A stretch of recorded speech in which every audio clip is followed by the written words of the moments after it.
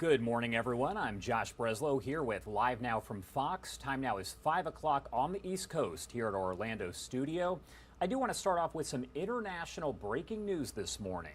UK Prime Minister Boris Johnson has agreed to resign from his position. The Associated Press reporting moments ago that someone with his office did release that information. What you're looking at right now is a live image of 10 Downing Street. That is where the Prime Minister lives during his tenure, and it's also his office. Now, it does appear that he is expected to make a statement. Again, Boris Johnson expected to resign today. Again, what you're looking at here is a live image of 10 Downing Street. When that does happen and he makes a statement, we'll carry it live, raw, and unfiltered here on Live Now from Fox. Johnson's cabinet did call for him to step down amid ethics scandals. We've been bringing you those news conferences as they have been happening. There's been a lot of drama there. The Associated Press reporting that Johnson has now given in after more than 40 ministers quit his government and told him to go. It's not clear whether Johnson will stay in office while the Conservative Party does choose a new leader to replace him as Prime Minister. Minutes before this news broke, the Treasury chief called on Prime Minister Boris Johnson to resign just 36 hours after Johnson put him in the job, while another newly appointed cabinet minister did quit from that post. Again, we are waiting here for that live speech. If it does happen and Boris Johnson does make that statement, we'll bring it to you live here on Live Now from Fox, so stay with us for the latest on that. Now, if you are not familiar with Boris Johnson, this is him right here. This is video from over the past few days as we have seen those calls for him to resign and protests that have been held right there. So you can see that obviously it's been a situation that a lot of people have been talking about. It's been a topic that is on a lot of people's minds here. Yeah, keeping an eye on the image there. Once we do see him appear, we will bring that to you here on Live Now, live, raw, and unfiltered.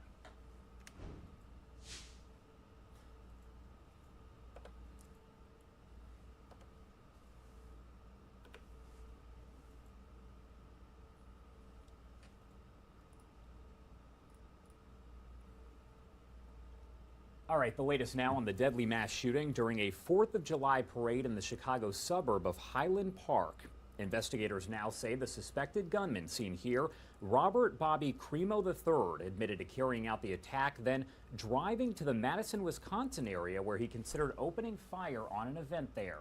The details were released as Cremo appeared before a judge yesterday and pleaded not guilty to 7 charges of first-degree murder.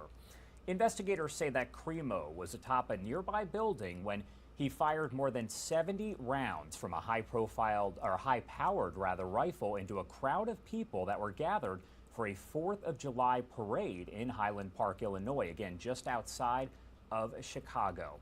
Fox News correspondent Garrett Tenney has more on the story from the site of Monday's attack. Chilling new details are emerging about the gunman who fired into a crowd of spectators at a 4th of July parade in Highland Park, Illinois. Investigators say the suspect drove to neighboring Madison, Wisconsin, where he considered committing a second attack on revelers at a celebration there. He did see a celebration that was occurring in Madison, and he seriously contemplated using the firearm he had in his vehicle to commit another shooting. It could have been further tragedy, and that's why when an event like this happens, all of law enforcement throughout the area and other communities have to be on alert. Police say they're not sure why the gunman decided to drive back to Illinois. The revelation comes on the same day the suspect, 21-year-old Robert Cremo III, appeared before a judge. He's charged with 7 counts of first-degree murder and was ordered to be held without bail. Justice Department head Merrick Garland reflected on this weekend's massacre. It's just another horrific reminder of the violence and particularly the gun violence that we face, and that we must do everything in our power to end. The shooting is also prompting renewed calls to enhance red flag gun laws across the country. The reality is when somebody is exhibiting signs of suicide or wanting to hurt other people, that red flag should prevent you from buying a weapon. Now, whether or not the family needed to take steps or law enforcement needed to take steps, that has to be looked at and determined. If convicted, the alleged gunman could spend the rest of his life behind bars, and prosecutors have said they plan to file dozens of more charges over the coming weeks. In Highland Park, Illinois, I'm Garrett Tenney. Fox News. Garrett, thank you so much. Well, the memorial for the 7 people killed in the Highland Park shooting continues to grow this morning. Take a look. This is video from our Fox affiliate in Chicago showing the flowers that were placed there along with candles and notes. A makeshift memorial there. Our Fox 32 Chicago team has more about those innocent victims killed while attending that 4th of July celebration. Well, they've left a lot of heartbreak and sadness, but family members are sharing their pictures and remembering the happier times. 35-year-old Arena and 37-year-old Kevin McCarthy pictured with joyful smiles, a memory their families will cherish after both were killed at the parade. But someone grabbed their young son, rushing the boy to safety. Authorities had to post his picture to find family members. Nicholas Toledo Zaragoza came in from Mexico to visit his family in Highland Park. The 78-year-old was a father of 8 and a beloved grandfather, struck by 3 bullets as he watched the parade. Jackie Sondheim was 63, and as an events coordinator at North Shore Congregation Israel, members say she guided others through life's moments of joy and sorrow. She was also a teacher. 88-year-old Stephen Strauss of Highland Park still took the train to Chicago 5 days a week to work as a stockbroker and leaves behind a wife, 2 sons, and grandchildren. And Katie Goldstein, the woman with a great big smile, was 64 years old and also lived in Highland Park. She was married with 2 children. Now back to that little boy. That child is with his grandparents now, and we're still awaiting the identity of a 7th victim who died at a hospital in Cook County. Roseanne Tejas, Fox 32 Chicago. All right, thank you so much for that. Well, President Joe Biden has ordered flags at half-staff in honor of those Highland Park victims. Biden ordered that flags at all public buildings and grounds, military posts and naval stations and vessels be flown at half-staff until Saturday, quote, as a mark of respect for the victims of the senseless acts of gun violence perpetrated on our Independence Day. In the meantime, our Fox Chicago team also spoke with the organizer of that 4th of July event where the attack happened. It was just the worst, horrific moment of my life. Eddie Rush was right under where the shooter opened fire, describing it as a volley of bullets hitting dozens of people lining the south side of the street. People were just falling in a row. Among them, a mother hit by 3 bullets, laying on top of her 8-year-old twin boys to protect them.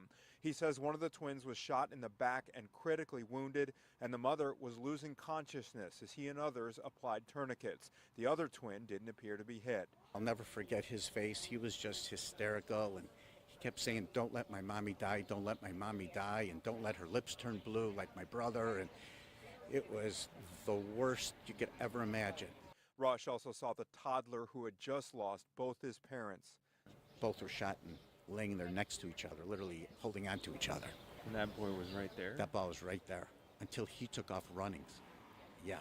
It still doesn't seem real. I still expect to wake up from a nightmare and, it to be over. Shane Seelig is another CERT volunteer who helped treat victims in the immediate aftermath. Some of the children that were sheltering in some of the businesses crying and asking if they were going to die. You heard that from kids? From 4- and 5-year-olds. All right, we've been following this story from every angle since the beginning, and our very own Daytona Everett spoke with a legal analyst about how that suspect there was able to obtain the guns used. As we're learning, the father of the 21-year-old man charged with killing 7 people actually sponsored his son's firearm owner's identification card 2.5 years ago, despite 2 instances of police being called to their home over threatening behavior. I want to bring in legal analyst Jacqueline Goodman. Jacqueline, thanks for being with us here on the show. This is a little bit confusing for people who are, just seeing this from a bird's eye view. You take a look at these 2 instances, a mental health instance in 2019, and then months later, another instance where Cremo is threatening to kill his family, multiple knives that had to be taken away. Why isn't that enough to avoided him from being able to get a firearm?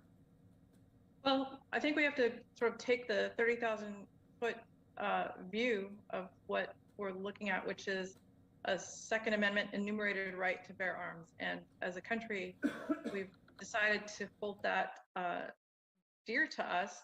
And so you have to, and we've expanded it recently to include the right for an individual to bear a firearm. So given that constitutional dimension, there are certain protections, of course, that go along with the protection of that constitutionally protected right. And so when we hear about this idea of clear and present danger, what we're talking about is the governmental burden before they can deny us that right. And so then the question becomes, is there truly a clear and present danger that is articulable in this application for someone to own or possess a firearm? And what I'm hearing from the press reports is that the Illinois State Police holds that they didn't have the information that would reach the level of a clear and present danger that would allow them to deny this young man the right to possess and to own firearms. Yeah, that's right. He was actually under 21, and the application was sponsored by his father at the time. So at the time of the FOID application review in January 2020, they're saying that there was insufficient basis to establish a clear and present danger that would deny the FOID application. I believe it takes quite a bit to be able to deny an application like that, especially with the sponsorship of someone as close as their father. Does his dad hold any liability in this, having known the issues that he had had in the past, mental health issues, and his use of weapons? I don't see any criminal liability for his father in the application for the FOID card. That is the firearms owner's identification card that is necessary in the state of Illinois for a person to possess or own a firearm. That application is, the sponsorship application, I should say, is fairly simple. It requires an affidavit that the sponsor would agree to be civilly liable if there are damages that result from the minor's possession of the weapon. It doesn't ask any questions about suitability of the minor. It doesn't ask any questions about mental health. It doesn't ask any questions about maturity levels, reasons for the firearm, whether there had been any suicidal ideation. It doesn't ask anything about the minor, and it doesn't require any sort of affirmative requesting on the part of the sponsor, other than to say, if something happens, I'll be civilly liable, meaning I'll pay out should there be a problem as a result of my child's possession of a firearm, and that's it. This wasn't the only thing that he was able to move forward with. There was also 4 background checks when purchasing firearms through different avenues. The only offense in his criminal history was an ordinance violation in January of 2016 for possession of tobacco. That's according to Illinois State Police. There's a little bit of confusion between both these jurisdictions handling this case in the past as well. I'm curious what your thoughts are, because there was communication from the Highland Park police who attended to these 2 incidents. In that second incident, Highland Park police then having to report it to Illinois State Police. Do you feel like there may have been some miscommunications here, or some things that were missed because of that? So many hands on deck. Clearly. And I think what we're seeing is just an illustration of the limitations that we have in this area and how much is at stake. There's no perfect system, but you can see that the confluence, or this is just really an example of one bad luck instance after another. It appears that when the police were called out at one point, it was the Highland Park Police Department, and they didn't communicate their call out to Illinois State Police. And I don't know that I'm not an expert in their procedure, but it appears that there's nothing unusual about that. And a second call out, I guess the Highland Park Police were called out again, not the state police. And it's the state police who are in charge of the FOID card.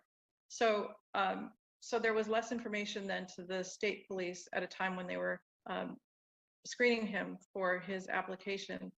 In addition to that, it appears that in terms of the timing, when the Highland Park Police came out at times when there was a clear and present danger report. I'm understanding from the news reports and the press releases from the police that this young man did not have an application pending, so there was no need to alert anybody, no weapons that they knew of existed.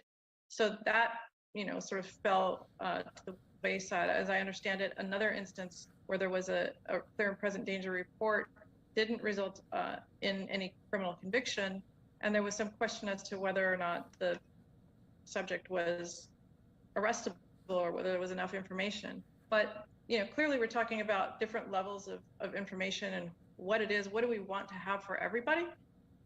Is it that we want rumor or conjecture to stop folks from owning a weapon? Maybe we do, I don't know. But those are questions that this case really calls up. Yeah, it calls out some of the issues that some are saying need to change, procedures with the Illinois State Police and local police as well.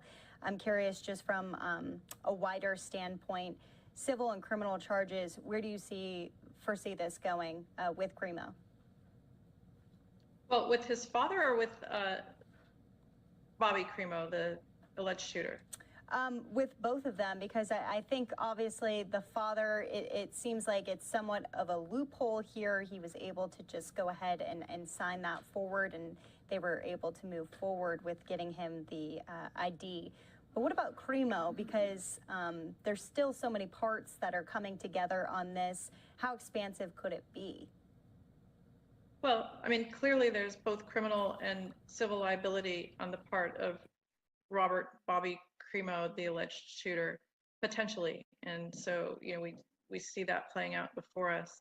And I know that there have been lots of folks questioning whether his father, having sponsored him, would also face criminal and civil liability.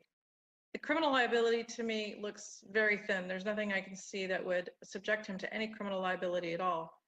Civil liability as well would otherwise be a question not of vicarious liability, meaning he would sort of stand in the shoes of his son, but really only as to his own negligence or his own actions, and whether those were such that they would avail the plaintiffs or the folks that have been injured to a remedy against him for his own actions. And I think there you do definitely have some issues if you're his father. The other issue is that Robert Crimo Sr., who signed the affidavit, affirmatively agreed to be civilly liable for any damages that occur as a result of his son's actions with respect to owning those firearms. And so I think there's another level of civil liability that comes to the father. The criminal liability, I think, is solely at the feet of Robert Crimo Jr. should he find himself convicted of this offense.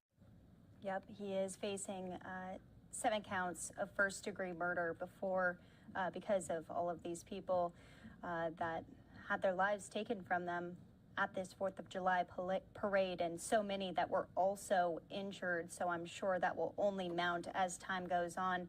Jacqueline Goodman, any last thoughts? Thank you so much for joining us. We appreciate you breaking this down because it can be very confusing from state to state. Everyone has their own procedures and gun laws. Illinois, notably one of the strictest, but in this case, he seemed to fall through the cracks. I think the parting thought I would have, since you gave me the opening, is that the idea of screening people before they own a firearm in a way at least as carefully as we allow folks to be screened and permitted to drive a car is something maybe we ought to look at. I think that mental illness is an issue in this country, and ignoring it and in favor of almost an unfettered right to bear a firearm this is what we see. We see mass shootings almost weekly in the news now. And mental health, whether it's the thing that everybody's talking about or not, is always at least underneath the surface. And I think that's clearly true here as well. And I don't think that punishing someone for their mental illness will get us anywhere. I think ultimately we have to really face those demons and make some real changes. Wise words. Jacqueline, thanks so much for being with us here on the show. We appreciate it. We'll speak with you soon. Thank you. As we're learning, the father of the 21-year-old man charged with... Thank you so much. Over to Richmond, Virginia, where police are crediting a citizen with helping to stop a mass shooting there at a 4th of July celebration. Fox News Chief Washington correspondent that citizen picked up the phone and called. Police in Richmond, Virginia, and members of the FBI say they stopped a potential mass shooting from happening in the city on the 4th of July. A subject who I am referring to as a hero citizen picked up the phone, overheard a conversation that there was a mass shooting being planned here in the Richmond of Virginia at our 4th of July celebration at the Dale. That citizen picked up the phone and called our brave men and women at the 2nd Precinct. Authorities say they learned of the plot after receiving an anonymous tip from a citizen over the weekend. That tip led to the arrests of 2 people and the seizure of multiple firearms, including 2 assault rifles, 1 handgun, and hundreds of rounds of ammunition. Our officers quietly investigated and collaborated with their law enforcement partners and the community to stop what could have been a terrible day for the city of Richmond. The news here in Richmond happened just days after a gunman opened fire on a July 4th parade in the Chicago suburb of Highland Park. 7 people were killed and more than 24 others were injured during that attack. We've seen the proliferations of weapons of war being used on our civilian population throughout this country. We've seen it in Uvalde, we saw it in Buffalo, and unfortunately we saw this past 4th of July in Highland Park, Illinois. Police say they're working to determine a motive for the planned mass shooting here in Richmond. Both suspects have been charged for their roles in the incident. In Richmond, Virginia, Mike Emanuel, Fox News. All right, Mike, thank you so much for that report. We apologize. Just a few technical issues going on this morning. We'll get our act together in just a bit. And of course, we'll bring you the latest breaking news here on Live Now from Fox. We are still following, as we mentioned, that breaking news off the top of the show here about UK Prime Minister Boris Johnson announcing that he will resign this morning. The latest on that breaking news coming up after this 2-minute commercial break. Stay with us.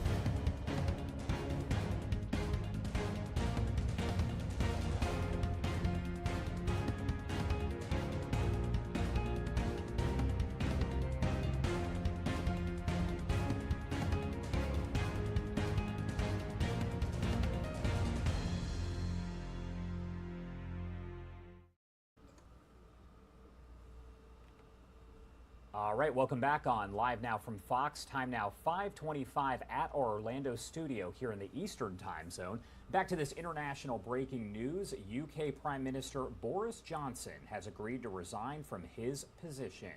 The Associated Press reporting that someone with his office released that information earlier on this morning.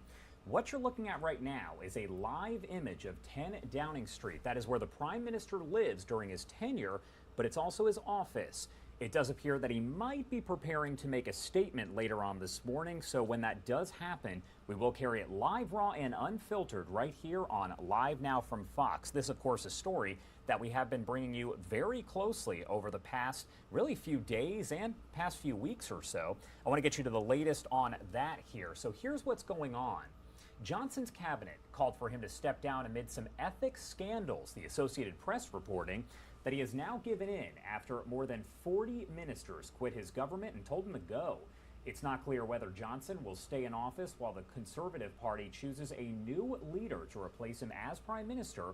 Minutes before the news broke, the Treasury chief called on Prime Minister Boris Johnson to resign just 36 hours after Johnson put him in the job, while another newly appointed cabinet minister quit her post as well. Again, we are expecting him to make a statement at some point to announce his resignation. When that happens, we will carry it live, raw, and unfiltered right here on Live Now from Fox, because that is what we do 24/7.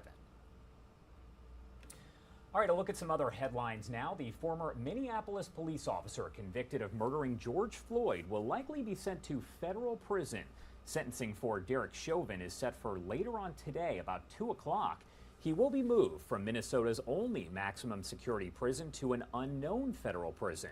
Chauvin pled guilty to federal civil rights charges back in December, which could carry a sentence of up to 25 years in prison due to a plea deal. Chauvin is already serving 22.5 years for Floyd's murder after being convicted in state court back in 2021, sentencing again scheduled for 2 p.m. local time at the federal courthouse in St. Paul, Minnesota. President Donald Trump's former White House counsel Pat Cipollone will testify before the January 6th committee tomorrow. Cipollone reportedly agreed to speak to the committee investigating the insurrection at the U.S. Capitol in a private transcribed interview. It's been reported he did not agree with Trump's attempts to overturn the 2020 election. His testimony has been highly sought after because he was Trump's top White House lawyer who was in the West Wing on January 6th. Last week, former White House aide Cassidy Hutchinson testified that Cipollone warned there would be, quote, serious legal consequences if Trump went to the Capitol to join protesters, and that Trump associates would, quote, get charged with every crime imaginable. Senator Lindsey Graham says he will not comply with the subpoena leveled at him in regards to the probe into possible interference in Georgia during the 2020 election. Attorneys for the South Carolina Republicans say they are prepared to challenge the subpoena for Graham's testimony in the grand jury hearing in the Fulton County DA's investigation. The subpoena claims Graham made at least 2 phone calls to Georgia's Secretary of State as former President Trump disputed the results of that 2020 election. The grand jury is focusing on whether or not there was, quote, coordinated attempts to unlawfully alter the outcome of the 2020 elections in the Peach State. Time now 5:28 Eastern Time, 2:28 Pacific Time in the morning. We have much more news coming up right after this 2-minute break. Stay with us for the latest.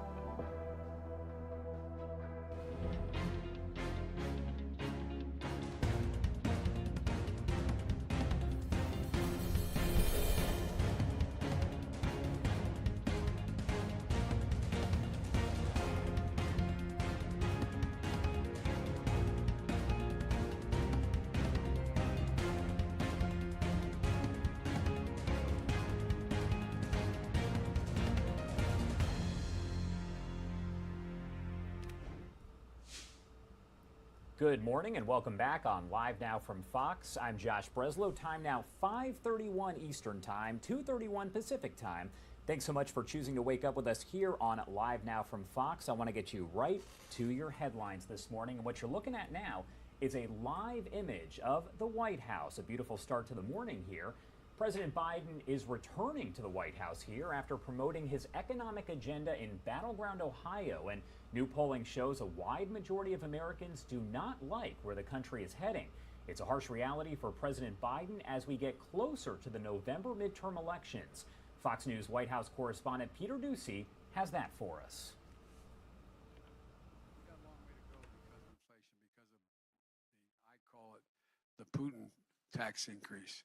But the president told union workers his economic plan is helping. It's good for everyone because when the middle class does well, the poor have a ladder up and the wealthy still do very well. Everyone? Not on the same page about that. 88% polled by Monmouth say the country is heading in the wrong direction. That number up from 79% last month. And 57% say the federal government is hurting recovery. Just 8% say the feds are helping. The Wall Street Journal has analyzed a bright spot, though. In a story called Red States Are Winning the Post-Pandemic Economy, they calculate that between February 2020 and now, red states have added 341,000 jobs over that time, while blue states were still short 1.3 million jobs as of May. Red states tend to be low-tax states and pro-business states, but also because they tend to be states that came out of the pandemic earlier with fewer restraints, for example, on kids going back to classes in actual classrooms. As the Biden administration struggles, other Democrats are hoping to break through, including California Governor Gavin Newsom talking abortion access. I'm a little less sorry than I am pissed, a little less sorry than I am resolved and angry to do more. And Illinois Governor J.B. Pritzker talking gun control. If you're angry today, I'm here to tell you, be angry. I'm furious. Both governors forceful. Aboard Air Force One, the press secretary was asked why that kind of enthusiasm is only coming from governors. The president has been also very loud and also very focused on those two issues. And so the pressure on the president is also coming from members of his own party, which has him remembering a pillar of his primary campaign. The third reason I ran was to unify the country, to unify it. That's been the harder part of it right now. No, I'm serious, because we've become so divided. Some Democrats appear to be taking first steps towards 2024. Other Democrats are protecting themselves in 2022, like Congressman Tim Ryan. He's running for Senate in Ohio, where the president appeared today. And Congress is out here in Washington, but Congressman Tim Ryan did not appear alongside the president, citing a scheduling conflict. At the White House, Peter Ducey, Fox News. All right, Peter, thank you so much. Well, the cost to borrow money could grow if inflation doesn't cool down soon. That's according to Federal Reserve officials who seem to indicate they are prioritizing fighting inflation at the expense of slowing the economy. Another interest rate increase of 0.5 to 0.75% could actually be on the way now. The Fed has hiked interest rates aggressively over recent months in an attempt to avoid stagflation, which is a combo of slow economic growth and high inflation. Consumers may not be able to have confidence in flying again for the rest of the summer. That is according to one travel expert. Jeff Hoffman, a travel expert with the Global Entrepreneurship Network, says it doesn't look for flying improvements until the fall. Snags in booking systems, pilot shortages, and scheduling flight airlines just can't staff is causing consumers to lose trust in flying. Hoffman also says people may also wonder why airlines are having so many issues even after receiving billions of dollars in bailout money. Well, this morning, why bosses might want to cut back on meetings during the day. Fox Business Network's Jackie DeAngelis has the story and a lot more in this Fox Means Business Report.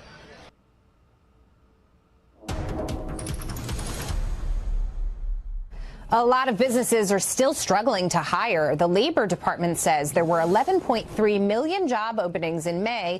That's down from the previous month, but still a lot higher than pre-pandemic levels. And speaking of work, bosses might want to cut back on meetings during the day. That's because 35% of all workers surveyed by the consulting firm Robert Half say unnecessary meetings and calls slow down their productivity more than anything else. The Federal Reserve helping to push stocks higher Wednesday after details from their last meeting were released. Policymakers said they will do everything possible to help the economy and that they see inflation falling to 2% by 2024. And Amazon is making an appetizing offer to customers as it takes a small stake in Grubhub. The company is offering its Prime members free delivery from Grubhub Plus for an entire year. That's business. I'm Jackie DeAngelis. All right, Jackie, thanks so much. Well, baby formula makers from outside the U.S. will be granted access to continue selling their products here in the U.S. Federal health officials are working on plans to allow overseas formula makers to continue selling formula here. The changes could prevent future disruptions in formula supplies. Guidelines will be issued in September to help outline how companies can meet FDA requirements. In the meantime, Operation Fly Formula will bring 318,000 pounds of Bub's Australian infant formula to the U.S. in 2 flights that are scheduled for July 10th, so coming up in a few days here, and on July 21st. We'll bring you updates on that as they come into the Live Now from Fox newsroom. And of course, it is now 5:37 in the morning. We appreciate you waking up with us, and we're going to have much more news coming up right after the break. We're going to talk about the latest on the Highland Park shooting, the suspect, how he got access to weapons, and a lot of other information. Be sure to stay with us. We'll be right back in about 2 minutes.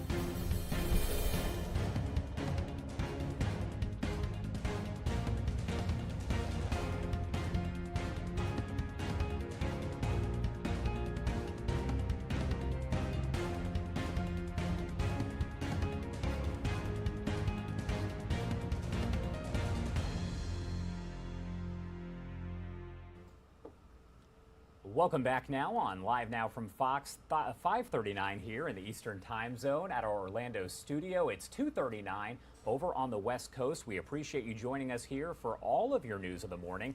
I do want to get you back to our top story that we have been following here, of course, for several days. The man accused of opening fire at a July 4th parade in Highland Park making an appearance in court yesterday. We covered that extensively. Fox News correspondent Madeline Rivera has more from Illinois on that hearing and some new chilling details that have been released by police. As the Highland Park community mourns, police say there could have been more violence as the suspect had thought about committing a second shooting in another state. He admitted to what he had done. Law enforcement say Robert Cremo III confessed to them that he committed Monday's deadly attack. killing at least 7 people and hurting more than 24 when he used a high-powered rifle to fire more than 70 rounds from the top of a building along the route of the Independence Day parade. It was bouncing off the buildings, and it was really challenging to deduce where those rounds were coming from. Cremo's motive remains unclear, but investigators say he had some type of affinity towards the number 4 and 7, and inverse was 7-4. And there could have been more bloodshed. After the shooting, police say he drove more than 2 hours away to Madison, Wisconsin, where he contemplated attacking another 4th of July celebration that he saw there. People should be aware, they should be afraid that a mass shooting can happen in our community. Officials don't know exactly why Cremo decided not to attack and instead drove back to Illinois, where he was later arrested. However, they believe he hadn't put enough research into pulling off a second shooting. Meanwhile, vigils continue for the victims as this devastated community bands together. Cremo is charged with 7 counts of first-degree murder, with additional charges expected. A judge ordered he be held without bond. He's due back in court on July 28th. In Highland Park, Illinois, Malda Rivera, Fox News. All right, want to get you back to this breaking news that we have been bringing you throughout the morning. Boris Johnson, the UK Prime Minister, announcing that he is going to resign from his position. I believe we have a live image right here from British Parliament. I want to listen in and see what they're saying.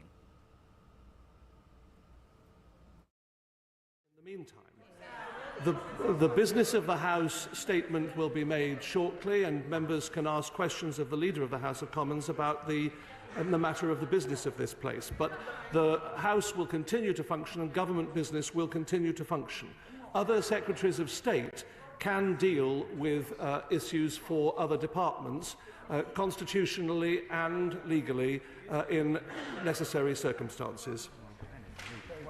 John Whittingdale. Thank you, Mr. Speaker. Without wishing to preempt the Prime Minister's statement, does my right friend agree that he can be proud of a large number of achievements of his government? But can I invite my right friend to preempt the opposition by making clear that Margaret Thatcher, David Cameron, Tony Blair, Theresa May all left office and were succeeded by new leaders and new prime ministers without there being a general election, and that the ship of state sails on? He is, of course, completely correct. Thompson. Thank you, Mr. Speaker. Well, I think as I came into the chamber, we were at 59 resignations and counting. It's a remarkable amount of leadership that was shown by the junior ministerial ranks rather than many of the cabinet. Now, I've been longing since I was elected for a cabinet of Remainers, but not necessarily of the kind that we've seen clinging like limpets to a rock. Now, today's announcement from the Prime Minister of his intention to resign comes after 2 years and 348 days in office, which, by supreme irony, is the same number of days as Neville Chamberlain spent in office as Prime Minister.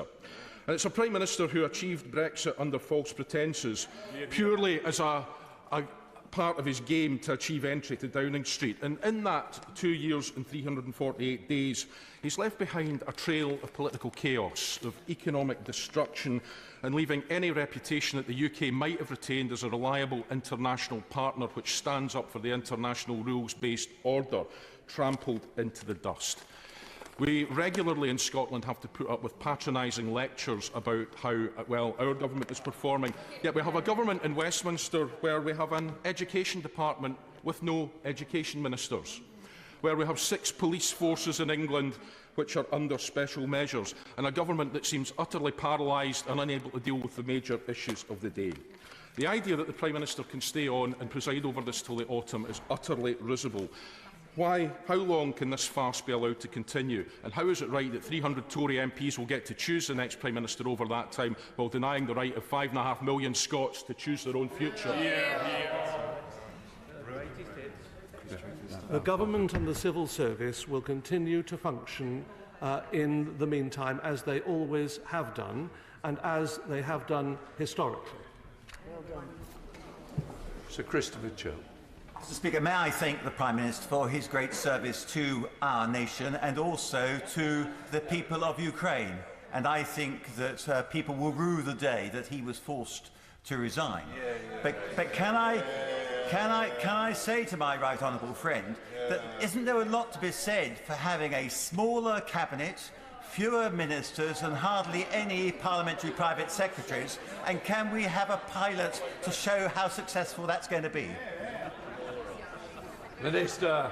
Well, he makes a perfectly interesting point, but is somewhat outside the range of my responsibilities. Dame Angela Riedel. Thank you, Mr. Speaker. I have here a list of all of the resignations from government. Mr. Speaker, I wouldn't read them out, but there's plenty of tasty quotes in there that will be of use later on. The Minister can't sensibly argue that we have a functioning government when this number of people are missing. There are no people, ministers, to do statutory committees and legislation even as we speak. So what is the way forward? He can't just blather at the dispatch box when the government's disintegrating around him.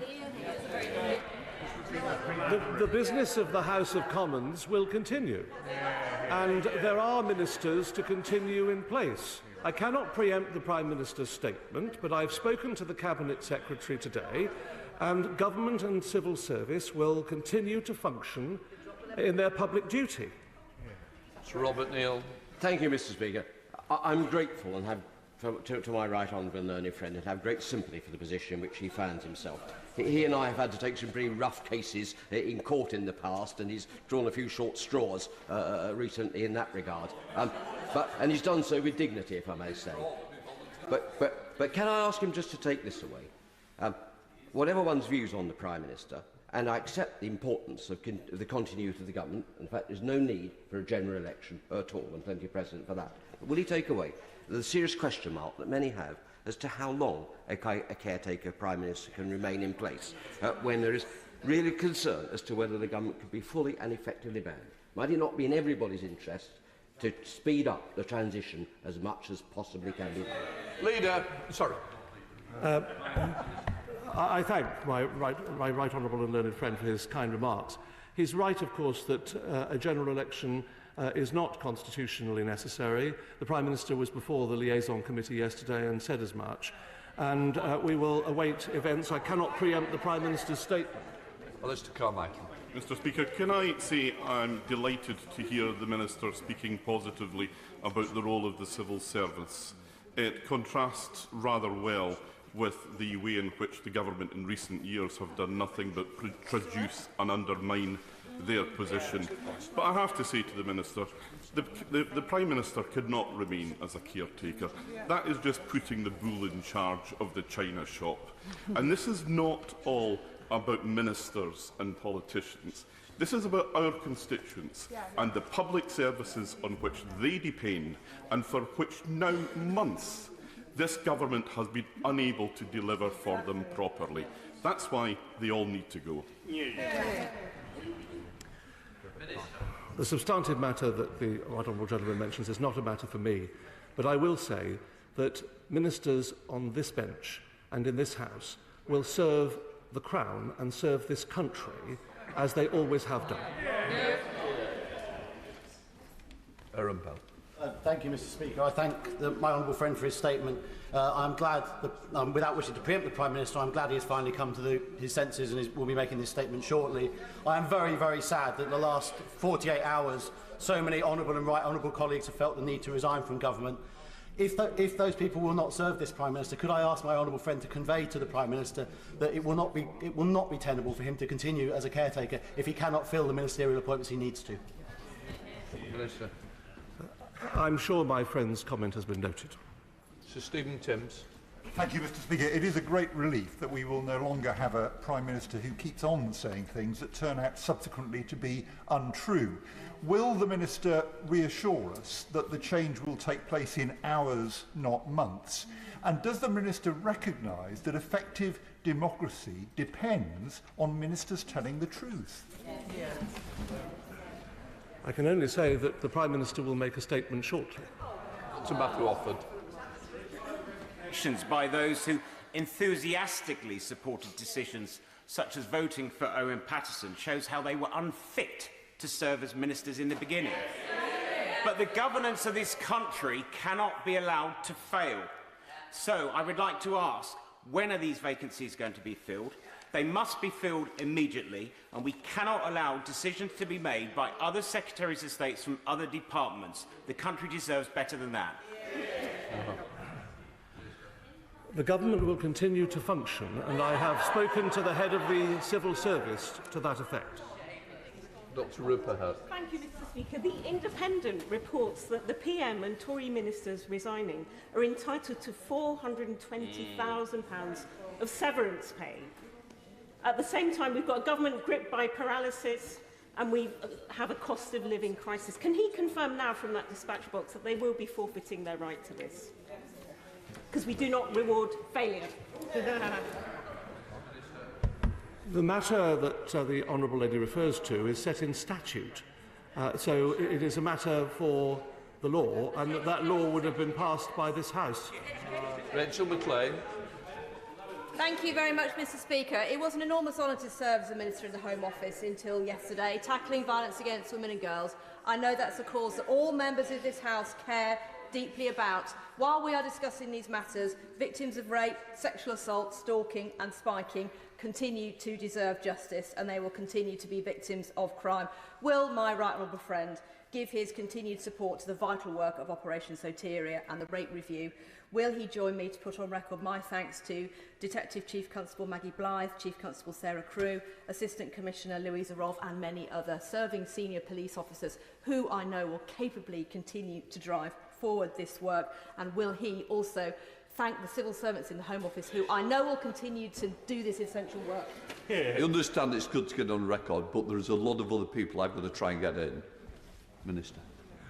I will do as she says, and I also commend her for her championship of this very important area. The rate review and the work thereof should, of course, continue. John Cryer. Thank you, Mr. Speaker. There have been times, occasionally, when Prime Ministers have been temporarily incapacitated. There has never been a period in British history where a government has been incapacitated across every department of state. We've just heard how the secret services are being undermined by the current situation, putting national security at risk. At what point is the government going to actually start functioning again? The government is functioning. I have already mentioned to the House that the great offices of state are still in place. He refers to our security and intelligence services. The Home Secretary and the Foreign Secretary are in place.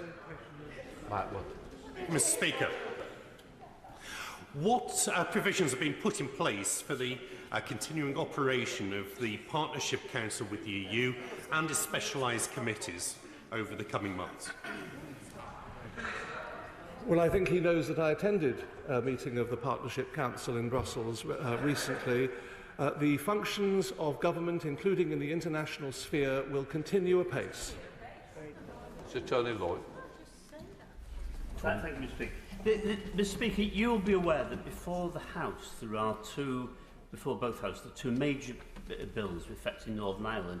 One, the bill on the Northern Ireland Protocol, is the Prime Minister's own decision. The one on Northern Ireland Legacy is very much the now resigned Secretary of State's province. Can we have absolute clarity at this critical moment in the history of Northern Ireland and its relations with both the rest of the UK and Ireland, that we get some sense from this government about how we take these important matters forward? Well, I'm particularly conscious, of course, of the Northern Ireland Protocol Bill, to which I think he is referring. The Leader of the House of Commons will be doing the usual business questions and answer session soon in this House. Roberts. The latest Conservative Party psychodrama only emphasises what many of us already know. The UK is a failed state. This government has shown contempt to devolution. The Prime Minister's successor will treat the electorate of Wales with the same disdain, and in this palace the circus will roll on. Does he surely not recognise that now is the time for a new constitutional settlement for these islands? Well, she frequently traduces this country. I disagree with her and could not disagree with her more strongly.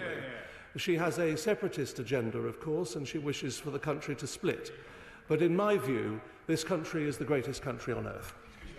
Dame Diana Johnson. Thank you, Mr. Speaker. On the anniversary of 7/7, security is of paramount importance to all of us in this House.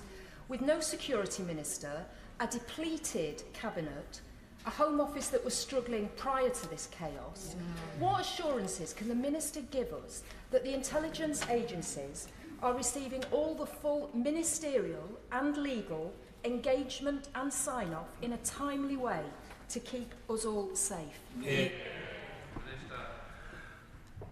I cannot discuss the security arrangements of this country from the dispatch box, but the Secretary of State for the Home Department is in place and is responsible for the arrangements appertaining to the security service of this country. Sarah Owen. Thank you, Mr. Speaker. I would suggest that the Paymaster General look up the meaning of functioning, because his government is not it. Will the Paymaster General confirm whether the now former Secretary of State for Education will be getting the standard severance package for Secretary of States of 3 months' salary for a job she did for just 36 hours? Matters such as pay and remuneration are set in statute. They are set in statute, not a matter for me. Kim Johnson. Thank you, Mr. Speaker. The members of Parliament who have eventually forced out the Prime Minister have blindly stood by him during the no-confidence vote, have not miraculously found their principles or their voices, but are doing so out of their own naked interest, self-interest. Does the Minister agree with me that a damaged and flailing Prime Minister should go immediately and not hang around like a bad smell until the Tory conference in autumn? It says here. I cannot preempt the Prime Minister's statement, but the business of government will continue functioning as normal. Mr. Speaker, it's good to see the Paymaster General, one of the last remaining living crew on the ghost ship HMG. So in an effort to assist the burden of the skeleton crew that remain, would perhaps he like to arrange for the signing of a Section 30 order to begin the process of moving some of the functions of government to a fully functioning set of ministers in Holyrood?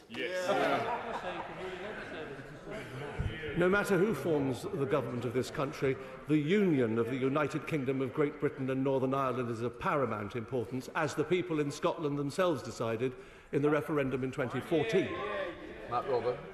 Thank you, Mr. Speaker. Mr. Speaker, the current situation is clearly unsustainable. As we've heard earlier from my right honourable friend, it's damaging crucial decision-making, and also it's harming our reputation abroad. Could the Minister please take this back to the Prime Minister and urge an urgent resolution and inform the House as soon as possible? The Prime Minister will be speaking shortly. Olivia Blake. Thank you, Mr. Speaker. Clearly, the idea of the Prime Minister continuing as a caretaker will be worrying many, many people. But it's interesting to hear from the BBC that MPs are privately briefing that they're worried about issues, maybe half-jokingly, that the PM might take us to war to avoid leaving office. What are you going to do? What is going to be done to make sure that the opposition can hold a caretaking Prime Minister who has lost the faith of the country and his own government to account? May I gently recommend to the Honourable Lady that she does not listen to gossip and rumour. The fact of the matter is that responsible government in this country will continue. Mans. Very grateful, Mr. Speaker. Mr. Speaker, with the resignation this morning of the Secretary of State for Education, following on from her entire Commons ministerial team, the Education Select Committee never even got to ask her about her plans. Mr. Speaker, it's become abundantly clear to almost the entire population that the only functioning cabinet that has been in 10 Downing Street for months, if not for a few years, has been the drinks cabinet.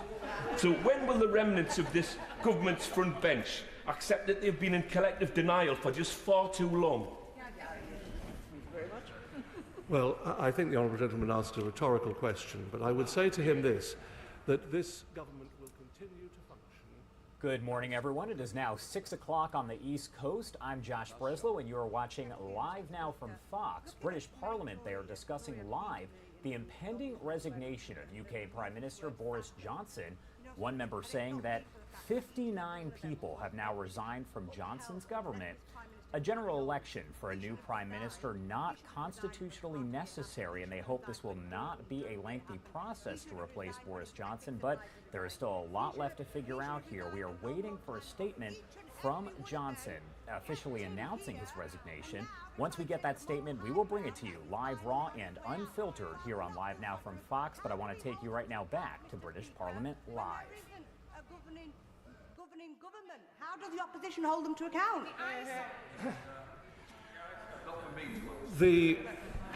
The people who put the Prime Minister in place are the 14 million people who voted in the general election for this Conservative Party. Boris Johnson. Mr. Speaker, this is one of the greatest crises that any of us can remember. And in the national interest, surely, even for a short period of time, till the recess, we should work across benches to sort this crisis. And I don't want any laughter here, Mr. Speaker, but I have a great deal of experience in education. There's no education minister on a short-term period. I will be very happy to help. But unpaid, Mr. Speaker, unpaid. But this, our constituents would want us across benches to work together, forget this petty politics and get this government working again. Well, I thank the honourable gentleman, Mr. Speaker, but his services are not required. And the reason his services will not be required is because there are a plethora of talented and dedicated individuals on the benches behind me who will serve in this government. Thank you very much, Mr. Speaker. For many people in Scotland, the outgoing Prime Minister is Westminster personified. Backward, unfit for purpose, delusional and disgraced. And now, just like the union he is the Minister for, he is isolated, broken, bereft of ideas, and his time has come. The party is over. So can he tell me, will there be a leaving do in number 10 tonight? Because we'll be raising a drink in Coatbridge, Chrysler and Bellsill. Well, Mr. Speaker, I don't think there's any serious answer expected from that frivolous question. Andy Slaughter. Thank you, Mr. Speaker. Given a majority of government MPs now say the Prime Minister lacks the integrity and honesty required for that post, can the Minister explain what is the basis for the Prime Minister staying in post for a further 3 months? I would recommend that the honourable gentleman awaits a statement which is due from the Prime Minister shortly. Margaret Thatcher. Thank you very much, Mr. Speaker. The Minister will be aware that our constituents contact us about extremely important matters, and they contact us when they've explored every other avenue to get a resolution to their problems. And we write to ministers on their behalf. And I'm extremely concerned on behalf of my constituents about what this means, not only for the casework that we have already sent to ministers, some of it of extreme importance for people's actual health and survival, but also going forward. It's untenable that the Prime Minister stays on until the autumn. Would the Minister please explain to me how it is that we can have a situation where there is no functioning government, but the Prime Minister thinks he can stay on? Well, there is a functioning government.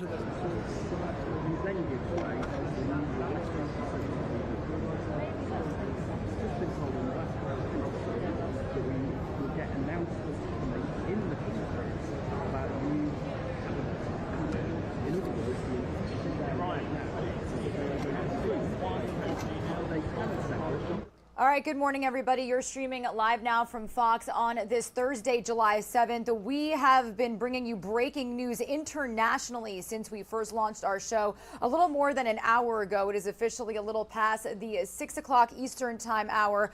This is a look at 10 Downing Street. Now, this is all as we have learned that United Kingdom's Prime Minister Boris Johnson officially is saying that he will resign.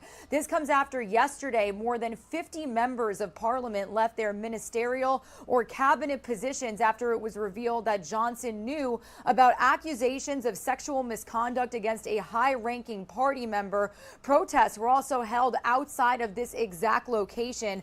We do have some video coming in from yesterday. This is recorded, this isn't live, but this was Boris Johnson sitting there as he was basically getting roasted by members of Congress on both sides of the aisle. You just heard members of Parliament speaking live from the floor moments ago. That is who we are and what we do. We bring you live, raw, unfiltered feeds of things like that when news breaks. They basically said that government business is going to continue to function until a new prime minister is assigned. 59 resignations have happened, and they are still counting since this all unfolded. They said that he left a trail of chaos and economic destruction, that the minister can't sensibly argue that they have a functioning government when there are this many resignations, and that the government is basically disintegrating again around UK Prime Minister Boris Johnson. So right now it is not immediately clear whether Johnson would stay in office while the Conservative Party chooses a new leader who will basically replace him as prime minister. Now, he gave in after more than now 59 members, like I just mentioned, quit his government and told him to go. It is very rare for a prime minister to cling on to office in the face of this much pressure from his cabinet colleagues.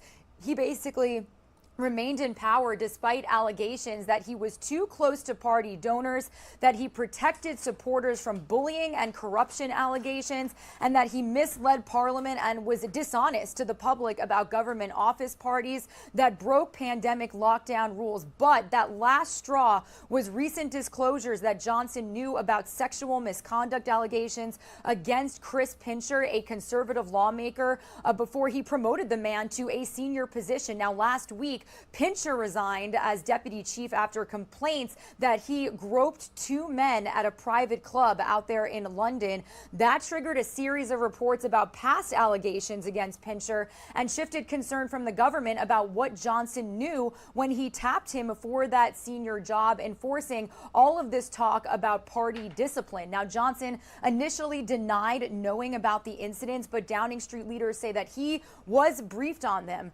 Health Secretary Shahid Javid and Treasury Chief Rishi Sunak resigned within minutes of each other just yesterday over this scandal. This is all a very far cry from when Johnson, who's now 58, rose to power back in the year of 2019 when he won a large majority, capturing votes in parts of Britain that had never supported his Conservative Party before. This closest parallel that we can compare to in British Parliament may be that of Margaret Thatcher, a longtime Conservative prime minister who in 1990 sought to remain in office after her authority was undermined by disagreements over Britain's relationship with what is now known as the European Union. But even as she decided to resign after the number of cabinet ministers told her it would be better for the party if she stepped aside. So, like I mentioned, Johnson may try to remain in office until the Conservative Party chooses a new leader, a process likely to take place over the summer. But some conservatives said he should just leave 10 Downing Street immediately to end the chaos engulfing this government. So this is a look right now live outside of 10 Downing Street. If and when we do get feeds of the Prime Minister making a statement regarding his plans to resign, we will certainly bring it to you here on Live Now from Fox. It looks like we still do have a feed coming from the UK Parliament's floor. I'm going to send some of you on a quick 2-minute commercial break. While we work to get that back, we'll be right back.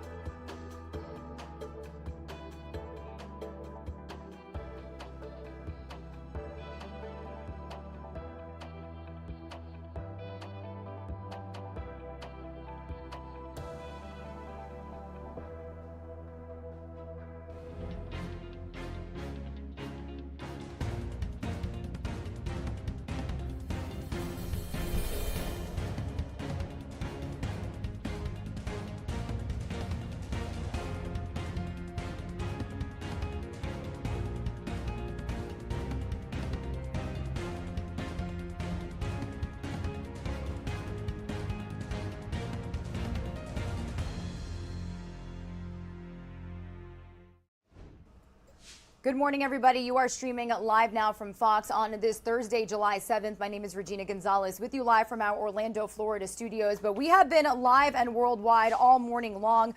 This is a look at 10 Downing Street out in the United Kingdom as United Kingdom's Prime Minister Boris Johnson is officially saying he will resign. That was confirmed by his office a couple of hours ago via the Associated Press.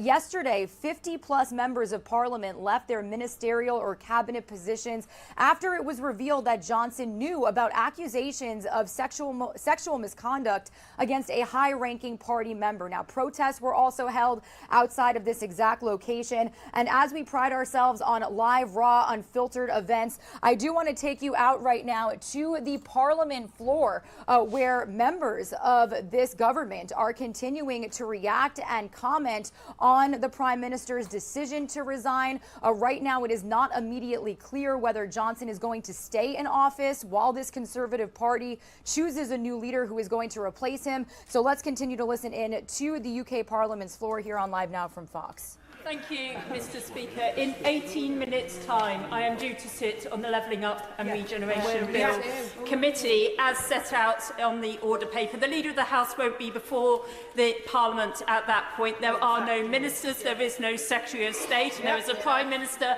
in office but not in government. So can the Paymaster General let me know if that committee is going ahead in now 17 minutes and when it is due to recommence, if not? I'm unable to answer the honourable member's question. The committees of this House will continue in the normal way of business. Jeff Smith.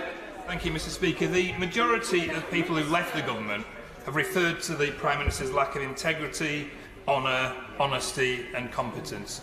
They surely can't return to work for such a man, even on a temporary basis. So to get a functioning government, we need a full set of ministers.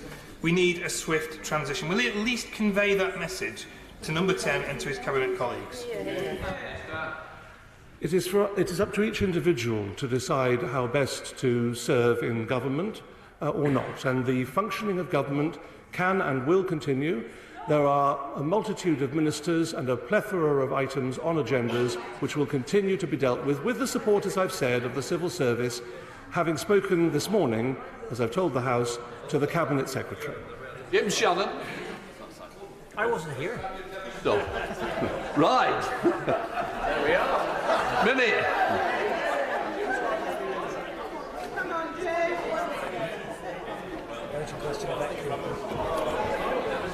We're really settled down.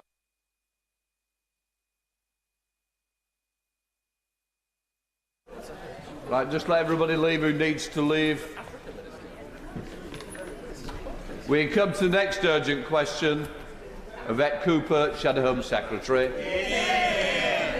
To ask the Minister to make a statement about the meeting between the Prime Minister and the former KGB agent Alexander Lebedev at the height of the Skripal crisis. Minister. Mr. Speaker, Alexander Lebedev is a well-known former KGB officer and also a former owner of the London Evening Standard newspaper. Yesterday, the Prime Minister told the Liaison Committee, in response to questions from the Right Honourable Member for Kingston upon Hull opposite Hull North, that he had met Mr Lebedev on a very few occasions.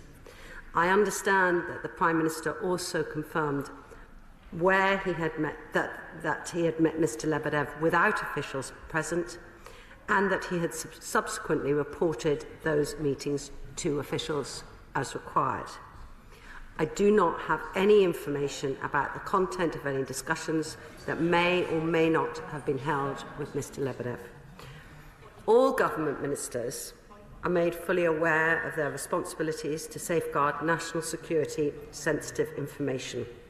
It's been the long-standing policy of all governments of all colours not to comment on intelligence or national security sensitive matters, as to do so could jeopardise the very security which it is the first duty of government to protect. In response to the Salisbury attack, the UK expelled 23 Russian intelligence officers and significantly strengthened our defences against Russian interference in the United Kingdom. Yvette Cooper. Thank you, Mr. Speaker. We've sought this UQ despite the meltdown in the government because it goes to the heart of our national security. Yesterday, the Prime Minister admitted to the Home Affairs and Public Accounts Committee chairs that in April 2018, as Foreign Secretary, he met with the former KGB officer Alexander Lebedev, father of Lord Lebedev, in Italy without any officials, without any security. He went there straight from a NATO meeting where the top item on the agenda was Russia, at the height of the Salisbury poisoning crisis, after Sergei Skripal and his daughter Yulia had been attacked, and before Charlie Rowley and Dawn Sturgis had been exposed to the remaining Novichok. This was a chemical weapon attack by Russian agents on British soil that targeted 2 British residents, had life-changing effects for a British police officer, and killed a British citizen. On the 20th of May this year, Alexander Lebedev was sanctioned by the Canadian government, a Five Eyes partner of the UK, for being one of the 14 identified people who have directly enabled Vladimir Putin's senseless war in Ukraine and bear responsibility for the pain and suffering of the people of Ukraine. The UK has not yet sanctioned him. The charges against the Prime Minister are not just about lack of integrity, they are about complete disregard for basic national security and the patriotic interests of this country. And those charges lie not just with the Prime Minister, but with all of those who have enabled him and covered up for him on this issue. So, did the Foreign Office, the Home Office and the Security Service know about this meeting in advance? Was a detailed record made after the event of the meeting? Because there are rumours that the Foreign Secretary was too drunk to properly remember. Is that true? Yeah. There are also rumours that Alexander Lebedev was trying to arrange a phone call from the meeting with the Russian Foreign Minister, Sergei Lavrov. Is that true? Did that phone call happen? The record of Minister's interest says the Foreign Secretary accepted hospitality in Italy for himself and a guest, but he travelled home alone. Who was that guest, and did that put him in a compromising position? The Prime Minister referred yesterday to several meetings with Alexander Lebedev without officials. When were the others? Were any of them while he was Prime Minister? And the Shadow Security Minister has been asking for confirmation that this meeting happened for months. So why have Home Office Ministers, Cabinet Office Ministers and Foreign Office Ministers all been covering up? It is bad enough covering up for parties and breaking the law, but covering up over national security is a total disgrace. It puts all our safety and security at risk. It's not just the Prime Minister, it is the whole government that is letting the country down. Staff. I'm not expecting to take everybody. It's going to be short with a lot of other business. Mr. Speaker, I take issues of our national security extremely seriously, which is why I am at this bench today. Day after day, ministers of this government, especially those in the Foreign Office Ministers, make decisions affecting the safety and security of UK citizens, in the case of the Foreign Office Ministers, especially UK citizens overseas. On the subject of sanctions, the UK has, of course, introduced world-leading sanctions packages since Russia's illegal invasion of Ukraine. That is over 12,000 individuals. I cannot comment on any further sanctions, as we never comment on sanctions in advance. But I can confirm, Mr. Speaker, that since February the 24th and today, I, like other Foreign Office Ministers, have carried out my duties in signing off a number of those sanctions.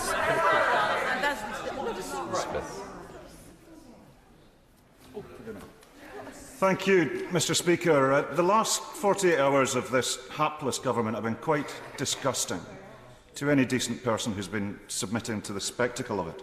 And the last few years haven't been much cop either. Somebody who is deeply inappropriate for public office, not least the highest office, aided and abetted and enabled by venality and cowardice by people who are now falling over themselves to compete for sanctimony and hypocrisy. His toxic legacy will live after him. Now, we don't celebrate on these benches the departure of the Prime Minister. Like getting rid of a headache, we're just glad it's going. But his toxic legacy will live after him, and we'll all need to deal with the consequences of this disastrous administration.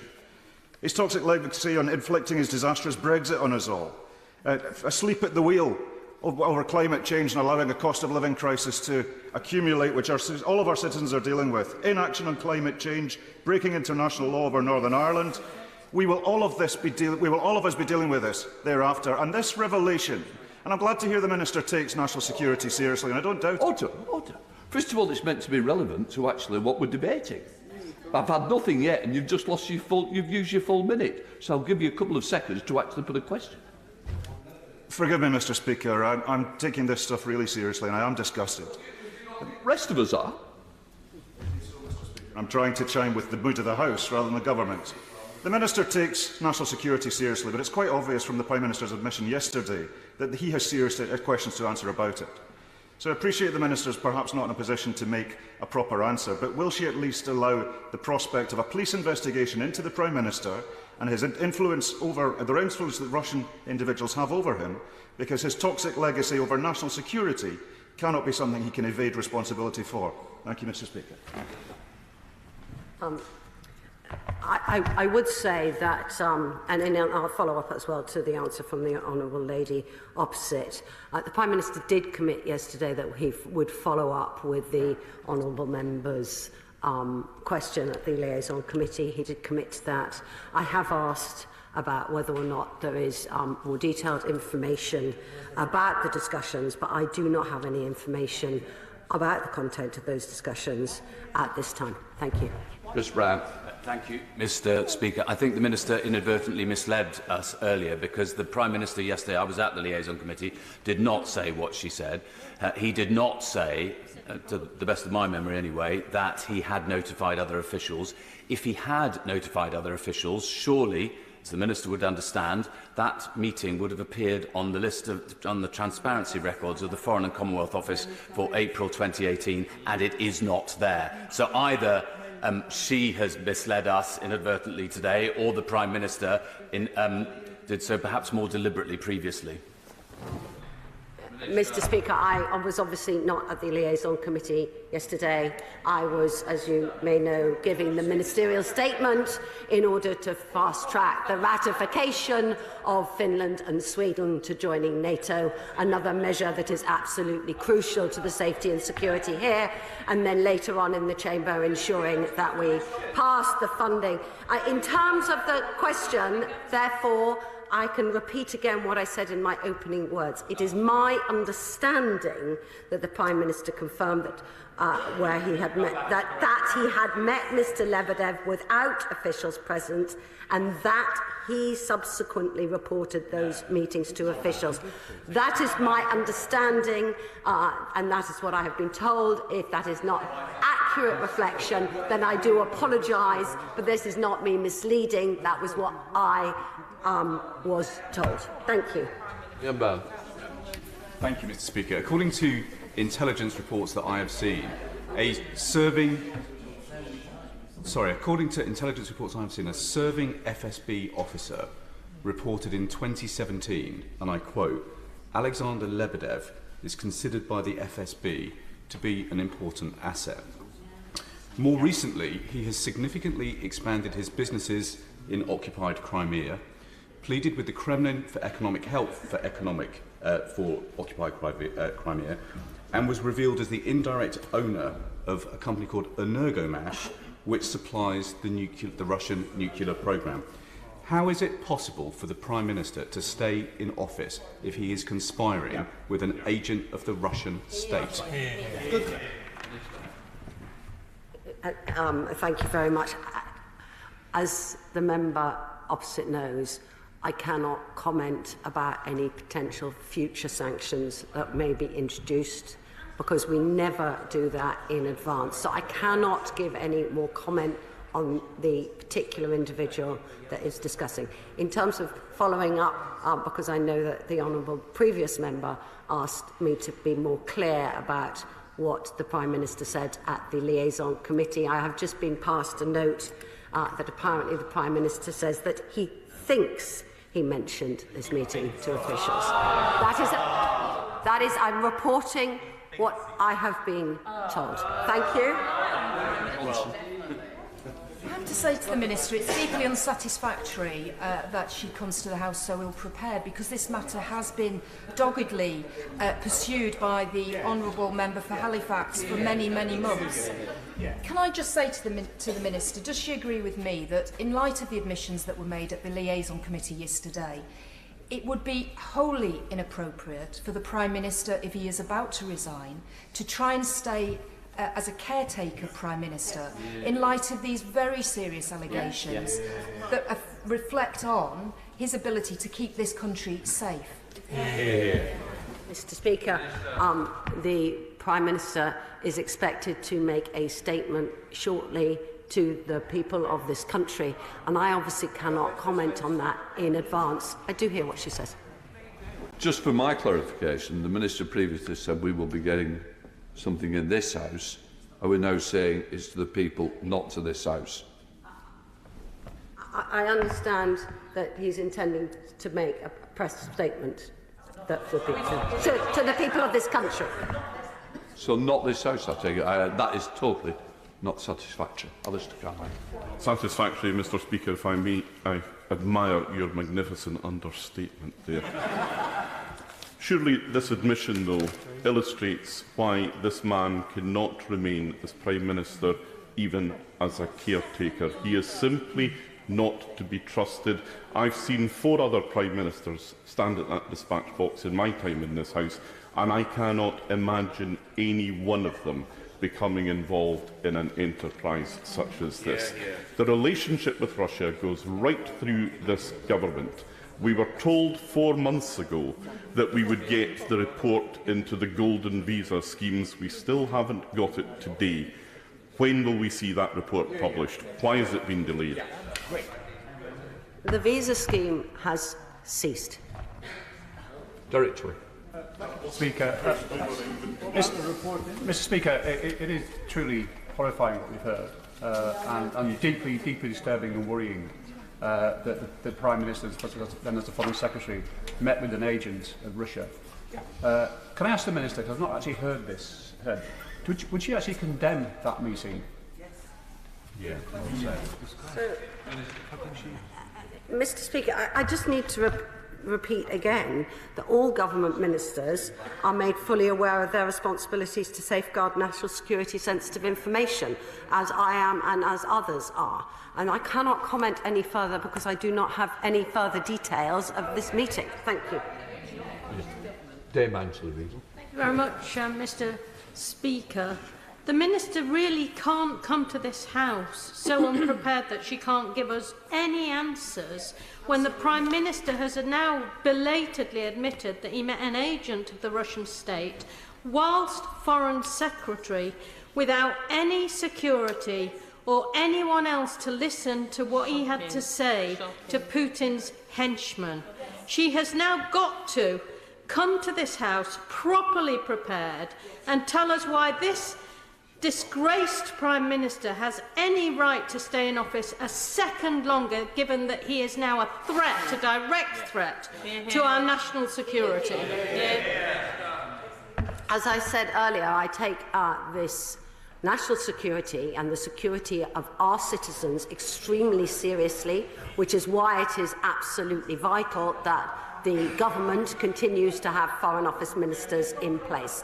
I have inquired as to whether or not there are further details of the meetings, and these alleged meetings, and I do not have any further details at this time. Thank you.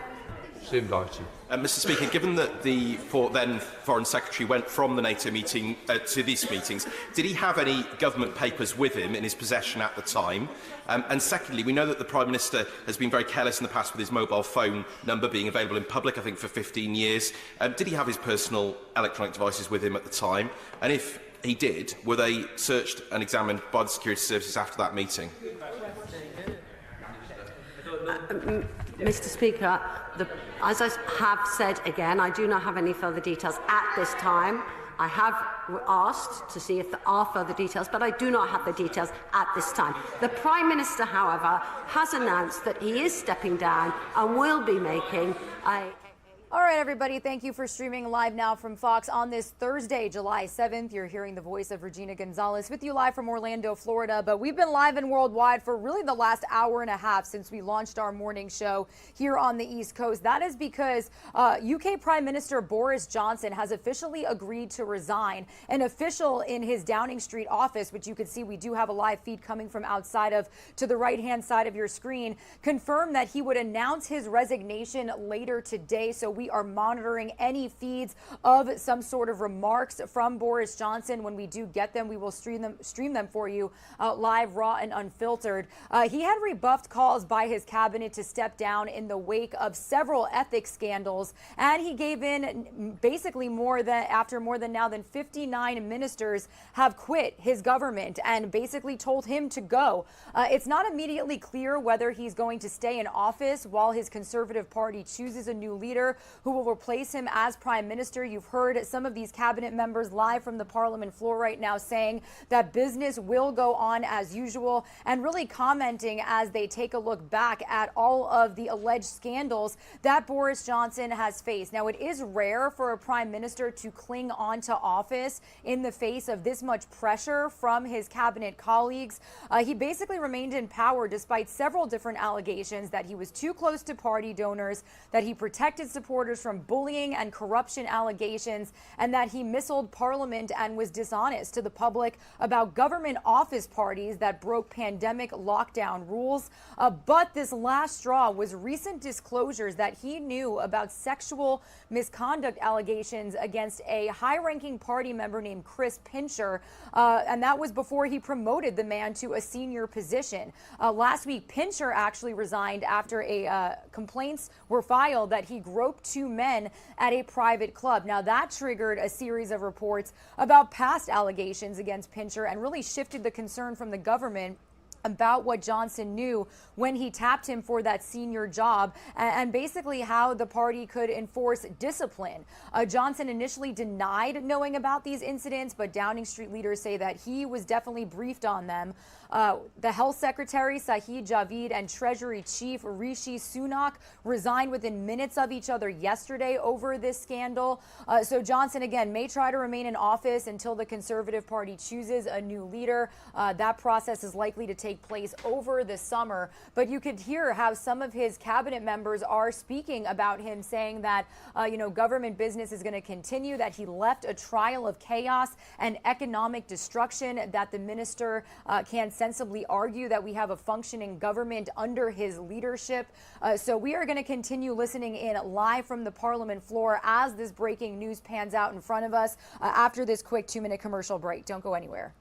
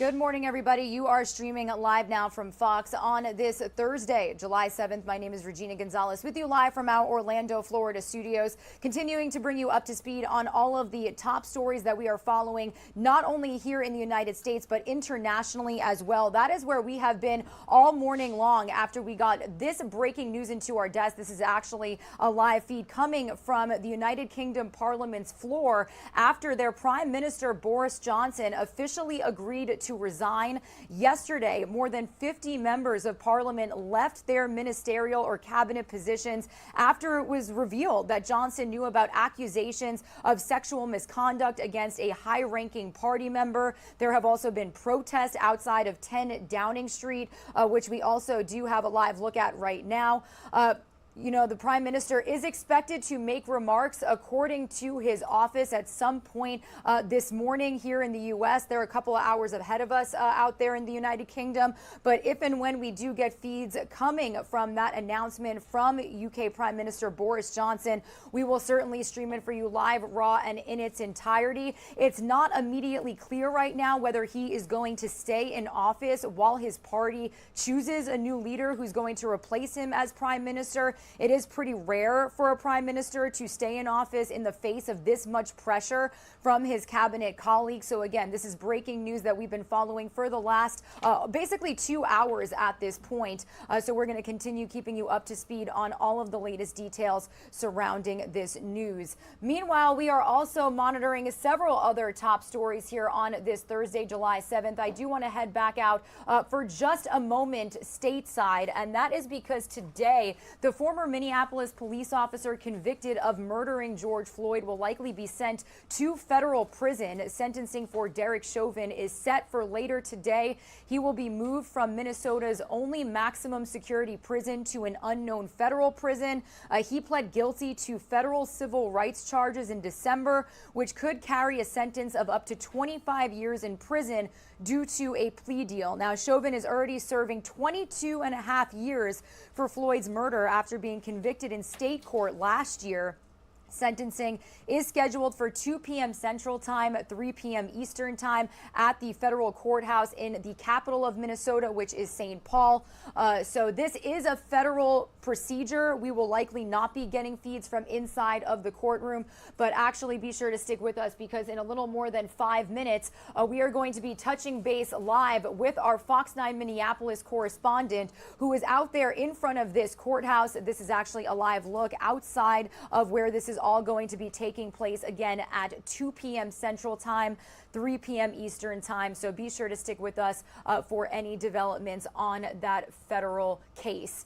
Meanwhile, we are also going to continue getting you up to speed on all the latest news surrounding the 4th of July mass shooting that happened in a suburb of Chicago known as Highland Park in Illinois. We did have yesterday the suspect officially confessing to the killings, and we're learning more about the events that led up to this mass shooting. The fact that he actually contemplated a second attack in Wisconsin, and he actually headed across state lines, but then realized that he didn't do enough research to carry out this second attack. Meanwhile, as these details were released, this all happened as he appeared before a judge pleading not guilty to 7 charges of first-degree murder. So we are going to continue bringing you the latest on this investigation and how we are remembering the victims. Now 7 people dead, one of those people dying yesterday morning after suffering from his injuries in the hospital. So as we do pride ourselves on the live, the raw, and the unfiltered, plus breaking news, I'm going to bring us back out to the UK Prime Minister's, or excuse me, the UK Parliament's floor as lawmakers out there are continuing to react to Prime Minister Boris Johnson's announcement that he will agree to resign. And again, we are just about 5 minutes away from heading out live to Minneapolis, Minnesota to touch base with our team out there regarding Derek Chauvin likely to be sent to federal prison today. The House for the forthcoming business, although his government is clearly not in any position to deliver it. The Prime Minister is resigning. We're hearing on Twitter there may be cabinet appointments happening, but we've had bills cancelled this morning. There is no doubt as we have been saying for months, that this government is simply unable to govern. Inflation reaches the highest for 40 years. 59 members of the government, when I last printed out a copy of this speech, I think we're up to now, have resigned. An economic growth grinding to a halt. The hours in post Chancellor spending his first day on the job, asking his boss to quit, not planning for how we're going to deal with the cost of living crisis. Now, as backlog Britain bulges, his Attorney General has been on television announcing her leadership bid. This is far beyond merely a distraction. This is a Tory government paralysed by sleaze and scandal, and with a shameful act of desperation, a Prime Minister dragging the country down with him as he goes, but I'm afraid to say his party has propped him up to do it. Yeah. Even if the Prime Minister is now Prime Minister in name only, and frankly that situation does need to change, there appears to be no one left to drive the work of government forward in Whitehall. Now, the Leader of the House has constantly been telling me that his government is getting on with the job. They're clearly not. We were told that appointments would be made last night. We're still waiting for ministerial posts in the Treasury. Schools, there's no one there. Justice, environment, employment, housing, levelling up, the flagship levelling up policy. Levelled to where I understand there's only one minister left standing. When will these ministers be replaced? What qualification do you now need to be a minister under this government? Who knows? Who knows? Not just unable to carry out their basic functions in Whitehall, the business of this House can't proceed. And the Right Honourable Gentleman may know that the Paymaster General referred questions about Council Bill Committees to him. So I will ask him, what is happening to today's Levelling Up Bill Committee that should have been going now for, I think, 12 minutes? I asked the Leader of the House, when will that be rescheduled? The Northern Ireland Cabinet Secretary resigned just a few hours ago. Where does that leave the Northern Ireland Troubles Bill? What is the plan for all of this? He's announced the Northern Ireland Protocol Bill for the 13th, 18th and 19th of July. Now, considering the seriousness of this legislation and the impact it has on our country's reputation, and the fact that this Prime Minister he is now a caretaker only, what mandate does this government have to proceed? If it's not primary legislation, it's secondary. During the passage of the Building Safety Bill, the Minister admitted there were unresolved issues that needed statutory instruments passing to protect leaseholders. Is there anyone who can sign these SIs?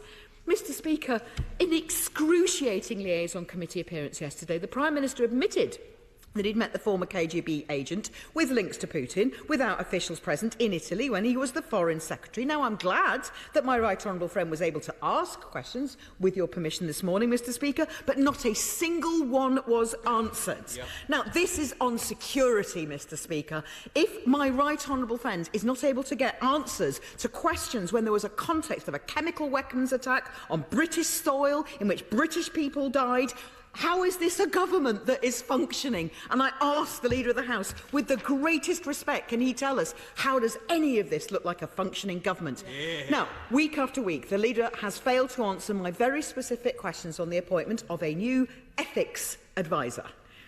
Now, given the new revelations, just the new ones regarding Lebedev, surely the Leader of the House could agree with me today and hopefully answer my question today that a new ethics advisor is needed. Could he tell us when will this vacancy be filled, and can he guarantee that investigations ongoing prior to Lord Geit's resignation will be completed? Because, Mr Speaker, the first duty of any government, as we all know, is to keep its people safe.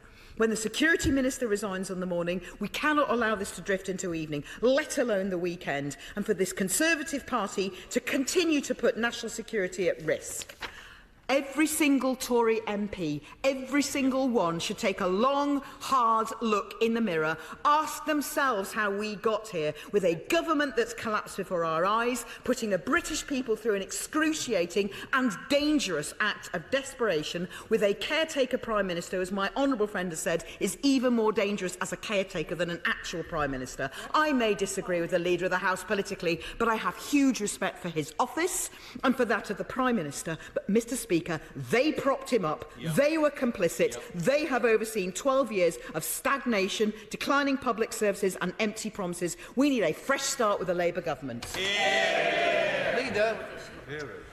Thank you, Mr Speaker. And I think that there's a very clear difference between the two sides of this dispatch box. Now is the moment for calmness and for professionalism, not for ranting and not for overexcitement. Can I start, Mr. Speaker, by saying the Honourable Lady mentioned national security. I think before we proceed, we should just recognise that it is the 15th anniversary of the 7/7 bombings. The Home Secretary is the minister responsible for national security. She is in office. She is. All right, everybody, Regina Gonzalez with you here on Live Now from Fox as we continue to bring you this live feed coming from the floor of the United Kingdom's Parliament as lawmakers on both sides of the aisle out there, cabinet members, are reacting to the news that United Kingdom's Prime Minister Boris Johnson has officially agreed to resign. This coming after, over the last 24 to 48 hours, more than 50 members left their ministerial or cabinet positions after it was revealed that Johnson knew about accusations of sexual misconduct against a very high-ranking party member. We also saw protests held outside of 10 Downing Street, which I actually can bring you to live right now. We do have a feed coming from Downing Street. Boris Johnson is expected to address his resignation at some point today. So when we get that, we will certainly bring it to you live, raw, and unfiltered here on the show. But as we monitor other news, you can see to the left-hand side of your screen some of our big top stories. I'm going to send some of you on a quick 2-minute commercial break. When you return, we are actually going to head out to St. Paul, Minnesota, and I actually do have a live image of that right now on this Thursday morning. That is because that is where former Minneapolis police officer Derek Chauvin is going to be likely sent to a federal prison. He's going to be sentenced in a federal civil rights case related to George Floyd's murder. So we are going to touch base with our Fox 9 Minneapolis reporter Bill Keller, who's outside of the courtroom with the very latest information, as this is all set to happen around 2 p.m. Central Time, 3 p.m. Eastern Time. Don't go anywhere.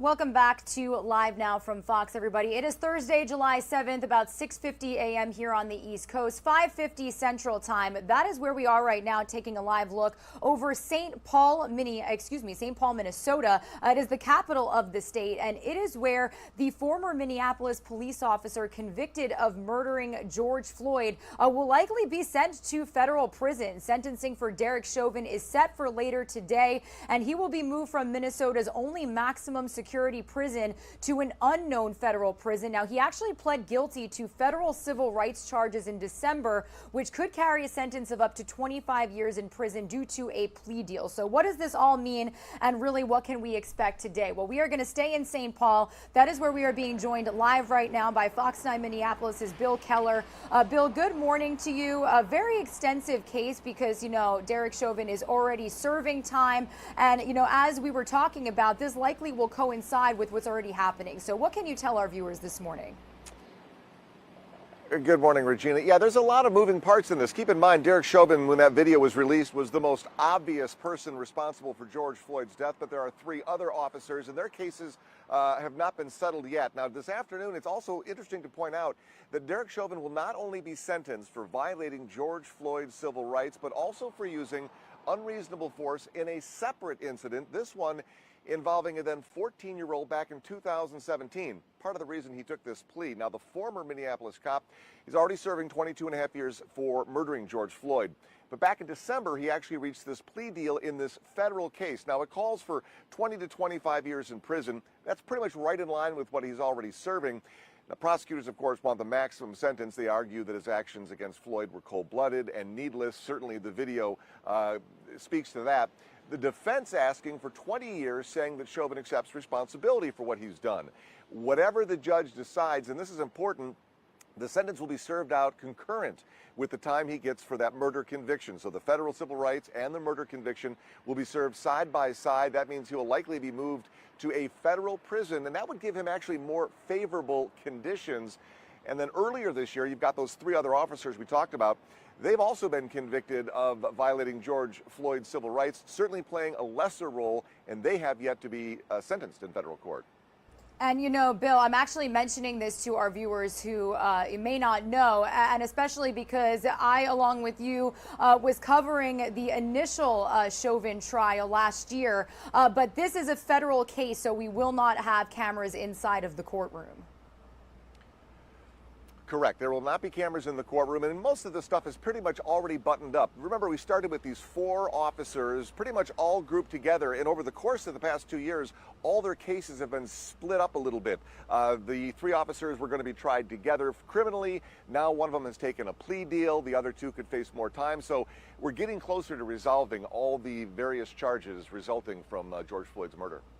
Definitely. And Bill, what time will things be getting started out there in St. Paul? Yeah, 2 o'clock this afternoon. That's the federal courthouse behind me. There are 2 federal courthouses, one in Minneapolis and one in St. Paul, and it's kind of hard to decide why and where they assign those. But the judge in this particular case is here, 2 o'clock this afternoon, Central Time. That is when. Touch with your team on that sentencing. You stay safe out there and have a great day. All right, thanks, Regina. All right, everybody, Regina Gonzalez with you here on Live Now from Fox. We've got several big stories working for you here on this Thursday morning. This is a live look outside of 10 Downing Street as we have been following the breaking news that UK Prime Minister Boris Johnson has officially agreed to resign. We're continuing to get reaction from Parliament as they feed us live remarks from their Parliament floors. So that is likely where we will be after this 2-minute commercial break that I'm about to send you on. It is live, it is raw and unfiltered. This is who we are and what we do. We bring you front row to reaction to all of the action, barring breaking news like this one. Some of you are going to see that quick break. We'll be right back. And as you can see, we are working several stories here that we're following. Like Bill just mentioned, Derek Chauvin, the former Minneapolis police officer convicted of killing George Floyd, is going to be handed down federal sentencing in this civil rights case at 3 p.m. Eastern time, 2 p.m. local time. And then, of course, we are following the very latest developments in the Highland Park 4th of July shooting out in the state of Illinois. The latest on that investigation as well. We'll get you all up to speed on all this at the top of the hour.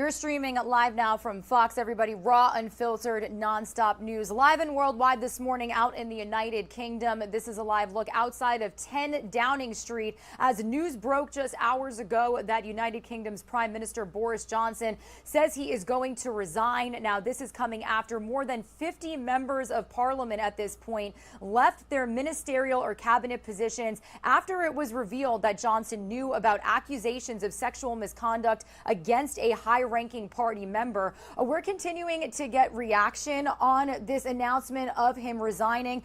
This is live from the Parliament floor right now. That's where we've been for most of the last hour. But I do want to depart there for just a moment. That is because we did just get some of a recorded interview from one of the members of the Labour Department reacting to this news. So I do want to play that for you here on Live Now from Fox. It's a little more than 4 minutes.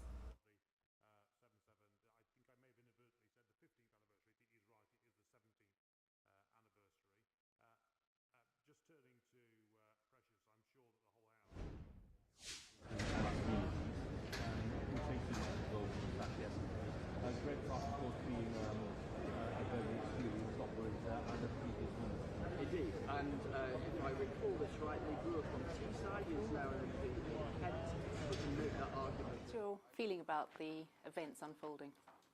He needs to go completely. None of this nonsense about clinging on for a few months. He's inflicted lies, fraud and chaos in the country.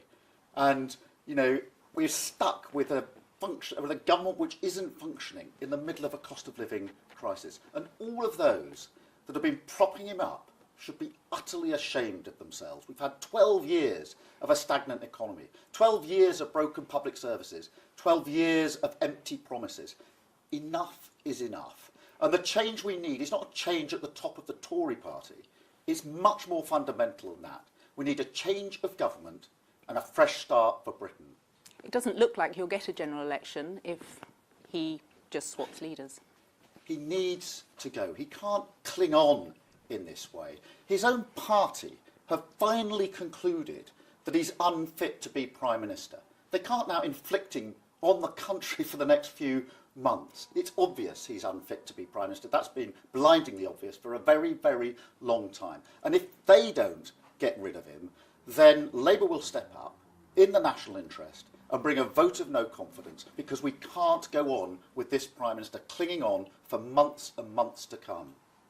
Wouldn't that unite the Conservative Party? I don't think anything is going to unite this Conservative Party. They're tearing each other apart. And what we've got in the middle of a cost of living crisis is a government that can't function. And that's why I say he can't cling on now. They've declared him unfit to be Prime Minister.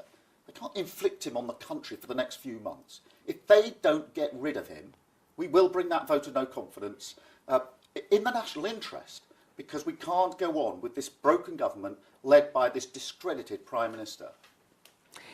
Boris Johnson, in some ways, was your biggest asset if you were going to go to the country. When you lose him, you will have more of a problem, won't you? Look, the Conservative Party has been in power for 12 years. 12 years of a stagnant economy. 12 years of broken public services. 12 years of empty promises. We need a fresh start. And that's why I say changing the person at the top of the Conservative Party is not the fundamental change that we need. We need a change of government. We need a fresh start for our country. But it doesn't look like you will get the general election you would want now, does it? Well, we need fundamental... The country's crying out for change. We've been stuck with a government that's not been functioning in the middle of a cost of living crisis. And now changing the person at the top of the Conservative Party is not going to make any difference whatsoever. People want change, a fresh start for Britain. And that means we need a change of government. We need a Labour government. Is there nobody that you would rate as a good opponent? Someone will be in against you? For me, this isn't a question about who leads the Conservative Party. It's much more fundamental than that. They've been in power for 12 years of empty promises, broken promises, a stagnant economy, wages very, very low, inflation and prices through the roof. We need fundamental change. We need a fresh start for Britain. We need a change of government. We need a Labour government. Lastly, I just want to ask you, given what you say about the government, you haven't cut through as you might want to. How can you do something about that now? We've come from a general election in 2019 where we did very badly, to local elections this year where we made considerable ground, and when a by-election win 2 weeks ago today in Wakefield with a huge swing to the Labour Party. So we're on track, and that's why we say the change we need is a change of government, a Labour government. We're ready for that. Thank you, Mr. Starmer. Thank you. All right, everybody, welcome in to Live Now from Fox. It is Thursday, July 7th. My name is Regina Gonzalez with you live from our Orlando, Florida studios, continuing to bring you all of the latest developments on major headlines that we are following in the United States. But we've been focusing on a big one internationally. Now, I do want to give you a full look at really everything we are monitoring. We've got several different live feeds coming into our desk. But the big news this morning, UK Prime Minister Boris Johnson officially agreeing to resign. This was actually confirmed by an official in his Downing Street office, saying that the Prime Minister would announce his resignation later today. So if and when we do get some remarks coming from Boris Johnson, we will certainly stream it to you live, raw, and in its entirety. He basically gave in after more than now 50 ministers quit his government and told him to go as well. Now, it's not clear whether he is going to stay in office while the Conservative Party chooses a new leader who will replace him as Prime Minister. It is rare for a Prime Minister to cling on to office in the face of this much pressure from his cabinet colleagues. And as you can see, those colleagues are continuing to talk amongst themselves live from the Parliament floor. That is where we were most of the 6 o'clock Eastern Time hour. More reaction. They were saying earlier that he left a trail of chaos and economic destruction, that the government is disintegrating around him, and that the committees in the House are going to continue in the normal forms of business as usual. So basically, we are going to monitor whether or not he is going to immediately leave or if he is going to stay while they look for a new prime minister or appoint a new prime minister. That process could take place in the next several days or weeks. Now, Boris Johnson basically remained in power despite several allegations. One, that he was too close to party donors. Another, that he protected supporters from bullying and corruption allegations, and that he misled Parliament and was dishonest to the public about government office parties that broke pandemic lockdown rules. But this last straw was recent disclosures that Johnson knew about sexual misconduct allegations against a man named Chris Pincher, who was a conservative lawmaker,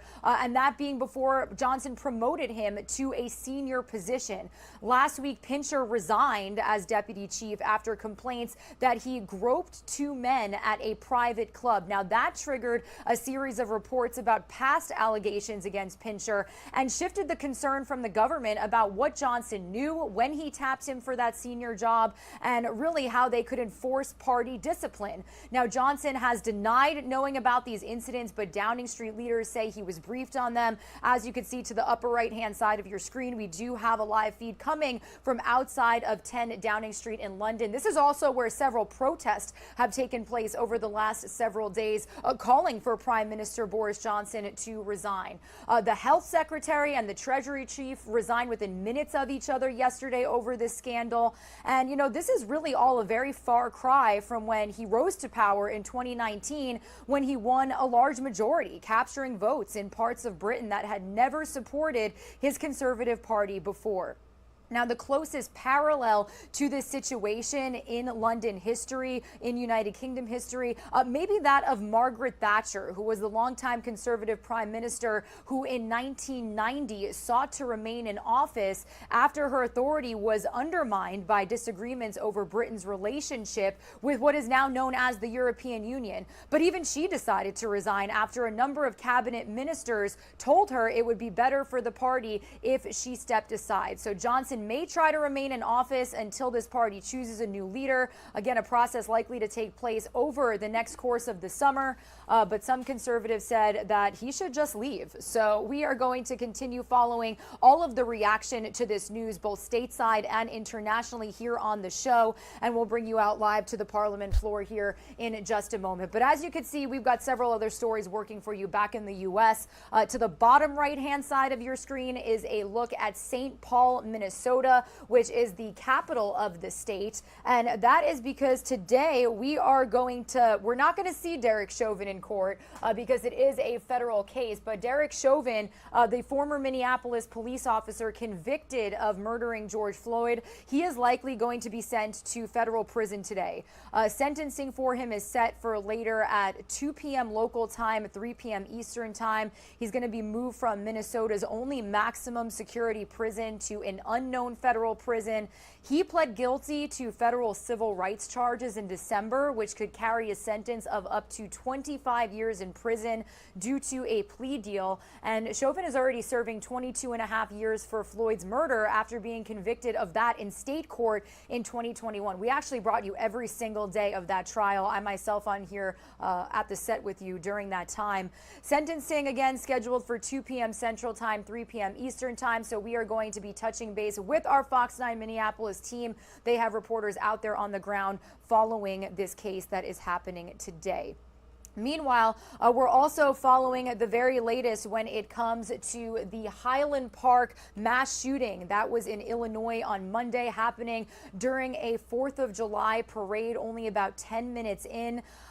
Investigators now say that this suspected gunman, Robert Bobby Cremo III, admitted to carrying out the attack, then driving to Madison, Wisconsin, that area where he considered opening fire on an event there. The details were released as he appeared before a judge yesterday, pleading not guilty to 7 charges of first-degree murder. Investigators say that he was on top of a nearby building when he fired more than 70 rounds from a high-powered rifle into a crowd of people gathered for a 4th of July parade in Highland Park. They say that he had disguised himself as a woman to hide his identity and blend in with the crowd. We actually do have some of that surveillance footage that was released by investigators of him disguising himself. He actually admitted to putting makeup over his facial tattoo to disguise himself. Now, he was arrested hours after the attack, not far from the shooting scene. And the Lake County Major Crime Task Force actually released this picture of a gun that was found in the suspect's car after he was arrested. This is a semi-automatic submachine rifle. It was one of 4 guns that police say he owned. And we've learned that he was too young to get a gun permit on his own. He said, police say that he was approved to carry even after threatening his family back in 2019. That was when police visited his home following threats, but only found knives, which his father claimed to own. Then in 2020, he passed 4 separate background checks to buy guns and was given an ID card after his father sponsored him for one. So we do have Fox News correspondent Madeline Rivera still out there in Highland Park, Illinois, with the very latest on this investigation as this community continues to mourn 7 victims that were killed and more than 40 people that were injured.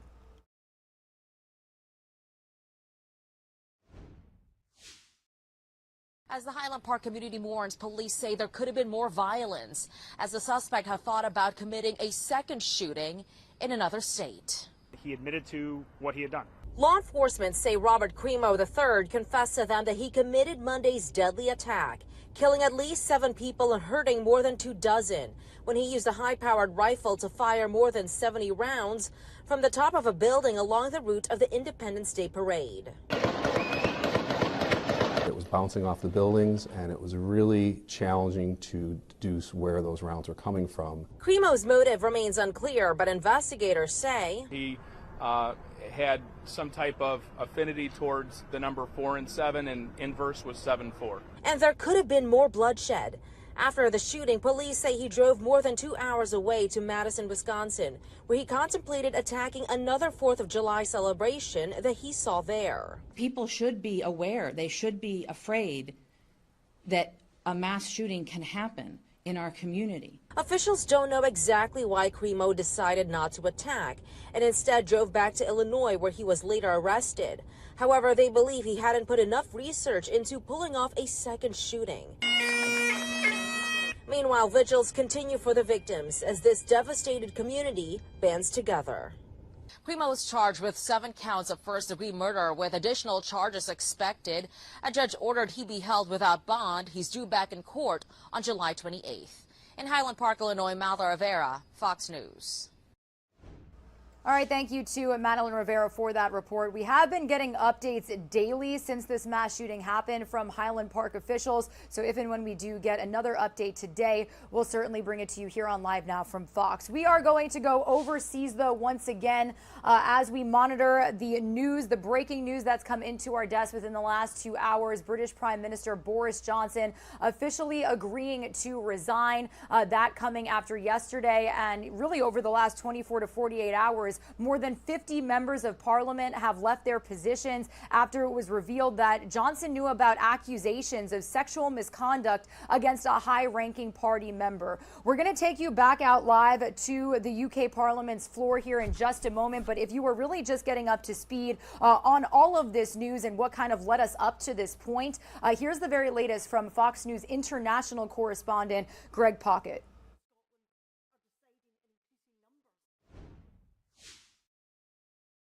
A British political bombshell just in the last couple of hours here in London. UK Prime Minister Boris Johnson of the Conservative Party will be stepping down from that job. He'll be making that announcement in the coming hours. This follows about 36 hours of real controversy here, with key members of his cabinet as well as second-rank officials quitting on the basis of the lack of integrity, lack of transparency coming from the Prime Minister. This triggered most recently by problems with a political appointee and allegations of sexual misconduct, but he has been dogged really for months about problems about his basic truthfulness, especially connected with his conduct or lack of it during the COVID-19 lockdown. He apologized for it, but there were real problems with the public. What this leads to is at least a couple of months of lack of clarity from the British government about a range of policy issues of most concern to the United States. The UK being an important ally of the United States, is whether they will keep their strong line supporting Ukraine against Russia. They have been doing that, and they are pledging to continue with that. They're also dealing with a whole range of domestic issues, just like the U.S. is, regarding inflation and shortage of goods and slow growth. We should see some decisions about what will happen with the leadership in the coming weeks and months. Certainly by the fall, there will be a new prime minister, but then there could be a new election as well. In London, Greg Malcott, Fox News. All right, thank you to Greg Pockett for that report. We have gotten word that Prime Minister Boris Johnson should be making a live address regarding this announcement of his resignation within the coming hours. So we're certainly going to monitor that feed for you here on Live Now from Fox. You can see to the right-hand side of your screen, to the side of where members of Parliament are continuing to react to this news. We do have a shot of outside 10 Downing Street, and then we do have another vantage point of the entire city of London. So we are going to continue listening in live, raw, and unfiltered from the Parliament floor, and we will, of course, monitor any remarks coming from Boris Johnson himself. Sir Alexander Lebedev on the 28th of April 2018 with the then Foreign Secretary, now Prime Minister. Could the leader please arrange for a fully briefed minister to attend this House on Monday to give a statement to set out the facts of what happened and who was told, particularly in light of what appears to be a clear breach of the ministerial code and potentially a criminal offence being committed? Into the House. Well, I thank Rob Lady for her question. As she made reference to, there was an urgent question this morning.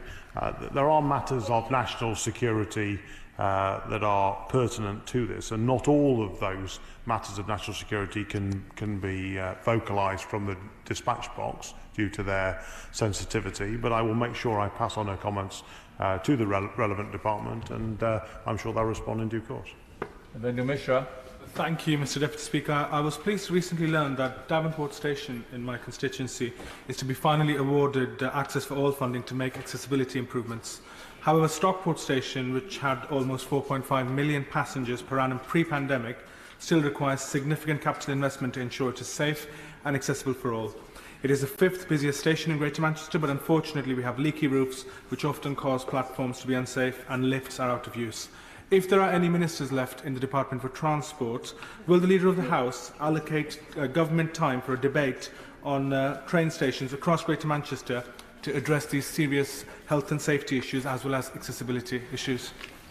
Well, I pay tribute to the honourable gentleman for raising the matter. I think disability access to our stations is very important. That's why the Department of Transport have invested millions of pounds in our rail infrastructure up and down the country. He'll have the opportunity in September at Transport Questions to raise that again. I think Transport Questions on the 15th of September. But I know from my own constituency there are a number of challenges with railway stations that do need improvements to allow disability access. Deirdre Brock. Deputy Speaker.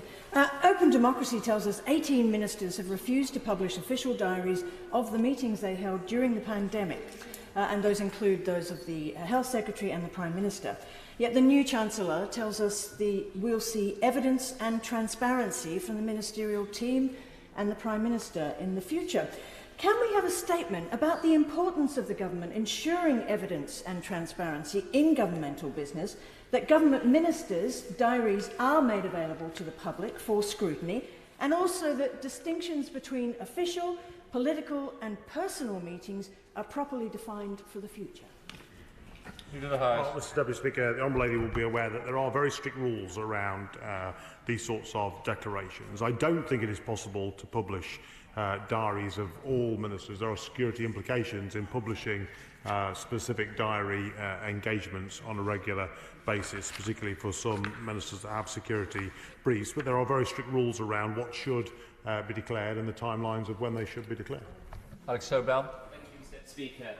As we know, it's the end of days for this Prime Minister. It's also the end of days for this parliamentary session before summer recess. The Leader of the House might not have seen the Leader of the Opposition interview the BBC this morning, where he said if the Conservative Party don't get rid of the Prime Minister shortly, Labour will, in the national interest, bring a no-confidence vote because this can't go on. Will the Leader of the House guarantee that the 21st of July will be the last day of this session, or will he try and bring that forward to avoid such a vote? Yeah. The House. Well, Mr Deputy Speaker, I've announced the business for the next 2 weeks. The House will rise on the 21st of July. We await the Prime Minister's statement this afternoon. I'm not about to preempt what he may or may not say, but I can assure the honourable gentleman that the functions of government continue and will continue to move forward. Kim Johnson.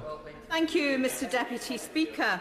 The PCS union are opposing the closure of Toxteth Job Centre in my Liverpool Riverside constituency, along with other centres nationally, and also challenging the proposed 91,000 job cuts across the wider civil service and the attacks on pay terms and conditions across government departments. Will the Leader of the House grant an urgent debate in government time so we can scrutinise government plans to negotiate with PCS to avoid centre closures and attacks on pay and conditions?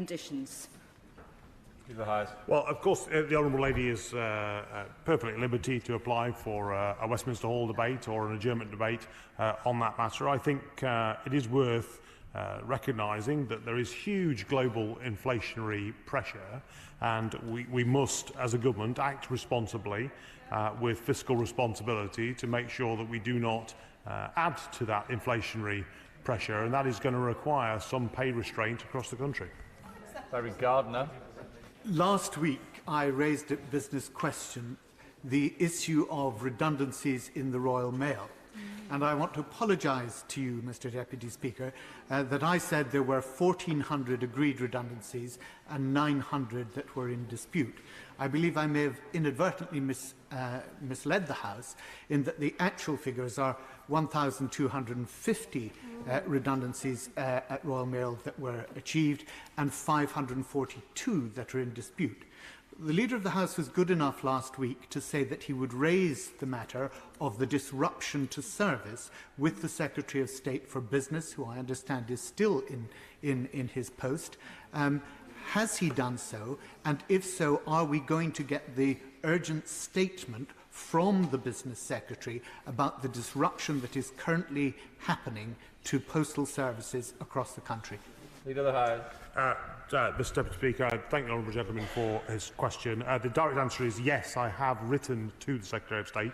I hope he will get a copy of that, if he's not already, of my letter in his inbox very soon. I know Royal Mail have also written to him, I think, directly, but I've not had a response yet from the Secretary of State. If I get one before he does, then I shall forward it to him. Rachel Maskell. Thank you, Mr Deputy Speaker. Greater than the crisis in Downing Street is the crisis we're seeing currently in the Donbass and across Ukraine. However, the Prime Minister remaining in office is playing into Putin's hands and undermining President Zelensky. So will he convey my concern and that of many other members to the Prime Minister that he can't continue in office if he wants to support the people of Ukraine and therefore bring a statement to this House about the impact of his behaviours on our foreign policy? Leader of the House. Well, I mean, I gently say to the Honourable, number one, we await the Prime Minister's statement this afternoon. I don't want to preempt what he may or may not say, but I think most people in the country would recognise that the Prime Minister has been the leading voice in taking the fight back to Putin and supporting Ukraine in the world. He's shown great global leadership on this matter, and if it wasn't for this Prime Minister and his efforts, Russia would now be in Kiev and I think probably across the whole of Ukraine. Jim Shannon. Thank you, Mr Deputy Speaker. Yesterday, the City Justice Committee published their report entitled State Responsibility. If you are just joining us, welcome into Live Now from Fox. We are monitoring breaking news this morning as UK Prime Minister Boris Johnson has agreed to resign in a remarkable turn of events after losing the confidence of the party and his cabinet. All of this comes after 59 total resignations were handed down. I do want to take you out to a live look at 10 Downing Street as we are just moments away now from the UK Prime Minister Boris Johnson officially making an announcement. He is, of course, expected to announce his resignation. We are live outside of Downing Street right now where the podium has been set. I do want to listen in here. I'm not sure if there's a series of question and answers being currently occurring, so let's just listen in here for a moment. Welcome to Downing Street. Main pool camera. Good, okay. Toby, good?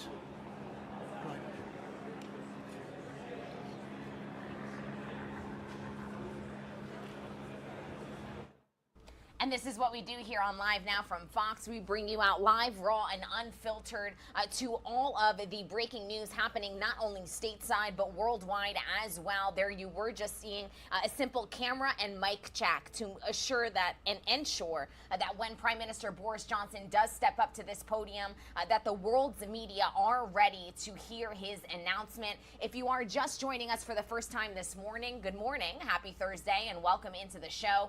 We did bring you this breaking news earlier this morning that UK Prime Minister Boris Johnson has agreed to resign once again in quite a remarkable turn of events over the course of the last 48 hours or so.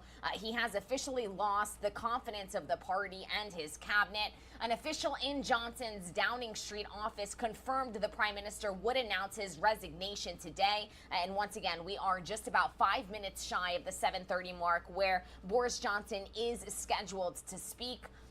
Now, it is worth noting, and we do want to give you all of the context to this unprecedented event, Johnson had previously rejected calls by his cabinet to step down in the wake of ethics scandals, vowing to stay on as Prime Minister as recently as yesterday. We were live inside of the House of Commons where the Prime Minister of the United Kingdom, Boris Johnson, was adamant that he was going to stay on, while less than 24 hours later, we are preparing to hear him announce his resignation. It's rare for a Prime Minister to cling on to office in the face of this much pressure from his cabinet colleagues.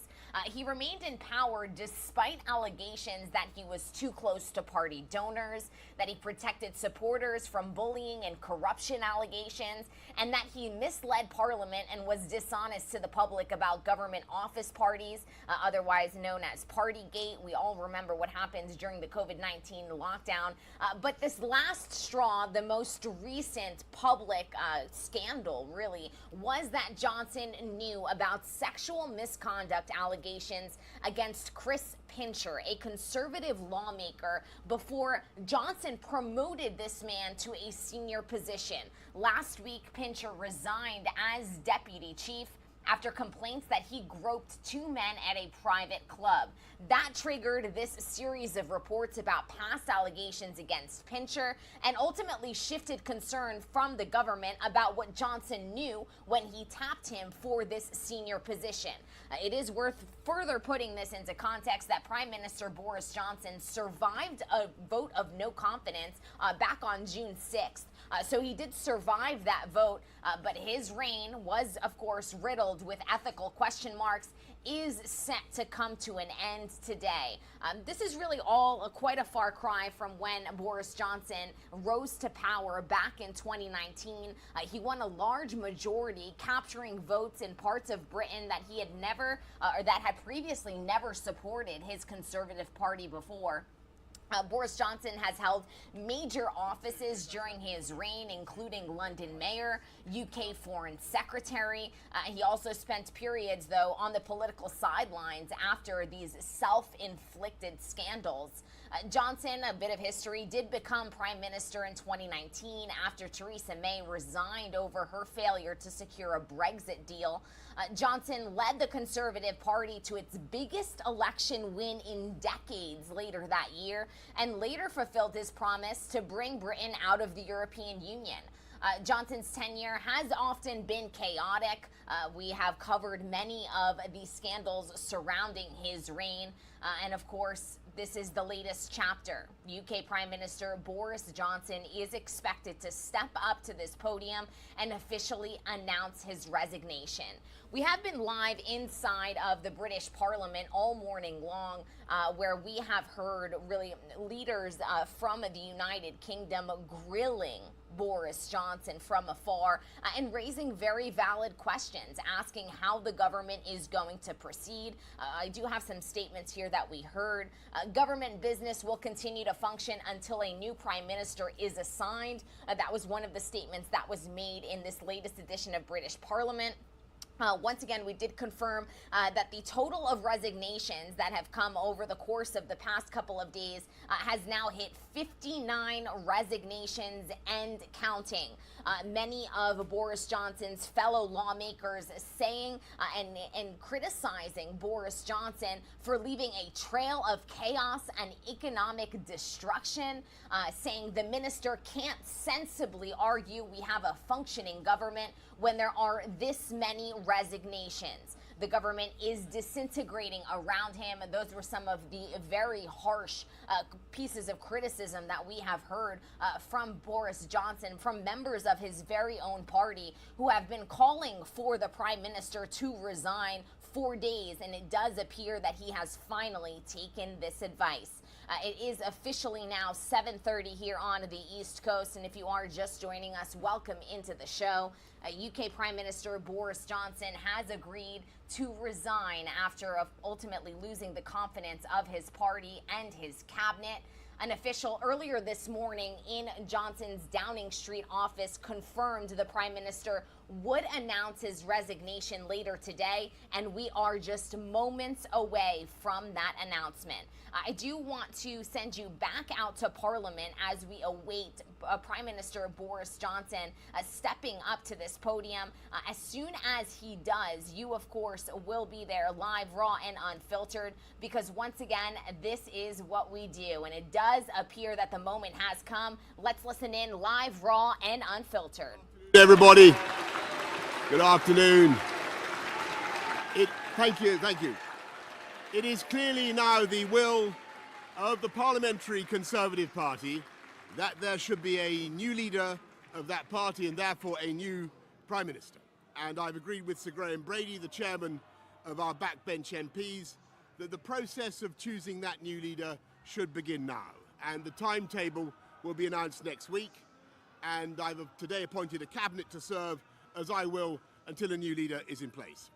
So I want to say to the millions of people who voted for us in 2019, many of them voting Conservative for the first time, thank you for that incredible mandate, the biggest Conservative majority since 1987, the biggest share of the vote since 1979. And the reason I have fought so hard in the last few days to continue to deliver that mandate in person was not just because I wanted to do so, but because I felt it was my job, my duty, my obligation to you to continue to do what we promised in 2019. And of course, I'm immensely proud of the achievements of this government, from getting Brexit done to settling our relations with the continent for over half a century, reclaiming the power for this country to make its own laws in Parliament, getting us all through the pandemic, delivering the fastest vaccine rollout in Europe, the fastest exit from lockdown, and in the last few months, leading the West in standing up to Putin's aggression in Ukraine. And let me say now to the people of Ukraine that I know that we in the UK will continue to back your fight for freedom for as long as it takes. And at the same time, in this country, we've been pushing forward a vast programme of investment in infrastructure and skills and technology, the biggest in a century, because if I have one insight into human beings, it is that genius and talent and enthusiasm and imagination are evenly distributed throughout the population, but opportunity is not. And that's why we must keep levelling up, keep unleashing the potential of every part of the United Kingdom. And if we can do that in this country, we will be the most prosperous in Europe.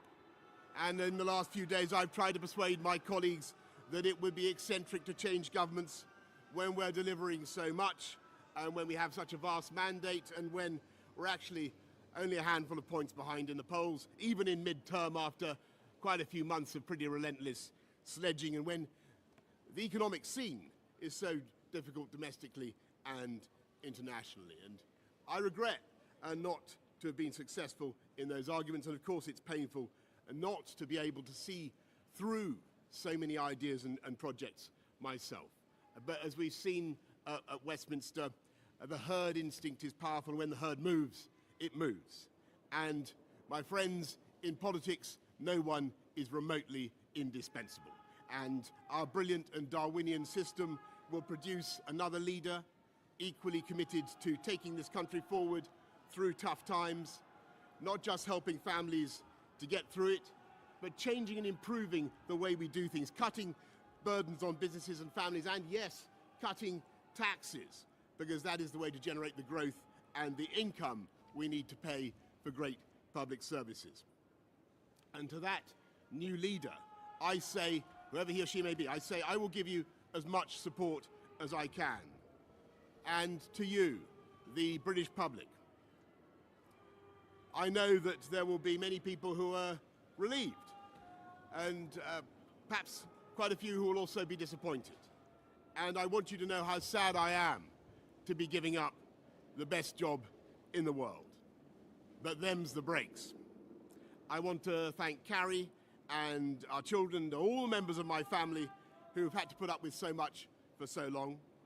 I want to thank the peerless British civil service for all the help and support that you have given our police, our emergency services, and of course our fantastic NHS, who at critical moment helped to extend my own period in office, as well as our armed services and our agencies that are so admired around the world, and our indefatigable Conservative Party members and supporters, whose selfless campaigning makes our democracy possible.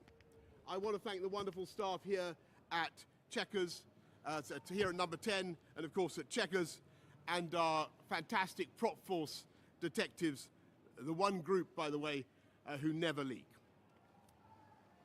Above all, I want to thank you, the British public, for the immense privilege that you have given me.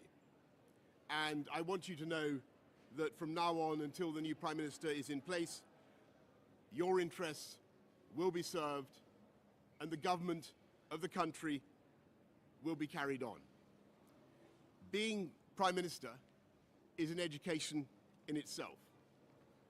I've travelled to every part of the United Kingdom, and in addition to the beauty of our natural world, I found so many people possessed of such boundless British originality and so willing to tackle old problems in new ways that I know that even if things can sometimes seem dark now, our future together is golden.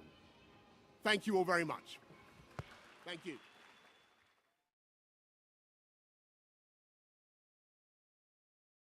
And those were the words of now former Prime Minister Boris Johnson as he does officially announce his resignation.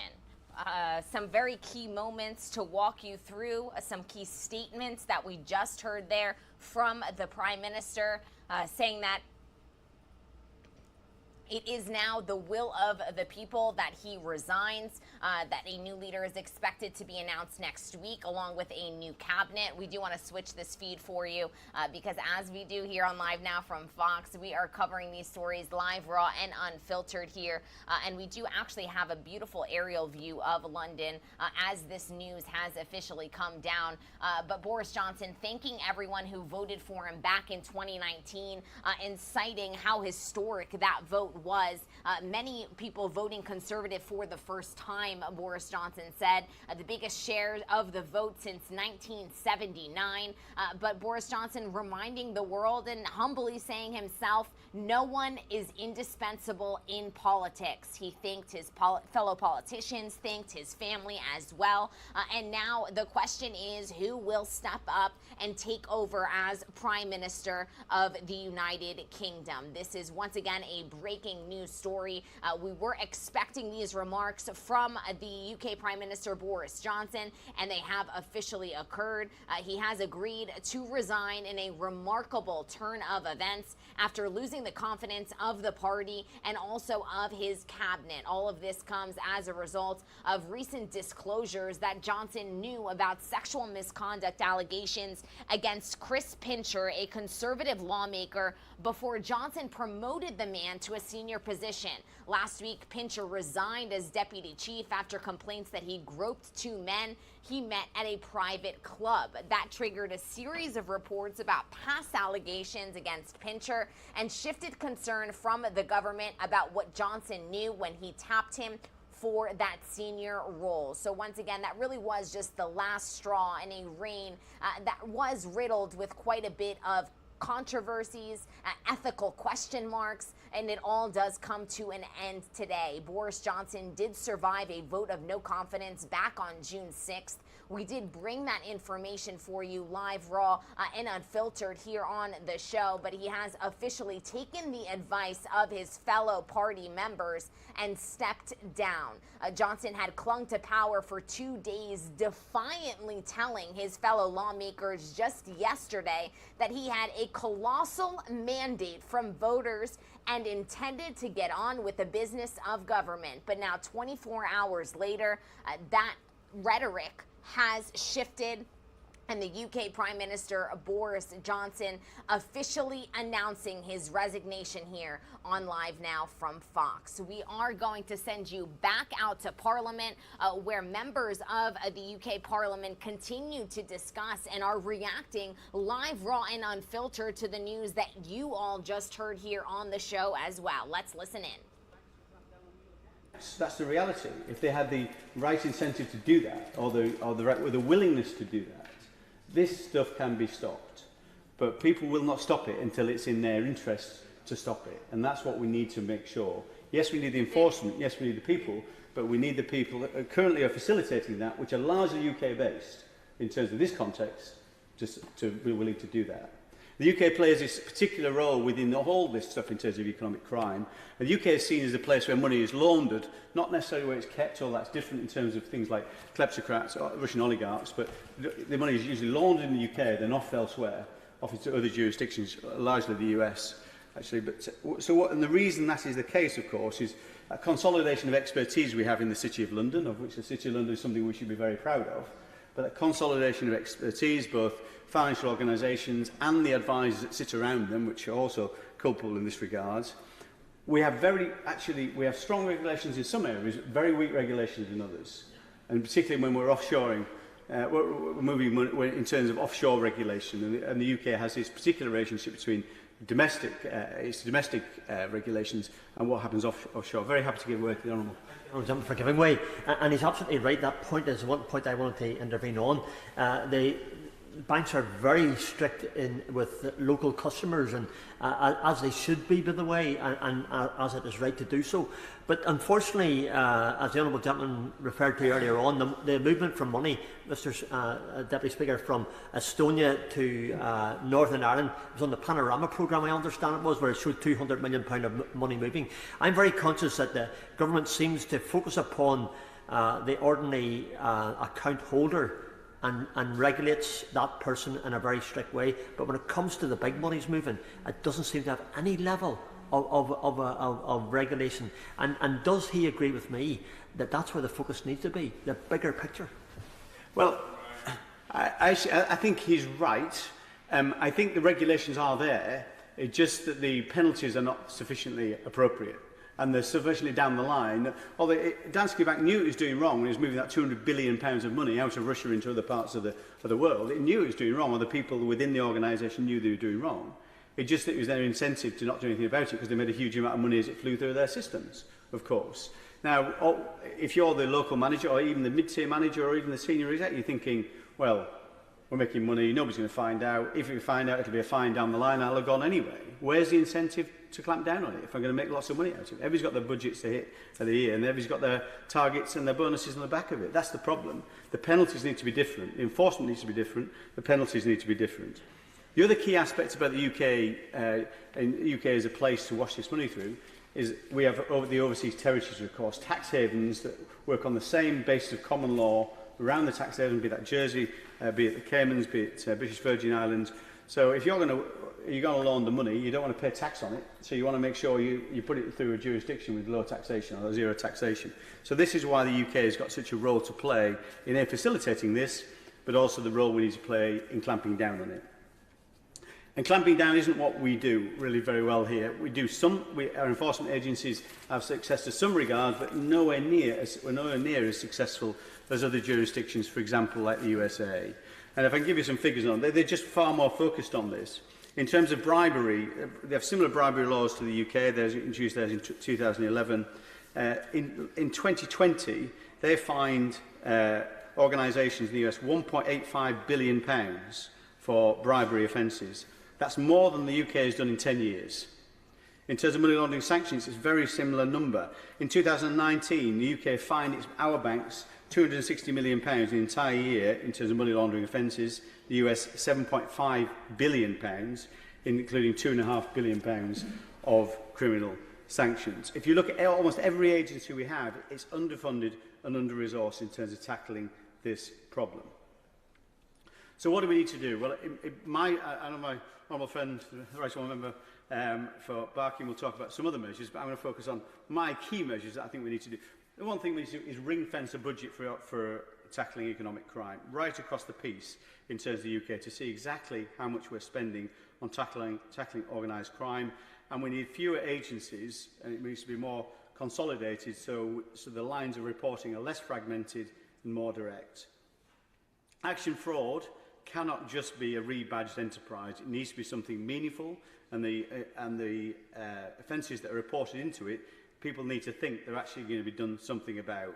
I was recently nearly scammed through WhatsApp, actually, and managed to realise it wasn't actually my son contacting me. It was some other person. But I think, shall I report that to action fraud? Well, what's the point? What's the point? I'm not going to do anything about it. So you don't do that. So many more offences that have been reported. The number one thing I think we need to do is extend something that the government's talked about doing. We have currently something called failure to prevent offence. You get corporate criminal liability if you fail to prevent bribery in your organisation. This was introduced some years ago. I think it was 2011, I might be wrong. But some years ago in the UK, failure to prevent bribery, also failure to prevent tax evasion. So you have to it's not that you have to just stop this happening. You have to put the rules in place to stop it happening. That's the key thing. It's what you can do to stop this. So if you then you put systems in your organisation to alert you to certain things that are happening, and you obviously also train your staff that you can't do bribery or facilitate tax evasion. We need to extend that to failure to prevent economic crime. Now, the government's been talking about this for some time. The Law Commission's reported on it. What it said is, well, we should do that probably for fraud. That's all we should do it for fraud. Not for money laundering and not for things like false accounting, which to me is a big mistake. The other thing, it's very mealy-mouthed in terms of whether that would include personal liability for directors. It does say they could be if they had the mental, what's the word, the mental something. It's not past, anyways, it's the men's rated. Thank you very much, Chair. That's right, whatever that means in English. Anyway, but, the guilty mind, okay, there you go. But if you can prove they had a guilty mind, if you prove that the directors had the guilty mind, that they were actually participating in the fraud, you can then potentially go to jail. To me, that is wrong. That is not what the Health and Safety at Work Act said in 1974. What it said, if you fail to prevent accidents on your workplace, then you would, if you fail to prevent them, then you can go to jail. And construction deaths died in the following year, dropped in the following year by 90%.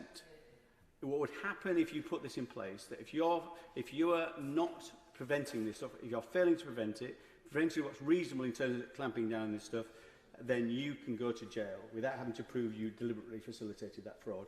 That's what we need to make sure that happens. This would have make a fundamental difference to this whole argument we're discussing right now. We need to support whistleblowers. That's the other thing we need to do. Most of this information will not come from our enforcement agencies, not come from our investigations by regulators or from our enforcement agencies. They will come from people within the organisations. And currently those people are not protected. They are not compensated. Just to remind the mover of the motion that the guidance is up to 10 minutes. And we're now on more than that, times 2. So perhaps with a bit of focus, he could now bring his remarks to a conclusion. I've got so much to say on this. I do apologise, Mr. Speaker. Whistleblowers, one final thing I think we should do, as well as beefing up the numbers, one final thing I think we should consider doing. What we've done on unexplained wealth orders, we did it in the government's legislation it brought forward, it was welcome it brought forward in the last session. It's capped costs for unexplained wealth orders. We should consider capping costs for all prosecutions of economic crimes to stop these very wealthy individuals preventing our enforcement agencies taking them to court by just the fact they've got huge financial firepower, much stronger than ours. That's one other thing we should do. On that, I will conclude, Mr. Deputy Speaker, and I'm very, very sorry I've taken too much of my time, but as I say, I could talk for much more time on this, given the chance. Remind him that at the end of the debate, he has 2 minutes to conclude, not 4. The question is, as on the order paper, Dame Margaret Hodge. Thank you very much, Mr. Deputy Speaker. It's a bizarre day to be debating a really important issue. And I'm grateful to the Backbench Committee for selecting, and it's a privilege to follow the Honourable Member for Thurston Moulton, with whom I'm working very closely on many of these issues. I'm going to say something a little bit general and then move to it. I hope you're not being too... Are you being... Mr. Deputy Speaker, have I got 10 minutes or a little bit more? No, you're not constrained, but all I would say is... I'll keep it short. I'll keep it tight. If you are just joining us, welcome into Live Now from Fox. We are listening in to the Parliament as they react to Boris Johnson's official resignation. He did just step out on 10 Downing Street and make his official resignation announcement. We here on Live Now from Fox brought that to you live, but we will be replaying it all morning long, as this is not only the top story in this country, but around the world. A world leader has officially stepped down. Let's listen back in to Boris Johnson's remarks. Hi, everybody. Good afternoon, everybody. Good afternoon. Thank you. Thank you. It is clearly now the will of the Parliamentary Conservative Party that there should be a new leader.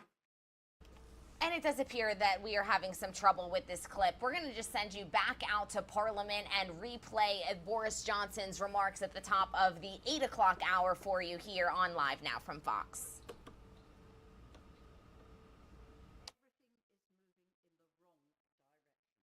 It's no surprise, because as the Honourable Member for Thirsk said, This is massive now. £290 billion is more than a quarter of the total public expenditure of this government. And it's an annual figure. And in all of our views, those of us that are in this, concerned in this area, it's a conservative figure. And the latest figures, there were figures out last week by UK Finance, suggest that in 2020 there was an 8% increase in fraud. And fraud, of course, is the biggest component of economic crime.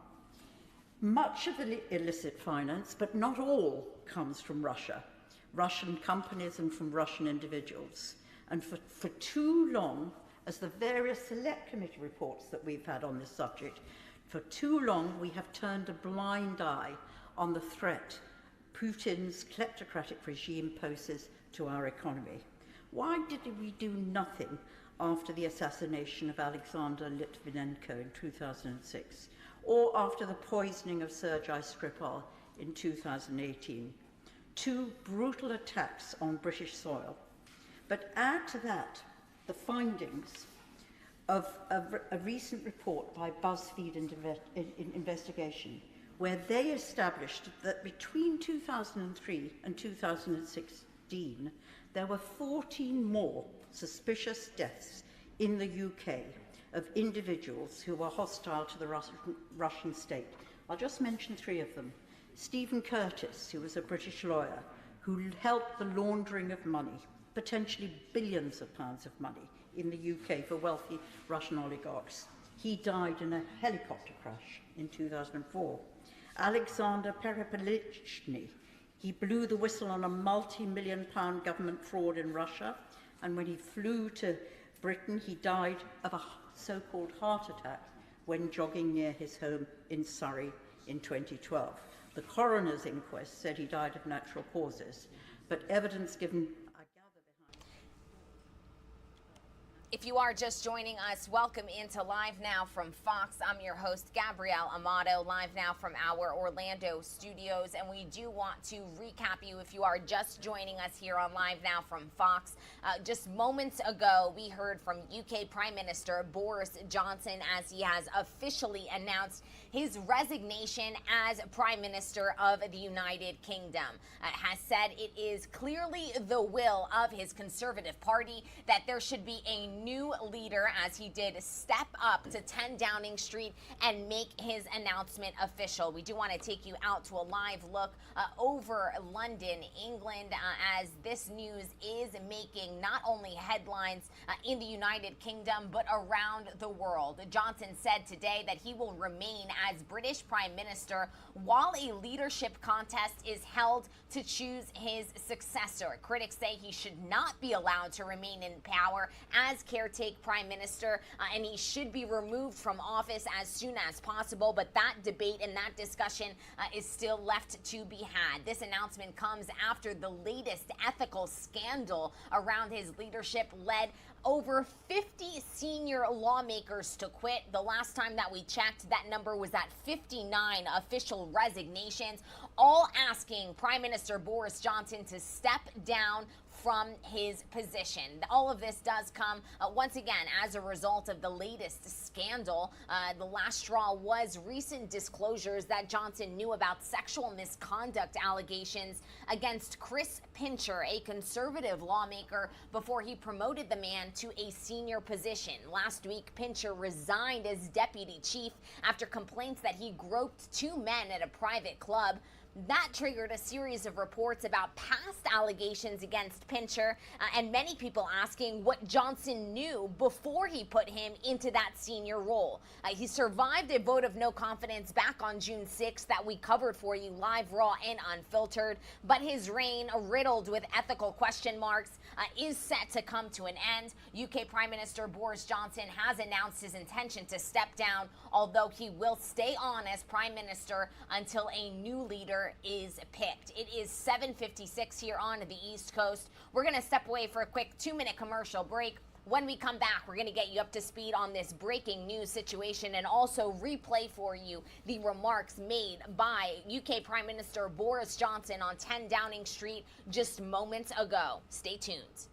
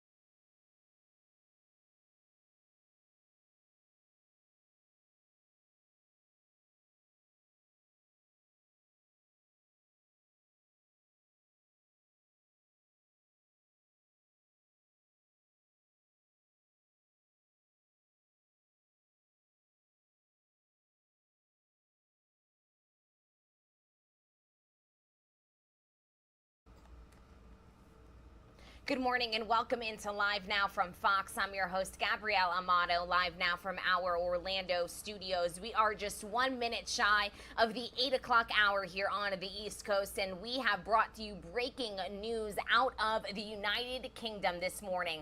UK Prime Minister Boris Johnson has officially announced his resignation, although he will remain in power until his party does nominate a new leader. We just brought you those remarks live from outside of 10 Downing Street, as the UK Prime Minister has really changed his tune and his rhetoric over the past 24 hours. Just yesterday, the UK Prime Minister Boris Johnson, he was inside of the House of Commons proclaiming that he was going to remain in power despite pleas from his very own party announcing and asking him to resign. Well, today he has officially announced that resignation, and now the world awaits a new leader to be appointed. We do want to take you out to a live look at everything that we are monitoring out of the United Kingdom as this news has officially made the airwaves and made international headlines now this morning. We are taking a live look at the Parliament as they continue to discuss this resignation. We also have a live look, an aerial view of Downing Street and the Westminster Abbey area of London, and also a scenic view of London. I do want to take you, though, out live to this aerial view as we continue to get you up to speed on this breaking news situation. UK Prime Minister Boris Johnson has officially agreed to resign in a remarkable turn of events after losing the confidence of not only his party but also his cabinet. An official in Johnson's Downing Street office earlier this morning confirmed that this would occur today, and we did hear from UK Prime Minister Boris Johnson himself. He stepped up to a podium outside of 10 Downing Street to deliver the news. Now, Johnson had previously rejected calls by his cabinet to step down in the wake of ethics scandals, vowing to stay on as Prime Minister. But he has officially given in, this after a total of 59 resignations were handed in, all lawmakers demanding that he hand in his resignation. Now, Boris Johnson has remained in power despite allegations that he was too close to party donors. He protected supporters from bullying and corruption allegations. Also, we all know the Partygate scandal during the COVID-19 pandemic lockdown. But the last straw was this recent disclosure that Johnson knew about sexual misconduct allegations against Chris Pincher, a conservative lawmaker, before he promoted the man to a senior position. Now, last week, Pincher resigned from that position as deputy chief after complaints that he groped two men at a private club. This triggered a series of reports about past allegations against Pincher, and also raised some questions about what Boris Johnson knew before he put that man in this senior role. Boris Johnson has survived a vote of no confidence. He survived that back on June 6th. We brought that to you live, raw, and unfiltered here on the show. But his reign, riddled with ethical question marks, is officially set to come to an end, although he will remain in power while his party pick a new leader. Boris Johnson said that it is clearly the will of his party for him to step down. Boris Johnson also cited that he wanted to thank everyone who voted for him back in 2019 in what was a historic election. And as promised, we do have those full remarks made by UK Prime Minister Boris Johnson as he officially announces his resignation right here on Live Now from Fox. Let's listen back in. Thank you.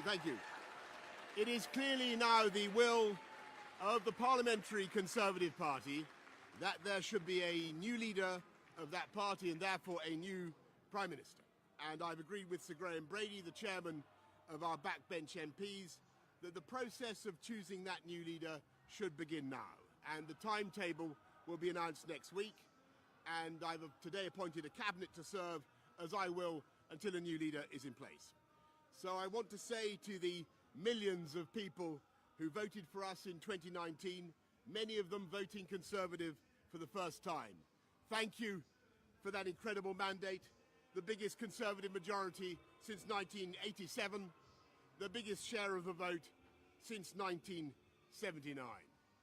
And the reason I have fought so hard in the last few days to continue to deliver that mandate in person was not just because I wanted to do so, but because I felt it was my job, my duty, my obligation to you to continue to do what we promised in 2019. And of course, I'm immensely proud of the achievements of this government, from getting Brexit done to settling our relations with the continent for over half a century, reclaiming the power for this country to make its own laws in Parliament, getting us all through the pandemic, delivering the fastest vaccine rollout in Europe, the fastest exit from lockdown, and in the last few months, leading the West in standing up to Putin's aggression in Ukraine. And let me say now to the people of Ukraine that I know that we in the UK will continue to back your fight for freedom for as long as it takes. And at the same time, in this country, we've been pushing forward a vast programme of investment in infrastructure and skills and technology, the biggest in a century, because if I have one insight into human beings, it is that genius and talent and enthusiasm and imagination are evenly distributed throughout the population, but opportunity is not. And that's why we must keep levelling up, keep unleashing the potential of every part of the United Kingdom. And if we can do that in this country, we will be the most prosperous in Europe. And in the last few days, I've tried to persuade my colleagues that it would be eccentric to change governments when we're delivering so much, and when we have such a vast mandate, and when we're actually only a handful of points behind in the polls, even in mid-term after quite a few months of pretty relentless sledging, and when the economic scene is so difficult domestically and internationally. And I regret not to have been successful in those arguments, and of course it's painful not to be able to see through so many ideas and projects myself. But as we've seen at Westminster, the herd instinct is powerful. When the herd moves, it moves. And my friends, in politics, no one is remotely indispensable. And our brilliant and Darwinian system will produce another leader equally committed to taking this country forward through tough times, not just helping families to get through it, but changing and improving the way we do things, cutting burdens on businesses and families, and yes, cutting taxes, because that is the way to generate the growth and the income we need to pay for great public services. And to that new leader, I say, whoever he or she may be, I say I will give you as much support as I can. And to you, the British public, I know that there will be many people who are relieved, and perhaps quite a few who will also be disappointed. And I want you to know how sad I am to be giving up the best job in the world. But them's the breaks.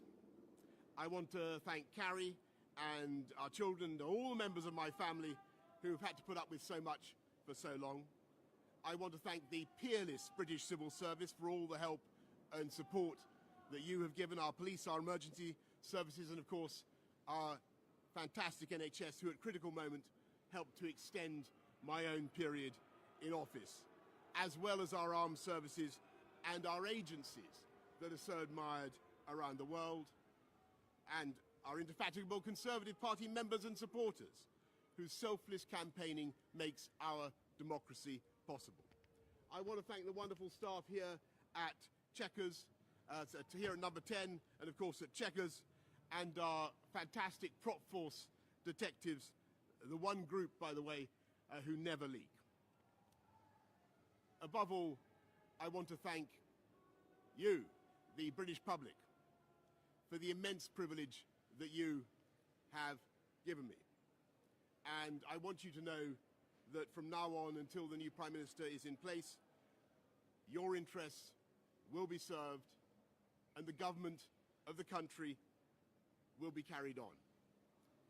Being Prime Minister is an education in itself.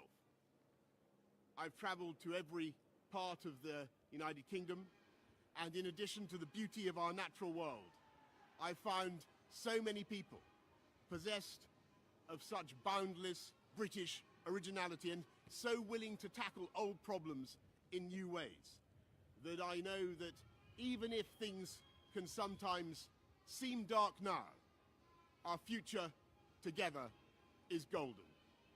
Thank you all very much. Thank you.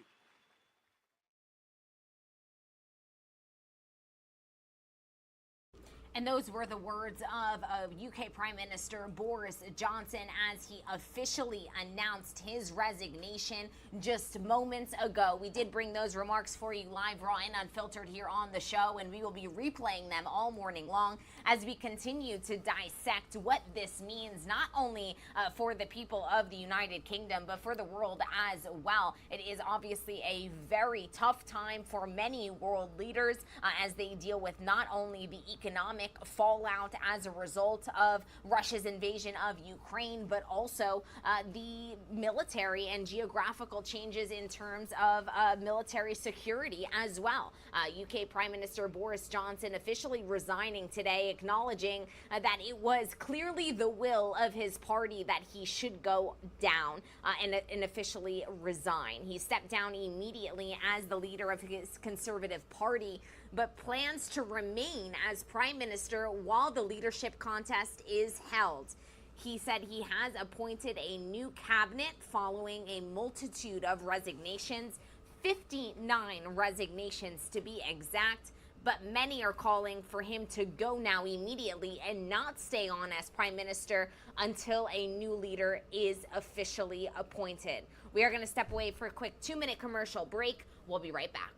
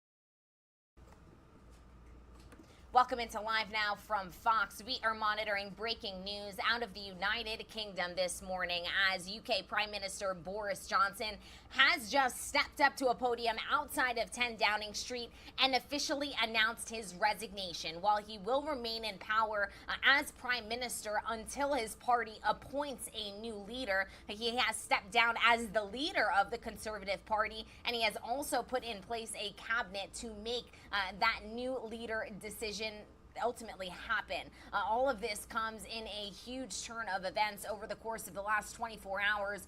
Just yesterday, we were live inside of the UK House of Commons where Boris Johnson was adamant that he was going to remain in power. Now today, just 24 hours later, he has officially resigned.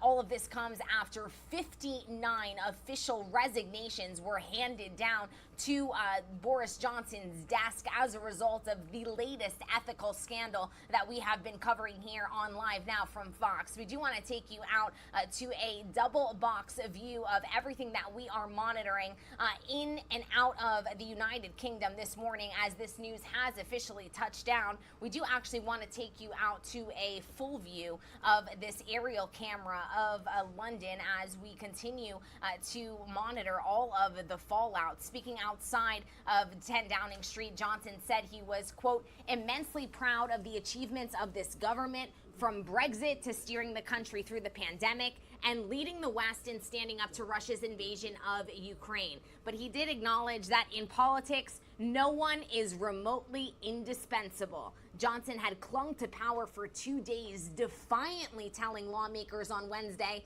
that he had a colossal mandate to his voters to stay in power, but that has officially come to an end today. Now we are live inside of the UK Parliament as they continue to talk about a slew of topics, including live reaction to Boris Johnson's official announcement. Let's listen in here, live, raw, and unfiltered on Live Now from Fox. The people killing their people and creating instability in the world.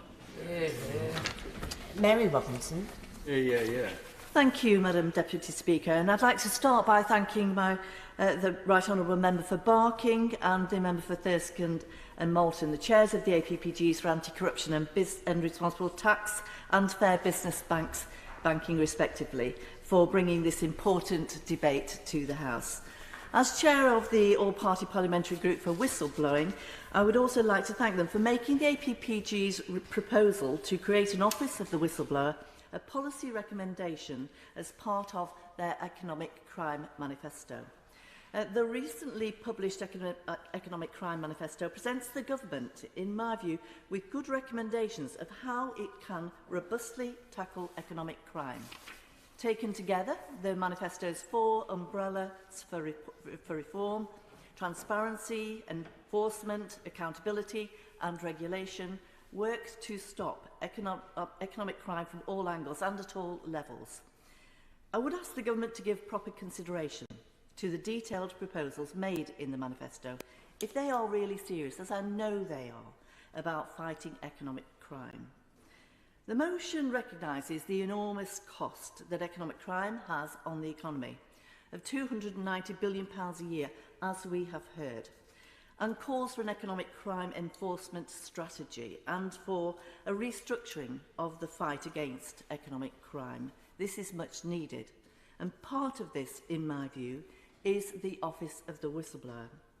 The Office of the Whistleblower, which comes under the manifesto's accountability header, would go a long way to support the detection of economic crime by supporting the individuals responsible for detecting the majority of fraud. The Association of Certified Fraud Examiners, in their 2022 report to the nations, found that 43% of fraud is detected through whistleblowers, versus just 15% by internal audit and 3% by external audit. Whistleblowers are the single most cost-effective detection tool. And yet, as it stands, there is little to incentivise whistleblowers to come forward with information. When they face, at best, when they come forward, being ignored, stifled and gaslit, and at worst, face having their careers and lives destroyed. When an employee blows the whistle, they risk retaliation, harassment, unfair dismissal and blacklisting, and as we have heard, in some of these crimes, much worse. Meanwhile, the bosses of economic crime gangs take money from hard-working taxpayers and funding from much-needed public services. While the knowledge of having done the right thing may be sufficient reward for many, I have to say, it's the personal cost of doing so which deters so many others. With little to look forward to but possible pain and suffering ahead, is it any wonder that people choose not to speak up? So, to combat economic crime, we need, in my view, a shift within society, where people feel confident to come forward and are supported in doing so. Disturbingly, the National Crime Agency believes that just 20% of incidents of fraud are actually reported. And while the ONS Crime Survey reports more than 3 million incidents of fraud a year, the true figure could be 5 times that. While a whistleblowing positive culture will uncover more economic crime, which will need investigating, the Office of the Whistleblower would support law enforcement. The Office would be responsible for setting, monitoring and enforcing standards for the management of whistleblowing cases. It would also provide advice services and a clear avenue for disclosures. In addition, it will direct investigations and handle redress for whistleblowers. While current whistleblowing legislation only covers employees, anyone who blows the whistle, witnesses, contractors, many more, will be supported by an Office of the Whistleblower. If we want to combat economic crime effectively, we need to know about instances of it to understand the scale. If we want to understand the scale, we need those with the information to come forward. If we want people to come forward, we will need them to be able to do so without repercussions.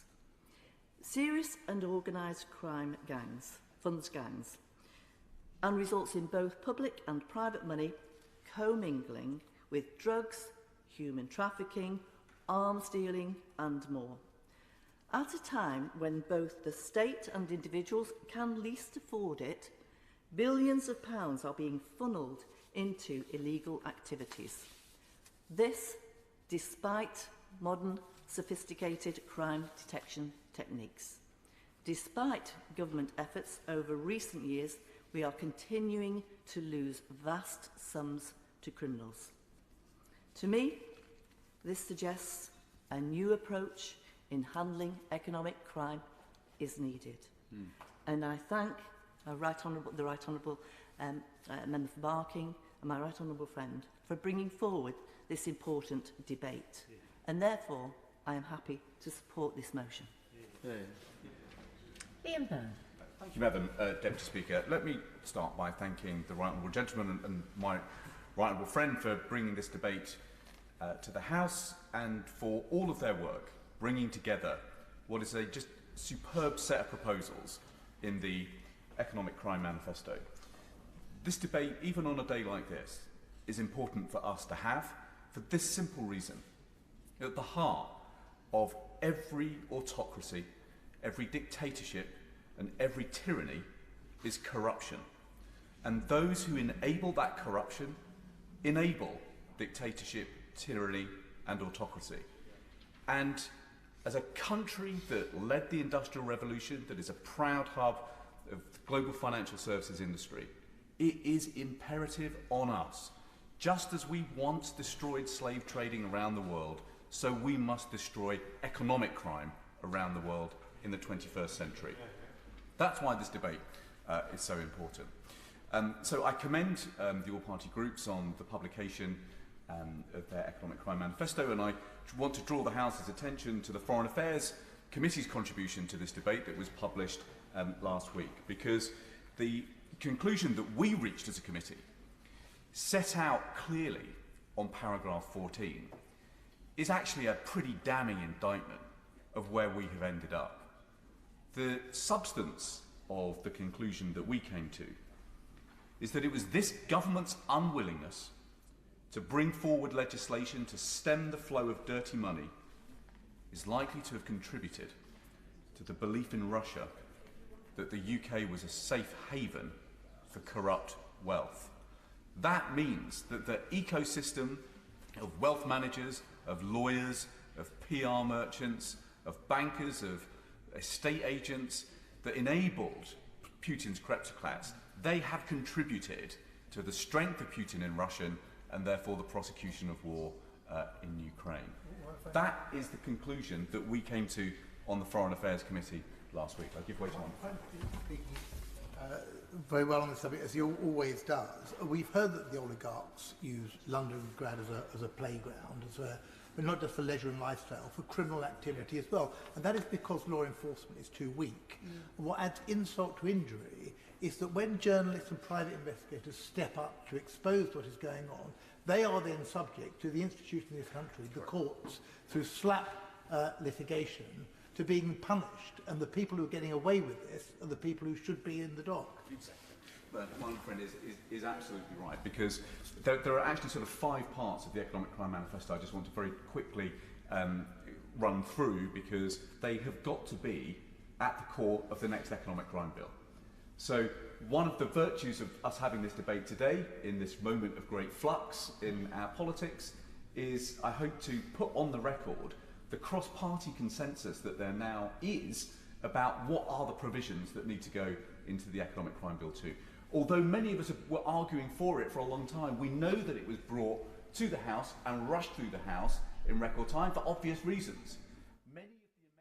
If you are just joining us, welcome into Live Now from Fox. We are listening in live, raw, and unfiltered into the UK Parliament as they talk about not only the latest out of Russia and Ukraine and that conflict as that has officially entered day 135, but also the latest news that is making headlines worldwide. UK Prime Minister Boris Johnson has officially announced his resignation. We have been covering this story all morning long here on Live Now from Fox. The Prime Minister, Boris Johnson, stepping up to a podium outside of 10 Downing Street just about an hour ago, claiming that it is, quote, clearly the will of his party for him to step down. It is a humiliating defeat for Johnson, who succeeded in leading Britain out of the European Union, was credited with rolling out one of the world's most successful mass vaccination campaigns, but also an end to a reign that was full of ethical question marks. The announcement came after the latest ethical scandal around Johnson's leadership, involving an appointment that he made just weeks ago, appointing Chris Pincher, a conservative lawmaker, to a senior position. Well, last week, Pincher resigned as deputy chief after complaints that he groped 2 men at a private club. That triggered a series of reports about past allegations against Pincher, and subsequently resulted in many asking what Boris Johnson knew about these allegations before he appointed Pincher to this senior role. 59 total resignations were handed down over the course of the last 72 hours as conservative lawmakers tried to get UK Prime Minister Boris Johnson to ultimately step down, and that is what happened today. Once again, it is 8:27 here on the East Coast. We're going to step away for a quick 2-minute commercial break. When we come back, it'll be the top, or the middle, I guess I should say, the 8:30 mark here on the East Coast. We'll recap you and get you up to speed on the latest details surrounding this breaking news story, and also replay for you the remarks made by UK Prime Minister Boris Johnson as his reign does officially come to an end. We'll see you in 2 minutes.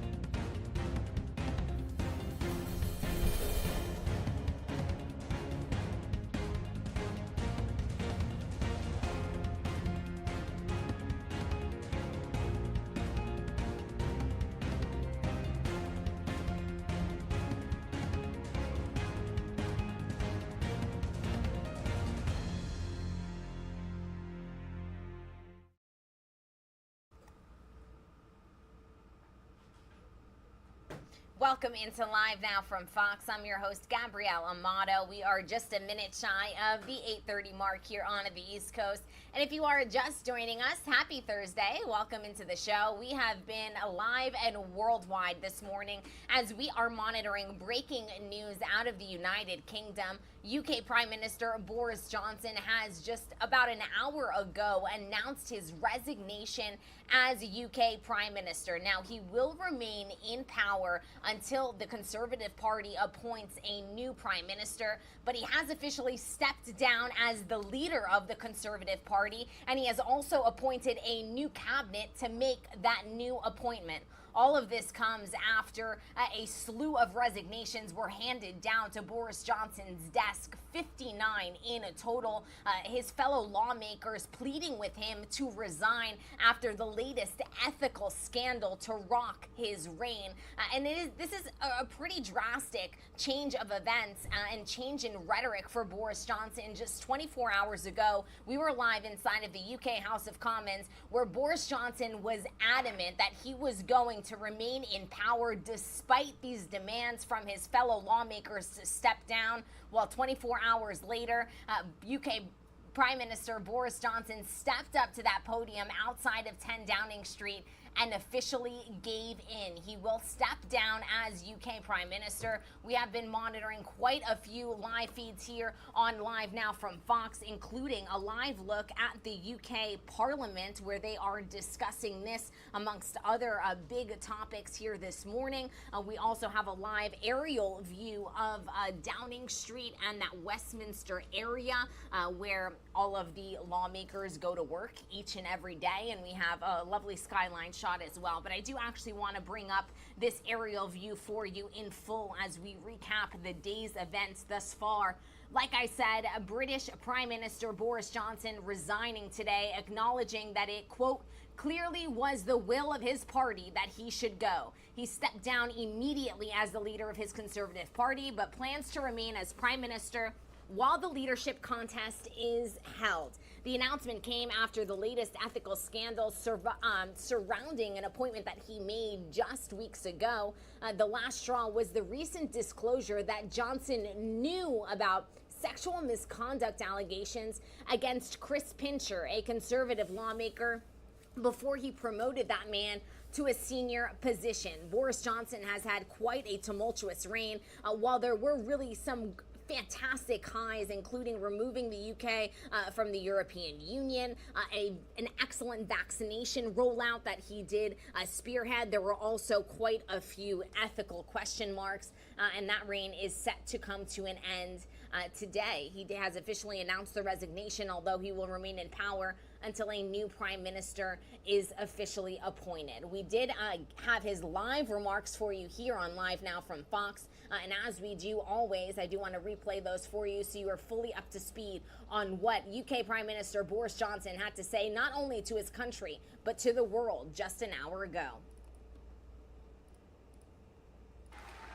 Thank you. It is clearly now the will of the Parliamentary Conservative Party that there should be a new leader of that party and therefore a new Prime Minister. And I've agreed with Sir Graham Brady, the chairman of our backbench MPs, that the process of choosing that new leader should begin now. And the timetable will be announced next week. And I've today appointed a cabinet to serve, as I will, until a new leader is in place. So I want to say to the millions of people who voted for us in 2019, many of them voting Conservative for the first time, thank you for that incredible mandate, the biggest Conservative majority since 1987, the biggest share of the vote since 1979. And the reason I have fought so hard in the last few days to continue to deliver that mandate in person was not just because I wanted to do so, but because I felt it was my job, my duty, my obligation to you to continue to do what we promised in 2019. And of course, I'm immensely proud of the achievements of this government, from getting Brexit done to settling our relations with the continent for over half a century, reclaiming the power for this country to make its own laws in Parliament, getting us all through the pandemic delivering the fastest vaccine rollout in Europe, the fastest exit from lockdown, and in the last few months, leading the West in standing up to Putin's aggression in Ukraine. And let me say now to the people of Ukraine that I know that we in the UK will continue to back your fight for freedom for as long as it takes. And at the same time, in this country, we've been pushing forward a vast programme of investment in infrastructure and skills and technology, the biggest in a century, because if I have one insight into human beings, it is that genius and talent and enthusiasm and imagination are evenly distributed throughout the population, but opportunity is not. And that's why we must keep levelling up, keep unleashing the potential of every part of the United Kingdom. And if we can do that in this country, we will be the most prosperous in Europe. And in the last few days, I've tried to persuade my colleagues that it would be eccentric to change governments when we're delivering so much, and when we have such a vast mandate, and when we're actually only a handful of points behind in the polls, even in mid-term after quite a few months of pretty relentless sledging, and when the economic scene is so difficult domestically and internationally. And I regret not to have been successful in those arguments, and of course it's painful not to be able to see through so many ideas and projects myself. But as we've seen at Westminster, the herd instinct is powerful. When the herd moves, it moves. And my friends, in politics, no one is remotely indispensable. And our brilliant and Darwinian system will produce another leader equally committed to taking this country forward through tough times, not just helping families to get through it, but changing and improving the way we do things, cutting burdens on businesses and families, and yes, cutting taxes, because that is the way to generate the growth and the income we need to pay for great public services. And to that new leader, I say, whoever he or she may be, I say I will give you as much support as I can. And to you, the British public, I know that there will be many people who are relieved, and perhaps quite a few who will also be disappointed. And I want you to know how sad I am to be giving up the best job in the world. But them's the breaks. I want to thank Carrie and our children and all the members of my family who have had to put up with so much for so long. I want to thank the peerless British civil service for all the help and support that you have given our police, our emergency services, and of course our fantastic NHS, who at critical moment helped to extend my own period in office, as well as our armed services and our agencies that are so admired around the world, and our indefatigable Conservative Party members and supporters, whose selfless campaigning makes our democracy possible. I want to thank the wonderful staff here at Chequers, here at Number 10, and of course at Chequers, and our fantastic prop force detectives, the one group, by the way, who never leak. Above all, I want to thank you, the British public, for the immense privilege that you have given me. And I want you to know that from now on until the new Prime Minister is in place, your interests will be served and the government of the country will be carried on. Being Prime Minister is an education in itself.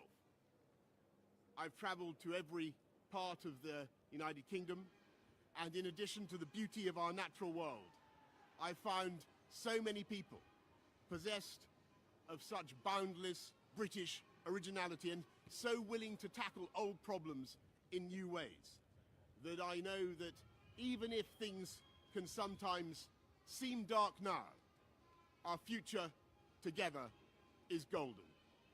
Thank you all very much. Thank you.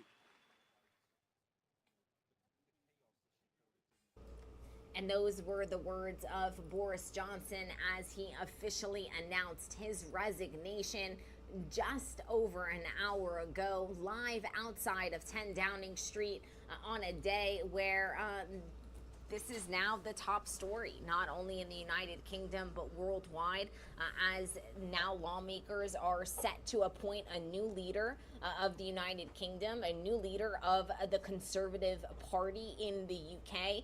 Boris Johnson there saying that he is going to remain Prime Minister until that new individual is appointed, although he has stepped down as the leader of the Conservative Party. And also has appointed a new cabinet to make that official appointment. It is 8:40 here on the East Coast, and it has been a very busy morning here on Live Now from Fox. We're going to step away for a quick 2-minute commercial break, and when we come back, we'll get you up to speed on some other top stories that we have been monitoring stateside right after this quick 2-minute commercial break.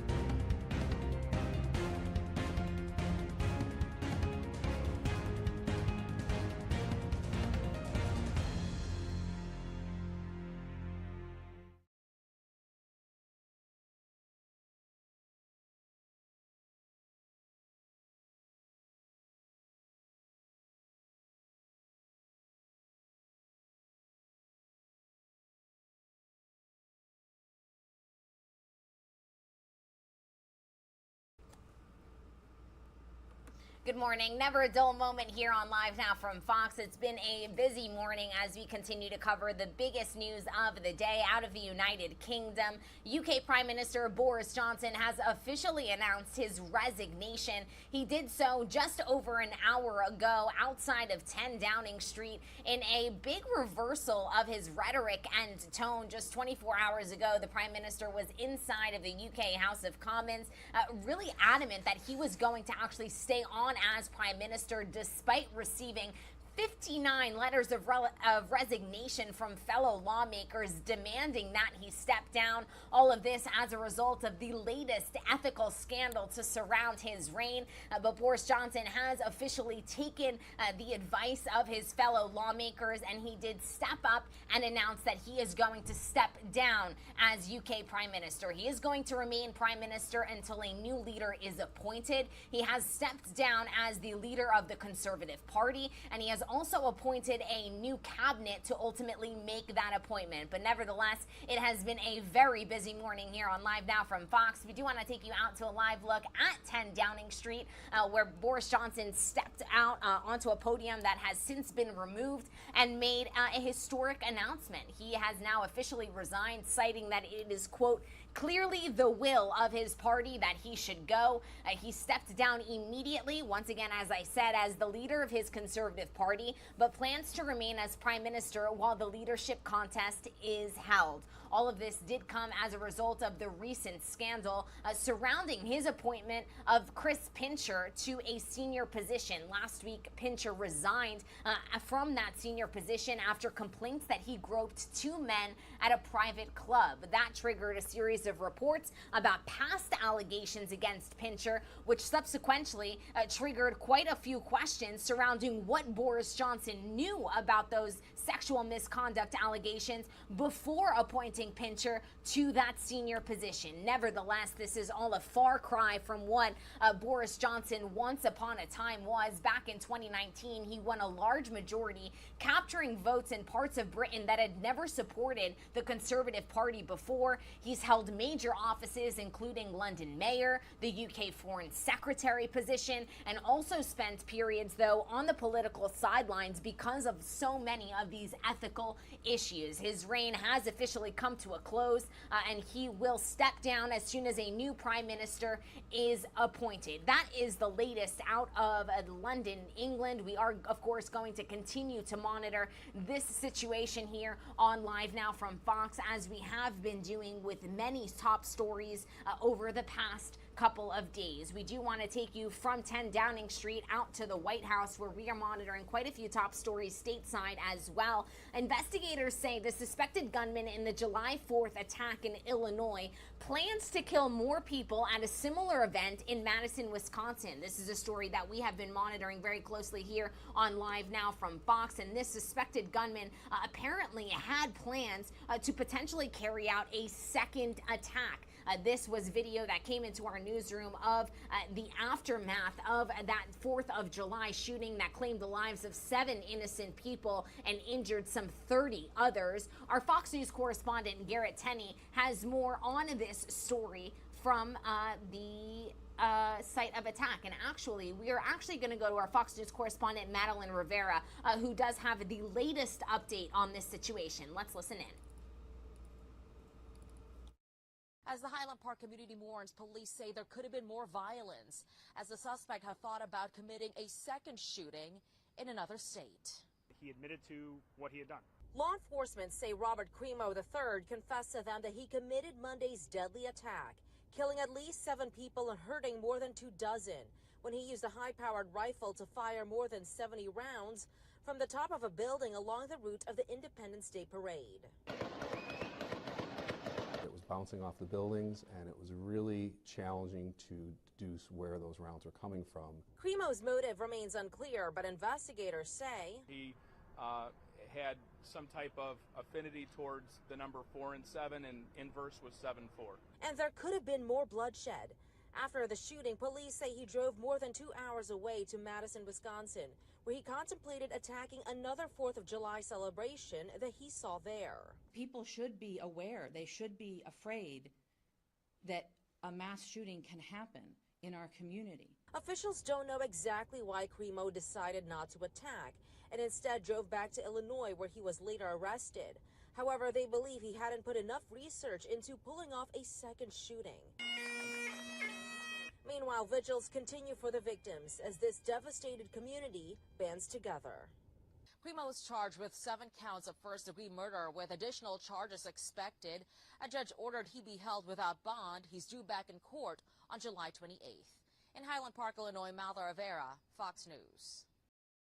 And thank you to Madeline for that update. Flags are flying at half-mast today as we continue to honor the victims. Our Fox 32 team has an excellent piece on some more information on those 7 innocent lives that were claimed. Heartbreak and sadness, but family members are sharing their pictures and remembering the happier times. 35-year-old Arena and 37-year-old Kevin McCarthy pictured with joyful smiles, a memory their families will cherish after both were killed at the parade. But someone grabbed their young son, rushing the boy to safety. Authorities had to post his picture to find family members. Nicholas Toledo Zaragoza came in from Mexico to visit his family in Highland Park. The 78-year-old was a father of 8 and a beloved grandfather, struck by 3 bullets as he watched the parade. Jackie Sondheim was 63, and as an events coordinator at North Shore Congregation Israel, members say she guided others through life's moments of joy and sorrow. She was also a teacher. 88-year-old Stephen Strauss of Highland Park still took the train to Chicago 5 days a week to work as a stockbroker and leaves behind a wife, 2 sons, and grandchildren. And Katie Goldstein, the woman with a great big smile, was 64 years old and also lived in Highland Park. She was married with 2 children. Now back to that little boy. That child is with his grandparents now, and we're still awaiting the identity of a 7th victim who died at a hospital in Cook County. Roseanne Tejas, Fox 32 Chicago. And thank you to our Fox 32 team for that. Here is a memorial that continues to grow, honoring some of those victims. In Madeline Rivera's piece a little bit earlier on, you did hear some excerpts from the latest police update that was handed down after the suspect was not only charged but held without bond. We do want to play back for you that full press conference so that you are up to date on all of the details surrounding this ongoing investigation. Let's listen back in. This morning, a few moments ago, the judge ruled that Robert Crimo III would be held without bond and that there was probable cause to hold him at this time for 7 counts of first-degree murder. We have filed those counts alleging the intentional killing of 7 individuals. Based on the information that the investigation has produced so far, the judge found that the evidence was at such a level that he could be held without bond, also because the fact that it is a mandatory life sentence. Additional details were developed during that bond hearing. I know there was a pool reporter there for that. I can certainly answer some additional questions about that. I want to continue to emphasize that this is an ongoing and active investigation with all of our law enforcement partners. If anyone has any surveillance footage whatsoever of the July 4th Highland Park parade, we would urge them to contact the Highland Park Police Department. Deputy Chief Covelli probably has the best phone number for that.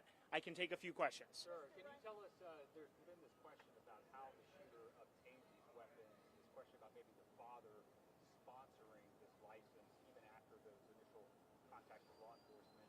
Are you looking at any potential criminal charges with other family members, the parents perhaps? I don't want to comment on that. I don't want to answer that question right now in terms of what our work continues to be to look at all of the information and evidence in this case. Is there precedent to charge a family member who has signed off on a FOID application for someone who's under 21? Is there precedent for that? That is not something that I have done in my administration. It is something we can get back to you on that question in terms of whether that's been done in the past. I know there's another state in Michigan, totally different set of facts. We can get back to you on that, but that's not something that I have personally done while I've been state attorney.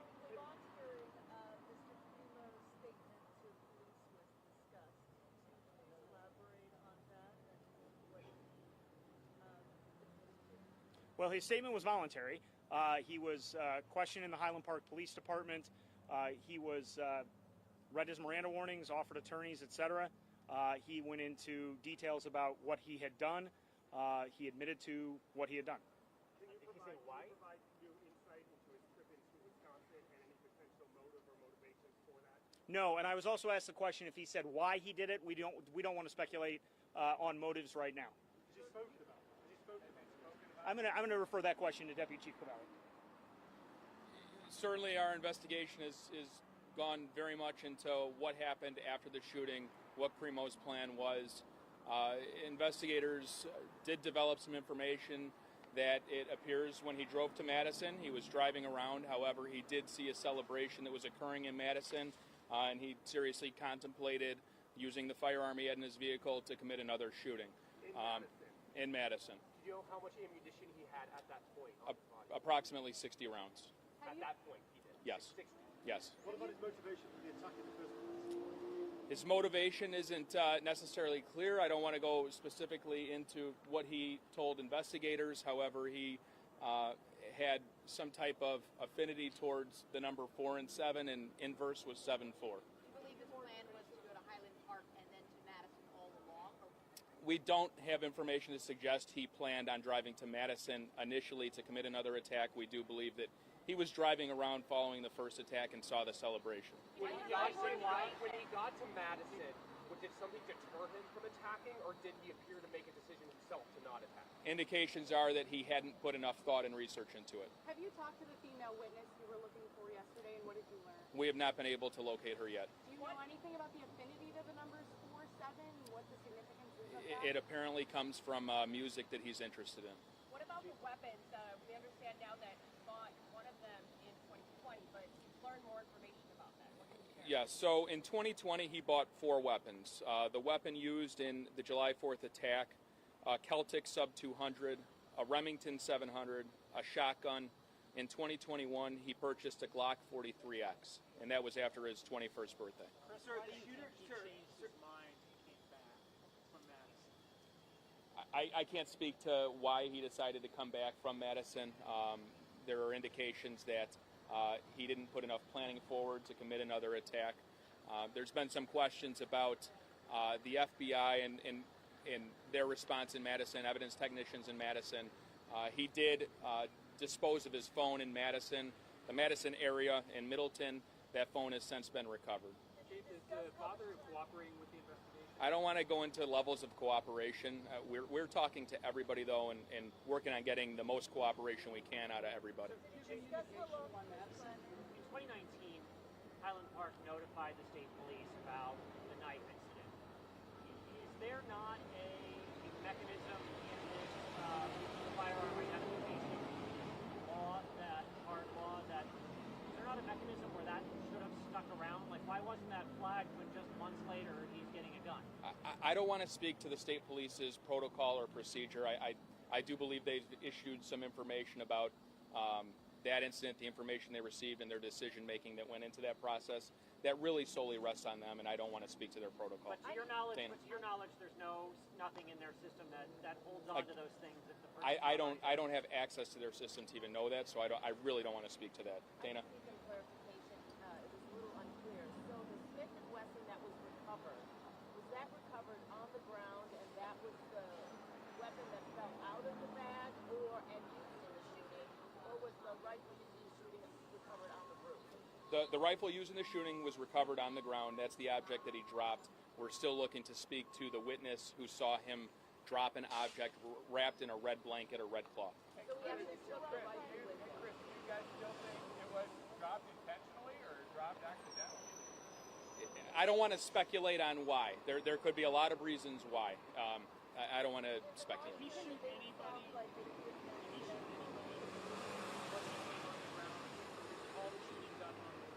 All of the shooting was done on the roof. Can you clarify what weapon he had in Madison, Wisconsin when he decided not to do it? The Celtic Sub 200 is what he had in Madison. Can you provide information about what services will be available at 12 p.m. at the Hyde Park High School? Absolutely. The FBI Victim Service Response Team, they're opening their Family Assistance Center today at noon. That will be open at the Highland Park High School. It's going to be open from noon to 9 p.m. It's for anybody impacted physically, emotionally by the events that happen in Highland Park. Tomorrow and Friday, it'll be open from 9 a.m. to 9 p.m. and thereafter as needed. Additionally, personal effects that were on the parade route are being evaluated by the FBI Evidence Response Team. That's going to take a bit of time. The personal effects that were on Central between 2nd and Green Bay, those should be available this afternoon for those that want to collect their property that was left in those areas. The Highland Park High School.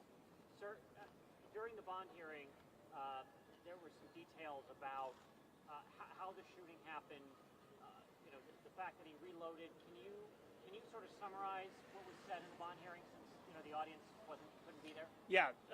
So Chief Ben Dillon handled the Dillon DILLON handled the details of the bond information that was given to the judge. He indicated that from the roof of the store, the defendant emptied one clip of, I believe, 30 rounds and reloaded a second clip. I believe emptied that clip, I'm not positive, and actually reloaded a third time.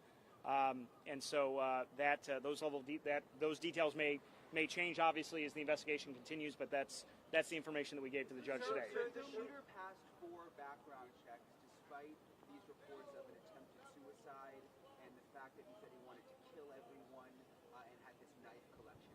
How is that possible in a state with some of the strictest gun laws, and how frustrating is that for you? So a couple things. I made these comments yesterday that I think we need to increase our awareness about the red flag law. We can certainly get you the details of that red flag law. We have a little bit of information about that today. When I have said the words red flag law, that's a specific firearm restraining order. We have to get into a little detail here. There's a firearm restraining order. There is also a process to check individuals before they get their FOIDs. So there are two processes happening. So the Illinois State Police manage the FOID process. That's the fire owner ID card under Illinois. The Illinois State Police manage that process. Deputy Chief Covelli and I share the same response on that, which is that you have to get into the details of exactly when the information is given to the state police, what is the level of detail that's given to the state police, and then how they deal with that information for the FOID application process. There was never a firearm restraining order. That's what I have used the term red flag. That type of order has never been, Mr. Cremo has never been involved in that type of order. That is an order where primarily family members and other individuals can go to a court and ask that somebody have their firearms taken and not be allowed to purchase firearms. To be very clear, that did not happen in Mr. Cremo's case. A lot of the questions have been about the Illinois State Police internal process. But the police that made that request, though, if the family didn't, since the police went out to the home, could they have? It's on a case-by-case basis, and it would depend on the individual information that they had at that time. And to be clear, there were no firearms when they went to the home in 2019. So we'd have to look at some very specifics of.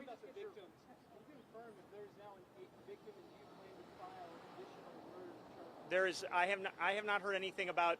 I've not heard anything about an 8th victim. There was another victim that was identified. Is that the 7th victim? Yes, yeah. That is the 7th victim. That is the 7th victim. It's a total of 7 victims that have passed. Mr. Reinhardt, did he make any phone calls on the road going to and from Madison? I can't get into those specifics at this point. As a public safety professional, just your reflection. This is obviously the same type of weapon system that we've seen used in so many attacks across the country. As someone here who's responsible for public safety, just your reflection on that same type of weapon being used in attacks in your community. Yeah, I was asked about my reflections upon the use of this type of weapon in an attack in my community, what happens to be my hometown. As I said yesterday, the state of Illinois and the United States should ban these types of assault weapons. We had this ban from 1994 to 2004 with bipartisan support. Bipartisan support. There was a ban of these types of weapons between 1994 and 2004. Everything shows that these types of horrifying, devastating incidents went down during that time. My position as a public safety professional, as one of the many individuals responsible for the safety of the people in Lake County, we should have a statewide and national ban on assault weapons. The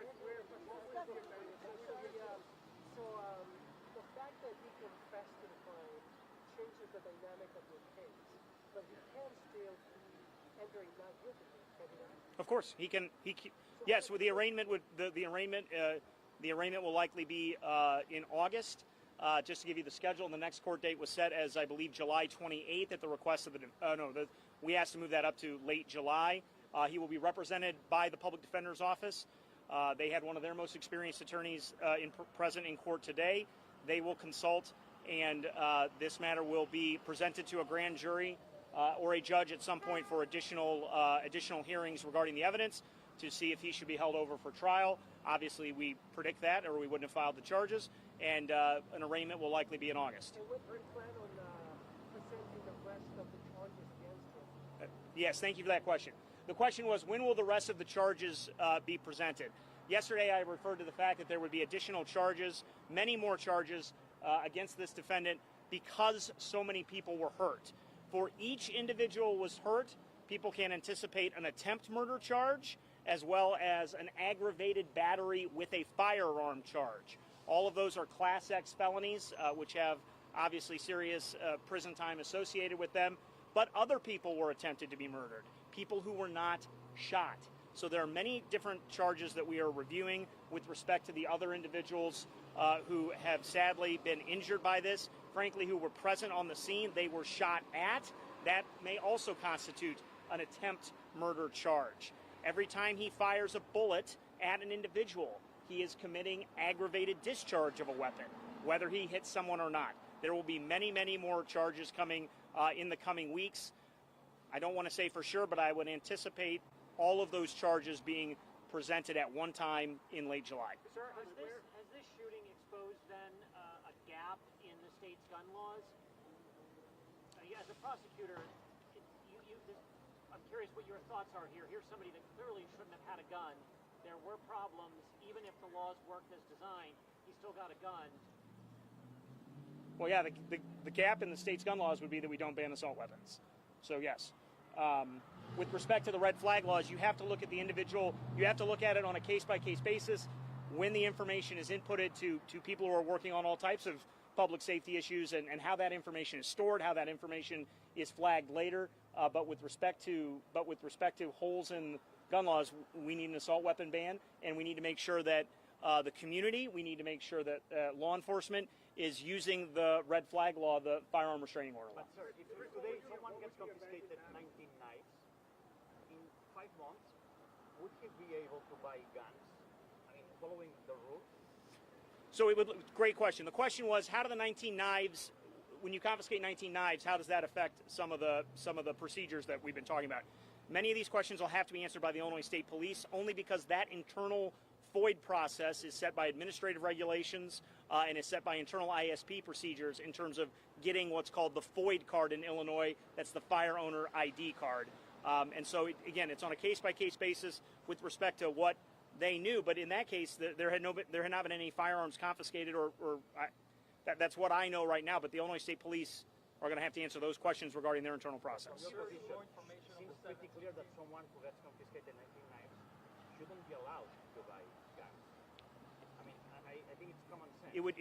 Yes, it would depend on the details of what was being said about knives, whether anything was being said about firearms. I have not seen that individual police report yet from 2019. Couple more. The director of the FBI just spoke moments ago about this. FBI Director Christopher Wray. He said that federal charges could come in this case. That obviously his agents are working with your team. Obviously you're the lead, but can you talk about your discussions with federal officials as well about possible federal charges? Yes, thank you very much. The question was to go through some of the discussions with federal officials. U.S. Attorney John Lausch and I, L-A-U-S-C-H, John Lausch, he and I are talking every few hours. He and I were both present at the command post and at the Highland Park Police Department throughout July 4th and July 5th. U.S. Attorney Lausch and I were also present yesterday at a press conference, and we're talking every few hours, as I said. We are constantly evaluating the information. Much of the information is digital. Much of it has to be evaluated, with a lot of detail, right? With a lot of precision. The FBI is analyzing that information, and I would refer you either to Director Wray or U.S. Attorney Lausch with respect to the timing of any federal charges. We are working with them constantly. Our cybercrime lab is in constant contact with FBI agents, and we are all working together. It's obviously all hands on deck as we continue to evaluate this active investigation.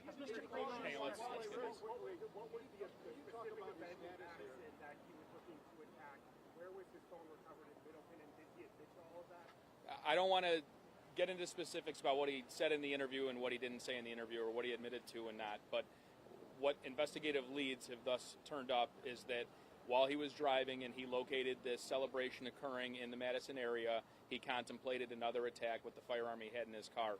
His cell phone was dumped in the 6500 block of University Avenue in Middleton. That was recovered yesterday by the FBI, and it's being processed right now. Talk a little bit about your status here at the detention centers. You've been separated from the prison population. So what happens now that the bond hearing occurred, the judge held him without bail.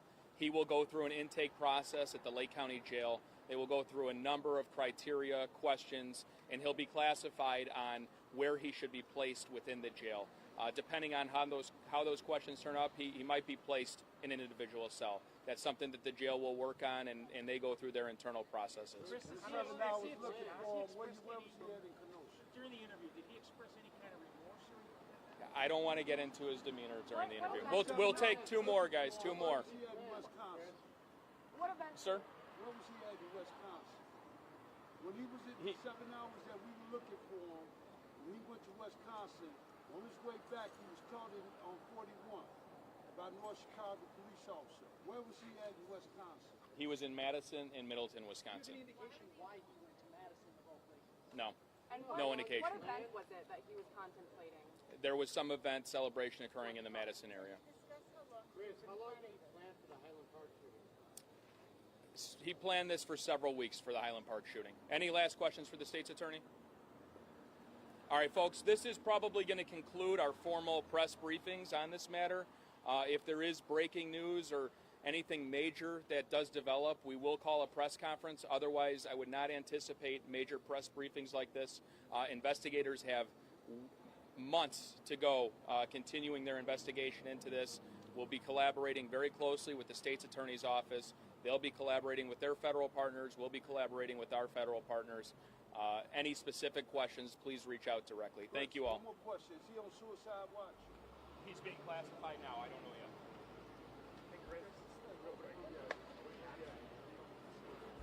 All right, everybody, if you are just joining us here on Live Now from Fox, that was the latest update from police about the suspect in the Highland Park shooting. We do want to switch gears and bring you some other news that we have coming out of the United States. We do want to take you out to the White House, but we also want to take you live out to New York City, where we currently do have New York City Mayor Eric Adams speaking right now, holding a press conference about how the city is bouncing back from the COVID-19 pandemic. So again, this is New York City Mayor Eric Adams holding a press conference this morning about recovering from the COVID-19 pandemic. Let's listen in. Do everything possible to make up for lost time. They've forgotten how to communicate and engage in a very real way. And summer youth employment is going to allow us to move this into another level. And what our young people need now is a future that they can see, future that they can believe in, and not the pessimism that COVID-19 brought to our city and our country. And it's a future which they belong and where they can make a difference in a real way. This year's New York City Summer Youth Employment Program is providing New York City's youth an opportunity to learn and make a difference in the world in a historical way. As Deputy Mayor Wright acknowledged, over 100,000 summer youth employment jobs, something that many of the advocates have been pushing for so many years, and we got it done. We accomplished that. From July 5th to the 19th, they are interning at places like this amazing hospital, NYPD, the highest number of summer youth employment in the NYPD since the history of this program. You're talking about building relationship between public safeties and young people. This is what we're doing. They're going to be at the parks and other areas as well. In the private sector, they're learning from places like Google and other technology companies on how to be prepared for the business of the future. But the best part about it, I'm sure many of our summer youth were saying, they're getting paid. They're going to make some money, some moolah, some cash, some dineros, whatever language you say it, they're happy to get it. And as we know from past experiences, we're going to, those who go into careers with summer youth employment, they continue to move in those careers. Of my understanding, we have a young lady who is went through this hospital and now thinking about going to medical school, being exposed. Feels like healthcare and nursing, which have been so important, especially during COVID as we deal with the nursing shortage that we are experiencing. And I want to really give a real shout out to the New York State Nurses Association and 1199. They're providing such a service for these young people and a service for our city every day. They're partners in ensuring our healthcare move in the right direction. The experiences of SYEP is only one half of the equation. Where, yes, we're providing paid jobs for young people for careers and moving to an upstream solution, but we're doing something else. We secured $216 million in baseline funding. So this means every year these children are not going to have to wonder that they are going to be employed during the summer months, but it's going to be a continuation of this funding throughout the years. But we're doing something else in this initiative. We're going after those children that are in higher needs, children who had careers, who are having careers or lives like I had as a child. We set aside 13,000 slots for youth living in NYCHA, highest level in history.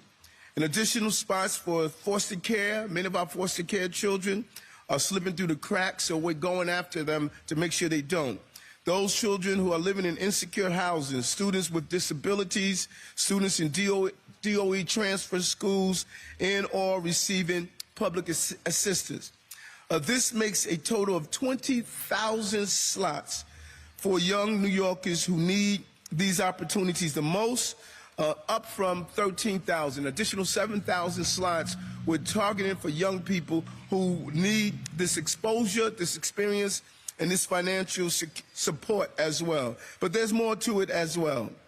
Not only are we going to pay our children, our young people, the $15 an hour, but we also, which I really want to thank Deputy Mayor Wright for doing, we are going to make sure that our children learn about financial literacy, how to build credit, how to budget, what's a W-2 form, how to interact in the office space. We're going to teach them mindfulness.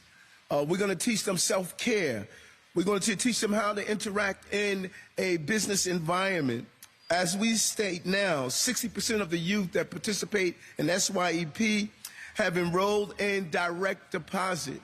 I didn't enroll in direct deposit until I was adult, long into receiving my paychecks. They're learning early. And then we're going to take them outside of their living environment. We're going to take them to Wall Street, take them to the UN, take them to City Hall to see how we get stuff done. We're going to expose them to this entire city instead of allowing them to believe that their block is the globe. No, the globe goes beyond what their neighborhood shows them every day.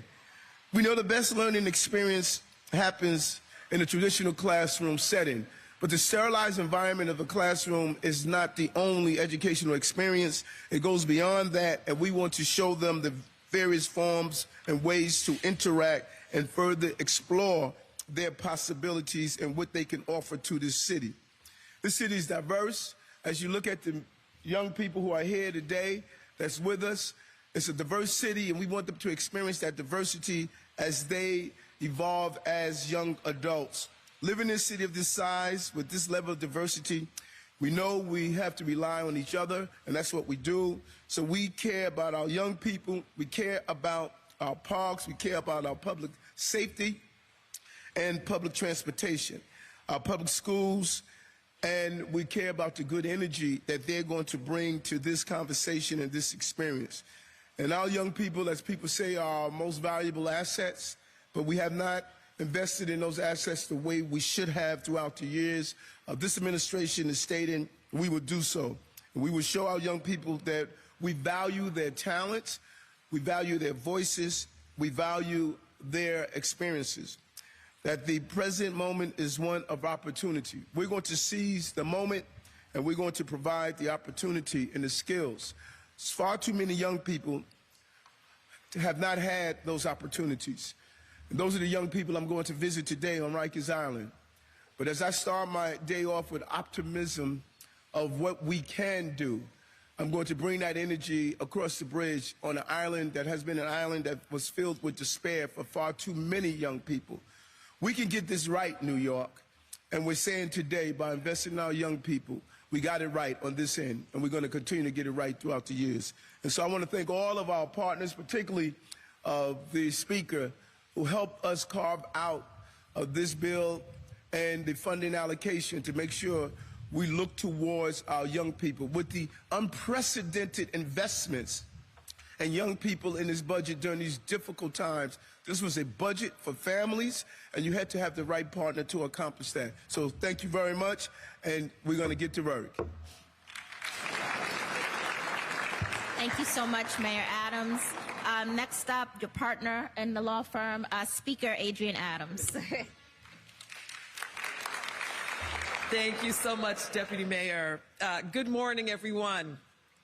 Good morning to my partner, Mayor Eric Adams, of course, our wonderful Deputy Mayor, Sheena Wright, Commissioner Howard for bringing us together today to celebrate historic investments in New York City's youth. I want to thank Maimonides President and CEO Kenneth Gibbs and your entire team for hosting us this morning. Well, summer is here. And for our city's young people, this is a time of fun, relaxation, traveling for some, and hopefully continued learning for all. Summer is also an opportunity to gain work experience, new skills, and financial earning through a summer job that promotes career building. In the 6 decades that the Summer Youth Employment Program has been around, the City of New York has never, ever funded 100,000 slots until now.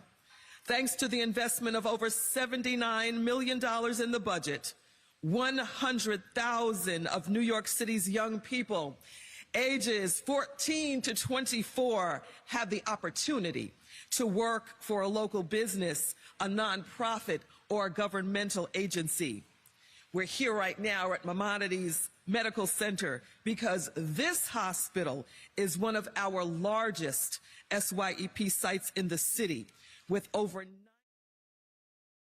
learning, contributing, and picking up new skills this summer. We congratulate all of you. For many of our young people, this will be their first job, which is a valuable and meaningful experience that can shape their future careers. Maimonides is a model for how our city's institutions can and should play a role in developing, preparing, and mentoring our city's youth. I thank all of our SYEP providers and work sites for their participation. New York City's business and civic institutions are vital to helping foster the development of careers. We need the involvement of even more diverse employers from all sectors if we want to enhance the scale and impact of this program for our young people. The benefits of summer jobs are numerous, which is why back in February, long before budget negotiations began in earnest, Mayor Adams and I announced the expansion of SYEP to its highest level in history. We know this is one of the smartest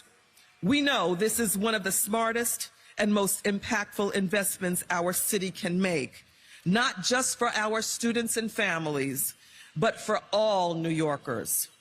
Expanding SYEP for our young people contributes to public safety because the safest communities are the ones with an abundance of resources, investments, and opportunities.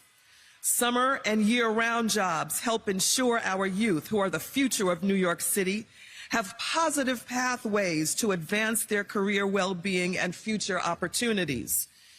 This investment in our youth is especially timely. The violence experienced in our city and neighborhoods across the country call for proactive measures to support our communities. Our commitment to expand SYEP as well as to increase year-round jobs for our youth is how we advance public safety in New York. I'm proud that we're taking steps to support and uplift our young people through programs like SYEP. This should continue to be our priority. By providing these historic investments for our city's youth, this budget is delivering what our communities have asked for. The council is focused on expanding and promoting solutions to our city's many challenges, and we will partner to support all New Yorkers.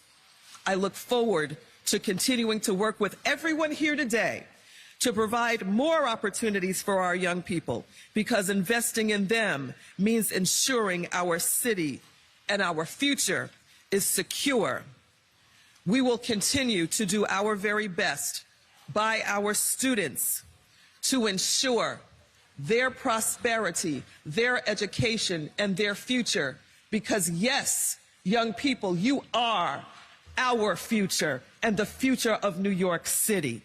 So thank you again, Mayor Adams. Thank you, Deputy Mayor Wright. Thank you for your entire administration. Thank you to my colleagues in government, Maimonides Medical Center, SYEP employers all across our great city who support the career development of our young people, and especially the 100,000 SYEP participants who we do this work for. We want your summer to be engaging, fruitful, and productive. Thank you very much. Thank you so much, Speaker Adams. And while I appreciate the appreciation from the mayor and others, the DYCD team is amazing. We went from 75,000 to 100,000. The administrative, the work, the innovation, the community-based organizations, did an incredible job. And I'm so proud and pleased that they have an incredible new leader, Commissioner Keith Howard. I'd like to bring you to the podium.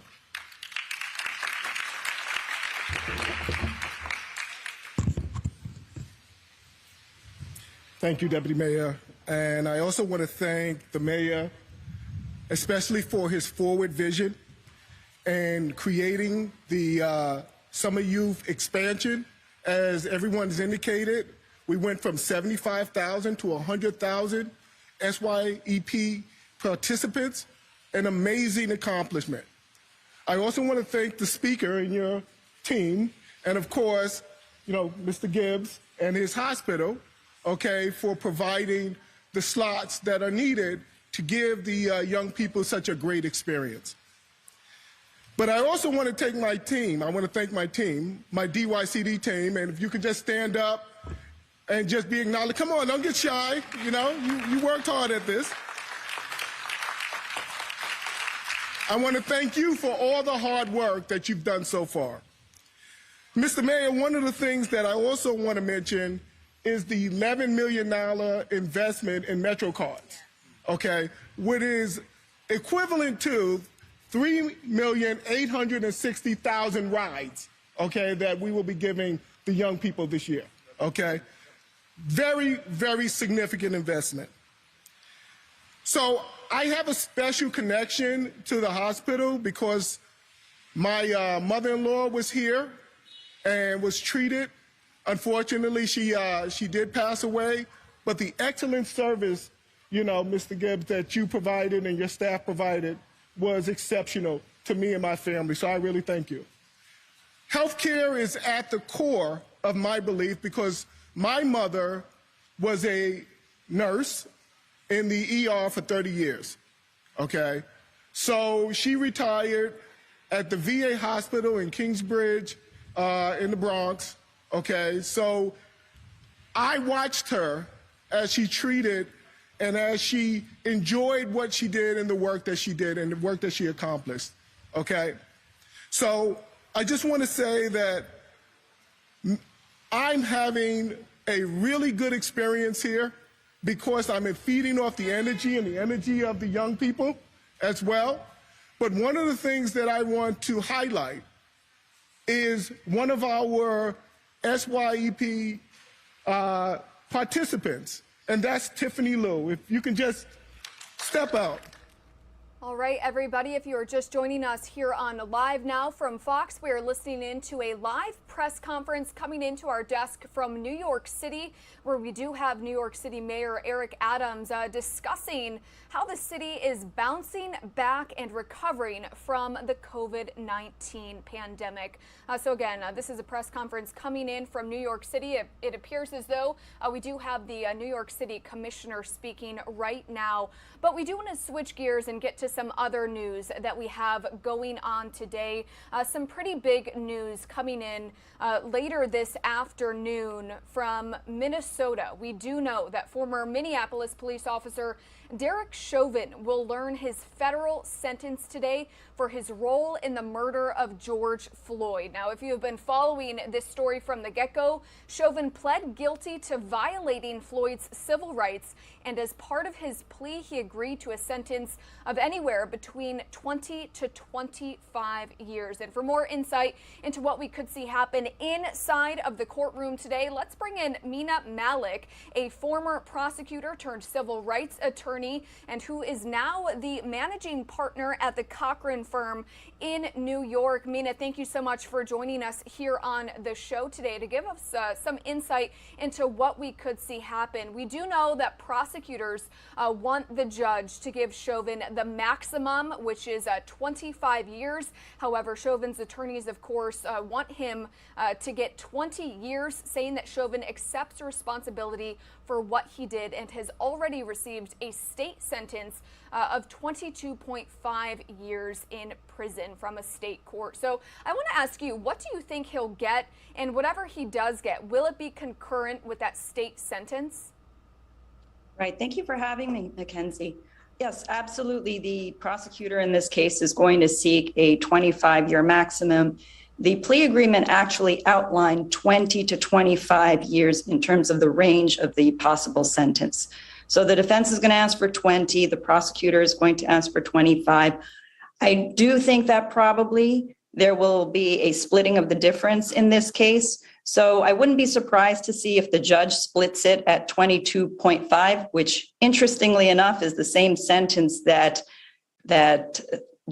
Derek Chauvin got at the state level. So in terms of doing 22.5 years, what's interesting to note is at the federal level, he's actually going to be spending more time in prison than he would at the state level. It's not by much, but the minimum he would serve on a 20-year sentence would be 17 years, and the maximum would be 21 years and 3 months if the judge were to do the maximum of 25 years.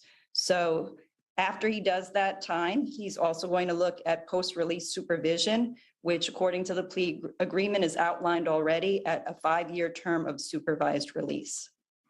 And that was actually going to be my next question. What about the possibility of parole? I know that you kind of briefly went over maybe the release and state supervision, but can you kind of break that down for us, just the possibility of it all?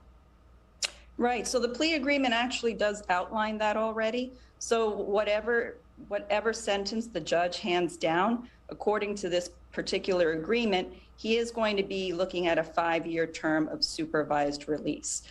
He's also going to be looking at a concurrent sentence to the state sentence of 22.5 years. And what's interesting to note there is the defense did file an appeal in the state case. So we'll see what happens in terms of the appeal in the state case. They filed an appeal on a number of issues, on prosecutorial misconduct, using a different venue, jury issues. So there are about 12 issues that they outlined in their 82-page brief, and it'll be interesting to see what happens at the state level. And Mina, we do know that for his own protection, Chauvin, of course, a former Minneapolis police officer, is currently being held in isolation in a 10 by 10 foot room at the state's maximum security prison that he is apparently only allowed to leave for an average of 1 hour per day for exercise. So again, we do know that he was sentenced on the state level. Today, he will be sentenced on the federal level. So will we see him serve out his sentence in federal prison? And will that be a benefit to him? If he serves out his sentence in federal prison, it will be beneficial to him. I think that federal prison is much safer than the state and local prisons and jails, respectively. Basically, if you go to federal prison, I know that sometimes they've been dubbed as club feds, right, in the past, but he will be in a safer environment. The Federal Bureau of Prisons will have more oversight over him going forward.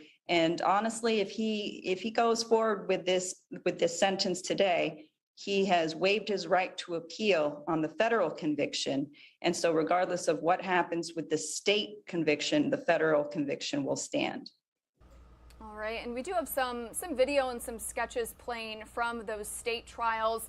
We do know that the other 3 former Minneapolis police officers who were there that day, who were involved and who were also convicted of federal civil rights charges in George Floyd's killing, they still have to be sentenced. So I wanted to ask you, Chauvin will be the first of the group to be sentenced today. What sort of precedent do you think that this will set, not only for those 3 officers who have yet to be sentenced, but for similar cases in the future?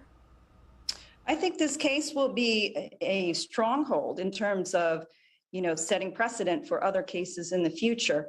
In terms of the 3 officers who haven't been sentenced yet, obviously a judge is going to take into account what they did in this particular instance. Their failure to assist George Floyd and to stop what was going on is going to come into play. But in terms of future cases, this should set a strong precedent for future sentencing. And it will always remain on what happens in certain facts and circumstances of the case. A judge is always going to take that into consideration. And we do know that George Floyd's family, of course, will be there today, expected to sort of read some statements in front of the judge today. Chauvin briefly addressed Floyd's family at a state sentencing last year, offering some condolences. Do you think that he'll do that again today in federal court? Mackenzie, he might offer more condolences to the family. He already has done that at the state level. But regardless of him offering more condolences to the family, he pleaded guilty in December to violating George Floyd's rights and admitting for the first time that he kept his knee on George Floyd's neck, resulting in his death. So regardless of whether he offers more condolences to the family today, he has already admitted that he willfully deprived George Floyd of his right to be free from unreasonable seizure, including unreasonable force by a police officer back in May of 2020. And hopefully that will give the family some closure given the fact that he's already admitted to this crime, which he didn't before.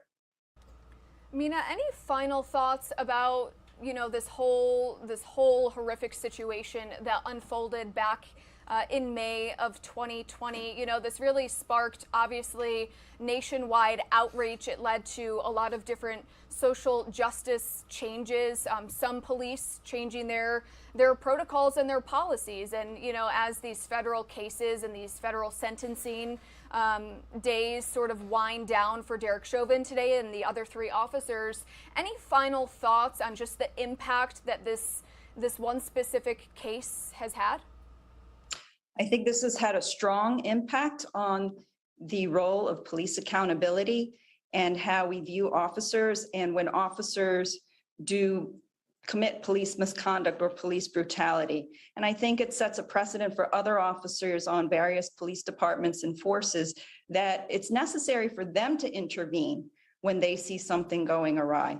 And if officers do that, if officers intervene into wrongdoing when they see another officer doing something bad to a civilian, then I think we'll be able to have more police accountability, and we'll be able to have better police forces and more confidence by the public in our police departments.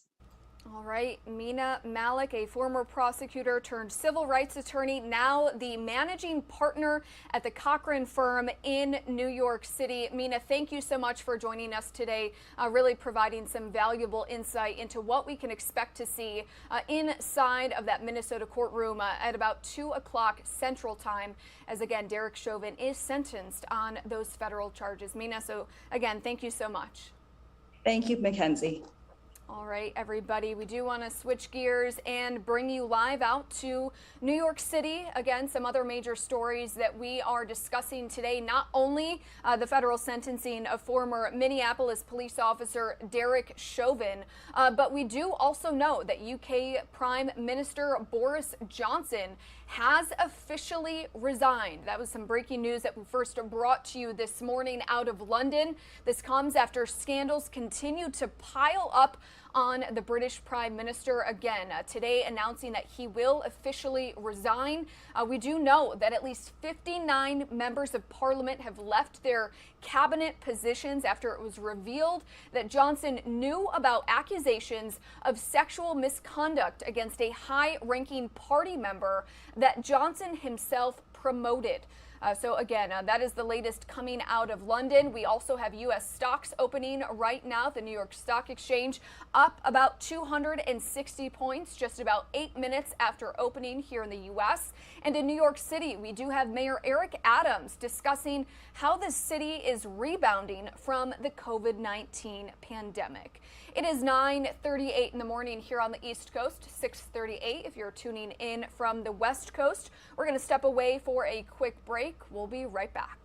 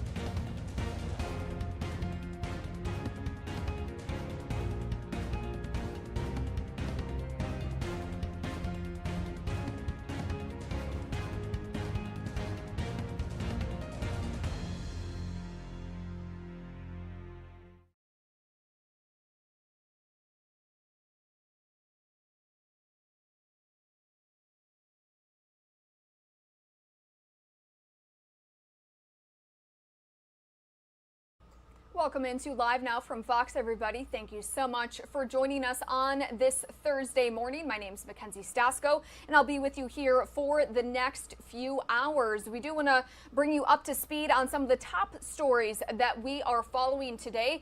New York City Mayor Eric Adams right now currently holding a press conference discussing how the city is rebounding from the COVID-19 pandemic.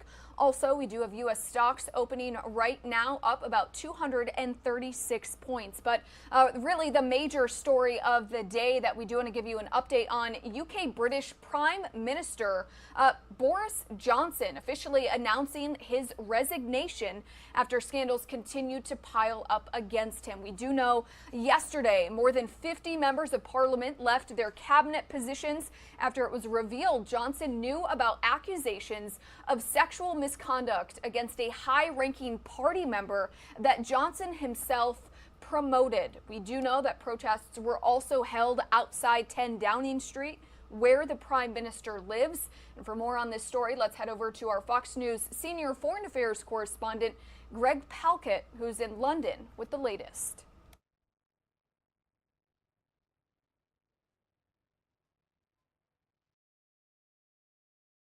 A British political bombshell just in the last couple of hours here in London. UK Prime Minister Boris Johnson, the Conservative Party will be stepping down from that job. He'll be making that announcement in the coming hours. This follows about 36 hours of real controversy here, with key members of his cabinet as well as second-rank officials quitting on the basis of the lack of integrity, lack of transparency coming from the Prime Minister. This triggered most recently by problems with a political appointee and allegations of sexual misconduct, but he has been dogged really for months about problems about his basic truthfulness, especially connected with his conduct or lack of it during the COVID-19 lockdown. He apologized for it, but there were real problems with the public.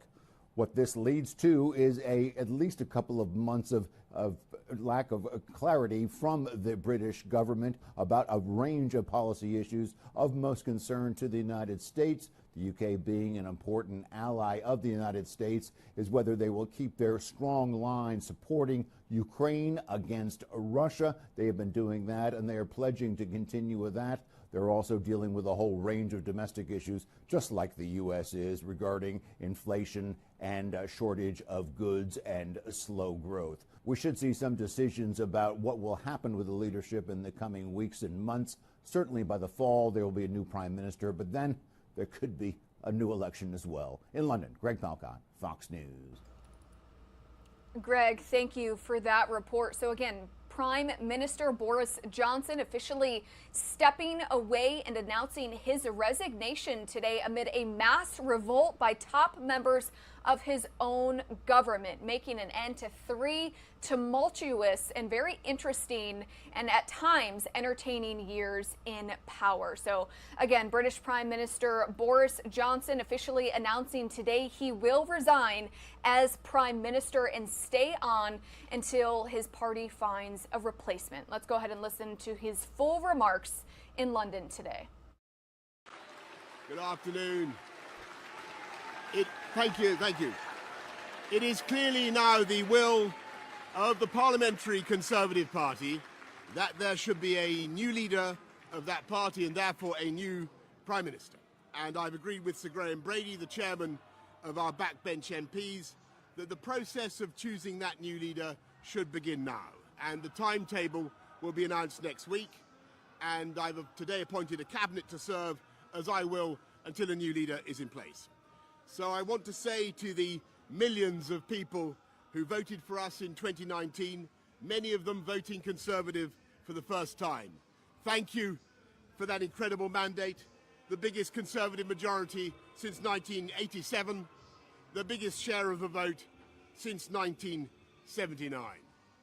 And the reason I have fought so hard in the last few days to continue to deliver that mandate in person was not just because I wanted to do so, but because I felt it was my job, my duty, my obligation to you to continue to do what we promised in 2019.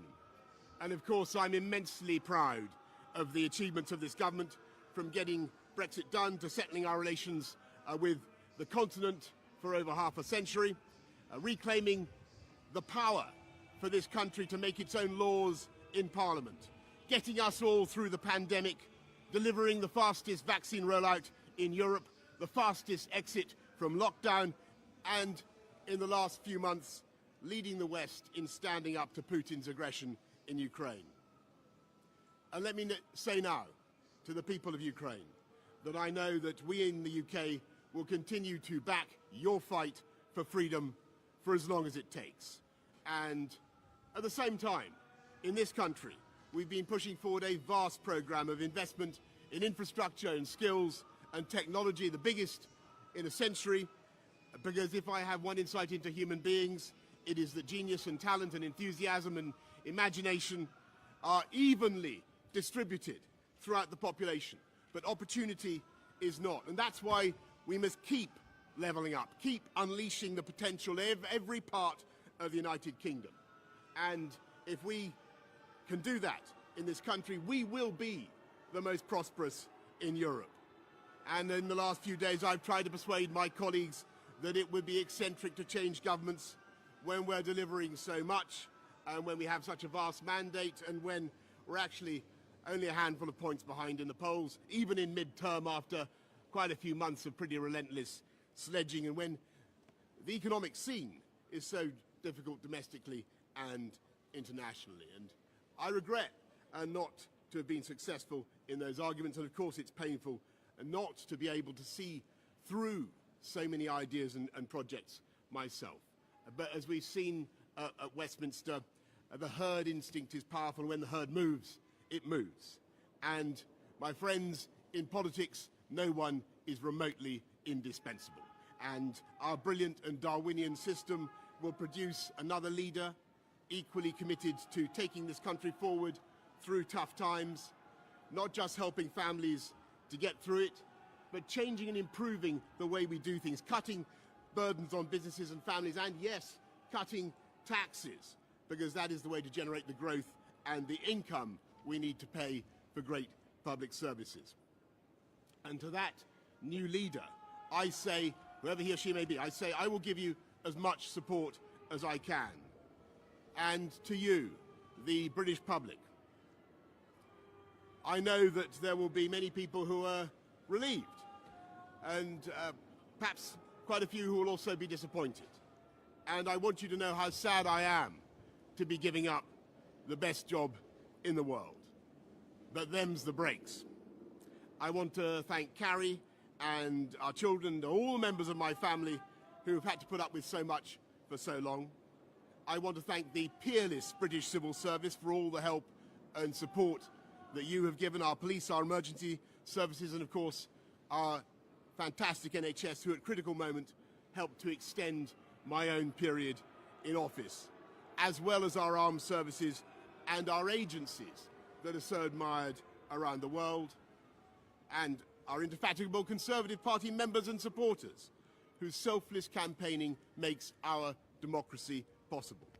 I want to thank the wonderful staff here at Chequers, here at Number 10, and of course at Chequers, and our fantastic prop force detectives, the one group, by the way, who never leak. Above all, I want to thank you, the British public, for the immense privilege that you have given me. And I want you to know that from now on until the new Prime Minister is in place, your interests will be served and the government of the country will be carried on. Being Prime Minister is an education in itself. I've travelled to every part of the United Kingdom, and in addition to the beauty of our natural world, I found so many people possessed of such boundless British originality and so willing to tackle old problems in new ways that I know that even if things can sometimes seem dark now, our future together is golden. Thank you all very much. Thank you.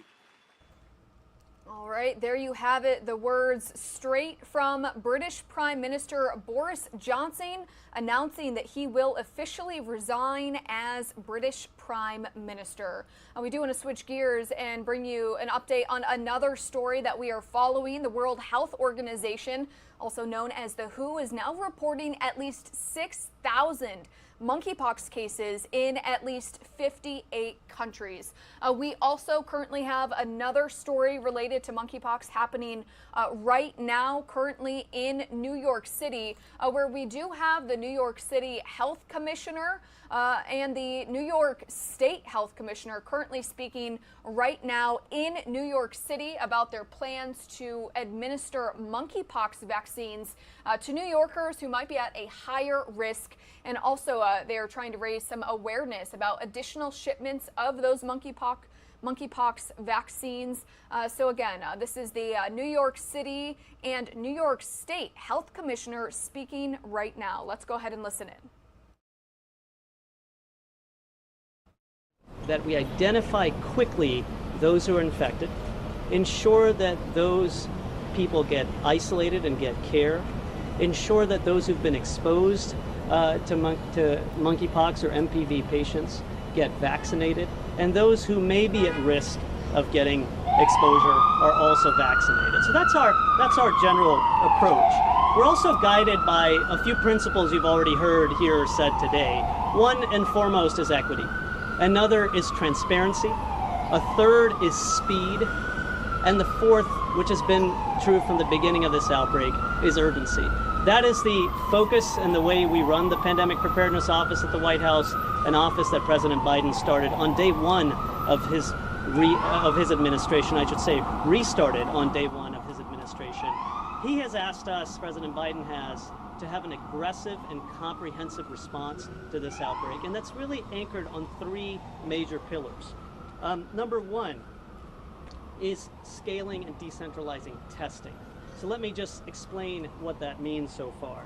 From day one of this outbreak, testing has been available because of investments in preparedness from local and state public health labs, including here in New York State and New York City. They have also been available through a network across the nation in about 48 states. Last month, the CDC worked to try to make testing more convenient by shipping CDC testing kits on monkeypox, or orthopox virus as it's called, to 5 major national commercial laboratory networks. Yesterday, as some of you may have heard, one of those major national commercial lab networks, LabCorp, announced that it has started monkeypox testing. That is available here in New York as well. And what that simply means is for physicians like myself, we'll be able to more easily order tests for our patients when they come in the door. And if you're a person who has a rash and you're concerned about this, you can more easily contact your healthcare provider, your local provider, go in, and they will more readily be able to get you a test. So we're trying to make testing scale and available in every community. This doubles the testing capacity in the country, and we see more labs coming on board in the next couple of weeks that will further improve access and availability and convenience of testing through these private labs and your local primary care doctor or your local sexual health clinic like the one here. Now, the second anchor of our strategy is to scale and deliver vaccines, and you heard a little bit from my colleagues just now about that. Let me tell you about the goal. The goal at this stage in the outbreak is to prevent the spread, number one, and also to make sure we're preventing severe disease amongst those who are at high risk of poor outcomes. How is that playing out so far? Well, the U.S. government will be getting over 4 million doses of the Jynneos vaccine, which is the preferred vaccine in responding to this outbreak. Those were the dose numbers, some of the dose numbers you heard about earlier. We will be getting over 4 million doses over the next 12 months, and that will allow us to get vaccine we currently have out to communities today. We've made doses available since the first case in Massachusetts. Within 5 days, doses were delivered to Massachusetts and offered to people. Within the first month through the end of June, nearly 10,000 doses were delivered of Jynneos vaccine to jurisdictions across the country. Last week, we announced 56,000 more doses of Jynneos vaccine that are delivered across the state and city. You heard from Dr. Bassett and Dr. Vassan, over 6,000 were allocated for New York City of that batch. And today, I'm proud to announce and happy to announce that we will be allocating an additional 144,000 doses of Jynneos vaccine across the country to jurisdictions, including New York City and New York State. Later on this afternoon, they will get specific allocation amounts. The third pillar is around outreach, and you've heard that theme here. I'm a community-based doctor. That is what my career's been, like many of the folks here. There is no effective response to outbreaks without a community-led response to outbreaks. So we have been daily at a federal government making it a priority as our third pillar to regularly and directly communicate with public health officials, with healthcare providers, with communities at risk. And simply we want to make sure that those folks know what tools exist to combat this virus, how to access these tools, how to keep themselves safe and their community safe. As Dr. Bassett was saying, information is power here as well. And I just want to end by saying how grateful I am to Dr. Vassan, to Dr. Bassett, to Dr. Cass, and the local healthcare providers here that are making it possible for the Central Harlem Sexual Health Clinic to administer vaccines today. And I look forward to seeing more vaccine sites, as I know many New Yorkers are, across the city and across the state and across the country. I was in touch with several jurisdictions last week, from DC to Chicago to LA. There are efforts being made in many outbreak-affected communities to do similar work to ensure vaccinations and vaccines are getting into arms. This will continue to be a partnership-driven effort between federal, local health officials, but also community-based organizations, sexual health clinics, and public health departments, and of course, local health workers, and most importantly, affected communities. And I want to end with that point, is that I want to thank the community leaders and the members of the LGBTQI+ community who have activated quickly to ensure that their networks have the information they need to protect themselves from this disease, and have shared their wisdom and insight with us as we continuously work to strengthen the response.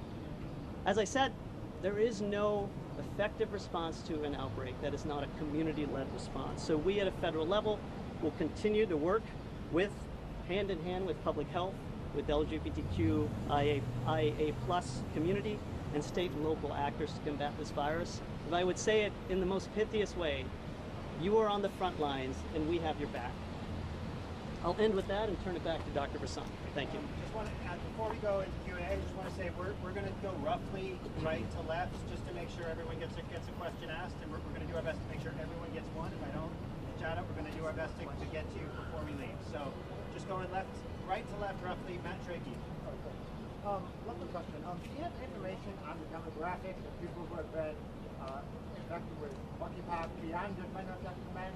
Do you have age, race, anything like that? Yeah, we're collecting data on the people who are infected, and we're happy to, collate that and release that when appropriate. Sharon. We just came from giving out, COVID vaccines, where at the beginning you had to be a master of the internet in order to get an appointment. And yet again, with this rollout, the same exact thing happened, where people who had to save the link were able to get vaccines. And even the time before that, people who are on Twitter are able to get the vaccine. So I know we're talking about equity, but why are you rolling it out on an online platform like that? And and how can that be improved so that a wider range of people can have access to the vaccine? Yeah, I want to quickly get back to your question for just a second. I mean, releasing data on demographics for a vulnerable population like LGBTQ men, MSM, is also something we don't do lightly. So I know there's a lot of talk around demographics of people, but let's think about who we're releasing demographics on and respecting people's privacy as well. So I just want to make sure that point was made. Look, I think we had glitches yesterday, absolutely, and it didn't go the way that we'd like. We're dealing with a very constrained supply. So, equity is an incredibly hard thing to preserve in an environment of scarce supply. 75% of the known cases in New York City are in Manhattan. 1/3 of known cases are from Chelsea and Hell's Kitchen. So, we launched in Chelsea 2 weeks ago with an extremely limited supply because that's where the cases are, also in an environment of extremely low testing.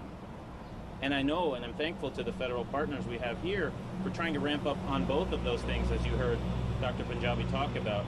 But as Dr. Best said, it's hard to go first. And, there's always challenges when you go first. But I think what we wanted to show is that we were stepping up with the tools that we had, and we're learning from it. Matt Chase. Dr. Bassett, you rattled off some of the statewide locations. You said that Suffolk County and Nassau County, they're getting, X and Y. Yes. Where can someone in Suffolk County and Nassau County go to get that shot? And two, how long after the administration of the vaccine is somebody considered fully vaccinated? And until then, should they refrain from riskier behaviors? So first thing, the vaccinations have been sent out. So they're in freezers. They have arrived and went directly to the county locations that I've indicated. We're working with local health departments This is very important to me as the state health commissioner to utilize our local health department, our public health infrastructure, and we're still working out the details of the moving from the freezers to shots in arms. As soon as we have that, we will make it public, but we have got the vaccinations in hand. The next question. Just days, weeks, what's the I think that we can expect it to be sometime next week. But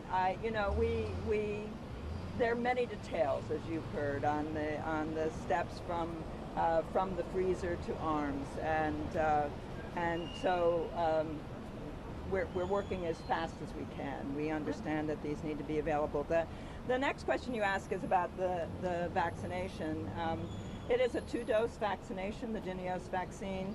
They're 28 days apart. As you've heard, we're going out with everything we've got as first doses, not holding back for the second dose. Some of you remember that as a conversation during COVID, because we know and we've just heard that more vaccine is on the way. And then it's after your second dose, you have 2 weeks until you're considered, quote, fully vaccinated. This is because it takes a while for the immune system to ramp up. So people should understand that the first jab is not a fully vaccinated jab. It is the first part of a 2-dose vaccine, and there is a waiting period. I recommend at all times that people take care out there. We know that it's summer, it's time we can all get outside now. We want people to have fun, but we also want people to be aware of the risks. And if you're in an area where there's monkeypox circulating, I would recommend that you consider that when you plan your recreational activities. I just want to ask, obviously most people are not going to be able to get vaccinated right away, so what specifically are you asking gay men in the city to avoid doing, especially if we're going up on the weekend? Are there specific activities that people should avoid so they don't get monkeypox? I think we know that the way that this virus is spreading in this outbreak is in the MSM community, and it's linked to sexual networks, it's linked to social networks, and so we're asking New Yorkers in those communities to take precautions. We're asking New Yorkers to if they don't feel well, if they're worried about someone else not feeling well, to take precautions, to expose themselves less. We're putting out a message that says sex is positive. We are not putting out a message that says don't have sex. We are putting out a message that says take care, be safe, prevent the spread. As with any infectious disease response, vaccination is not our only tool. And so, this sometimes does come down to us and the choices we make in order to expose ourselves. And so we put out guidance on the kinds of risks that do expose one to monkeypox. And look, this is not a highly transmissible disease like COVID, right? This requires skin-to-skin contact, direct, close, prolonged contact. And so I think it's pretty common sense what kinds of activities put people at risk. And so we're asking New Yorkers to use some common sense. Well, the reason I ask is because we're gonna go down the line. they spoke for 25 minutes uninterrupted, so I think we can answer. And we have a lot of people to speak. So Amanda. Thank you. So on last week's CDC call, there was a conversation about looking at this from we're trying to find people who have exposures, get them vaccinated, and then move into more of a preventative stage.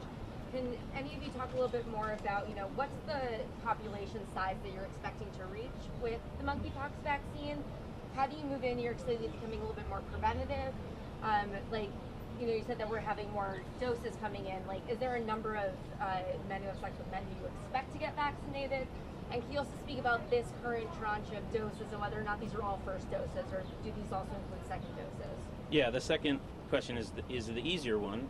We're getting shots in arms, so we're treating all of these as first doses with the knowledge that more is coming that Dr. Punjabi just talked about. And I'll let Dr. Punjabi talk a little more about the national strategy, but here's what we can say from the ground. Risk stratification here is not straightforward. It's about behavior, it's about self-reported behavior, right? Collecting data about people's sexual behavior or social behavior is a challenging thing. And so, we are asking New Yorkers who know that they may fall into one of these broad risk categories to to see if they're eligible and to take the precautions both amongst themselves and availing themselves of vaccines to slow the spread.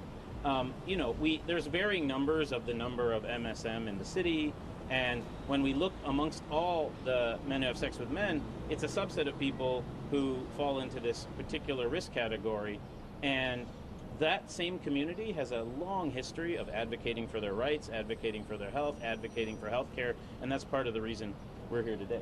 I'm sorry, do you know how many people have been vaccinated thus far? In New York City? In New York City, yeah. What's the exact number now? We'll get the exact number for you. In New York State, we've just vaccinated people who are direct contacts.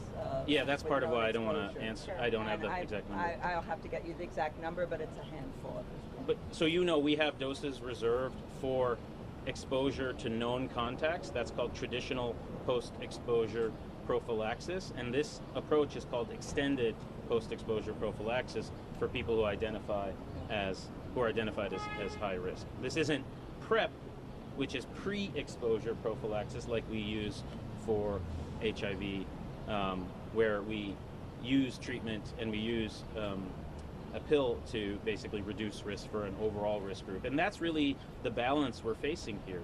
Where are we in between PrEP and PEP? And so defining that risk category and that denominator is a challenge. How are people who are not tech savvy, how should they access an appointment? And are you planning to expand to walk-ins or other means of getting an appointment for folks who are struggling online outside of the tech issues, people who just maybe are not tech savvy? Yeah, absolutely. They can call 311, they can call the health department and make an appointment, they can call their provider and get referred into an appointment. One of the things I want to note is that we've reserved a subset of our vaccine supply for community-based organizations and for providers to high-risk populations like HIV providers so that they can make us direct referrals to get people vaccinated. So we're trying to build out a number of ways, but again, we're in an environment of really restricted supply, and so our estimation was this was the best, fastest way to get out the door. I heard the question or the implication earlier about our COVID infrastructure. That's just a qualitatively different approach. That's a mass vaccination, mass treatment, mass testing approach for a much more widespread disease. This is a much more focused, targeted approach to something that is more like an outbreak, at least in our city. It's an epidemic, of course, across the nation. Do we have anything else to add? Anything else to add? Sorry, Romney. When it comes to getting the vaccine, you mentioned we're getting about 4 million over the next year, but the demand seems really, really high right now. A lot of people want to know if you're getting more vaccine. You guys said we are. Exactly when? Like, is it a week? Is it 2 weeks? People want to know when they can get to the point where they can walk in for an appointment. I think the rush is really big right now. Well, thank you for your question. Let me give the big picture about the tranches that are. I can give you a little bit more clarity on the timelines, and then maybe in the vaccination clinic, Dr. Basan would like to come back in. So, as I said earlier, we have 4.1 million, over 4 million doses of the Jynneos vaccine. That's the preferred vaccine in this effort. Already bought. We already have clarity about when those tranches are going to come in. As I mentioned, within the first month of the outbreak, about 10,000 doses were distributed.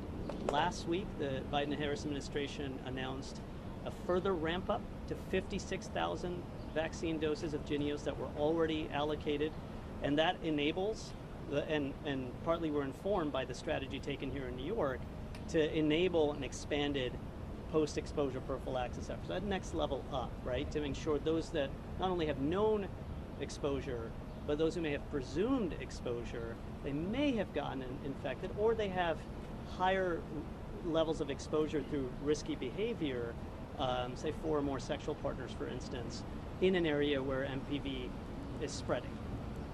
So that 56,000 is enabling that.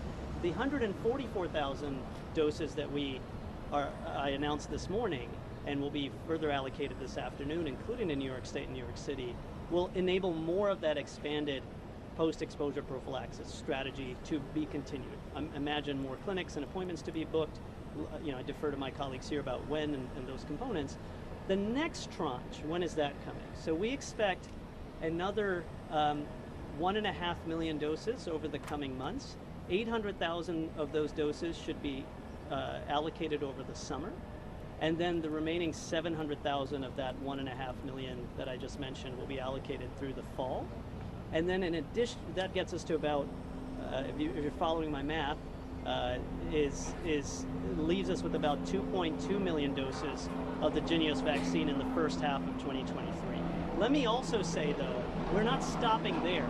We are actively working through options to further accelerate and expand the Jynneos vaccine supply so we can stay ahead of the outbreak and help our local partners here and other parts of the country be able to do the same thing.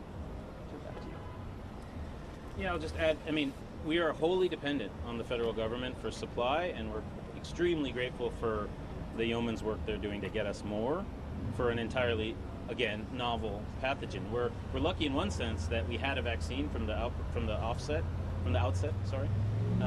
But you know, we needed to sort of bring that back to life, and I think the steps that Dr. Punjabi and Dr. Cass are taking are really helping us do just that. Our operations, therefore, are wholly dependent on when that supply comes in. So telling you which clinics and what dates and when appointments will open up. We've been here before where we've opened up appointments before vaccine was in hand. We are not going to do that. We are not going to open up appointments until we have physical supply of the vaccine, because that is, we need to set that expectation with people. David Sheehan and then Christine Russo. So, Kevin G from New York Post. My question is actually for Dr. Punjabi. In regard, almost as a follow-up question to the answer you just gave. So there are 1 million shots that are stuck in Denmark due to the FDA paperwork issues. So if you could illustrate like why the inspections lapsed, how to fix this problem, and why not just accept the EU inspections? Why not just get those rolling over right now? Yeah, thanks for your question. Let me just set the facts straight on this one, because I think there's been some reporting that maybe it's not completely capturing the facts. The manufacturer of the Jynneos vaccine is based in Denmark. The FDA expedited its inspection of those vaccines. You asked about, by several months, to make sure we have moved those vaccines here as quickly as possible. You asked a sub-question about why not the FDA use reciprocity, essentially, with the European Medicines Agency, which has already inspected that line.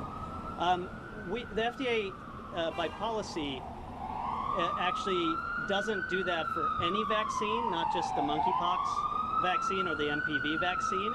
And that's largely because the FDA has a role to play, including ensuring the quality of the vaccines, so that when we bring them here, we're assured of their performance and that they're to have the effect that we want to. Let me make very clear, the FDA inspection of this, while reported in this way, has not slowed down the availability of these vaccines. Christine? And can you just talk again a little bit about right now, if I'm a New Yorker, I'm concerned, what can I do other than take obvious precautions if I'm not in that particular community? What can I do? If you're a general New Yorker? Just, yeah, and I'm worried about it. Yeah, that's a great question, because I think people are also looking at monkeypox through their COVID antenna. I think I said this yesterday as well. And COVID is certainly something that we're all at risk for. It's a citywide epidemic, it's a nationwide epidemic, it's a global pandemic. And so there is guidance we want to offer to all New Yorkers to ensure that they're taking the risks, they're taking the precautions they need to protect themselves against COVID. I want to reemphasize, just to shift gears, we're in an environment of high transmission now. That means you saw me take off my mask when I exited the building because I wear masks indoors. You should continue to wear masks indoors. You should continue to go seek vaccination if you're not vaccinated or boosted, and you should get tested and treated as much as is required, because that's now much more widely available than it's ever been. Now, back to monkeypox, that's a more circumscribed and targeted approach to a particular population. Anyone can get monkeypox, as Dr. Bassett said, but it's clearly associated with certain risk behaviors in this outbreak. There's nothing innate about monkeypox itself or the MSM community itself generally, but for this outbreak, we've seen other monkeypox outbreaks that Dr. Cass referred to associated with prairie dogs and clothing or mats, right, akin to smallpox, right? So it's not about monkeypox and the MSM community outbreak. What are the risk behaviors? Skin to skin. All right, everybody, if you are just now joining us here on Live Now from Fox, we're listening in to a press conference from not only the New York City Health Commissioner, but also the New York State Health Commissioner talking about the city and the state's plans for monkeypox testing and vaccines. This, of course, comes after the World Health Organization recently announced that they have reported at least 6,000 monkeypox cases in at least 58 countries. So again, that is the very latest on that front coming in from New York City. We do want to switch gears and bring you some updates that we have coming out of London. We first broke this news to you earlier this morning when it first came about. Of course, talking about British Prime Minister Boris Johnson officially stepping down as the leader of the UK. We, of course, do know just yesterday at least 50 members of Parliament left their cabinet positions after it was revealed that Johnson knew about accusations of sexual misconduct. So again, this is the latest coming in from the UK. Boris Johnson officially announcing his resignation. And for more on this story, we, of course, want to head out live to London, where we have Fox's Greg Palcott, who is live there this morning following this story for us. Greg, thank you so much for joining us here on the show. Huge turn of events, really, just in the past 24 hours. Yesterday, we heard from Johnson saying that he will stay on as Prime Minister, but just today, officially announcing his resignation. What changed overnight? It was big stuff, Mackenzie. Yeah, just about 2 hours ago, he strode out from his number 10 Downing Street office and residence and broke the news that he is breaking down and leaving his position. Now, technically, for your viewers, we should say that he's leaving the Conservative Party leadership role. You are the Conservative Party leader, and then when you are the leader, you're also the Prime Minister. So there are two positions. He said he would stick on until a replacement was found, but he clearly is leading towards leaving that post as well. What changed, Mackenzie, was that the pressure was just too great. You mentioned it, 50. I think the number's up to 60 of cabinet members and top-level government officials who quit in the last 2 days. They had it with Boris Johnson. The recent scandal, I think you mentioned, a high-level appointee tainted with sex abuse accusations, becoming embroiled in the controversy around Boris Johnson. But Boris Johnson, really, for his entire 3 years in the office, has had one controversy after another. Probably the most stinging among the British public was his misconduct, partying, etc., during the COVID-19 lockdown here. That really hit home for a lot of people. He apologized for it, but there was a lot of fluffing around. So anyway, to get back to our story from the day, after these final few officials, even this morning said, listen, you've got to go. You're too much of a problem. Remember, this is coming from the Conservative Party, not from the opposition. His own party saying, you got to go. You got to step down. We're going to find somebody new. We're going to move on. You are too big a distraction. So that's where we stand right now, Mackenzie. And Greg, you mentioned it yourself, Johnson surviving the so-called Partygate scandal, where lawmakers held parties while the UK was under COVID lockdowns. And also he survived that no confidence vote back in June. Obviously, we know how his party feels about him. That is very clear based on his resignation today. But for those of us living in the U.S., what is the public perception over in the UK? What are the sentiments from the public? How do they feel about him? Mackenzie, according to the latest polls, even the public has dished him. Yeah, let's recap for a viewer. The Labour Party, the opposition party, absolutely hates the guy, 100%. The Conservative Party, the members of Parliament, almost all of them deserting. And the big blow in the past 24, 48 hours was, in fact, the cabinet members that had supported him in the past. But even at the end, even last night, he said, I'm not going because I got a big mandate. He did. When he ran in 2019, he did get a really good vote for his Conservative Party. He talks about these 14 million voters that he's not going to desert. But in fact, the latest poll of the public finds a huge number. I think it's up in the range of 80% or so of the British public saying, no, it's time for Boris Johnson to go because of things like Partygate, because of other scandals like the most recent ones, because they feel like, well, he's a performer, he's flamboyant, he's quite a story, but they feel that they need, especially in these very difficult times on a range of fronts, a person a little bit more serious at the helm, Mackenzie. Yeah, certainly a performer, as you mentioned. You know, at least 60, I believe you mentioned 60 cabinet members have now resigned. How will the government continue with so many senior leaders stepping down? Now that he has officially resigned, will they be able to come back on and sort of rescind their resignations? How will the government operate with it in shambles? Yeah, Mackenzie, it's a little bit complex, this constitutional democracy that is run here in the UK when you're used to the US standards of Congress and president, et cetera, et cetera. Basically, yeah, 1/3 of his quote-unquote government quit in protest. They could be cabinet members, they could be junior cabinet ministers. All of them hold those jobs. They also hold jobs in the parliament. That is, they're members of parliament. How can he go forward when 1/3 of his government has left? That's the very big question right now, Mackenzie. And some people are saying that, in fact, he should step down right now. There should be at least a caretaker prime minister put in place before a permanent or semi-permanent leader of the Conservative Party is named. That could take the search for a new leader of the Conservative Party as long as 2 months. He wants to stick around for 3 months. There's a big Conservative Party convention in October. He wants to stay for 3 months. Opposition party says no way, and even Conservative Party says you're right. You won't be able to find enough people to make this function. There's already reports of malfunctioning at the top ranks of the government because of all this unrest and disruption, Mackenzie. Greg, that was actually my next question. You know, for those who aren't familiar with UK politics, what exactly will happen next? How soon will it take to get a new leader? And, you know, anybody specifically, any names being tossed around who could be in the running?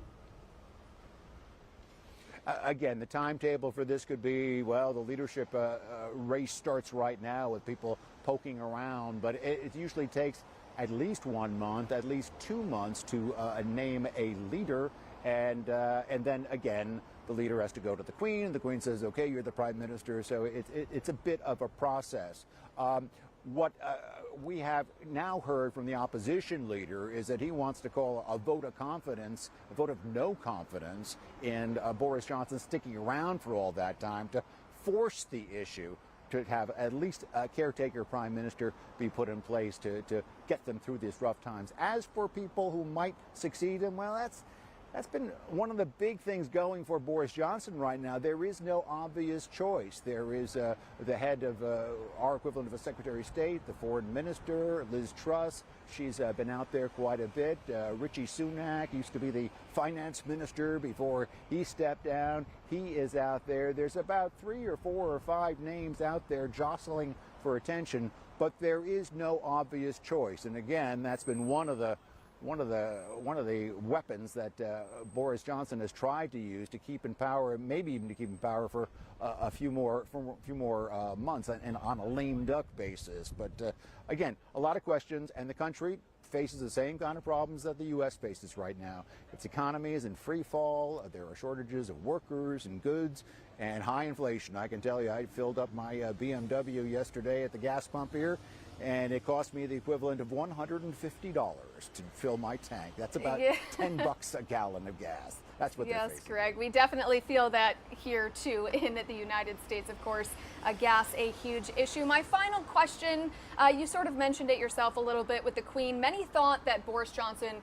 would be the last prime minister under Queen Elizabeth. This is certainly the end of an era. Do you think we'll hear you know, I do know that the Queen, of course, does not really get involved with politics, but do you think we will hear from Queen Elizabeth or perhaps a statement from Buckingham Palace about this being such an end of an era?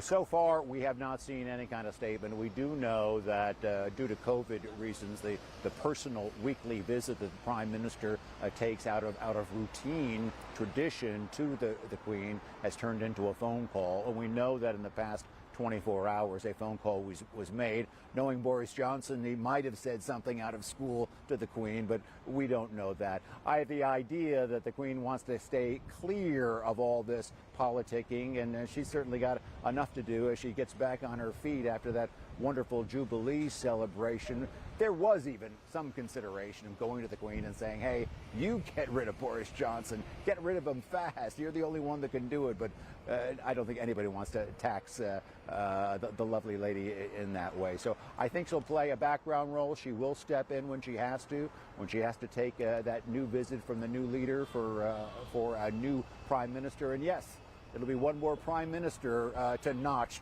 on her royal belt. She's seen a lot of them. All right, Fox's Greg Palcutt live for us in London right now. Greg, thank you so much for really providing that insight into this huge breaking news where we do now know UK Prime Minister Boris Johnson is officially resigning. We, of course, do have Parliament meeting right now. But again, our Fox's Greg Palcutt live for us in London. Greg, thank you so much. Thank you, Mackenzie.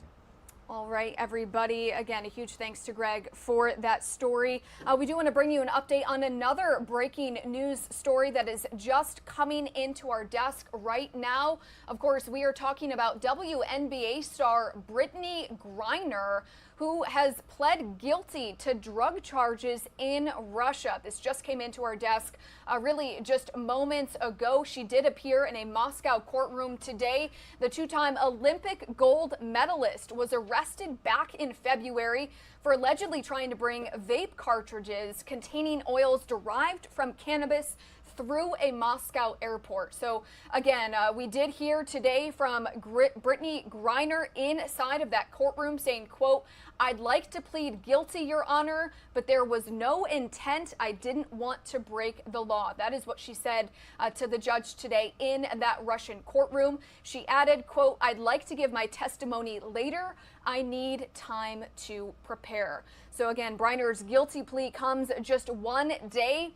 after we heard from Russia's foreign ministry saying during a news conference that the WNBA star will have the ability to appeal her verdict or apply for clemency. So again, that is the latest coming in from Russia, where we do now know WNBA star Brittany Griner has officially pled guilty to those drug charges in Russia. She has been detained in Russia since February.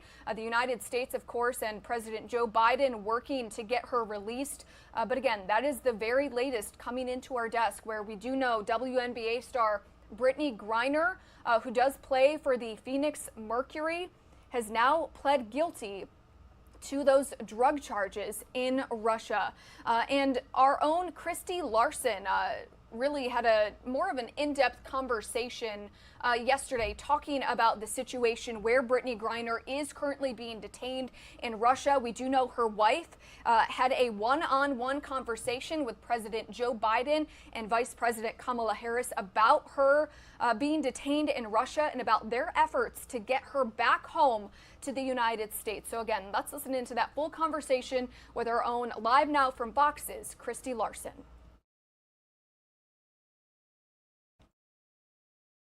Detained WNBA player Brittany Griner, who is on trial in Russia, and assured her he is working to win Griner's freedom as soon as possible. This is all according to the White House, who did send out a release of a little bit of that call with her wife. And we do want to bring in Aaron Solomon. He is joining us here on Live Now from Fox. He's a legal analyst, and I know you've talked a little bit to us about what to expect when it comes to the Russian court system. Let's talk about that first. We are now in the middle of her hearing, but unfortunately, their court system in Russia does not work the same as it does here in the United States.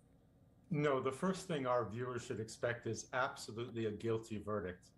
99% of similarly situated defendants in a Moscow courtroom in a criminal trial are going to be found guilty. The other 1% get retried, and 99 out of 100 of those are found guilty. So she's going to be found guilty. My best guess is she's going to be sentenced to approximately 10 years in a labor camp. And then that absolutely raises the stakes for a potential prisoner swap. And we've talked about that before. That's been something that Brittany has pleaded for, is for President Biden to find some way to help get her back home. So what would that prisoner swap look like? Because there's more than just her who are detained, as the White House has said, wrongfully detained. Well, I mean, it seems silly to think about this in basketball terms, but it really is a good way to kind of envision it. You know, it's like two teams are trying to do a basketball trade. Just because the Russians might have Brittany Griner or Paul Whelan, who's been detained for years, they have a sense of what a fair trade would be from their perspective to release these two prisoners. That doesn't mean it's going to have the same kind of trade value for the United States. Part of the reason that diplomacy and working through these back channels is so slow is because both sides don't necessarily see the world the same way. So once Brittany Griner is sentenced, that doesn't mean that it's going to be a period of days or weeks or potentially even months until a proper prisoner swap is agreed upon and Brittany Griner actually gets to come home. And we've heard that, you know, Brittany wrote to the president asking him to please do more. She's trying to keep her faith. And now the president is saying that he's writing Brittany back. How much communication do you think she is getting? Because, of course, it all has to go through a lot of the Russian officials when it comes to the communication back and forth. I think she's getting very little, but I'm sure she was advised to send this letter to the president. And the fact that President Biden is responding is doing one very positive thing, which is getting this kind of further up in the social media circles. The more traction that this story can have, because it hasn't had it for so many months that she's been in detention, the better it can be. What everybody watching can do is tweet and talk and do Facebook posts, whatever social media you're on, about releasing Brittany Griner, because it's that kind of ongoing pressure on the American government that's going to keep this something that's in the spotlight and not something that we forget about for months and say, oh, by the way, what happened to Brittany Griner?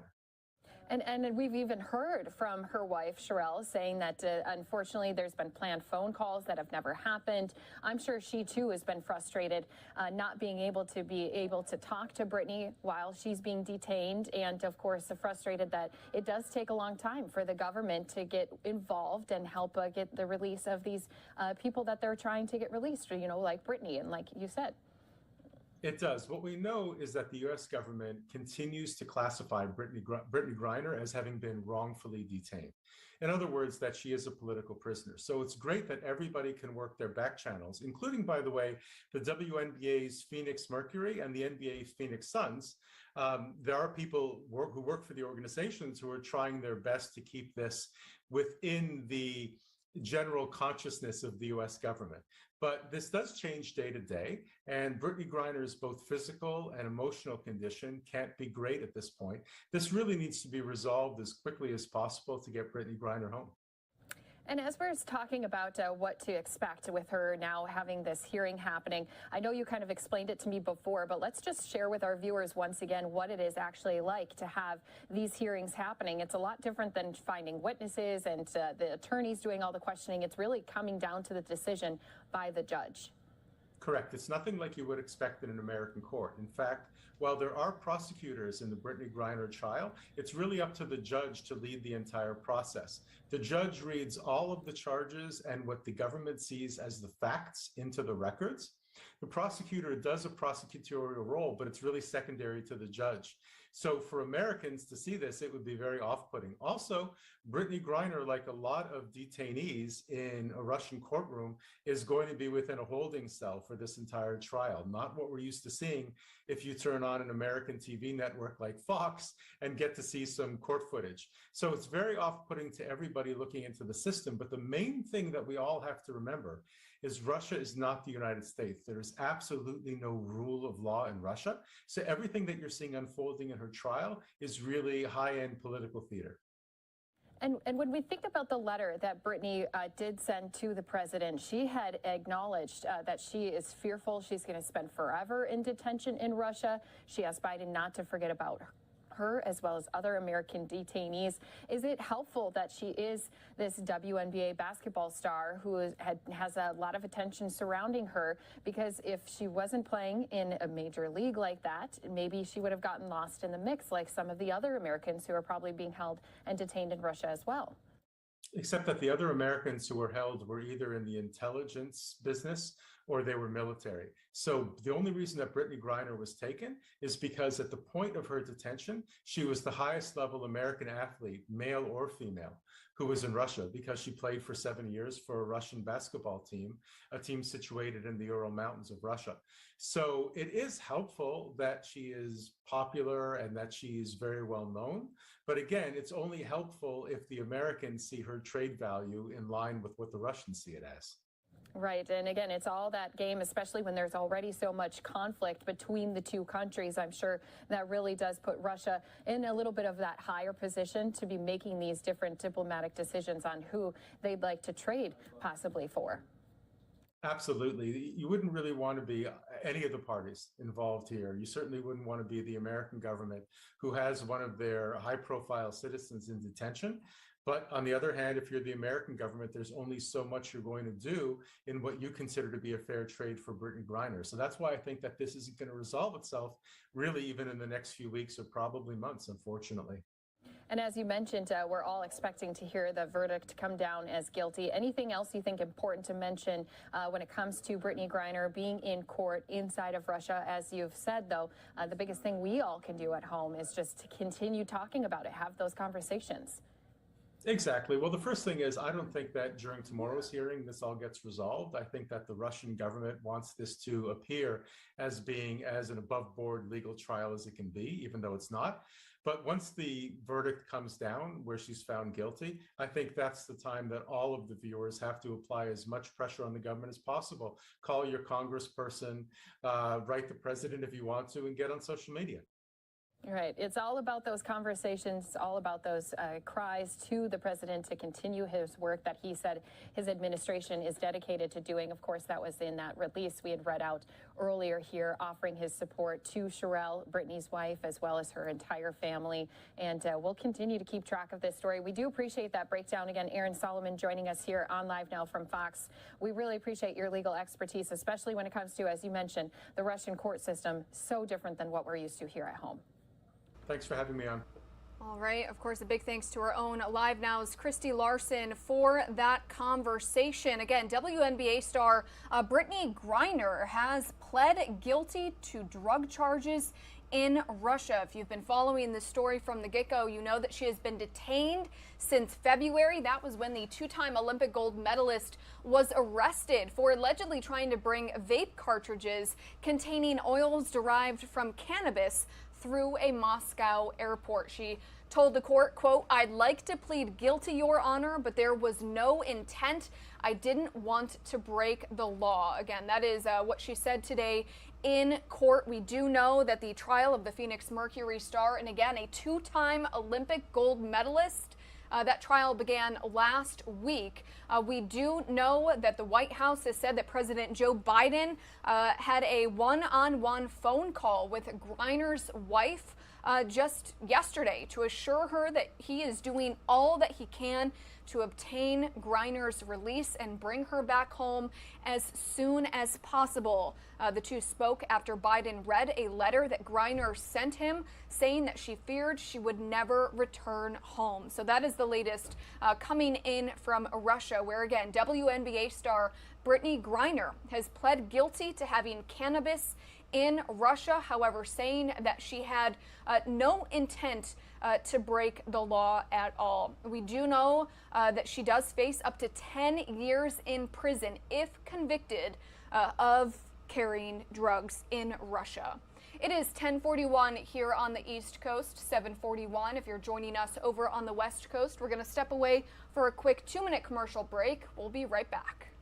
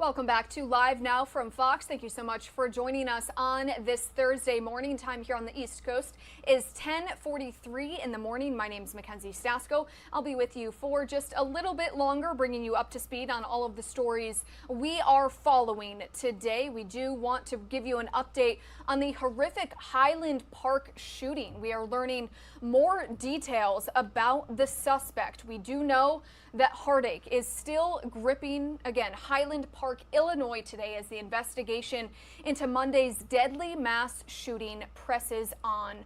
We do know that police are saying that the suspect has officially confessed to the shooting and even considered carrying out another attack. Our Fox News correspondent Madeline Rivera has the details. As the Highland Park community mourns, police say there could have been more violence as the suspect had thought about committing a second shooting in another state. He admitted to what he had done.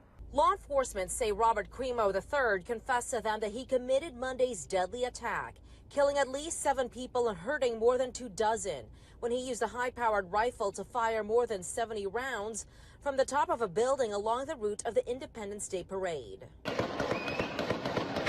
It was bouncing off the buildings, and it was really challenging to deduce where those rounds were coming from. Cremo's motive remains unclear, but investigators say he had some type of affinity towards the number 4 and 7, and inverse was 7-4. And there could have been more bloodshed. After the shooting, police say he drove more than 2 hours away to Madison, Wisconsin, where he contemplated attacking another 4th of July celebration that he saw there. People should be aware, they should be afraid that a mass shooting can happen in our community. Officials don't know exactly why Cremo decided not to attack and instead drove back to Illinois, where he was later arrested. However, they believe he hadn't put enough research into pulling off a second shooting. Meanwhile, vigils continue for the victims as this devastated community bands together. Cremo is charged with 7 counts of first-degree murder with additional charges expected. A judge ordered he be held without bond. He's due back in court on July 28th. In Highland Park, Illinois, Madeline Rivera, Fox News. Madeline, thank you for that report. Investigators again now say that the suspected gunman, Robert Bobby Cremo III, admitted to carrying out the attack, then driving to Madison, Wisconsin, where he then considered opening fire on an event there. Those details were released as Cremo appeared before a judge yesterday and pleaded not guilty to 7 charges of first-degree murder. Investigators say that he was atop a nearby building when he fired more than 70 rounds from a high-powered rifle into a crowd of people who were gathering below for a 4th of July parade in Highland Park. They say the 21-year-old had disguised himself as a woman to hide his identity and to try and blend in with the crowd. Cremo was arrested hours after the attack, not far from the shooting scene. Investigators say he was apparently an aspiring rapper, planned the shooting for several weeks, and appears to have acted alone. But of course, we do want to focus on the victims. They are the most important part of this horrific story. This is the memorial for the 7 people who were killed in the Highland Park shooting on Monday, on 4th of July. You can see it continues to grow every single day. This is video from our Fox affiliate, our Fox 32 team in Chicago, Illinois, showing the flowers that are placed there along with the candles and notes as well. Our Fox 32 Chicago team has more about those innocent victims.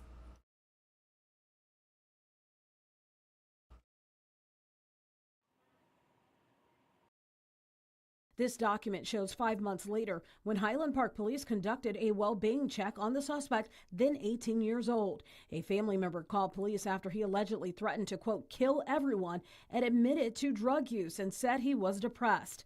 Highland Park police handed the information over to Illinois State Police, alleging the teen posed a clear and present danger, demonstrating threatening physical, verbal, or violent behavior. But no family members were willing to move ahead with a complaint. I'll tell you what happened to that document in a moment. 3 months later, the suspect, now 19 years old, applied for a FOID card. He was underage, so to get it, he had to be sponsored by his father. In the case where you have someone who is underage that has an adult sponsor when they first get their FOIA application, there's not a renewal. That 10 years just continues into the adult level. During that time, there was no contact with police and no mental health reports. Therefore, the suspect's FOID card was not revoked. He went on to purchase 3 firearms at 20 years old and another the day he turned 21, passing all 4 background checks. That previous report made by Highland Park Police to ISP about the clear and present danger, well, it was destroyed because of a policy on the books that said it had to be if the claims couldn't be substantiated. Now the question remains if the suspect's father will be responsible in any way. State Police Director Brendan Kelly said this. There's probably going to be civil litigation. There's probably going to be, and not probably, there is ongoing criminal prosecution and criminal investigation.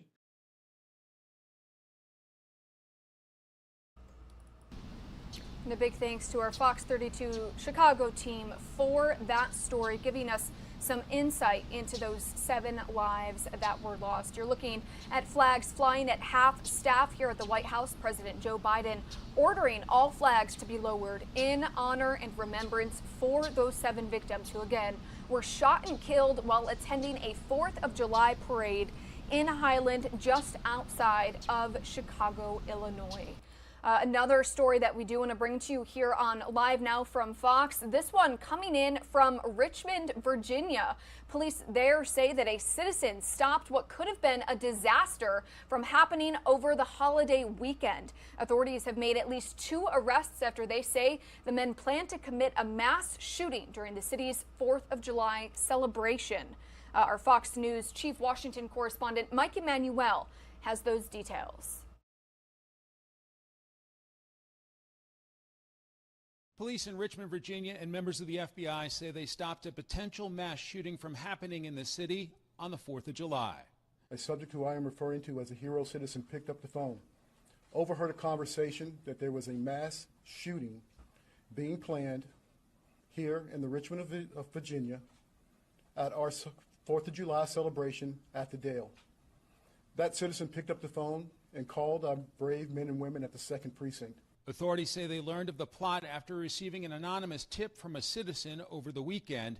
That tip led to the arrests of 2 people and the seizure of multiple firearms, including 2 assault rifles, 1 handgun, and hundreds of rounds of ammunition. Our officers quietly investigated and collaborated with their law enforcement partners and the community to stop what could have been a terrible day for the city of Richmond. The news here in Richmond happened just days after a gunman opened fire on a July 4th parade in the Chicago suburb of Highland Park. 7 people were killed and more than 24 others were war being used on our civilian population throughout this country. We've seen it in Uvalde, we saw it in Buffalo, and unfortunately we saw this past 4th of July in Highland Park, Illinois. Police say they're working to determine a motive for the planned mass shooting here in Richmond.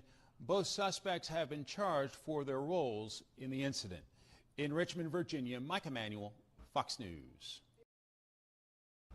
Thank you for that report. Also happening today, we do know that Derek Chauvin will be sentenced today on federal charges. Again, former Minneapolis police officer Derek Chauvin will learn his federal sentence today for his role in the murder of George Floyd. If you've been following this story, Chauvin pled guilty to violating Floyd's civil rights, and as part of his plea, he agreed to a sentence of 20 to 25 years. The defense asking for 20 years, saying that Chauvin accepts responsibility for what he did and has already received a 22.5-year prison sentence from a state court. Prosecutors, however, are asking for the maximum sentence, arguing that Chauvin's actions against Floyd were cold-blooded and needless. So again, Derek Chauvin, the former Minneapolis police officer found guilty on state charges and of course who pled guilty on federal charges to violating the civil rights of George Floyd. We'll learn his fate today from a federal judge. That is going to be happening at 2 o'clock Central Time, 3 p.m. Eastern Time. It is federal court, so no cameras are allowed inside. But of course, stay tuned to Live Now from Fox. As soon as we learn his sentence, we of course will bring that to you here on Live Now from Fox. And another police-involved incident involving a black man and police in Akron, Ohio. We're talking about the death of 25-year-old Jayland Walker in Akron, Ohio. President Biden was in the Buckeye State yesterday in Cleveland, about 45 minutes from Akron, talking about a new program under the American Rescue Plan. He, however, though, did take some time, and his opening statements started a conversation about the death of Jayland Walker, who again is the 25-year-old man from Akron, Ohio, who was shot and killed by police officers during a failed traffic stop. This is some body camera video of this situation right now. It was released by Akron police, and it is said to show Walker refusing to stop his car. We do know at least 8 police officers then opened fire on Walker. He suffered at least 60 gunshot wounds and was unarmed at the time. So again, here is President Joe Biden speaking on the death of 25-year-old Jayland Walker. I want to make one serious comment about the shooting and the death of Jayland Walker. The Justice Department and Civil Rights Division of the FBI field office in Akron, Ohio, and the local U.S. Attorney's Office are closely monitoring and reviewing what happened. The FBI continues to coordinate with state and local partners to provide resources and specialized skill. If the evidence reveals potential violations of federal criminal statutes, the Justice Department will take the appropriate action. And of course, the death of Jayland Walker still under investigation at this very moment. Speaking of President Joe Biden, we do know that he could face another hike, another big interest hike, as he is battling both inflation and some internal dissent. Our Fox News correspondent Doug Lazater has more on the challenges ahead for the White House. With the nation facing more economic uncertainty, the president is turning to his base, hoping to rebuild support among those who elected him in the first place. President Biden embraced by a big union crowd in Ohio yesterday, a loyal constituency, even as rising prices pull down his already anemic approval numbers. Now I'm fighting like hell to lower costs on things that you talk about around your kitchen table. But is he fighting hard enough? More Democrats are pushing the president to take a more active role. I would love to see the president use the bully pulpit more, be out and about among the American people. And there have been a slew of recent headlines highlighting frustration among Democrats over the president's actions or lack thereof. And another high-level White House departure. Communications Director Kate Bedingfield is leaving, she says, to spend more time with her family. And there may be an effort now to revamp the administration's entire communications strategy. Republicans say the problems go beyond that. They're frustrated, but they're frustrated for the wrong reasons, because they're not reassessing their policies and the damage that they're doing and why Biden's approval is collapsing. And there may be more economic pain ahead. Yesterday, the minutes released from last month's Fed meeting showed another big interest rate hike may be coming later this month. Some Democrats say it is time to circle the wagons. Democrats need to step up and get behind this president, stop being this circular firing squad, and let's take the fight to the Republicans. And the administration is also bracing for new jobs numbers due out tomorrow. In Washington, Doug Lazater, Fox News.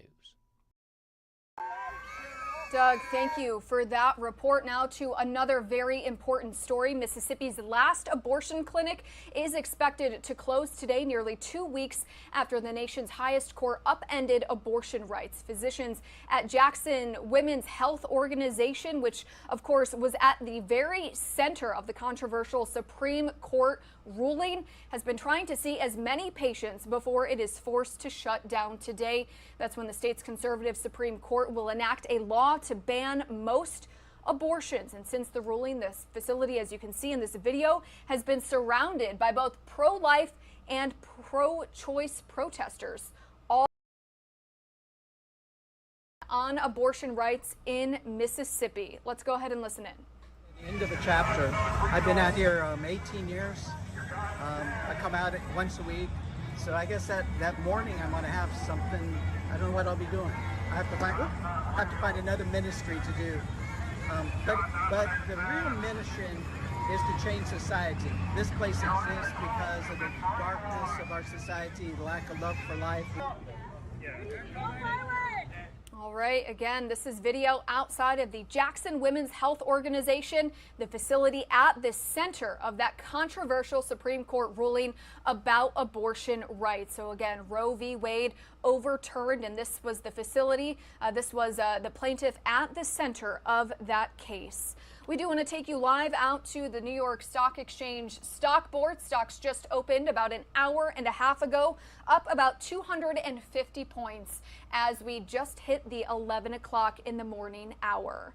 We are going to step away for a quick 2-minute commercial break. We'll be right back.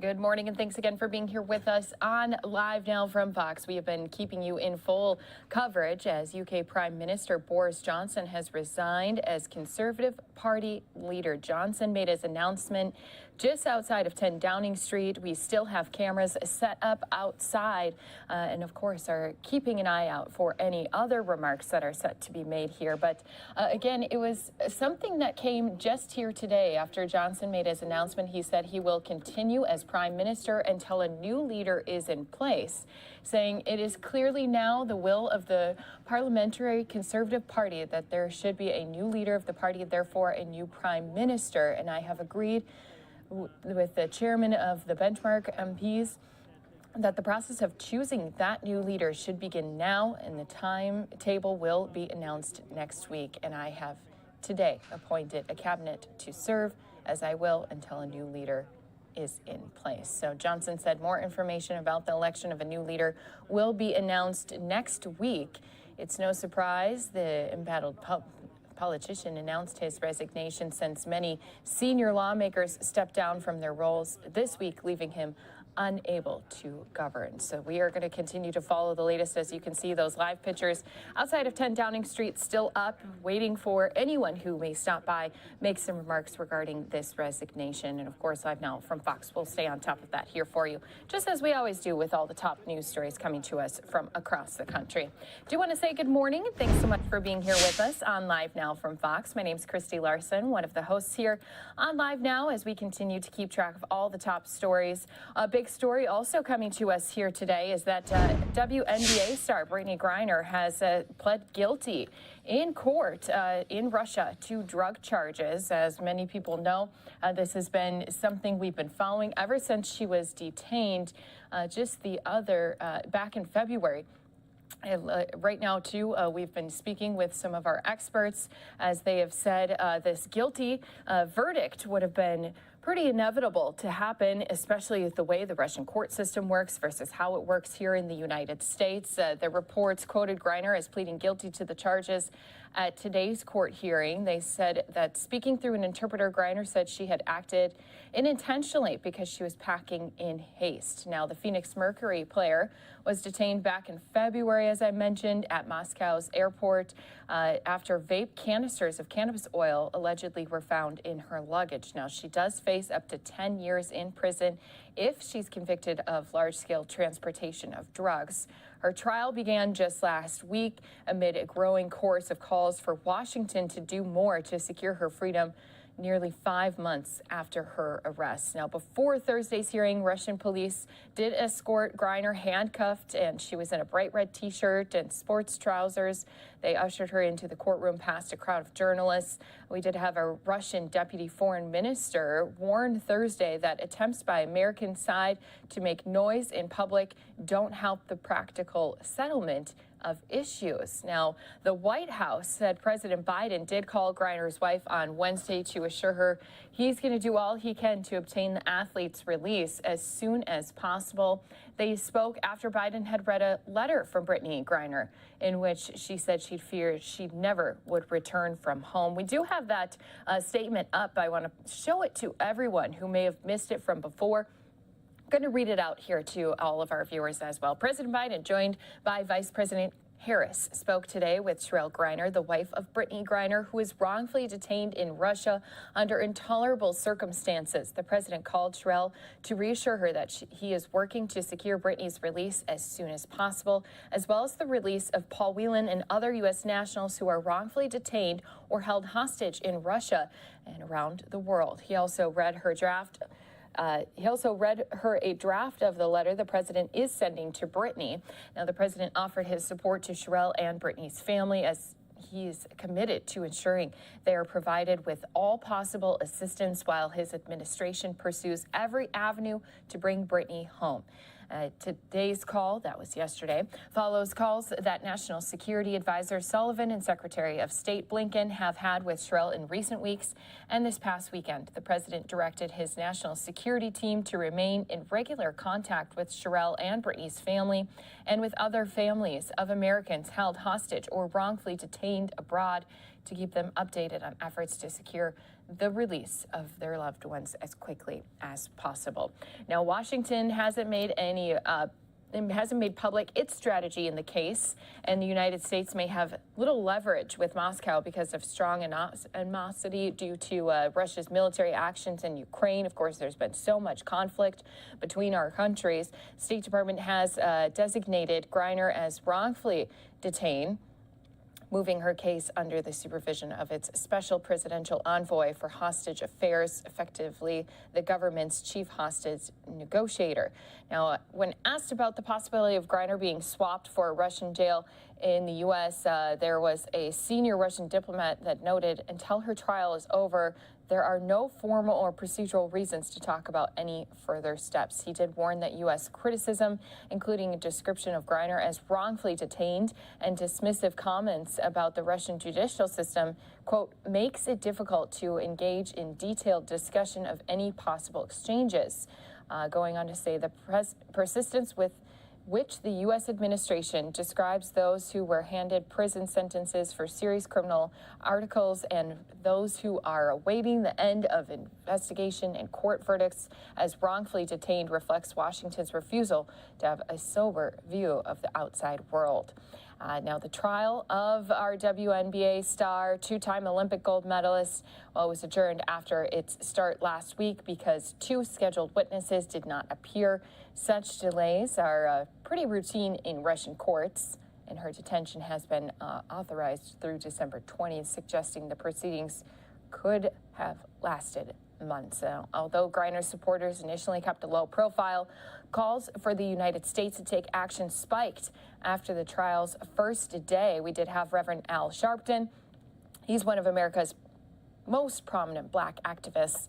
He called for Biden to arrange a prayer meeting with Griner, saying 4 months is too long for this to have gone on, and I hope the president acts on her pleas to come home. Now, an organization called Win with Black Women sent Biden a letter saying Secretary of State Antony Blinken has called Cheryl Griner, Brittany's wife, assuring her and stating publicly that Brittany's safe return was only a matter of personal priority. However, we are concerned with the rhetoric does not appear to align with the actions taken to date. We urge you to make a deal to get Brittany back home swiftly. Now, Russian news media have also repeatedly speculated that Griner would be swapped for a Russian arms trader who's nicknamed the Merchant of Death, who's serving a 25-year sentence in the U.S. on conviction of conspiracy to kill U.S. citizens and providing aid to a terrorist organization. Russia has talked about the release of him for years. The wide discrepancy between Griner's alleged offense and his global dealings in deadly weapons could make such a swap something that could be unpalatable to Washington. So Russia has shown no signs so far as of backing off. And of course, we're going to continue to follow the latest that happens, not only in the Russian courtroom, but also with any others who are going to be speaking out about this matter. Live now from Fox, going to continue giving you more top stories, including we had some Illinois leaders today talking about addressing not only the rise in violent crime, but also mental health. We'll be bringing that to you right here in just a few moments when we return after this 2-minute break.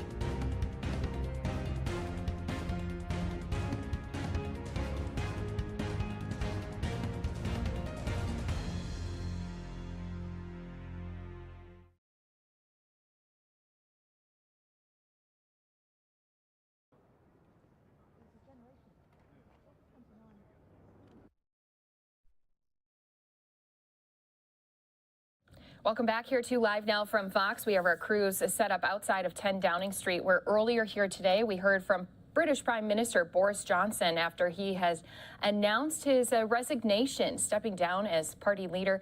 We're going to continue to keep our eyes here on this picture coming into us. If we do have others stepping up to our microphones that are set up and giving some remarks regarding this breaking news this morning, of course, that will be something we'll bring you out to. Want to mention another thing we're going to be keeping an eye on later here today. We do have President Biden. He's going to be awarding the Presidential Medal of Freedom to 17 different recipients.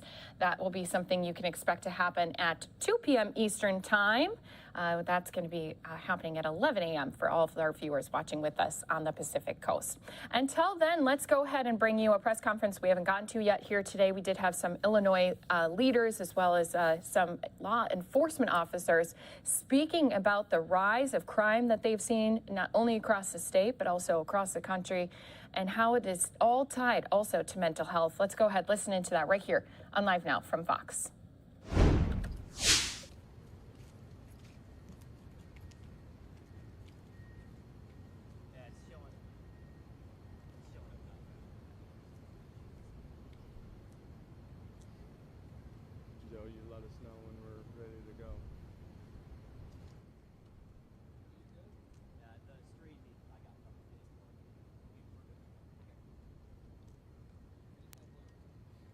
Good morning. I'm State Representative Blaine Wilhire from South Central Illinois. First of all, thank everybody for being here. And, you know, our first and foremost, our hearts and our prayers go out to those across this state and across this country that have experienced loss, the families and those that are still fighting for recovery now. And we want to thank the first responders, the law enforcement officers, the mental health clinicians, the hospital folks, and all those people that rise up to the occasion. But we're here today because we need to talk about real action. We need to have real discussions about the serious underlying issues that are driving a culture of violence in this state. And we need to have conversations based around a holistic approach about why mental health has deteriorated in recent years. You know, is it because of lack of funding? Is it because of lack of availability? Generations of broken families? Is it because public policy that has robbed too many communities of opportunity and hope for the future? Is it a lack of respect for law enforcement personnel from the top down in this state? You know, is it video games that young people are so involved in that glorify violence and death? You know, I don't know the answers to all of these questions. Nobody knows the answers to these questions, but neither do you guys. And I think that's something that we need to talk about here, because nobody talks about it. It's easy to throw out red meat on more restrictions, but if more restrictions was the sole answer, we wouldn't be having this discussion today. What we need is real leaders that are going to bring all the stakeholders to this discussions, all the stakeholders from every side of these issues, and we need leadership that's going to encourage that no solutions are off the table on this issue. So thank you for being here, Senator Bailey. Well, thank you, Representative Wilhire, for being here today, and I also want to thank a group of amazing sheriffs from my district, Southeast Illinois, who have come up here and want to stand in support to the problems that they are facing with law enforcement and mental health in our state. So thank you for being here. Before I begin, I want to apologize again for my comments on Monday. Look, you guys know me. I'm a father, I'm a grandfather, and Cindy and I are heartbroken for these families. The thought that my initial response could have caused more pain is certainly something that will keep me up at night, and I'm sorry. As it says in Psalm 112, clothe yourself with compassion, kindness, humility, gentleness, and patience. I need to be better at that, and I ask for your forgiveness. As we continue to hold up the families in prayer that have been afflicted by this recent violence, it's also time to speak the truth about the violence that racks our state, particularly in Chicago and the surrounding areas. The suffering, the loss, and the pain is absolutely nightmarish and ongoing, and it doesn't have to be this way. Today, I'm calling for a special session of the Illinois State Legislature to take action to stop the mayhem on our streets. We must do whatever it takes to address the breakdown in mental health, particularly among isolated young men, which was made immeasurably worse during Pritzker's lockdowns. We must repeal Pritzker's Coddle the Criminal Acts, the No Cash Bail, and the Safety Act. We must surge police support in Chicago and the surrounding areas. The Illinois Firearm Restraining Act is on the books, and it should have been used. The Highland Park shooter was posting violent videos with an intent to attack.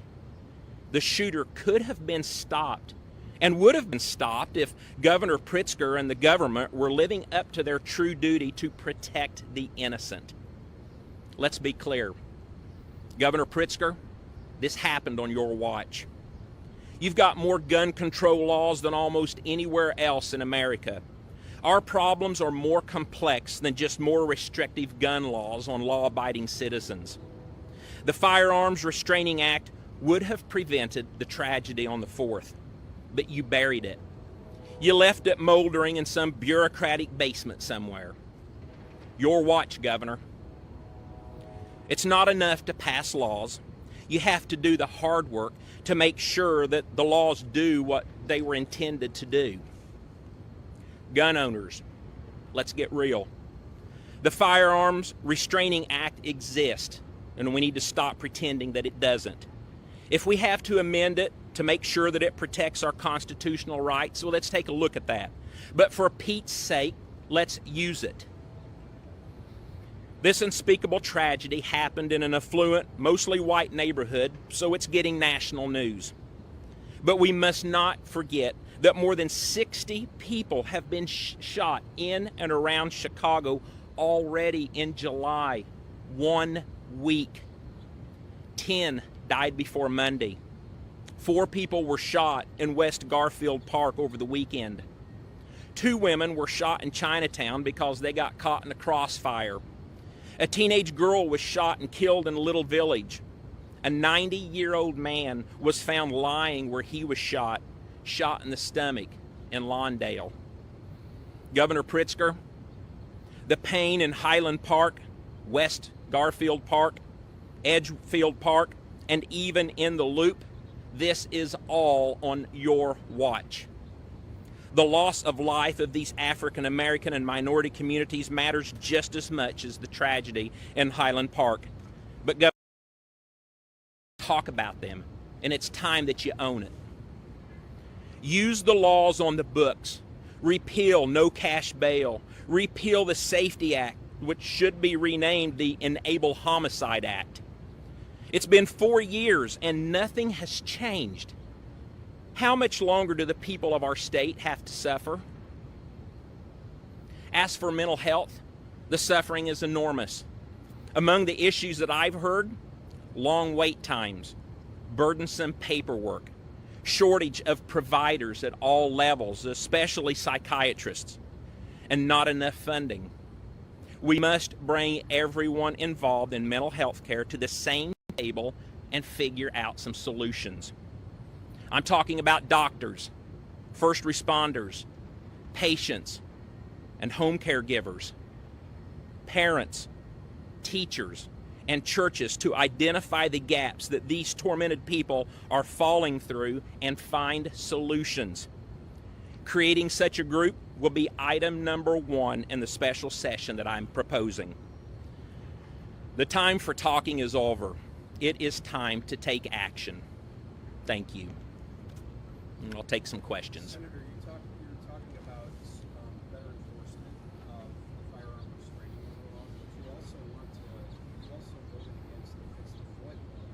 So what do you tell the folks in Highland Park about it? How do you reconcile those two? I'm telling the people that the law is on the books and it was ignored.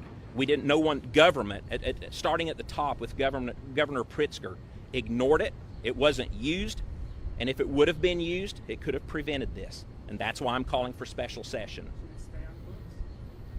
Well, I don't believe it's going to disappear anytime soon under this political climate that we're in, and it's certainly not a top priority, because that would not happen under this political climate that we're in. We've got it. We need to use it. Senator Bailey, we have a question from Craig Wall at ABC 7 in Chicago. He asked, in 2019, you raffled off an AR-15 to raise money for your campaign. In light of the Highland Park shooting, do you now regret that? And would you hold a similar raffle now that you're running for governor? I held that raffle in full accordance with all the laws in Illinois. And let's be real, Illinois has some of the most restrictive gun laws in the state. And the reality is, with that type of gun, it's people most of the people that are buying them for self-defense. Those are the facts. Senator, you've been beating the drum in terms of the need for more funding for mental health, but you voted against the governor's budget, which included more than $200 million to fund these violence prevention groups, which, among other things, would, provide, mental health services for people who are most at risk of being a victim or perpetrator of violence. So, how do you vote against that, but call for more mental health resources? I believe we have everything within our budget. Instead of increasing spending, we simply must reprioritize the spending. To your point, we've been passing new laws, we've been developing new agencies, and under Governor Pritzker's watch, it simply isn't working, and it's time to do something real. We're going to go back to Tony and then Cole. On voiding the FOID card, but the FOID card process is where these background checks and all of these, red flags can pop up. What would are you campaigning to replace the FOID card? Well, I disagree with your statement. The FOID card system is simply to pilfer money from people's pockets. That's all it does. We have the federal firearm background check. We have age limits. We have waiting periods. We have the Firearms Restraining Act, which was passed to take care of this very issue. It's not working. The FOID card's not working, and it needs to go. We'll do one more question from Tony, then we're going to be done. Because governments, that's why I want to call this special session. I want to find out why government didn't enact this, and it starts at the top. Governor Pritzker failed in enacting this Firearms Restriction Act.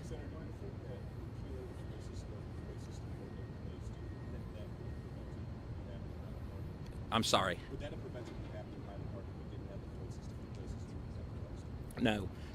We have a law on the books, the Firearm Restraint Act, and as far as I can tell, that bill looks like it should have caught it, but it's not being used. It's another law. People come here to Springfield, they want to pass more laws, they think passing laws is the solution. That time's wasted if we don't have a leader that holds these laws accountable and makes sure that they work. That's where the system messed up at. So why is a task force the best solution? Well, because we are in a dire situation, and it is time to come together right now while people are still suffering and healing in the hospitals in Highland Park. The time is now. We cannot afford to let this happen again. And to your point, many times when there are task forces, nothing ever becomes of it. We have the opportunity for the Illinois state government to do something real right now, something we've been talking about forever. That's why I'm calling for special session. Awesome. Thanks, everybody. That's it. Thank you. Thank you. Thank you so much for coming out here today. All right, so some Illinois leaders here upset with the way things have been working, especially when it comes to gun control. Though Illinois, as you've heard, some of the toughest gun restrictions and laws in place. This is a live picture where a makeshift memorial has been set up for those 7 victims whose lives were taken at the hands of gunmen on July 4th at the parade in Highland Park, which is a suburb of Chicago. We've been learning just a bit more about this incident, as well as getting a lot of reaction. The director of the Illinois State Police did say yesterday there wasn't enough evidence nearly 3 years ago that Robert E. Crimo III who's now accused of killing 7 people at Highland Park's 4th of July parade, should have been denied a state firearm permit over a report of violent threats to his family. So the state police did approve his request for a firearm owner's identification card back in January of 2020. The next month, he bought the Smith & Wesson P15 semi-automatic rifle authorities say he used in the Independence Day mass shooting. Now, this again was all coming from the Illinois State Police. On September 5th of 2019, the Highland Park Police Department had visited Cremo's home after getting a report he had threatened to, quote, kill everybody. But he and his mother denied that. Cremo was not arrested. Police did seize a 12-inch dagger and a box of 16 hand knives and a 24-inch samurai-type blade, all from Cremo's bedroom. But his father said they were his. The police returned them to him. This is all according to our officials. Still, Highland Park officers sent the Illinois State Police a clear and present danger report, saying Cremo admitted to having a history of drug use and to being depressed when statements were being made. Now, police and teachers are required by law to file such reports when a student or other person exhibits these dangerous behaviors that should bar them from having a gun. There was no other factors that could have kept Cremo from getting a FOID card, FOID card. For instance, he wasn't the subject of a domestic violence order or a court order restraining him from having a gun. And so there was insufficient basis to deny his request for that card. Now, when asked whether Illinois' firearm ownership laws need to be strengthened, Kelly did say that's up to legislators, but urged the public to report behavior that could disqualify someone from having a gun, saying private people can use the firearm restraining order, saying, of course, he wouldn't speculate on what's going through the mind of Cremo's father, who back in December of 2019, months after Cremo's reported threats, had signed a form giving his son the adult consent he needed as a minor to apply for that card back when Cremo was just 19 years old. So we, of course, are following the latest here after those 7 charges of first-degree manslaughter had come down. We do know that more charges are to be filed against the gunman. Again, he is accused of using a semi-automatic rifle in the Independence Day mass shooting. There's been many calls to Congress, including calls from Vice President Kamala Harris and other Democratic Party leaders to pass a ban on semi-automatic rifles, citing their use in numerous killings, not only in recent years, but also in recent massacres, including Uvalde, Texas. We're going to step away for a 2-minute break, continuing to bring you more press conferences, top stories, and latest news headlines from all across the country. Stick around, more to come here in just a few moments.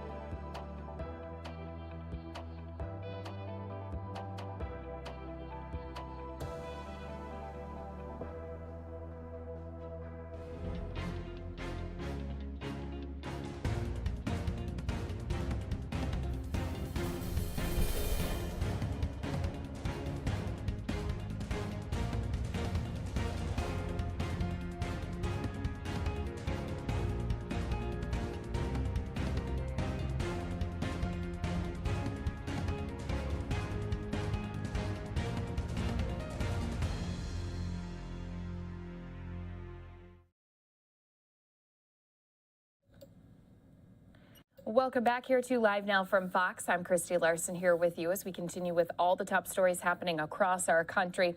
There's been a lot of people talking about an incident in a Florida neighborhood where some teens were allegedly speeding through the neighborhood, and some of the neighbors decided to take matters into their own hands, making not only a stop to that vehicle, but making some violent threats, even causing some damage to their vehicle of that 16-year-old Jermaine Jones. We do have his attorneys in Florida speaking about this incident. Let's go ahead, listen in on Live Now from Fox.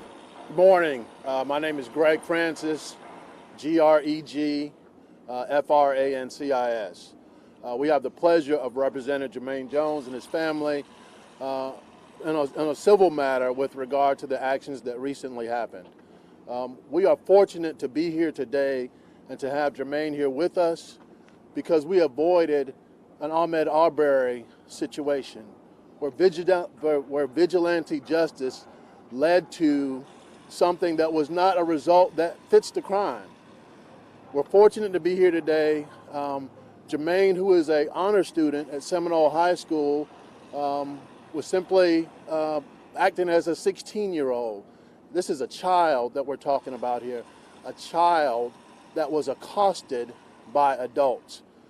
We've met with the state attorney and they are continuing to investigate the claim, but we certainly intend to also bring a civil action against those individuals. Hey, good morning. My name is Kevin Edwards, KevinEdwards. I'm a co-counsel on this case representing the family. We also have Jermaine's mother, Ms. Nico Jones, with us today, and Jermaine's father, Mr. C.J. Jones.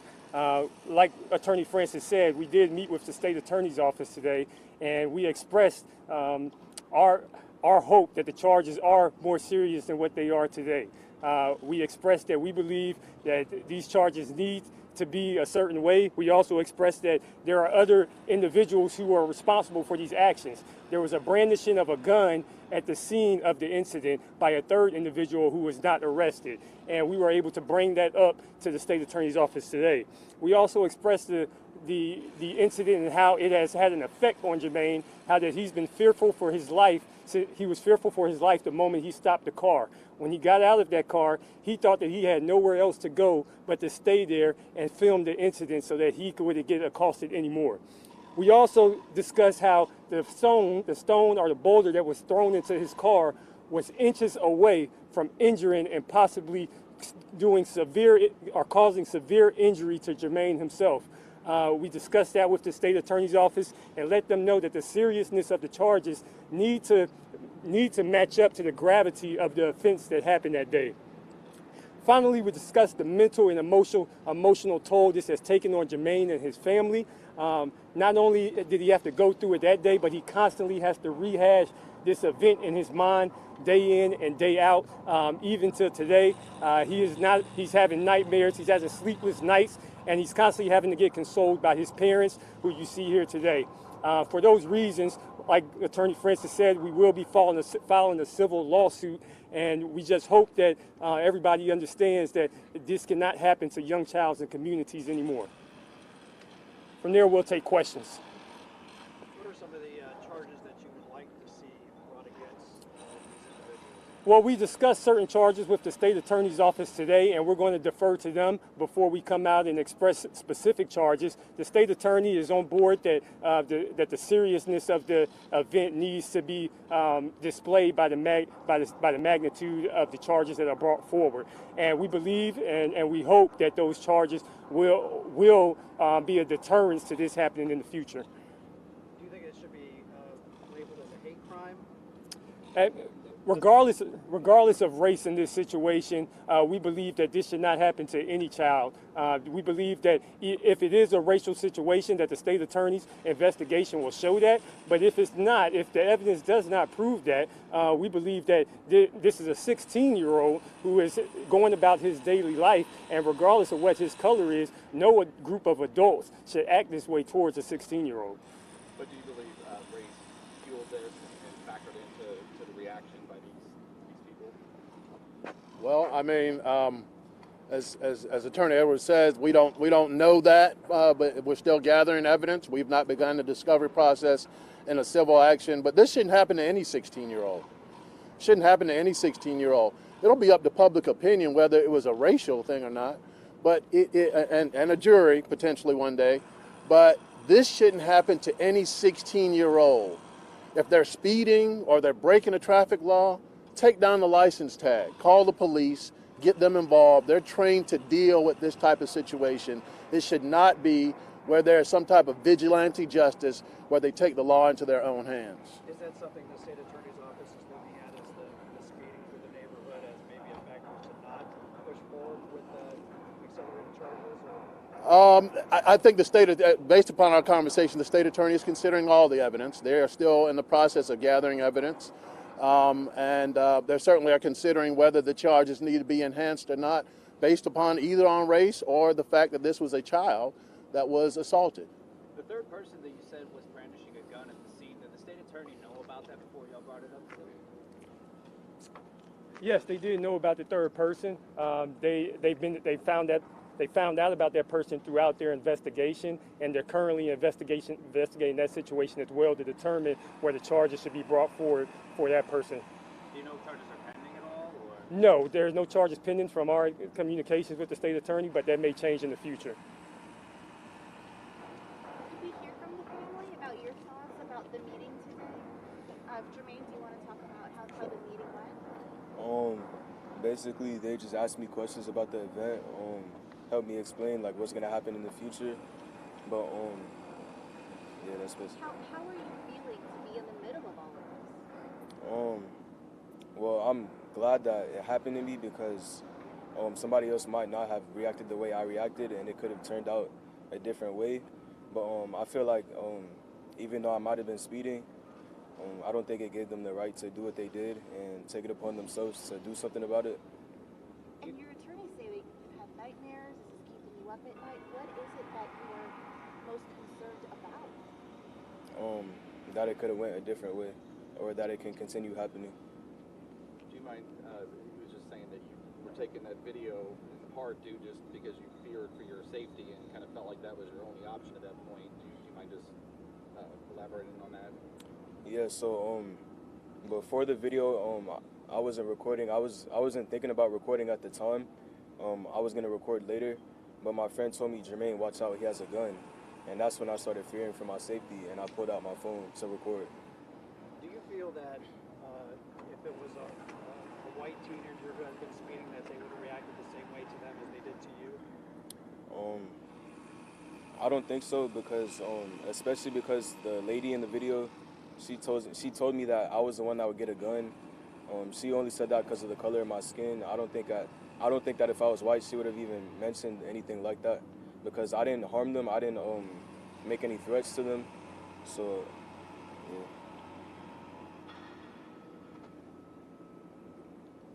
Any other questions?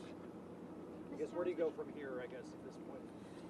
The arraignment is, from a criminal standpoint, the arraignment is on August 16th, I believe, where the formal charges will be presented and the defendants will have the opportunity to plea. The state attorney is continuing their investigation to see whether there are other individuals that should be charged, whether the charges currently should be enhanced or not. From a civil standpoint, we are in the very near future, probably before the end of the week, we'll be filing the civil lawsuit to begin that process as well. Is this going to be on the county level, the civil lawsuit? Will it be a federal lawsuit? No, it'll be a state court civil lawsuit. And did the state attorney's office give you an indication on their timeline, or if they could be bringing more serious charges soon? Or no definitive information on a timeline, other than to say that that was a decision that they anticipate making prior to their arraignment on August 16th. What do you say to people out there who have seen this video, have seen what has happened, and these people think they were just protecting their neighborhood, and they claim that it had nothing to do with race at all, but the video makes it appear to be another way. What is your advice to people out there who get mad at kids that may do similar things in their neighborhood, I guess? They take action on themselves. Do you know what I'm saying? Like, what is your advice, I guess, for people? Sure. The advice is to call the police. That's what we pay taxes for, and that's who are here to protect us. Those are the individuals who've been trained to investigate and deal with these type of actions. If there's a speeding issue going on in the neighborhood, then certainly call the police, get the tag number, talk to the occupants of the house where the car went, and tell them, hey, this is an issue. But certainly never, regardless of race, never should a 16-year-old be driving in a car and someone throw a missile into the car, throw a rock into the car in an attempt to injure him. I would also say to those people, what if this was your child? How would you want your child to be treated in that circumstance? And right now we have two parents standing behind us who have had to see that firsthand, and they're dealing with the effects of that. And it's caused some of the things that we've talked about today. So if you think about, every child as your child, I think that will help you manage the situation better than these individuals did that day. Mrs. Jones, are you interested in speaking and tell us how you're feeling about everything that's going on right now? I'm really disgusted about the whole situation. These were adults who accosted a 16-year-old child. And if you listen to the 911 tape, he's the one who was de-escalating the situation. He's the one who acted as the adult in the situation.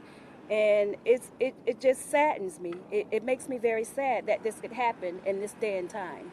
How much do you think your son's skin tone played into this situation, if at all? I think it may have played a factor in it. But regardless, I still feel like what they did was wrong. It doesn't matter what color anyone's skin is. The fact that there's a 16-year-old child, I just don't think it was right what they did. And when you first saw that video, what was going through your mind when you were watching it for the first time? I was very upset and angry. As a parent, our job is to protect our children, and the fact that I wasn't there to protect him, it's very upsetting. I'm just glad that things turned out okay.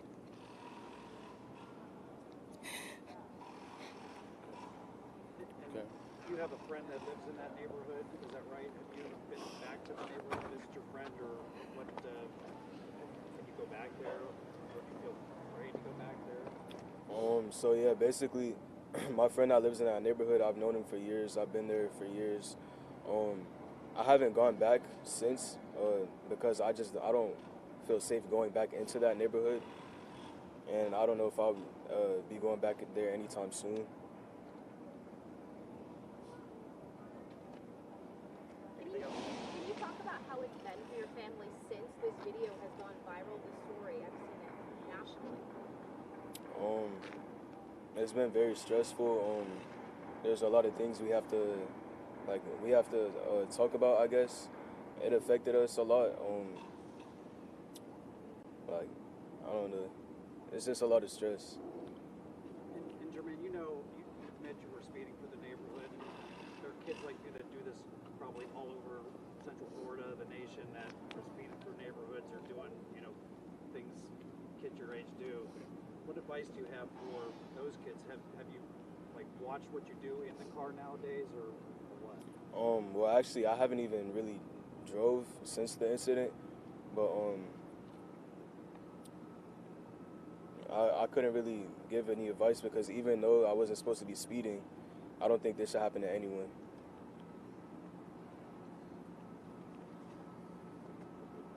Okay, thanks a lot, guys. Thank you. Thank you.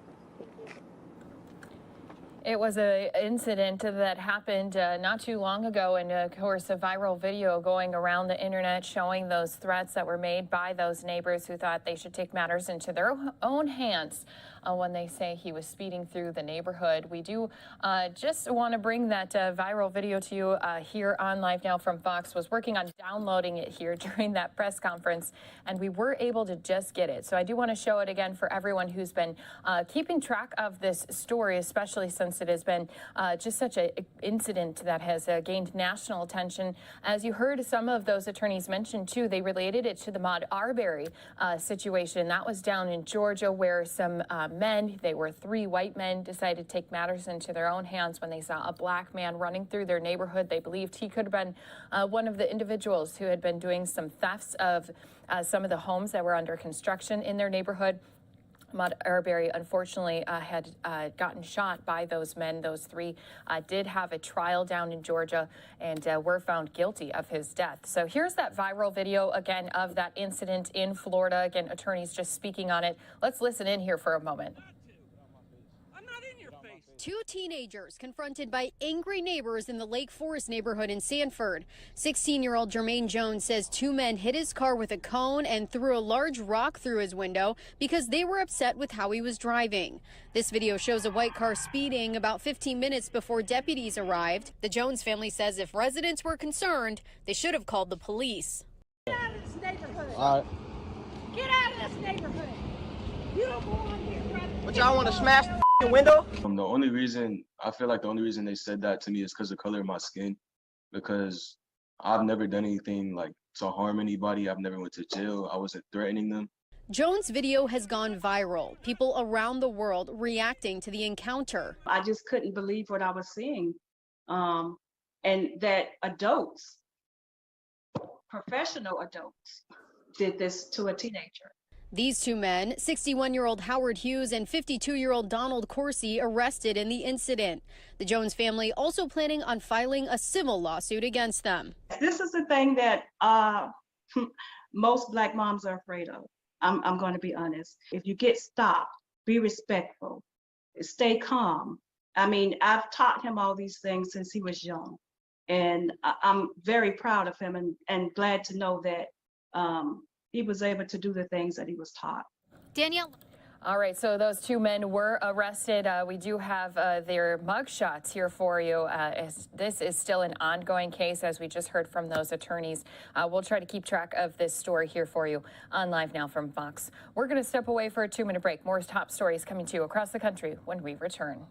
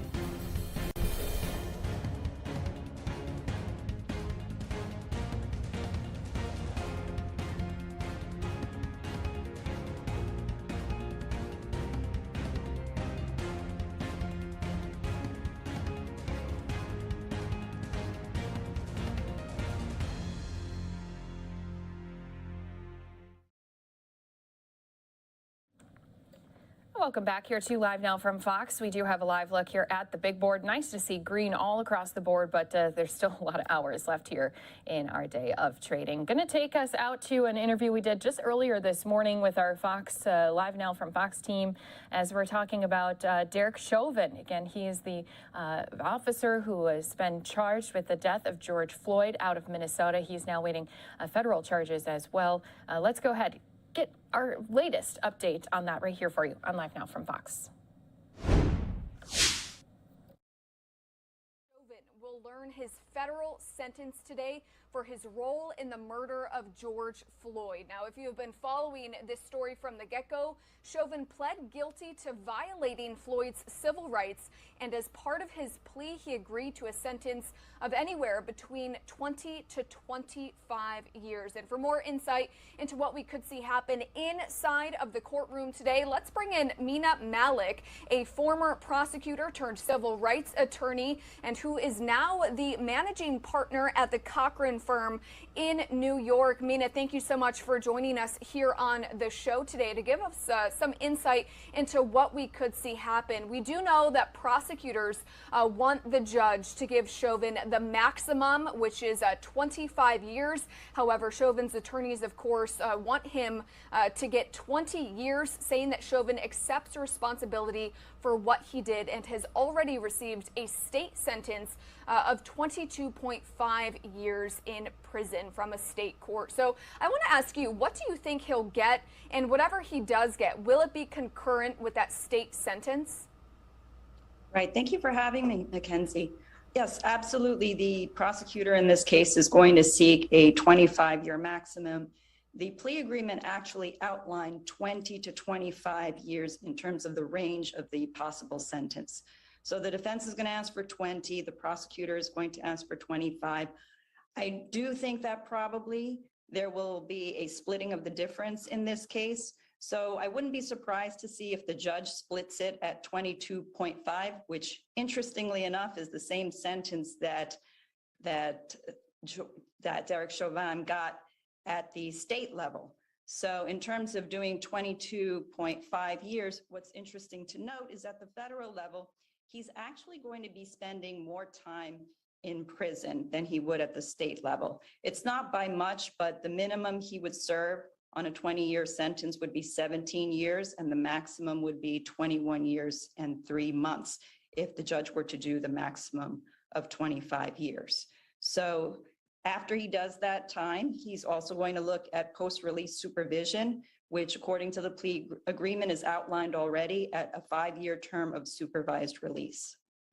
And that was actually going to be my next question. What about the possibility of parole? I know that you kind of briefly went over maybe the release and state supervision, but can you kind of break that down for us, just the possibility of it all? Right, so the plea agreement actually does outline that already. So whatever sentence the judge hands down, according to this particular agreement, he is going to be looking at a 5-year term of supervised release. He's also going to be looking at a concurrent sentence to the state sentence of 22.5 years. And what's interesting to note there is the defense did file an appeal in the state case. So we'll see what happens in terms of the appeal in the state case. They filed an appeal on a number of issues, on prosecutorial misconduct, using a different venue, jury issues. So there are about 12 issues that they outlined in their 82-page brief, and it'll be interesting to see what happens at the state level. And Mina, we do know that for his own protection, Chauvin, of course, a former Minneapolis police officer, is currently being held in isolation in a 10 by 10 foot room at the state's maximum security prison that he is apparently only allowed to leave for an average of 1 hour per day for exercise. So again, we do know that he was sentenced on the state level. Today he will be sentenced on the federal level. So will we see him serve out his sentence in federal prison, and will that be a benefit to him? If he serves out his sentence in federal prison, it will be beneficial to him. I think that federal prison is much safer than the state and local prisons and jails, respectively. Basically, if you go to federal prison, I know that sometimes they've been dubbed as club feds, right, in the past, but he will be in a safer environment. The Federal Bureau of Prisons will have more oversight over him going forward. And honestly, if he goes forward with this sentence today, he has waived his right to appeal on the federal conviction. And so regardless of what happens with the state conviction, the federal conviction will stand. All All right, and we do have some video and some sketches playing from those state trials. We do know that the other 3 former Minneapolis police officers who were there that day, who were involved and who were also convicted of federal civil rights charges in George Floyd's killing, they still have to be sentenced. So I wanted to ask you, Chauvin will be the first of the group to be sentenced today. What sort of precedent do you think that this will set, not only for those 3 officers who have yet to be sentenced, but for similar cases in the future? I think this case will be a stronghold in terms of, setting precedent for other cases in the future. In terms of the 3 officers who haven't been sentenced yet, obviously a judge is going to take into account what they did in this particular instance. Their failure to assist George Floyd and to stop what was going on is going to come into play. But in terms of future cases, this should set a strong precedent for future sentencing. And it will always remain on what happens in certain facts and circumstances of the case. A judge is always going to take that into consideration. And we do know that George Floyd's family, of course, will be there today, expected to sort of read some statements in front of the judge today. Chauvin briefly addressed Floyd's family at a state sentencing last year, offering some condolences. Do you think that he'll do that again today in federal court? Mackenzie, he might offer more condolences to the family. He already has done that at the state level. But regardless of him offering more condolences to the family, he pleaded guilty in December to violating George Floyd's rights and admitting for the first time that he kept his knee on George Floyd's neck, resulting in his death. So regardless of whether he offers more condolences to the family today, he has already admitted that he willfully deprived George Floyd of his right to be free from unreasonable seizure, including unreasonable force by a police officer back in May of 2020. And hopefully that will give the family some closure given the fact that he's already admitted to this crime, which he didn't before. Mina, any final thoughts about this whole horrific situation that unfolded back in May of 2020? This really sparked, obviously, nationwide outrage. It led to a lot of different social justice changes, some police changing their protocols and their policies. And, as these federal cases and these federal sentencing days sort of wind down for Derek Chauvin today and the other 3 officers, any final thoughts on just the impact that this one specific case has had? I think this has had a strong impact on the role of police accountability and how we view officers, and when officers do commit police misconduct or police brutality. And I think it sets a precedent for other officers on various police departments and forces that it's necessary for them to intervene when they see something going awry. And if officers do that, if officers intervene into wrongdoing when they see another officer doing something bad to a civilian, then I think we'll be able to have more police accountability, and we'll be able to have better police forces and more confidence by the public in our police departments. All right, Mina Malik, a former prosecutor turned civil rights attorney, now the managing partner at the Cochran firm in New York City. Mina, thank you so much for joining us today, really providing some valuable insight into what we can expect to see inside of that Minnesota courtroom at about 2 o'clock Central Time, as again, Derek Chauvin is sentenced on those federal charges. Mina, so again, thank you so much. Former Minneapolis. All right, thanks so much again to our Florida team from LiveNOW for conducting that interview here this morning. LiveNOW from Fox going to step away for a brief break. When we come back, waiting on a couple press conferences to get underway. We'll give you more details on those in just a few minutes.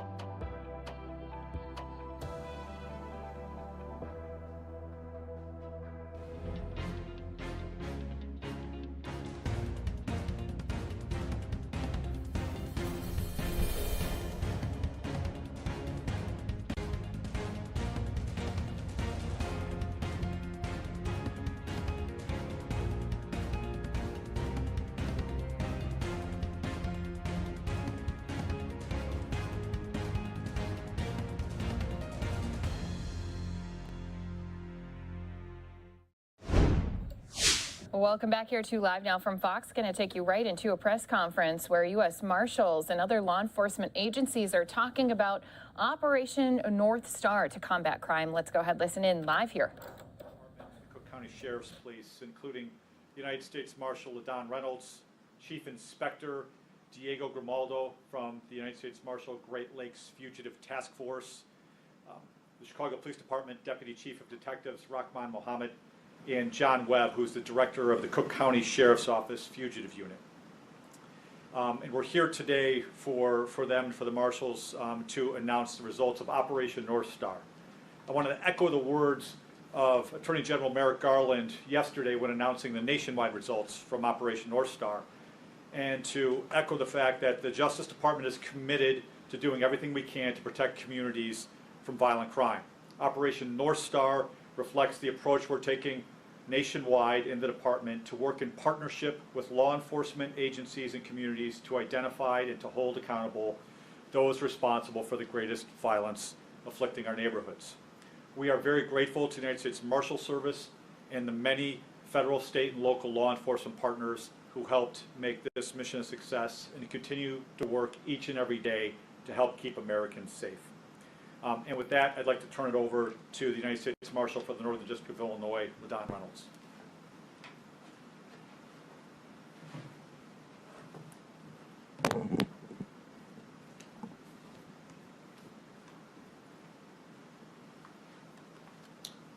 Good morning. Again, LaDon Reynolds, United States Marshal for the Northern District of Illinois, L.A., capital D-O-N-R-E-Y, and O-L-D-S. During the month of June, the United States Marshal Service conducted a high-impact fugitive apprehension initiative focused on the country's most violent offenders. This initiative happened in 10 cities. The 30-day initiative, called Operation North Star, resulted in more than 1,400 arrests and 230 arrests for homicide nationwide. Locally, we apprehended 150 fugitives, sex offenders, and violent criminals in the Northern District of Illinois. Operation North Star was concentrated on fugitives wanted for the most serious, violent, and harmful offenses such as homicide, forcible sexual assault, robbery, and aggravated assault. Operation North Star investigators focused and prioritized offenses that were involving firearms and individuals who had a heightened indicator for violence. The cities that were selected were New Orleans, New York City, Philadelphia, Baltimore, Washington, Indianapolis, Memphis, Houston, Los Angeles, and the city of Chicago, each of which have seen over the past several years increases in homicide and shootings.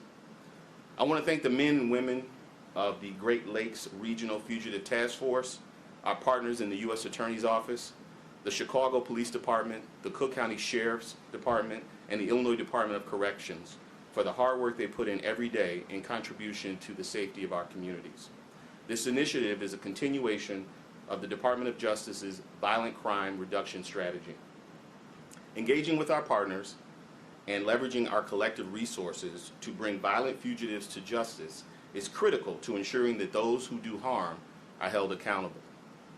This work is not taken lightly, and it comes with great personal risk to the deputies, officers, and agents.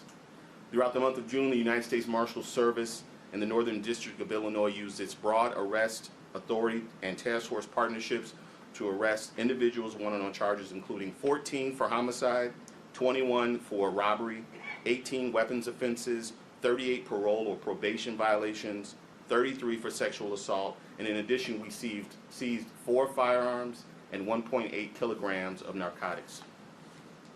Now, while each of this 156 arrests were significant, the following are an example of notable arrests in the Northern District. On the 2nd of June, Terrion Johnson was wanted for attempted murder and armed robbery, and while we were effecting that arrest, he opened fire on the task force officers. He struck and wounded a senior inspector, United States Marshal, and his canine partner.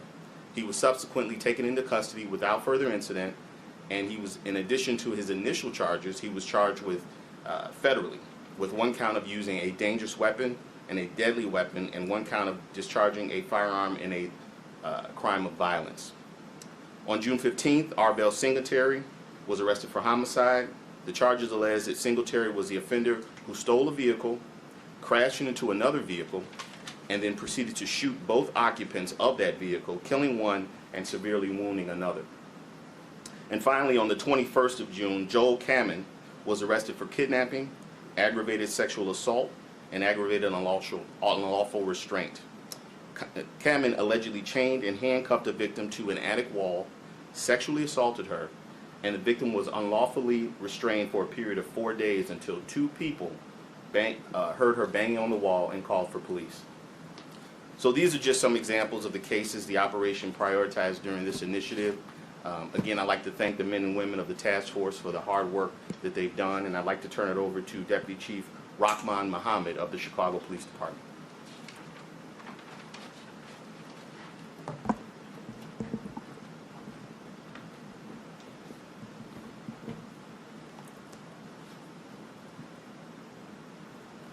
Good morning. My name is Deputy Chief Rahman Muhammad with CPD's Bureau of Detectives.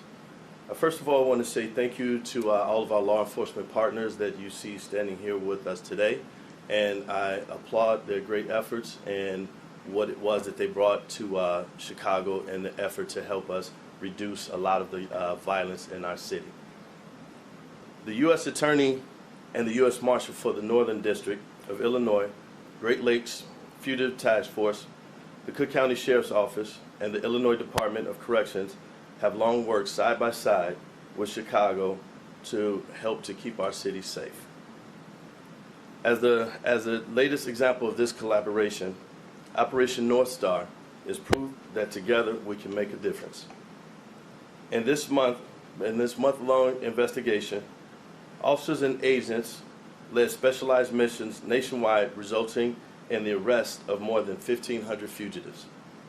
Here in Illinois, 39 CPD task force officers helped bring 156 individuals to justice, including gang members, sexual assault offenders, and murderers. This important initiative highlighted the importance of the collaboration to prioritize safety within our city. Of the 156 offenders taken into custody in Illinois, 14 were wanted on charges for homicide. 21 of these individuals were wanted for robbery, 18 others for weapons offenses, 38 for parole violations, and another 33 offenders were wanted on sexual assault charges. We also seized 4 firearms and more than a kilo of illegal narcotics. The scope of this effort demonstrates that the fight to end violence and to stop illegal guns and narcotics trafficking is a national issue. Officers across the country risk their lives every day to keep communities safe within our city. Combining resources led to more impactful investigations. The Chicago Police Department remains committed to the visibility, engagement, and the collaboration to these efforts. Making our cities safer today makes for a safer future for our citizens and our country. We are proud to have played a part in this important investigation, and we look forward to more continued work with our partners. Thank you.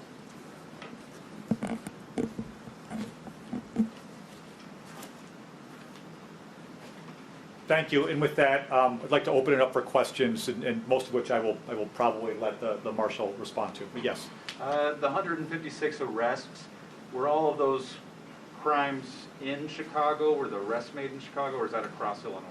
I'll let Marshal answer that. Sure. Predominantly they occurred within the city of Chicago, but please understand that the Northern District of Illinois encompasses from the lake to Iowa and from the northern border to just south of the county. Okay. Obviously, collaboratively, you have a whole lot more firepower, everything else, more manpower to put into this. But can you talk a little bit specifically about how this is more focused and what difference this makes from the everyday activities that you go about? Sure.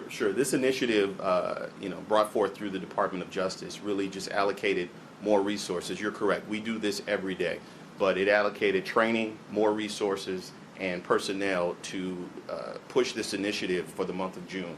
So you're absolutely correct. Again, we do this all the time. The task force is always at work, but this was an initiative to get it in advance of some of the summer months where we see an increase in crime, particularly violent crime.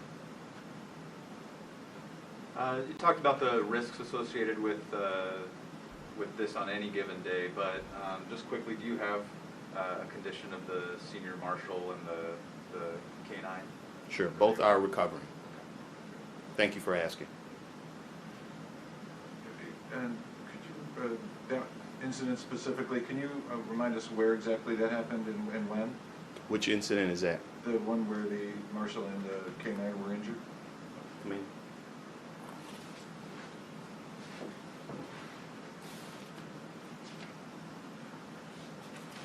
Good morning. I'm the Chief Inspector of the Great Lakes Fugitive Task Force. My name is Diego Grimaldo. Last name is spelled Grimaldo. So the incident that you referenced happened on June 2nd, which is one day into our operation. Our operation started in June. It happened in the Belmont-Cragen neighborhood. And again, both the senior inspector and the K-9 are recovering, and they're doing well. Thank you. One thing I would add to that, there are federal charges pending in that case, and so if you wanted any more detail about, there's a criminal complaint that was filed by our office, I believe, on June 17th, and our public information officer can make sure you have that, but it's on the news feed on our website as well, if you wanted more detail about that particular incident. Any further questions? I know the effort was to try to do as much as possible in advance of the summer months. I mean, was there a goal initially in terms of how many people that you hope to bring back in? And could you tell us, did you reach that goal? Did you surpass it, or where are you at? Yeah, I'll let the marshal answer that question as well. Sure. Okay. So again, this was done in collaboration with our partners and the local jurisdictions and the county jurisdictions. I think the goal was just to identify those violent offenders who have the most propensity for violence and to take those individuals into custody. And yes, in that regard, we met our goal. The work continues. I did have a question. Of all of the violent offenders throughout Chicago and the Northern District, what was the litmus test to identify the most dangerous, and how many did you identify, and how many were taken into custody? So that's a good question. I won't get into the details, but what I'll say is we use data analytics to look at the past behavior of these individuals who were wanted on probable cause in addition to warrants. We focused on those individuals who had a propensity or used a firearm in commission of a crime, in thoughts that, a good indicator for violence is a past history of such. And so as far as the number of those individuals, it's my understanding that the individuals that we identified that needed to go into custody did. Again, the work does continue. Were all of these, I'm sorry, were all of them folks who'd been identified through investigations but had not yet brought into custody? There weren't any who like skipped bail or anything like that? I think it's a combination of both. It was a combination of both. So there were some warrants and then also individuals who had been identified through probable cause in the investigative process as being wanted for those crimes. Thank you very much for coming today. We appreciate it.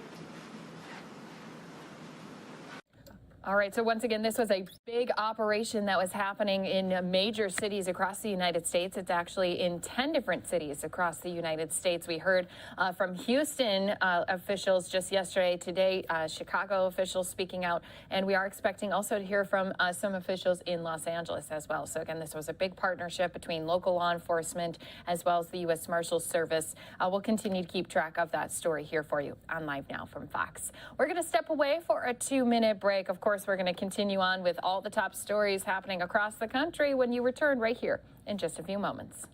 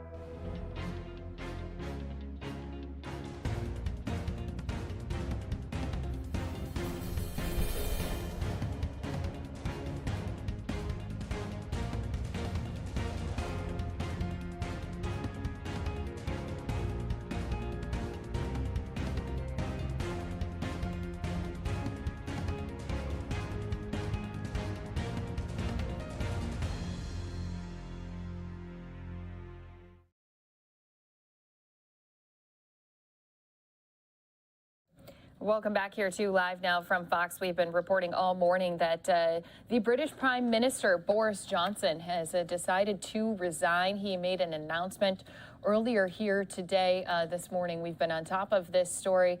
He did say he will continue as Prime Minister until a new leader is in place. He had said more information about the election of a new leader will be announced next week. Now, it's no surprise that he announced his resignation as many senior lawmakers stepped down from their roles this week, leaving him unable to govern.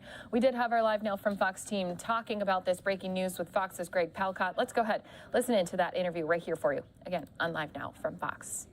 A huge turn of events, really just in the past 24 hours. Yesterday, we heard from Johnson saying that he will stay on as Prime Minister, but just today, officially announcing his resignation. What changed overnight?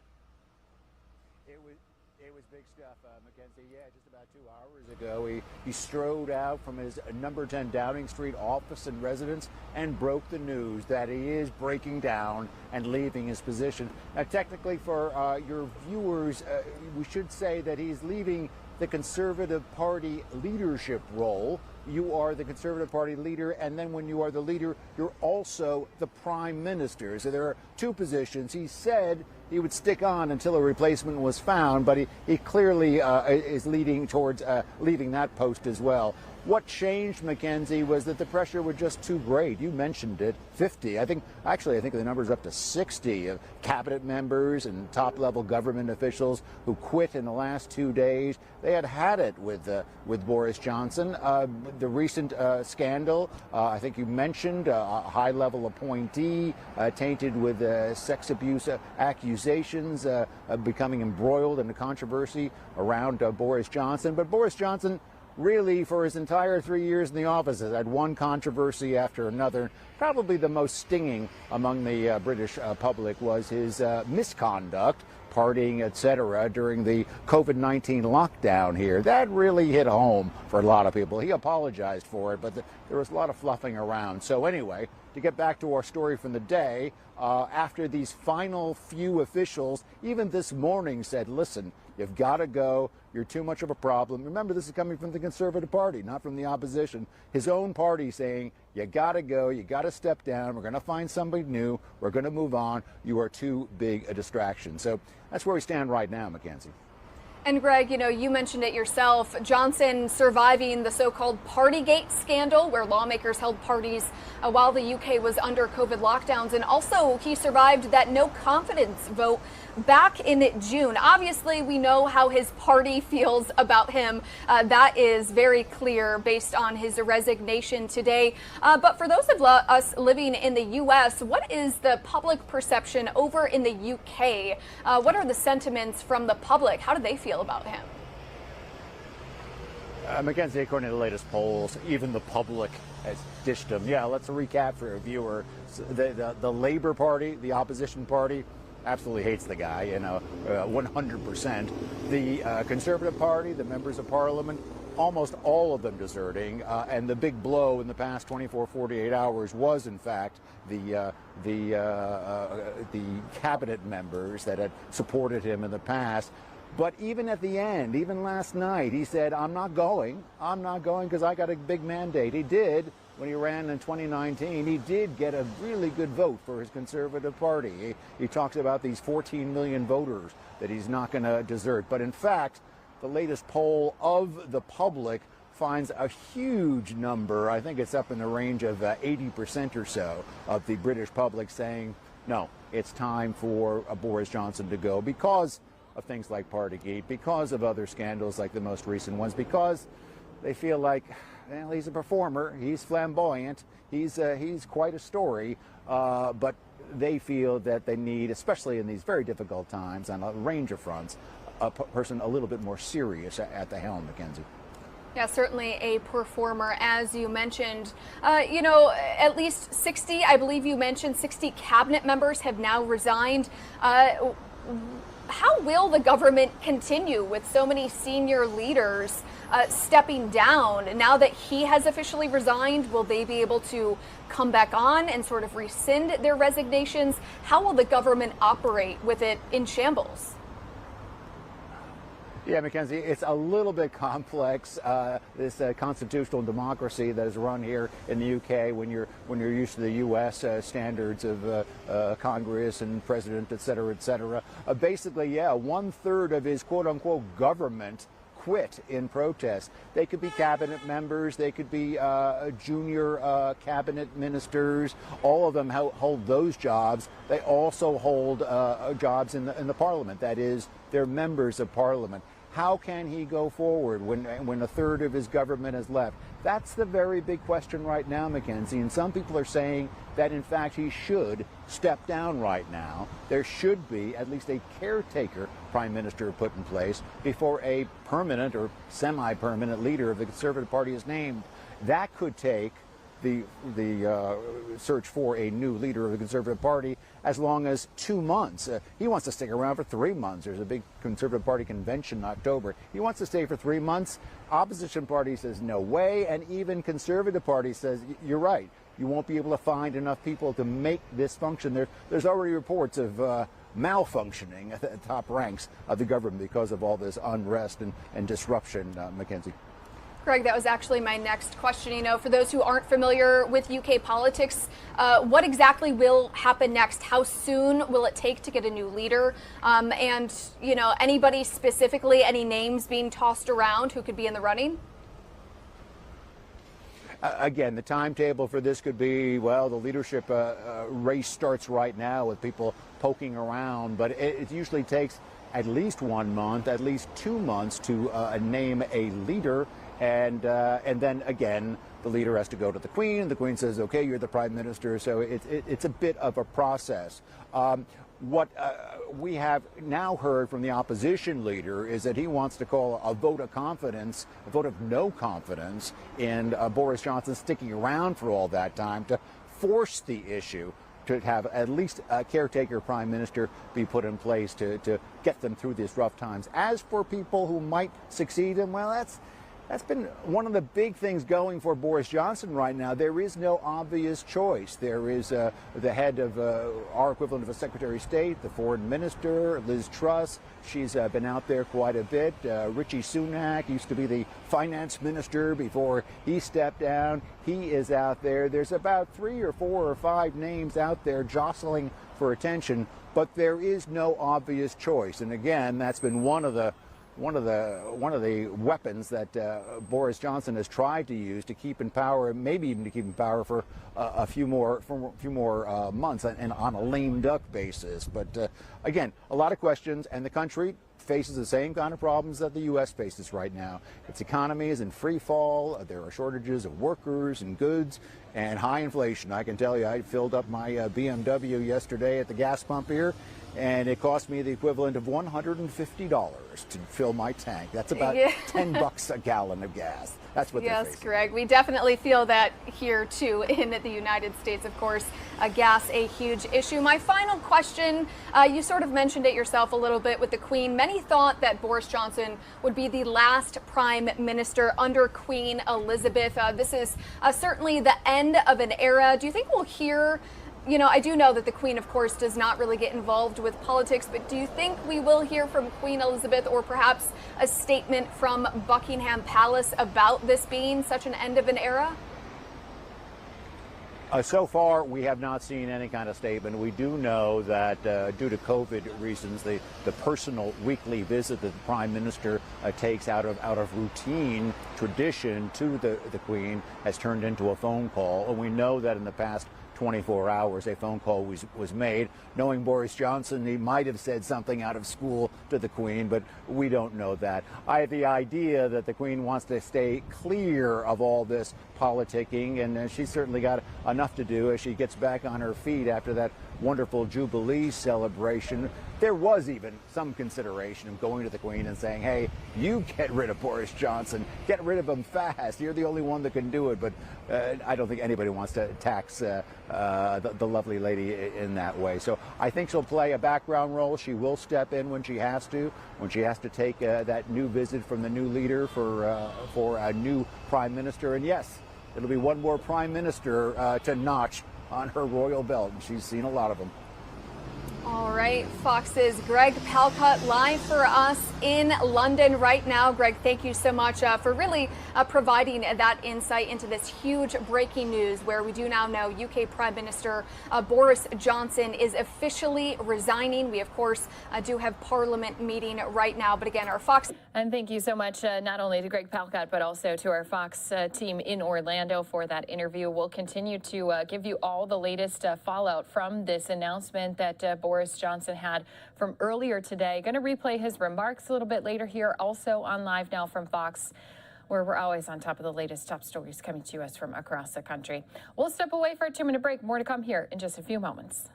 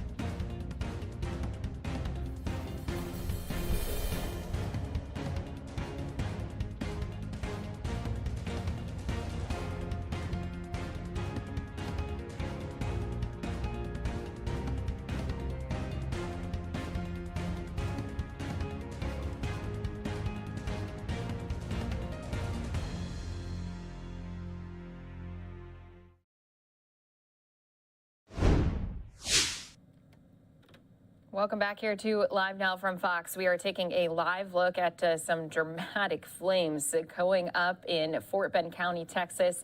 We do have first responders on scene here of what they are saying is a pipeline explosion. So we are trying to, of course, work on getting the latest information. Very little bit coming out of Texas. You can see it is out in the middle of this field here, and off to the side when our cameras zoom in, we do have some of those first responders on the roads that are nearby here. A pipeline explosion had occurred between Orchard and Wells, just off of BJ Dusick Road, if you're familiar with this area. But this is an isolated field. All the other surrounding area is restricted. They are asking anyone who is familiar with this area to please avoid this scene.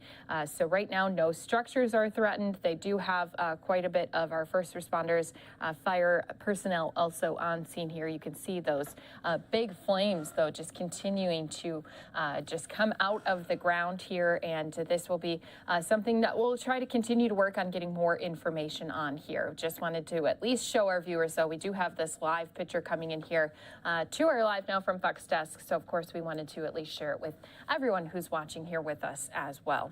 Well, thank you again for being here with us. I'm Christy Larson here. We're going to continue giving you some more of the latest news conferences happening across the country. First, let's go ahead and take a live look at the big board. We are seeing green across the entire board here. Still quite a few hours left in the trading day, but right now we are up more than 290 points. I always like to see that green on the board, especially as we've been still dealing with a lot of Americans upset with inflation. They've been upset about gas prices, the economy, so a lot of things still to be worked on here. Do want to just turn our attention back to that breaking news here for a moment, just because our scene looking dramatically different than just a minute ago. You can see those flames very, very low now. It looks like we do have a first emergency responders vehicle also driving through that field to get closer. So it looks like they may have been able to turn that pipe off in that area. So just a little bit of smoke coming back up. Still a little bit of fire happening here in this field. Of course, you're seeing just some of those conditions that this field has. They have some dry green there, so it does look like it has a little bit of fire. And now that we're zooming out, it's a little bit more clear. It looks like the original pipeline fire, that explosion may have caused a secondary fire here in this field. So it looks like they do have some of the crews out here trying to work on putting this spot out. But when our camera zoomed out for that brief moment, it looked like we still do have that large fire where the pipeline explosion happened. So here now a little bit better for us to be able to keep track of that. You can see that they're getting close enough to assess this scene, but still keeping their distance. Obviously, this is going to be an ongoing investigation. If we do get more information from our first responders, of course, we'll be bringing that to you here on Live Now from Fox. But you can see just how high those flames are. I was a little surprised that within that minute when we went to the big board, it would have been so dramatically different. But again, you can see that it has sparked a few other areas where those little fires have started to pop up. So this very, very hot flames probably coming from here.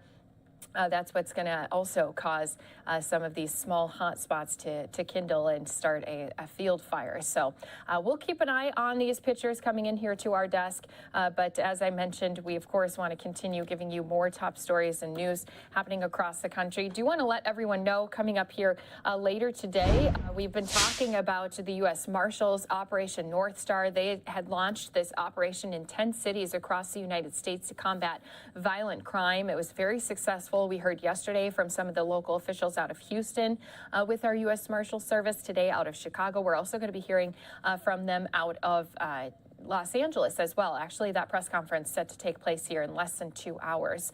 But the U.S. Marshals also set to give a press conference later today, 4 p.m. Eastern Time, on the arrest of Caitlin Armstrong. She was involved in a love triangle in Texas and had fled the country after she had murdered one of her partner's lovers as well. So it was been a very controversial story out of Texas. They did find her in Costa Rica. Were able to make that arrest there, bringing her back to the United States. They're expected to give a press conference again later here today. That's going to be something else we're going to head out to here, as well as President Biden going to be giving the Presidential Medal of Freedom to 17 recipients.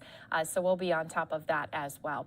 But down in Florida, we're going to switch gears quite a bit. Down in Florida, we do have a new invasive species that is taking control. They've found it in Florida, and there are some who are worried about these giant snails, especially after they've made the discovery that they have made their way into Florida.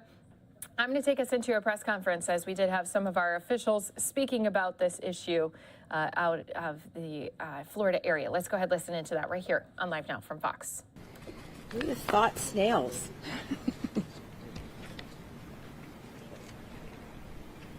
Everybody ready? All right. Well, good afternoon, and thank you all for being here today. Let's go ahead and address the abnormally large snail in the room. The giant African snails are back. But let me assure you, we will eradicate these snails.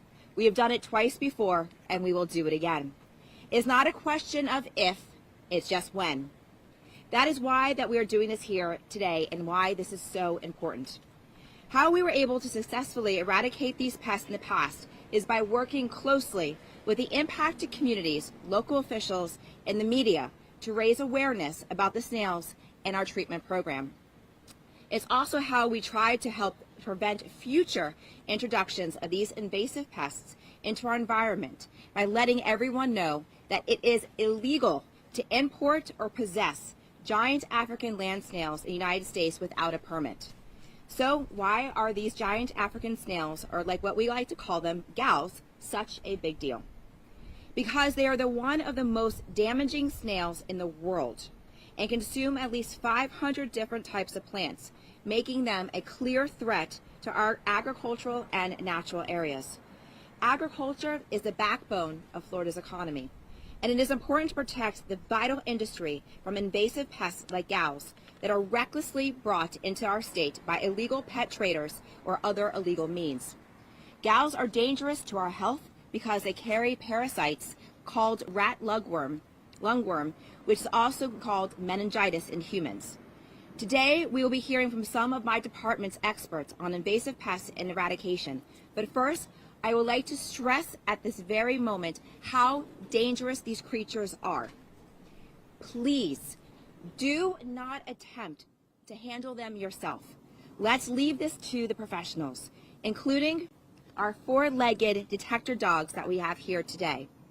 If you see a snail and you believe it to be a giant African snail, please contact our Division of Plant Industry Helpline at 1-888-397-1517. Again, that is 1-888-397-1517. Now, I'd like to introduce our Division of Plant Industry Assistant Director, Dr. Greg Hodges, to talk more about gals and the current quarantine process. Thank you, Commissioner Freeman. Good afternoon, everybody. Yes, we are here today to talk about the recent detection of gals in Newport, Ritchie, and Pasco County. As the Commissioner mentioned, this marks the third time that this exotic snail has been introduced into Florida.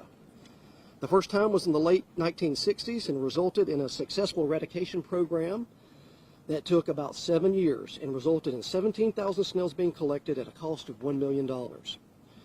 The second time was in 2010, and it also resulted in a successful eradication program that took 10 years. And at almost 170,000 snails being collected at a cost of $23 million. Much like the most recent eradication effort in Miami-Dade and Broward counties, this detection was a result of a homeowner noticing several unusual large snails on their property. They reported it to the University of Florida Extension Service and Master Gardener Program, and the University of Florida noted that this looked to be a snail of concern. And they immediately shared this information with us. We identified the snail as gals and dispatched a team to start surveying that area immediately. We also sent samples to our partners, the USDA, APHIS, for confirmation of our identification, and that has been confirmed. One thing to note about this particular detection, this population has a very light cream-colored body with a typical dark and mottled brown shell.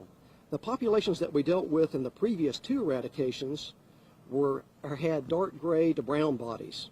This cream-colored phenotype is very common in the pet trade in Europe and has been intercepted here in Florida previously with the illegal pet trade.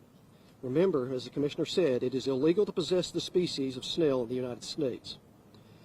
Gals is known, as she indicated, to feed on more than 500 plant species, which makes it a significant threat to our agricultural products here in the state. If it were to become established, it could result in a significant reduced crop yields for many of our crops, as well as the potential of international trade implications. Additionally, it can feed on plaster and stucco associated with houses in order to gain calcium for shell hardening. It also is a known carrier of the rat lungworm, a parasite known to cause a type of meningitis in both humans and animals. The process of eradication has begun. Just as the Commissioner indicated, we will be successful, but it will take some time. Successful eradication can be declared 2 years after the last detection of a live snail and after we have completed the appropriate controls and detection methodologies to ensure that we have indeed eradicated the population. So far today, we have collected a little over 1,000 snails in our core area, with 29 properties being positive. We have 30 personnel currently assigned to the program, and our teams are even today conducting detection through inspection of yards. They're hand collecting snails when they see them, and we've started our treatment program with the appropriate chemistries. We've enacted a quarantine around the area of detection. The quarantine prohibits the movement of the giant African land snail or any regulated article, such as, but not limited to, plants, plant parts, soil, plants and soil, yard waste and debris, and compost. From within that quarantine area, unless you have a compliance agreement from us. To be successful going forward, we need a strong partnership, and we do have one, with the USDA, University of Florida, the city of Newport Richey, the county, local businesses, and most importantly, the homeowners. We ask that anyone who thinks they have seen this exotic snail or any business that would need a compliance agreement, please contact our helpline. And I'll repeat that again. I know the commissioner just gave it to you, but 1-888-397-1517.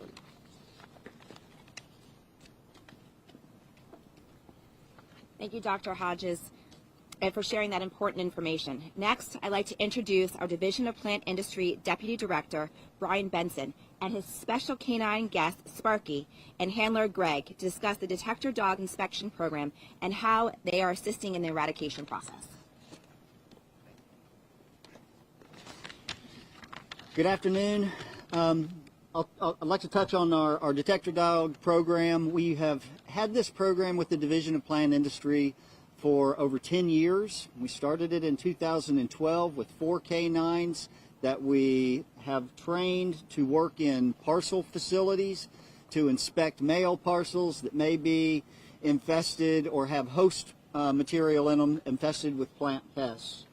2 years after we started our detector dog program, we added 2 canines to the program in Miami-Dade that were specifically trained to target giant African land snails.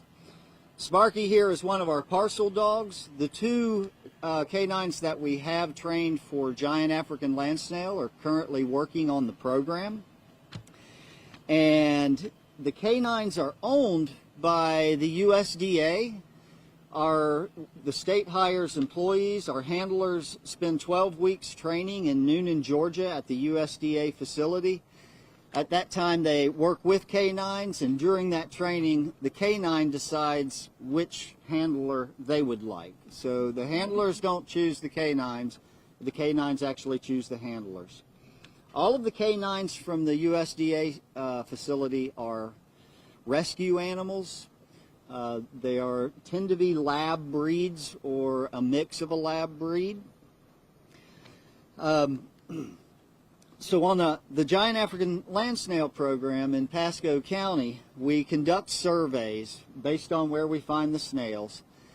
We bring in canines to follow up on the outskirts to determine properties to be negative following the detection and removal of snails, and the canines played a vital role in the eradication process and in us declaring eradication on previous programs. The canine's response is a passive response. For when we have canines surveying properties looking for the giant African land snail, their response is to sit if they alert and smell the odor of a giant African snail. We don't want the canines to put the snails in their mouth. This for the same reason we don't want humans picking them up. So there aren't vaccinations for the canines against meningitis, but we do take actions to prevent them from being exposed to the snails directly. And with that, I would say that the Division of Plant Industry has one of the most elite canine inspection teams in the United States, with the 2 canines that are specifically targeting mollusks and our 4 canines that work in the parcel facilities. Thank you. Thank you, Brian, and thank you, Sparky.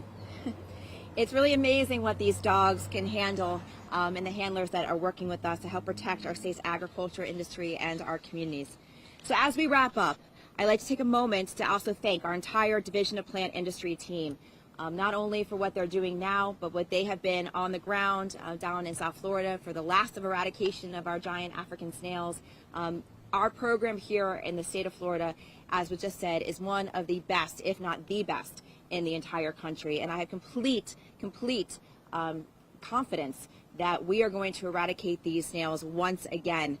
We are lucky to have this experienced team that is ready to prevent, detect, and treat these invasive threats.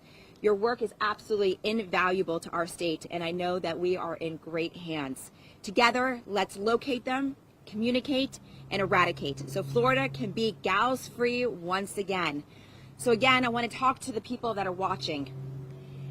Please, if you see one of these snails, do not touch it. Call us, make sure that you've got experts They carry diseases like meningitis with them. And most importantly, do not eat them.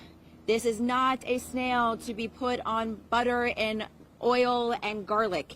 This is not something that you want to touch, not something that you want to eat. This is left us up to the experts, but this is going to be something that we need the community's involvement in. We can only do our job if we've been alerted to finding these snails. So please make sure that you're vigilant, you're calling us immediately, and that we are able to get to the bottom of it. So now we will take some questions.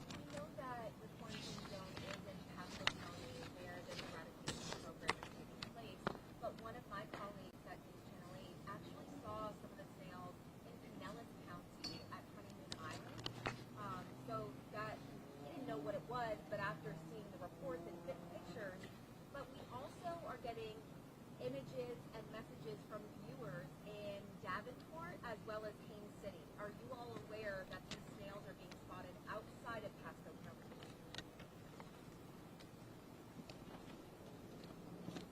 Well, that's a great question, and thank you so much. And you know, that's the reason why we do have the helpline. We want people to call the helpline and get it into our workflow. What we'll have teams go out there and make sure. There are some other snails that maybe, depending on the size, it could be confused, and we want to make sure that it is actually the giant African snail. If it is, we will move in there immediately and start taking care of those too. But thank you so much for that tip. And yes, encourage your people to, again, just do like the commissioner said and call that number, and we'll follow up. Yeah, so I think that it's more important to over-communicate than under-communicate. So if there is, you know, again, that they may look like other types of snails that might not be as invasive. So it's really important that if you see something that you might think, call our hotline. That way we can have some of our team come out there, see it. And of course, that if we find them outside of that zone, we of course will expand the zone to make sure that we're hitting every area. Have any of the snails collected so far had rat lungworm? That's a good question. Not out of this population. We have actually just started looking at that. Our lab's just set up this week on that. So at the moment, no. Were those thousands of snails all found in the same quarantine area in Pasco County? Yes, they were. And over what time frame was that? That would be pretty much all of last week. I'm looking at my teams. It would be from last week until today. And what's the concern with more, you know, since they do have full reproductive parts and can create more, what's the concern about them spreading, you know, beyond the house? Well,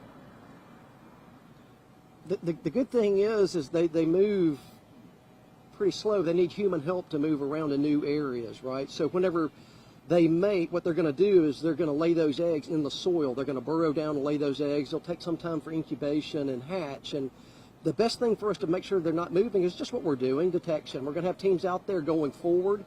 And as those babies hatch and start to emerge up, we'll be out there to collect them. So that's why we don't want people moving potted plants from the core area or yard waste. We want to make sure that everything's appropriately dealt with so we don't move them to another area. Those potted plants and yard waste, that's...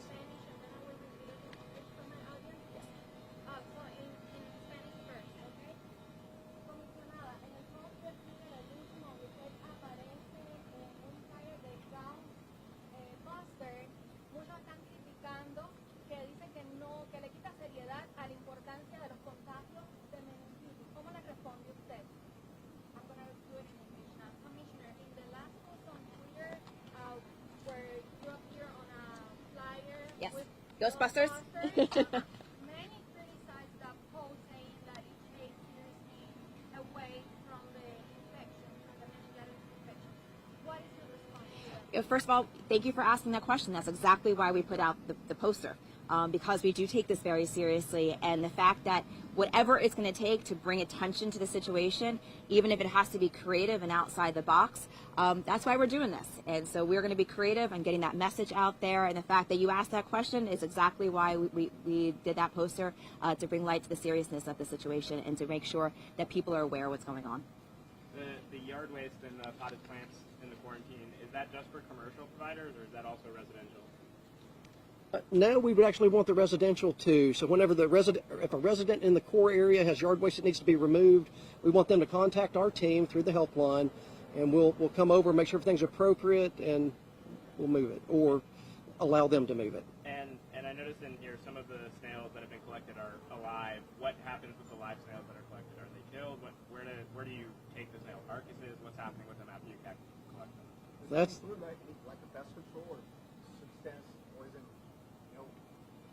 well. Here's what we do when we collect snails. Our teams are out during the day and they have buckets, and we collect the snails. We put them in a bucket, right?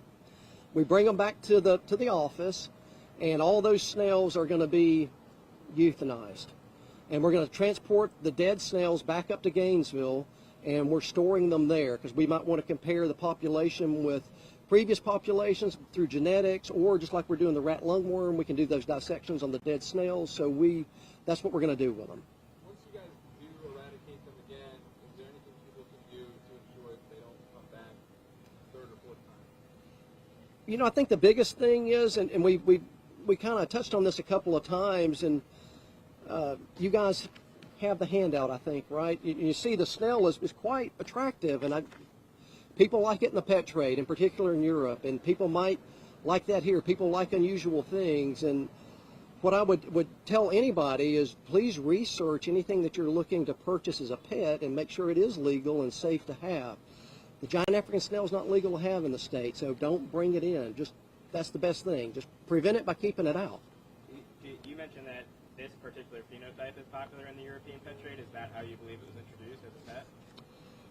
Like I said, I can't truly say that, but what I can say is here recently we have had interceptions in Florida that were tied to the illegal pet trade, and they did match the same color morph. So we've had some experience with them recently. An invasive species that Florida is trying to get ahead of. We've been showing you those pictures, too, of just how large those snails are. A lot of important reminders, too, to everyone in Florida who may be coming across these snails. They say do not let your pets near them. Do not yourself go near them. You're supposed to call local officials, especially if you do find them in your yard. So we're going to continue giving you other top stories coming here at the top of the hour. We are waiting on a press conference out of Detroit, where just last night an officer was shot to death. We are expecting to hear from the police chief here at the top of the hour. Stick around, more to come right here in just a few moments after this break.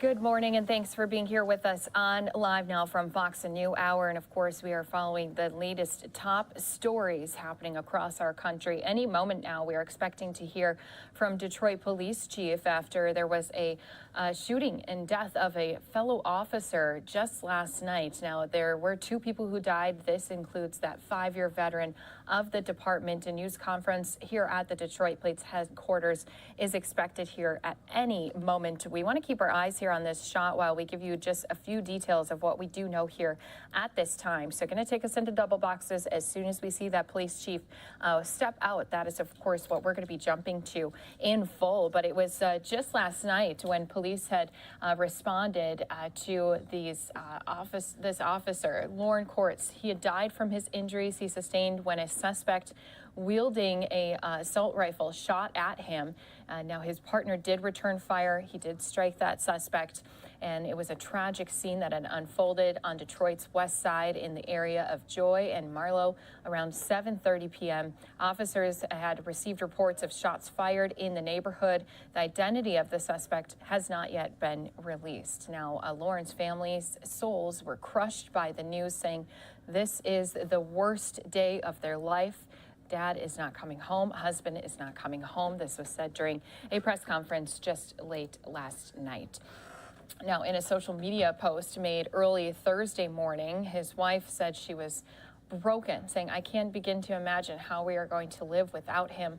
My babies need him. I need him. I keep thinking I'm going to wake up from this nightmare and he's going to come home." Now, he came from a family of long line of experienced law enforcement officers. His father was also a Detroit police officer who had recently retired.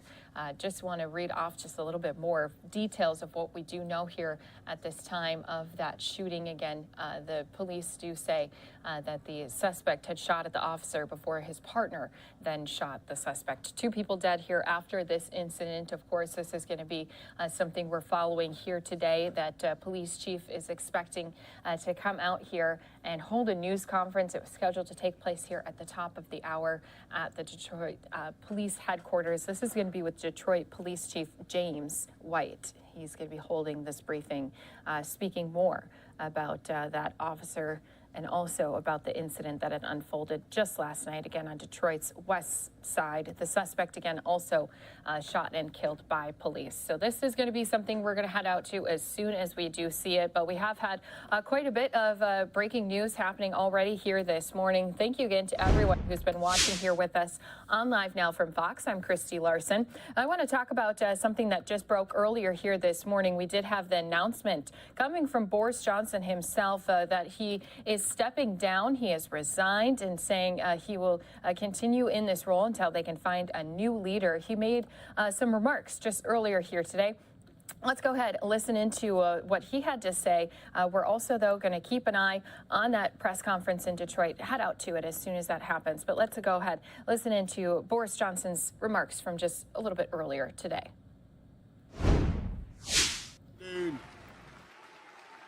Thank you. It is clearly now the will of the Parliamentary Conservative Party that there should be a new leader of that party and therefore a new Prime Minister. And I've agreed with Sir Graham Brady, the chairman of our backbench MPs, that the process of choosing that new leader should begin now. And the timetable will be announced next week. And I've today appointed a cabinet to serve, as I will, until a new leader is in place. So I want to say to the millions of people who voted for us in 2019, many of them voting Conservative for the first time, thank you for that incredible mandate, the biggest Conservative majority since 1987, the biggest share of the vote since 1979. And the reason I have fought so hard in the last few days to continue to deliver that mandate in person was not just because I wanted to do so, but because I felt it was my job, my duty, my obligation to you to continue to do what we promised in 2019. And of course, I'm immensely proud of the achievements of this government, from getting Brexit done to settling our relations with the continent for over half a century, reclaiming the power for this country to make its own laws in Parliament, getting us all through the pandemic delivering the fastest vaccine rollout in Europe, the fastest exit from lockdown, and in the last few months, leading the West in standing up to Putin's aggression in Ukraine. And let me say now to the people of Ukraine that I know that we in the UK will continue to back your fight for freedom for as long as it takes. And at the same time, in this country, we've been pushing forward a vast programme of investment in infrastructure and skills and technology, the biggest in a century, because if I have one insight into human beings, it is that genius and talent and enthusiasm and imagination are evenly distributed throughout the population, but opportunity is not. And that's why we must keep levelling up, keep unleashing the potential of every part of the United Kingdom. And if we can do that in this country, we will be the most prosperous in Europe. And in the last few days, I've tried to persuade my colleagues that it would be eccentric to change governments when we're delivering so much, and when we have such a vast mandate, and when we're actually only a handful of points behind in the polls, even in mid-term after quite a few months of pretty relentless sledging, and when the economic scene is so difficult domestically and internationally. And I regret not to have been successful in those arguments, and of course it's painful not to be able to see through so many ideas and projects myself. But as we've seen at Westminster, the herd instinct is powerful, and when the herd moves, it moves. And my friends, in politics, no one is remotely indispensable. And our brilliant and Darwinian system will produce another leader equally committed to taking this country forward through tough times, not just helping families to get through it, but changing and improving the way we do things, cutting burdens on businesses and families, and yes, cutting taxes, because that is the way to generate the growth and the income we need to pay for great public services. And to that new leader, I say, whoever he or she may be, I say I will give you as much support as I can. And to you, the British public, I know that there will be many people who are relieved, and perhaps quite a few who will also be disappointed. And I want you to know how sad I am to be giving up the best job in the world. But them's the breaks. I want to thank Carrie and our children and all the members of my family who have had to put up with so much for so long. I want to thank the peerless British civil service for all the help and support that you have given our police, our emergency services, and of course our fantastic NHS, who at critical moment helped to extend my own period in office, as well as our armed services and our agencies that are so admired around the world, and our indefatigable Conservative Party members and supporters, whose selfless campaigning makes our democracy possible. I want to thank the wonderful staff here at Chequers, here at Number 10, and of course at Chequers, and our fantastic prop force detectives, the one group, by the way, who never leak. Above all, I want to thank you, the British public, for the immense privilege that you have given me. And I want you to know that from now on, until the new Prime Minister is in place, your interests will be served and the government of the country will be carried on. Being Prime Minister is an education in itself. I've travelled to every part of the United Kingdom, and in addition to the beauty of our natural world, I've found so many people possessed of such boundless British originality and so willing to tackle old problems in new ways, that I know that even if things can sometimes seem dark now, our future together is golden. Thank you all very much. Thank you. All right, so Johnson here again saying more information about the election of a new leader going to be announced next week. No surprise, though, that the embattled politician announced his resignation, since many senior lawmakers stepped down from their roles this week, leaving him unable to govern. We'll continue to follow this latest story here for you, just as we are with all of our top stories happening across the country. We're going to step away for a 2-minute break, still waiting on Detroit police to step out and speak about their officer who was shot and killed last night. We're going to stay on top of that, plus other stories right here for you when we return here in 2 minutes.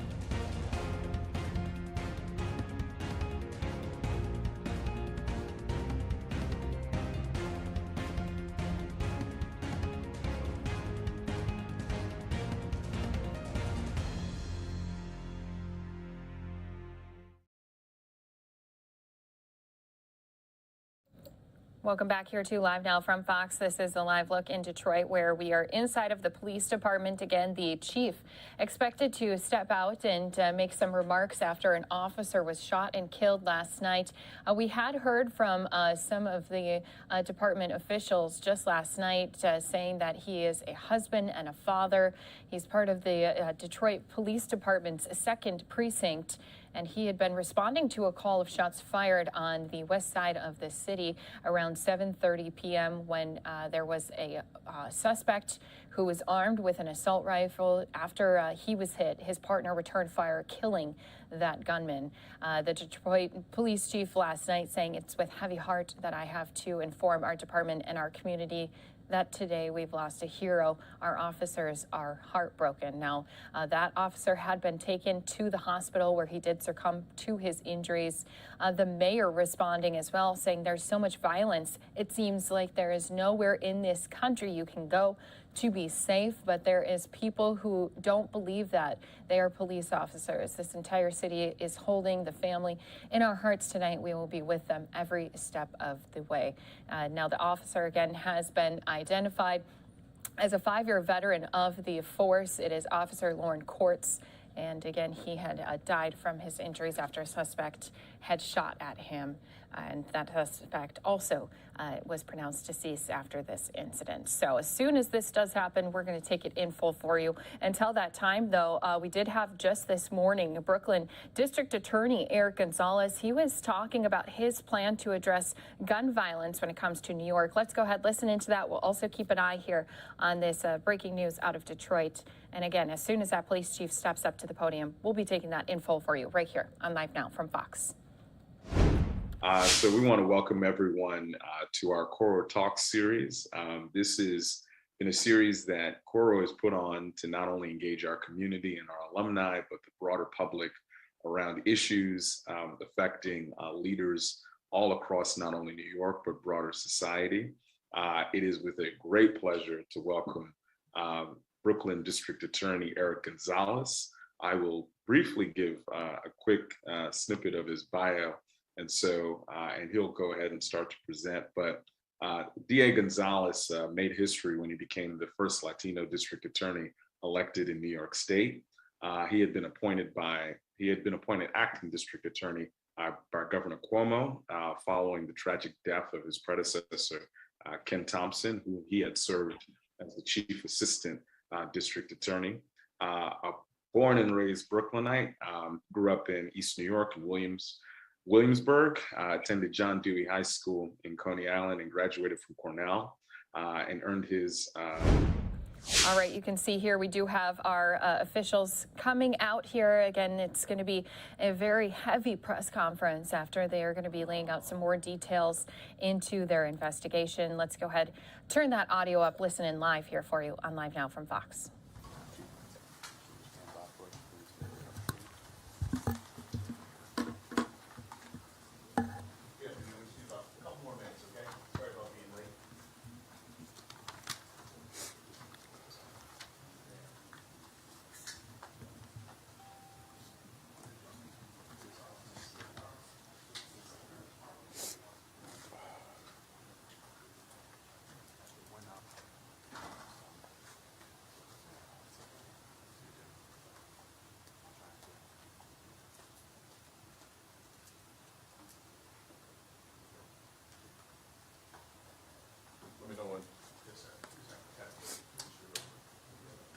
Okay.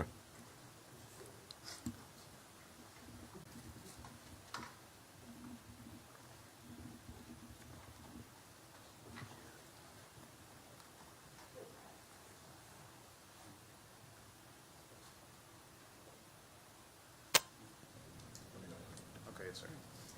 1 minute. Yep.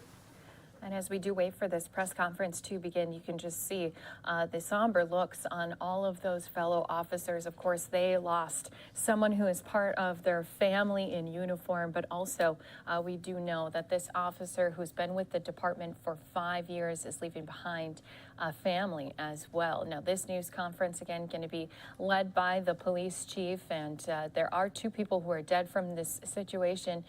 Not only our veteran of 5 years on the Detroit police force, but also the suspect as well. It was a tragic scene. It happened on Detroit's west side. We're going to learn more information here today.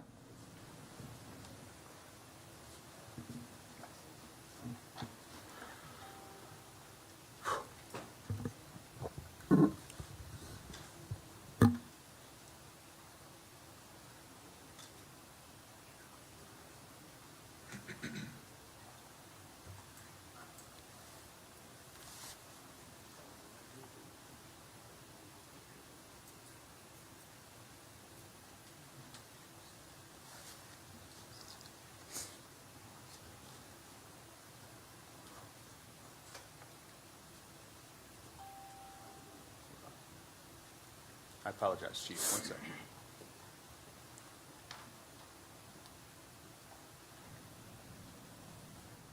Does seem like we're still waiting for some media members who have also come here to listen into this press conference. The police chief spoke last night about this incident, saying when he spoke with the officers' family, their souls were crushed by this news. It is definitely something they don't look forward to with their job.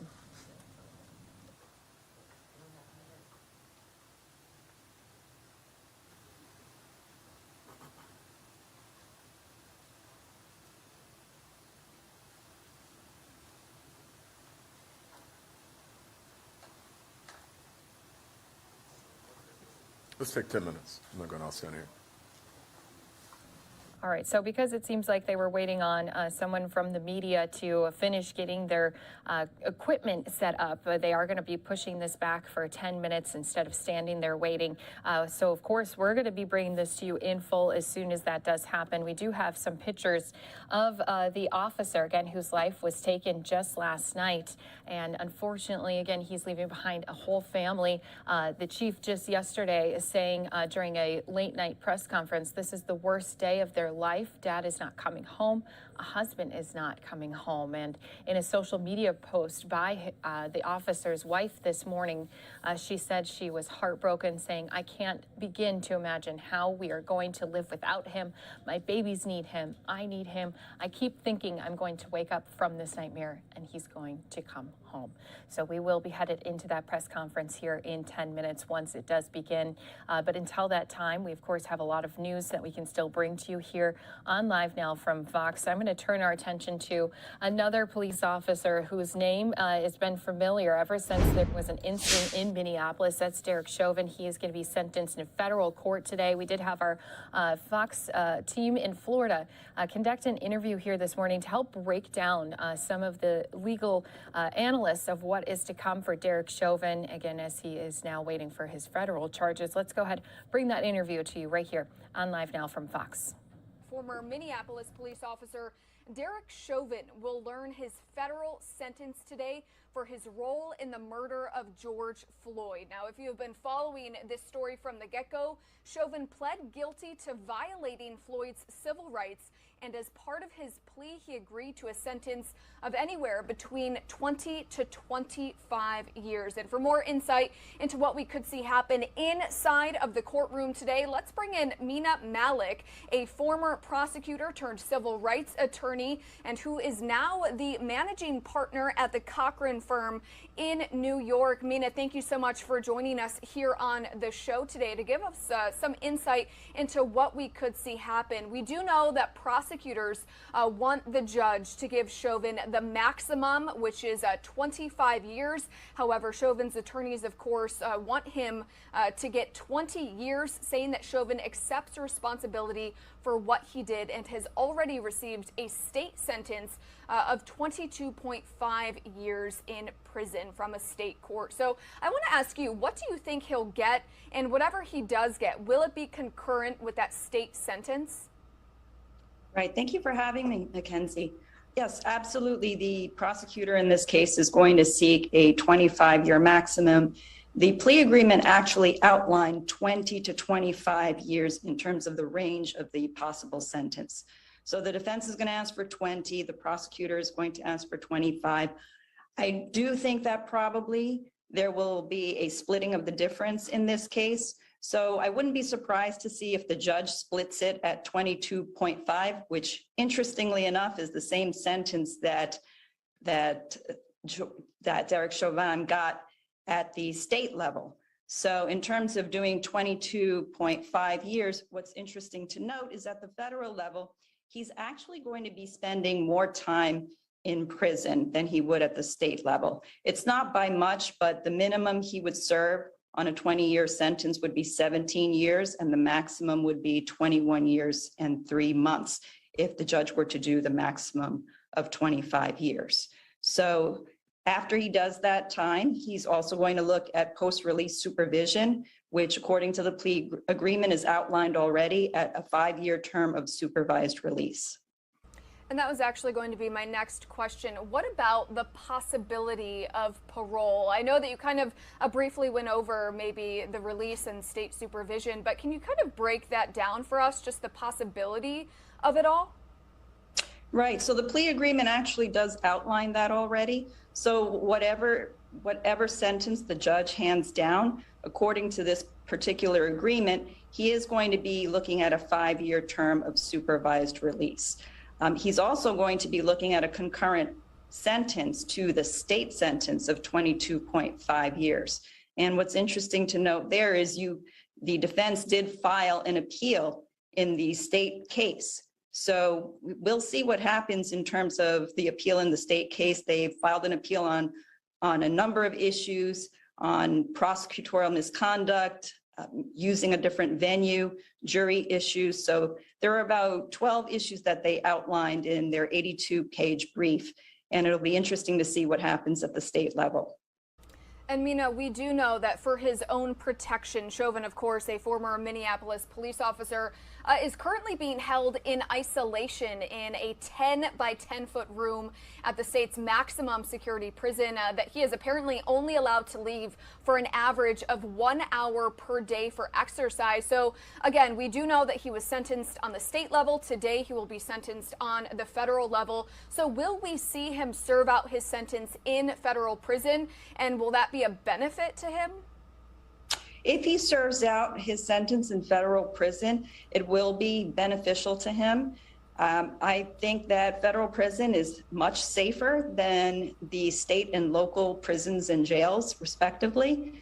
Basically, if you go to federal prison, I know that sometimes they've been dubbed as club feds, right, in the past, but he will be in a safer environment. The Federal Bureau of Prisons will have more oversight over him going forward. And honestly, if he goes forward with this sentence today, he has waived his right to appeal on the federal conviction. And so regardless of what happens with the state conviction, the federal conviction will stand. All right, and we do have some video and some sketches playing from those state trials. We do know that the other 3 former Minneapolis police officers who were there that day, who were involved and who were also convicted of federal civil rights charges in George Floyd's killing, they still have to be sentenced. So I wanted to ask you, Chauvin will be the first of the group to be sentenced today. What sort of precedent do you think that this will set, not only for those 3 officers who have yet to be sentenced, but for similar cases in the future? I think this case will be a stronghold in terms of, setting precedent for other cases in the future. In terms of the 3 officers who haven't been sentenced yet, obviously a judge is going to take into account what they did in this particular instance. Their failure to assist George Floyd and to stop what was going on is going to come into play. But in terms of future cases, this should set a strong precedent for future sentencing. And it will always remain on what happens in certain facts and circumstances of the case. A judge is always going to take that into consideration. And we do know that George Floyd's family, of course, will be there today, expected to sort of read some statements in front of the judge today. Chauvin briefly addressed Floyd's family at a state sentencing last year, offering some condolences. Do you think that he'll do that again today in federal court? Mackenzie, he might offer more condolences to the family. He already has done that at the state level. But regardless of him offering more condolences to the family, he pleaded guilty in December to violating George Floyd's rights and admitting for the first time that he kept his knee on George Floyd's neck, resulting in his death. So regardless of whether he offers more condolences to the family today, he has already admitted that he willfully deprived George Floyd of his right to be free from unreasonable seizure, including unreasonable force by a police officer back in May of 2020. And hopefully that will give the family some closure given the fact that he's already admitted to this crime, which he. And thank you to our Fox team in Florida and Mina for breaking down the latest with our Derek Chauvin case, especially as it is now going to be a decision for our sentencing from the federal side. We are waiting for our Detroit police chief to step back out here. We are going to step away for a 2-minute break. We're about 2 minutes from when they had said they'd be coming back. We'll be bringing this press conference to you live as soon as it happens here on Live Now from Fox.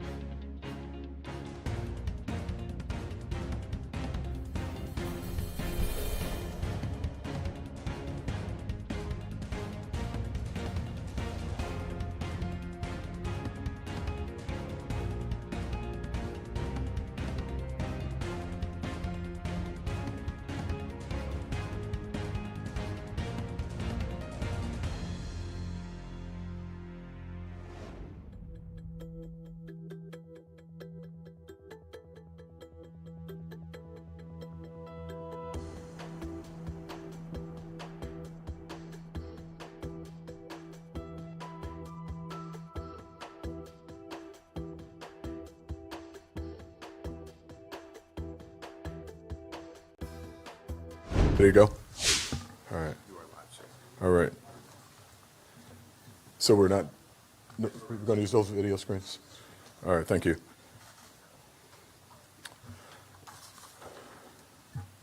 Good afternoon. Thank you for being here for this briefing. Before I get started, I'm going to allow everyone on the dais here to introduce themselves, starting to my left with Deputy Chief Hayes. Police Commissioner, Vice Chair, Ryan Ferguson. Police Commissioner Linda Bernard. Deputy Chief Mark West. Ron Wilson, Deputy Chief Detective Bureau. Commander Michael Chambers, 2nd Precinct. Captain Derek Day, 2nd Precinct. David Lavalley, Assistant Chief. Charles Fitzgerald, Assistant Chief. Todd Bettison, Deputy Mayor. Eric Ewing, Deputy Chief, Eastern Operations. Deshaun Sims, Deputy Chief, Western Operations. William Sims, Captain, Internal Control. Director Christopher Gravlin, Professional Standards Bureau. Again, thank you all for being here. Today is a somber day for the Detroit Police Department. Candidly, we were robbed. We were robbed of one of our heroes. The city was robbed of a great father, a great police officer, a great brother, a great son, and a great husband. And we should all be outraged. We should be outraged. This is unacceptable. Minute by minute, the reality sets in that we have lost a hero in this department, one of Detroit's finest. We are devastated, but we are not defeated. We are devastated, but we are not defeated. And we will not give up. We're not going to be detracted. We're going to continue to enforce the law constitutionally and get these trigger pullers, these people who victimize our community, who victimize our neighborhoods, off the street in honor of this great officer. But we need help. It's not just us. We need the courts. We need the lawmakers to step up. It's getting a little bit old hearing about what everyone's going to do. It's time to do it. We are willing, but we are resolute in our mission to protect and serve this community. Last night, a Detroit police officer, along with a number of other officers, rushed to Joy Road and Marlowe Street responding to a 911 call for shots fired. Something that happens all too often in our community. And our officers respond day in and day out, even after this incident happened last night. They responded as they often do. They approached the building using their training and their tactics, and they were ambushed. The first officers arriving were ambushed by this gunman. In that vehicle was Officer Courts. He was shot and later died. He was a 40-year-old man serving this community, a father of 2 beautiful children and a husband, and the son of a retired Detroit police officer who loved his son, loved the city so much that he encouraged his son to join the Detroit Police Department, to continue his legacy. He served with dignity and integrity for 5 years. 5 years. That's it.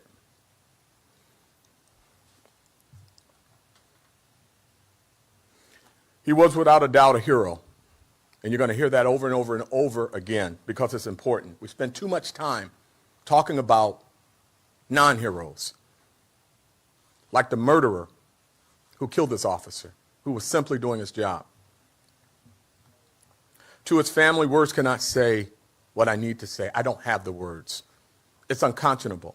Yesterday was simply the worst day of this family's lives, period. I don't have words to make them feel better.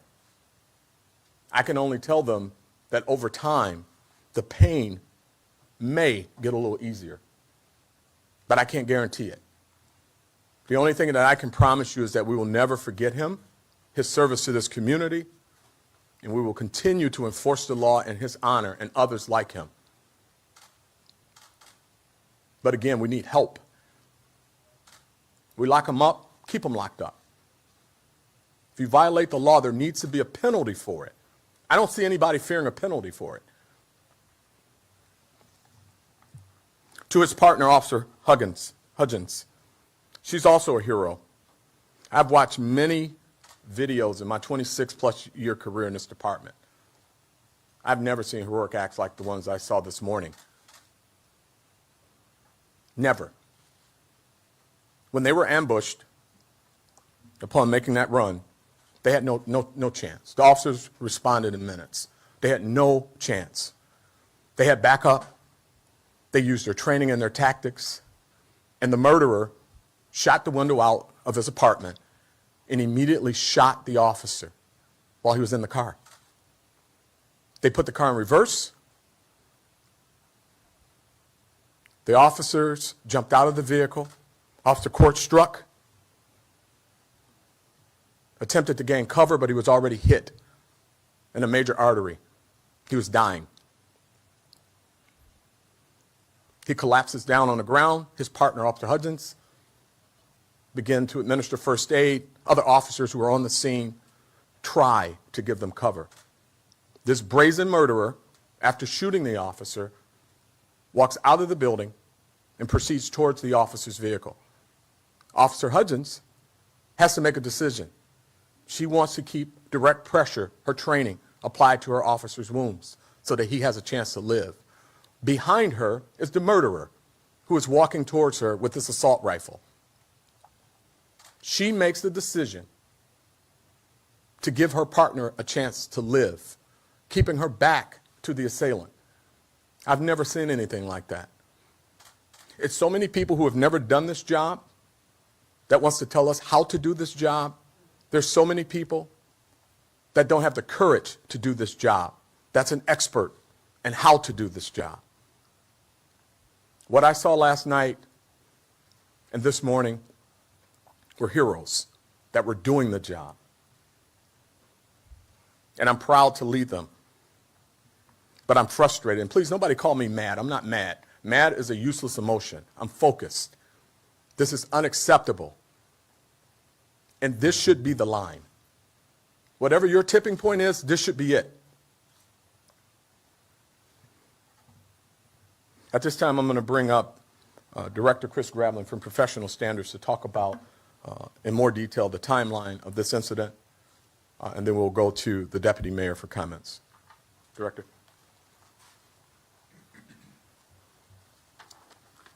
Good afternoon.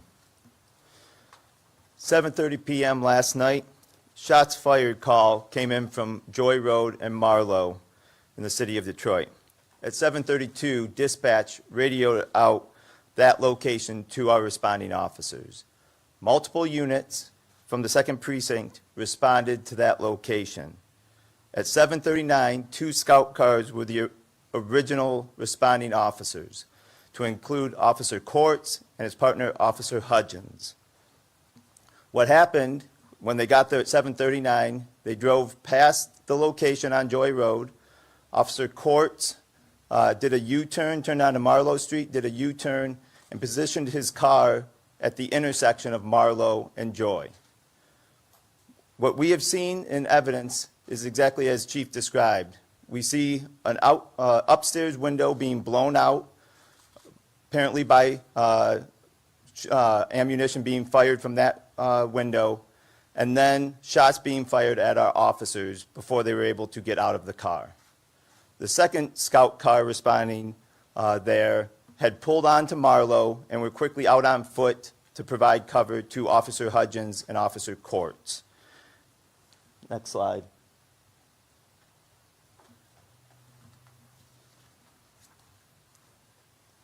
Two additional scout cars also arrived on Joy Road at this time. So at that point, we had 4 responding cars, 8 officers on scene.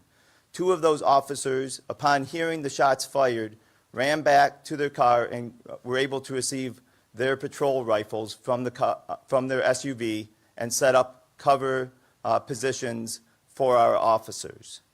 At 7:41, so within 2 minutes of the initial assault, the suspected gunman walked out of the building with this weapon in his hand. This is a 7.62 semi-automatic Draco pistol. It is similar in caliber to an AK-47. and has a banana clip as well. This type of weapon is designed to fire multiple rounds in very quick succession.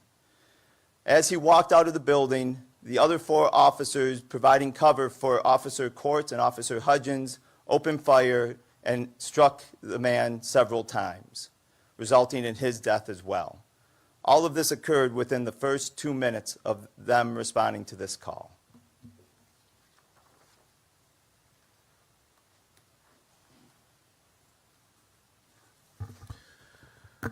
Good afternoon.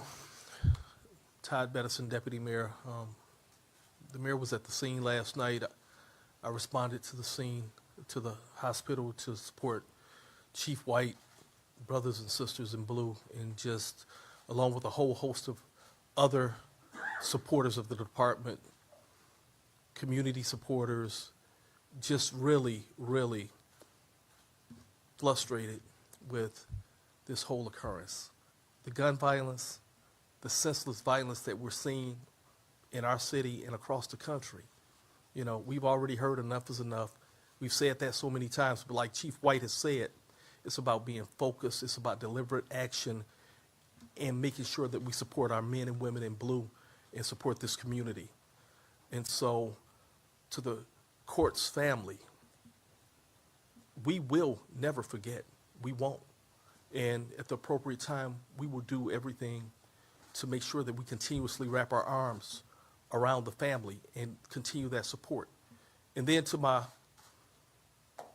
DPD's finest, to the men and women that serve each and every day. After what happened last night, the chief spoke to it. You all have scanners. Those 911 calls continue to come in. Our officers are right now answering and responding to protect this community. They're heroes, sheroes, and they continuously do it over and over each and every day. And we have to support them, we have to keep them upright, and we will as a community. I've received many calls from just supporters, the community, even activists, folks who don't agree with us all the time, but they're sending their prayers and well wishes to the chief, and many of them will be holding candlelight vigils for this officer, and we will come up with a solution, and we will work, and we will continue to push and make sure that what happened is not in vain, and we will not settle until we make a difference. So, Chief, thank you. You definitely have my full support, and thank you all. And if anyone has any questions, we're more than happy to answer them. Before we get into questions, I do want to make a few closing remarks before we get into questions. We owe these officers a debt of gratitude. They are the most courageous people to do this work, particularly at this time. We owe them a debt of gratitude. When you see an officer, remember that. Please. They deserve your support. I support them. This command team supports them. And I am unapologetic about supporting our police officers. They demonstrate excellence in policing day in and day out in a time of extraordinarily high scrutiny. They show up and they perform with the highest level of integrity.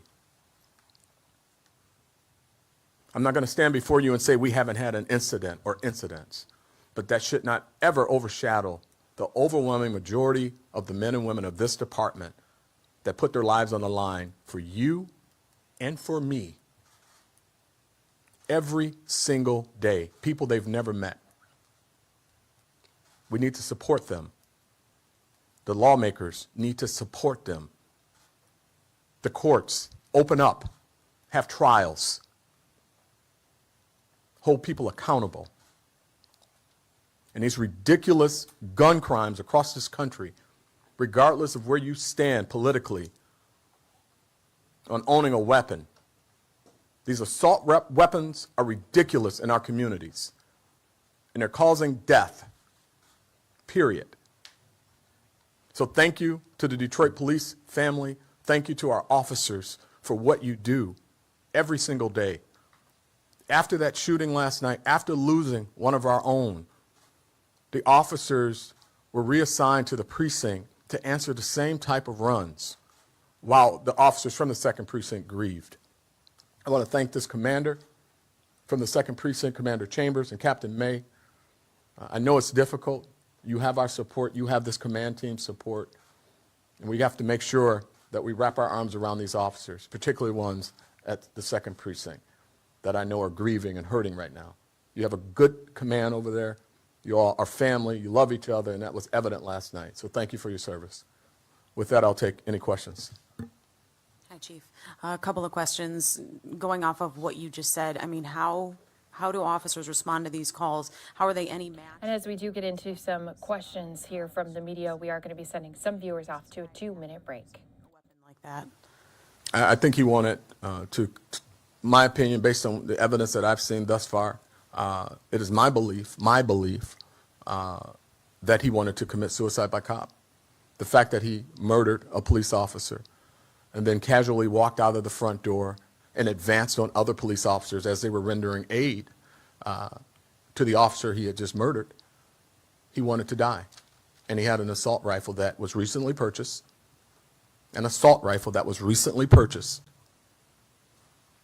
in light of everything that's going on in this country, an assault rifle that was recently purchased. Counterintuitive that we would be selling assault rifles at this time. We can't even slow that down.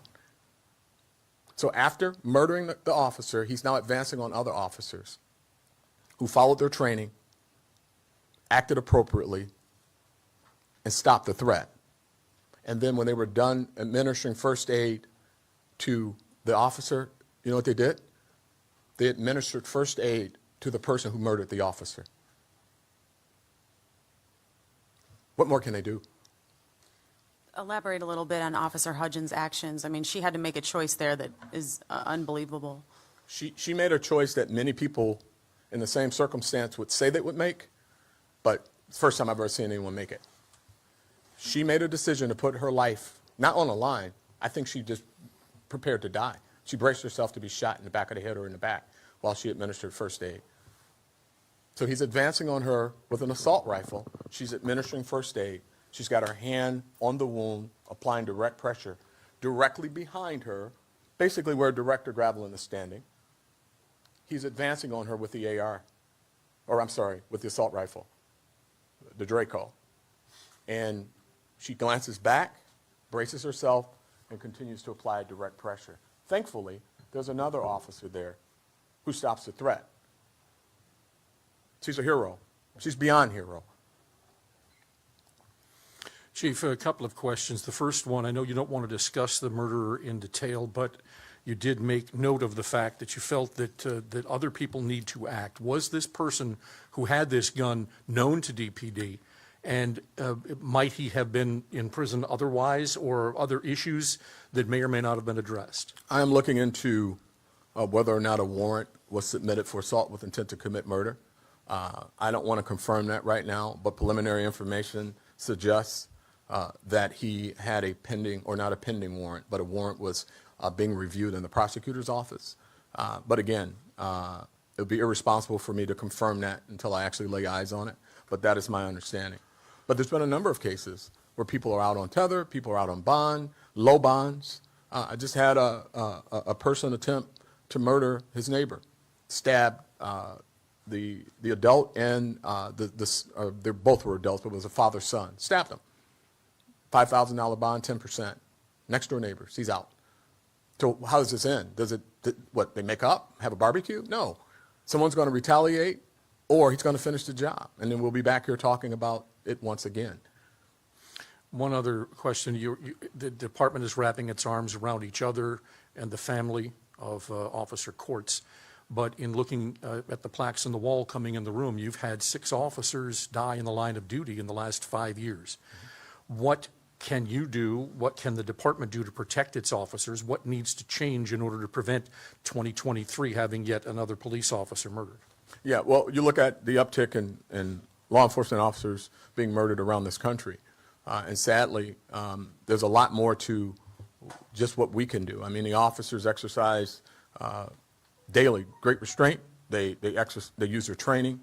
We're some of the best trained, which is why, you know, a lot of agencies try to poach us. They know we've got a fantastic police officer in the city of Detroit. So the officers use their training. They have their equipment. Could not be prouder of how they perform. But the reality of it is, this is beyond Detroit's issue. This is the country's issue in the relationship with law enforcement. It's this, you know, anti-law enforcement conversation. There is zero penalty for criminality unless it's something extreme. There's no penalty for bad behavior. There's no fear of the judicial system. It's not correcting behavior like it used to. When you had mandatory 2 for carrying a legal weapon, it changed behavior for people who thought about it. So now when you carry a legal weapon on Monday and we complete the report, you're out and you're in the same place with a tether on, waiting on your court date, which may or may not happen for a year or 2. So, Chief, you've talked about the prevalence of guns on the streets for a while now. How does this impact the quality of life for Detroit citizens, and how does this impact the work that officers are doing every day? I mean, you report on it. I mean, the quality of life. I mean, we have a great community. We have tremendous community support. The deputy mayor talked about, even our activists have called me, our activists, and said, this is unacceptable. We support you. We support good policing. We just want to make sure that everything is correct in how you do it. We support you. So when you talk about the quality of life, we're here all too often talking about double shootings, triple shootings. And the officers do amazing work. They do. They make the arrests. We're making the arrests. But how many times did we stumble onto someone who should have been incarcerated that's out on the street committing another act? So it has a tremendous impact. You know, I'm not standing here reporting on a fist fight that keeps happening in and around our community. I'm reporting on double shootings, triple shootings, people in drive-bys. We don't have drive-by fist fights, shootings. So we need to have the right conversation. Illegal guns. That's what's happening. If you're legally carrying a gun and you have a CPL, more power to you. Don't make impulsive decisions, because we see that too. We see last shooting we had, both were CPL holders. Decided to, you know, you look at me wrong, I'm going to shoot you because I've got a shiny new gun in my pocket. Need to use it, just bought it. That's what's happening. But then you got the illegal guns. It's driving crime in our communities, and we all have to care. We all have to care. This is all of our problem. You know, it's comfortable to keep calling it Detroit's problem, right? Look what happened around the state last few days. Look what happened in communities that you barely hear on the news.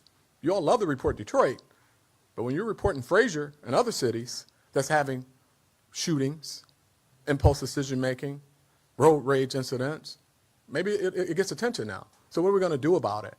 Have a meeting and talk about it? No, we need to take action, and we need to all partner in this. We can do something, but we're not.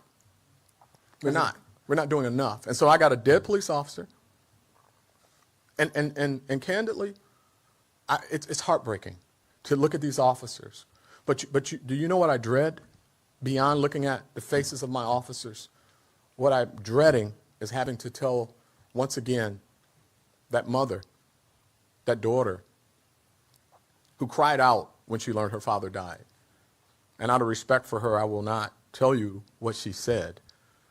But every member of my command team was standing there, and there wasn't a dry eye. Has the department figured out a way to slow down the prevalence of assault weapons getting into the city? Yes, and we try, okay, but again, the officers do amazing work. But we are not the whole judicial process, right? We submit warrants, warrants get reviewed, warrants get signed, courts, penalty, absolute penalty. We're not part of the penalty process. We submit warrants, warrants get reviewed. Prosecutor's been fantastic reviewing our warrants and submitting them, so this is not anything about the prosecutor's work. But low bonds. We've started something now where once we get a victim of a shooting or a victim or a perpetrator of a shooting, we look at, should they even be out? Should they be out? Should they be incarcerated right now? Oftentimes we find they're waiting their court date on a serious felony. So even if you're a victim of senseless shooting, if you're not on the streets and you're not supposed to be, that's a life saved. Because there's a lot of retaliatory stuff that's happening too. So, All right, thank you. You mentioned the Draco semi-automatic firearm. Are these weapons that people should have access to? And when I say people, I mean civilians. Should they have them? well, you know, my position is my independent position with regards to should they. That's a personal view that I have, and I absolutely feel they should not. An assault rifle is just for that. Okay, it's not a hunting rifle. It's not for hunting deer in November. That's not what it's about. This is an assault rifle. So that's my opinion. But what we're going to do is enforce the law constitutionally, and if you're using those weapons illegally, then we will deal with that. Are you surprised that more people in law enforcement don't share your views when it comes to assault weapons? I don't know what other people in law enforcement what views they share and how they compare to mine. I don't. I have a police department to run and men and women to lead and a city to do everything I can in my power to keep safe, and that's what I'm focused on. I haven't sat at a round table with other officers from other agencies discussing their personal views. We talk about how we can collaborate and reduce crime in our communities. So, but I don't know that to be factual. All right. Hi. I was wondering if you were able to reveal the name of the suspect. We have a confirmation on the name of the suspect. Yeah. We can provide it. Okay. We'll get it to you. Awesome. I didn't want this to be about him. I know. I want this to be about our hero. And so I purposely did not want to talk about the murderer by name. But we'll get the name to you. Do you know if he purchased the gun legally? We're looking into the facts surrounding that. We know at this point that the gun was purchased within the past 2 weeks. We know that he was likely present when the gun was purchased, but I have not confirmed if, in fact, he purchased it. But we're looking into it. And then I know you said you didn't want to talk about this right now, but I guess I have to ask. You said there was a warrant, or you think there might be. Does he have any priors with the department, or was he sort of on your radar? He wasn't on our radar from the standpoint of we're looking for him. He had, and again, this is unconfirmed, so I want to be clear. You know, I get briefed every half hour on this case since it happened. What we're looking into right now is that he had at least someone was submitting a warrant on him. We're looking to see if the warrant was in the prosecutor's office. It was not the Wayne County prosecutor's office. We're going to confirm what prosecutor's office it was in, what was the status of that warrant, and it is my understanding that it's for an assault of crime, a very violent assault of crime, and very, very serious, but we don't have confirmation just yet. Thank you. Sorry, last question. Are you going to release body cam or dash cam footage? As we've done in the past, while our investigations are active, we release stills, and at some point we will evaluate the need to release body camera. All right, thank you. I'm Thank sorry you. for your loss. Good afternoon, Chief. You may have said the other hero's name, Hudgens, first name, and how many years on the department for her? We got the first name. Amanda. All right. How many years? About the same amount of time, but we'll get confirmation. But it is Amanda Hudgens. Okay. We had the shooting into a house last week on the west side that was on video, made a lot of news. It looks similar. Was that also a Draco gun? And we are sending some viewers off to a 2-minute break as we continue listening in here with the Detroit Police. We'll confirm. And I know you don't want to talk about the murder. Do you know if he had any kind of a rap sheet or his age? We do know that he's 19. Okay. And he has some history, but I can't recall it as we speak. Prior contact with us? East Point. All right. And is he one that you've referenced in prior comments that he should have been locked up? As I said, we've got to look to see the status of the warrant that was submitted for the murderer and make a determination on whether or not The warrant should have been signed by now. I mean, I don't know the circumstances. We have to be, very careful before I say whether or not it should have been, shouldn't have been, what the status of it is. My understanding at this point is that there was likely a submission of a warrant. And I'm carefully choosing my words until I know more facts. Was he alone or was he living alone? Did he have anybody? It appears that he was living alone, yes, sir. And this was the first time he's used this gun, as far as you know? I don't know that, but we'll be looking into that. We're investigating that right now and see if it's tied to any other crimes. Thank you.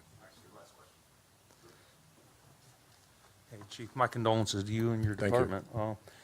Could you talk a little bit about the initial call that brought them to that scene, the shots fired? Were they outside, inside the department? Any details on that? Yes, and we've been looking into that since the incident happened. It appears, and if AC, if you want to add anything, please feel free, that he was shooting outside of the window, and then I also heard that there was some shots being fired inside of his residence, which was over that commercial building. In fact, one of the things that was interesting in watching the officer's body camera is that the officer was actually trying to declare it a barricaded gunman, meaning that the shots were being fired and he was barricaded inside, but they never got to that because he had shot and murdered our officer and decided to come out and advance on other officers. Thank you, sir. All right, thank you. Just such a tragic story coming to us from Detroit again. That officer leaving behind a wife and children. And they said that this is unfortunately just something that they've had to continue to deal with as they've seen a rise of gun violence, not only across their city, but across the United States as well.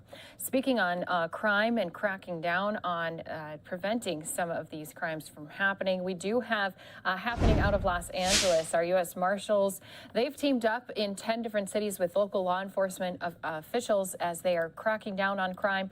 This has led to the arrest and capture of more than 1,500 fugitives. It's called Operation North Star. We'll bring you this press conference from Los Angeles next here on Live Now from Fox.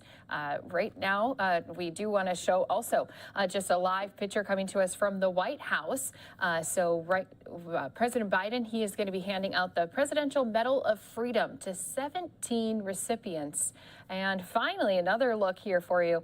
We are waiting on a press conference. This one you can see here coming to us out of New York City at the police department, where the commissioner is going to be speaking on their strategies today to help keep track of crime as well. So a lot still to come here, but let's go ahead, head out to Los Angeles. Does look like this one also underway, but we'll stay with this one. We always like to keep things moving, keep you on your toes. So it looks like since they are just beginning this press conference, let's go ahead, listen in here live on Live Now from Fox.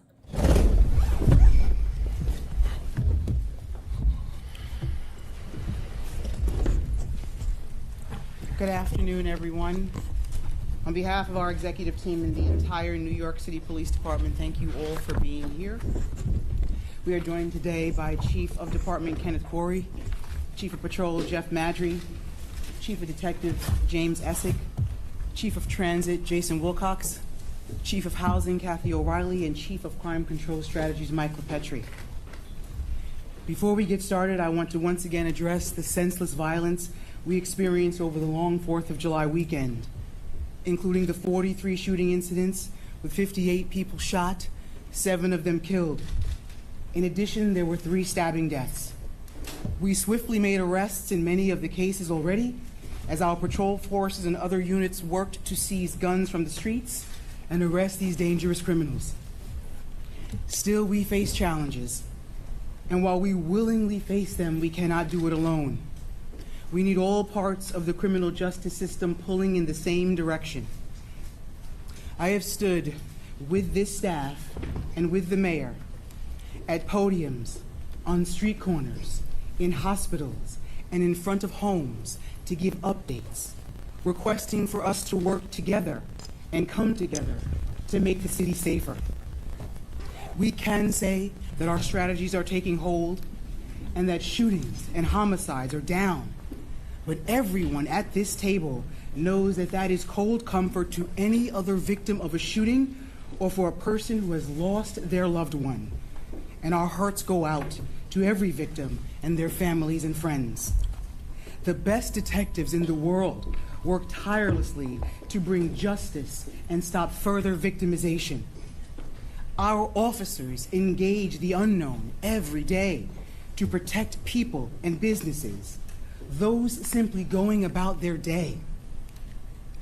We spent last night at a town hall meeting in Brooklyn listening to our community.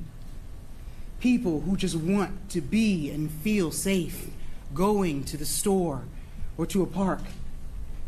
We can talk about the reality and the perception of crime, and that matters, and it's our responsibility to address it. But we also need to address the perception among criminals that there are no consequences for their actions. We are tackling the drivers of crime on all fronts at the same time, fighting against the perception that carrying an illegal gun has no consequences. Firing it into a crowd is abhorrent. Acting with no compunction about striking bystanders and children. Or stealing, sometimes repeatedly, from a business that local residents depend on. Offenders out on the streets with open felony and other weapons charges. Every day, NYPD executives pore over data, crime maps, cases, precursors, and intel, doubling down on strategies that work and pivoting in real time when we see the need. Today, we will update you on some key crime-fighting initiatives we have implemented over the last quarter and highlight how these violence reduction strategies have impacted life in our city. We will also review the overall crime data for the period and details about those numbers.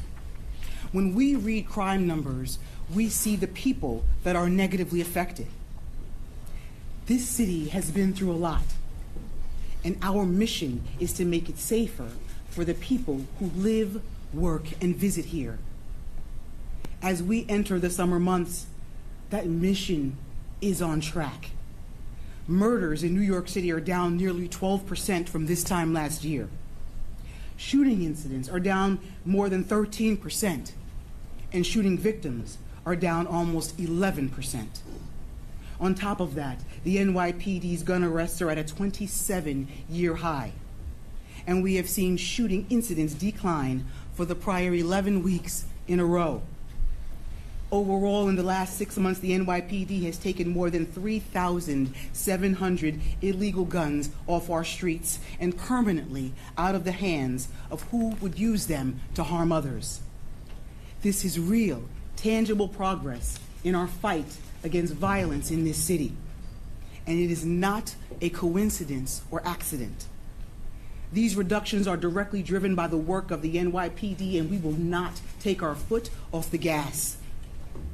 In mid-March, right before the second quarter began, the first of our neighborhood safety teams were deployed. Since then, they've taken more than 150 guns off our city streets and had an immediate positive impact on the communities they serve. Our Gun Violence Suppression Division coordinated major gang and gun takedowns, focusing again on the relatively small number of people in this city who are responsible for the majority of violence and disorder. Our major case field intelligence team, also known as the Ghost Gun Team, continued their triple-digit increase in the percentage of citywide ghost gun seizures. These initiatives and special operations are making New York City safer, and they are all integrated into the NYPD Summer Violence Reduction Plan, implemented on May 1st. That plan uses flexible, adaptable approaches against shifting crime conditions and trends. It is multifaceted and far-reaching, involving every aspect of the department, including additional patrol officers in the neighborhoods, transit districts, and housing developments that need them the most. Enhanced deployment of our field intelligence officers and Gun Violence Suppression Division personnel and our neighborhood coordination officers. Increased patrol of our highway and traffic safety officers. Effective and efficiently using our joint interagency operations. all while continuing to engage with our youth and communities, building trust. The members of the NYPD take great pride in the work that they do. They are some of the best trained officers in the world. We need the finest to handle the worst, and we have not lowered our standards for any of them. We understand that our work is never finished. There is always more to be done. Further innovations to employ and new crime strategies to create. That's the nature of this business, and nobody does it better than the NYPD. We will never let up when it comes to protecting New Yorkers, and we will continue to work with our law enforcement, city agency, and community partners. Although we know there are challenges ahead, the NYPD will meet them all head on. And now I'd like to turn it over to our Chief of Crime Control Strategies, Michael LePetri, who will provide more details on the data. Chief LePetri. Good afternoon. I'd like to first start with an analysis of the July 4th weekend violence. My analysis is going to be from 1500 hours on Friday to 5 o'clock in the morning on Tuesday. Between that time period, we had 41 shootings with 56 victims. It's broken down by patrol borough. The Bronx took the lion's share with 15, followed by Brooklyn North with 8, Queens South with 6, Manhattan South with 5, and Manhattan North with 4. 17 out of the 41 shootings happened between the hours of 1500, 3 p.m. on Monday, and 0500 on Tuesday morning. 29 out of the 41 shootings occurred between 10 p.m. in the evening on Monday and 0530 hours on Tuesday. We did see a shift in the violence where less than 50%, though 17 out of the 41 shootings occurred in precincts that normally do not drive violence in New York City. So those precincts were outside the top 25 commands, which usually attribute between 70 or 75% of the shootings in the city. We deployed many resources to historical, but also real-time violent commands that we've seen an uptick in this year. 11 of the shootings, so 11 out of the 41, were preceded by a quality of life call from either 311 or 911. That's 27% of our shootings. And that was a very tight time frame. That's 4 hours prior to the shooting and within 500 feet of that shooting. If you expand those hours and you expand the area, we do have some more shootings that we could basically tie. But with so many quality of life calls that evening, we had an additional almost 2,000 quality of life calls for the weekend of July 4th, and we had thousands of increased 911 calls. So you can imagine how dynamic it was for the officers, for the commanders, to deal with these quality of life issues. We're going to get into some of the violence within the quarter, within the year. And I will tell you that it takes a large amount of officers led by a senior commander to deal with what we have to deal with presently. 20, 30, 40 deep on a corner, and we know that there are guns within that group. 20% of the shootings in June were preceded by a 311 or a 911 call 6 hours prior and within 1,000 feet. So again, just to give you the perspective of some of the drivers of violence within the summer months.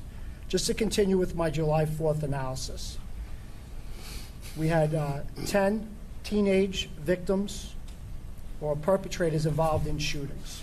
14 out of our 41 incidents, as the police commissioner alluded to, either have an arrest, have a probable card investigation, or a suspect investigation. 5 of those people have been arrested, and there was 1 that was deemed justifiable.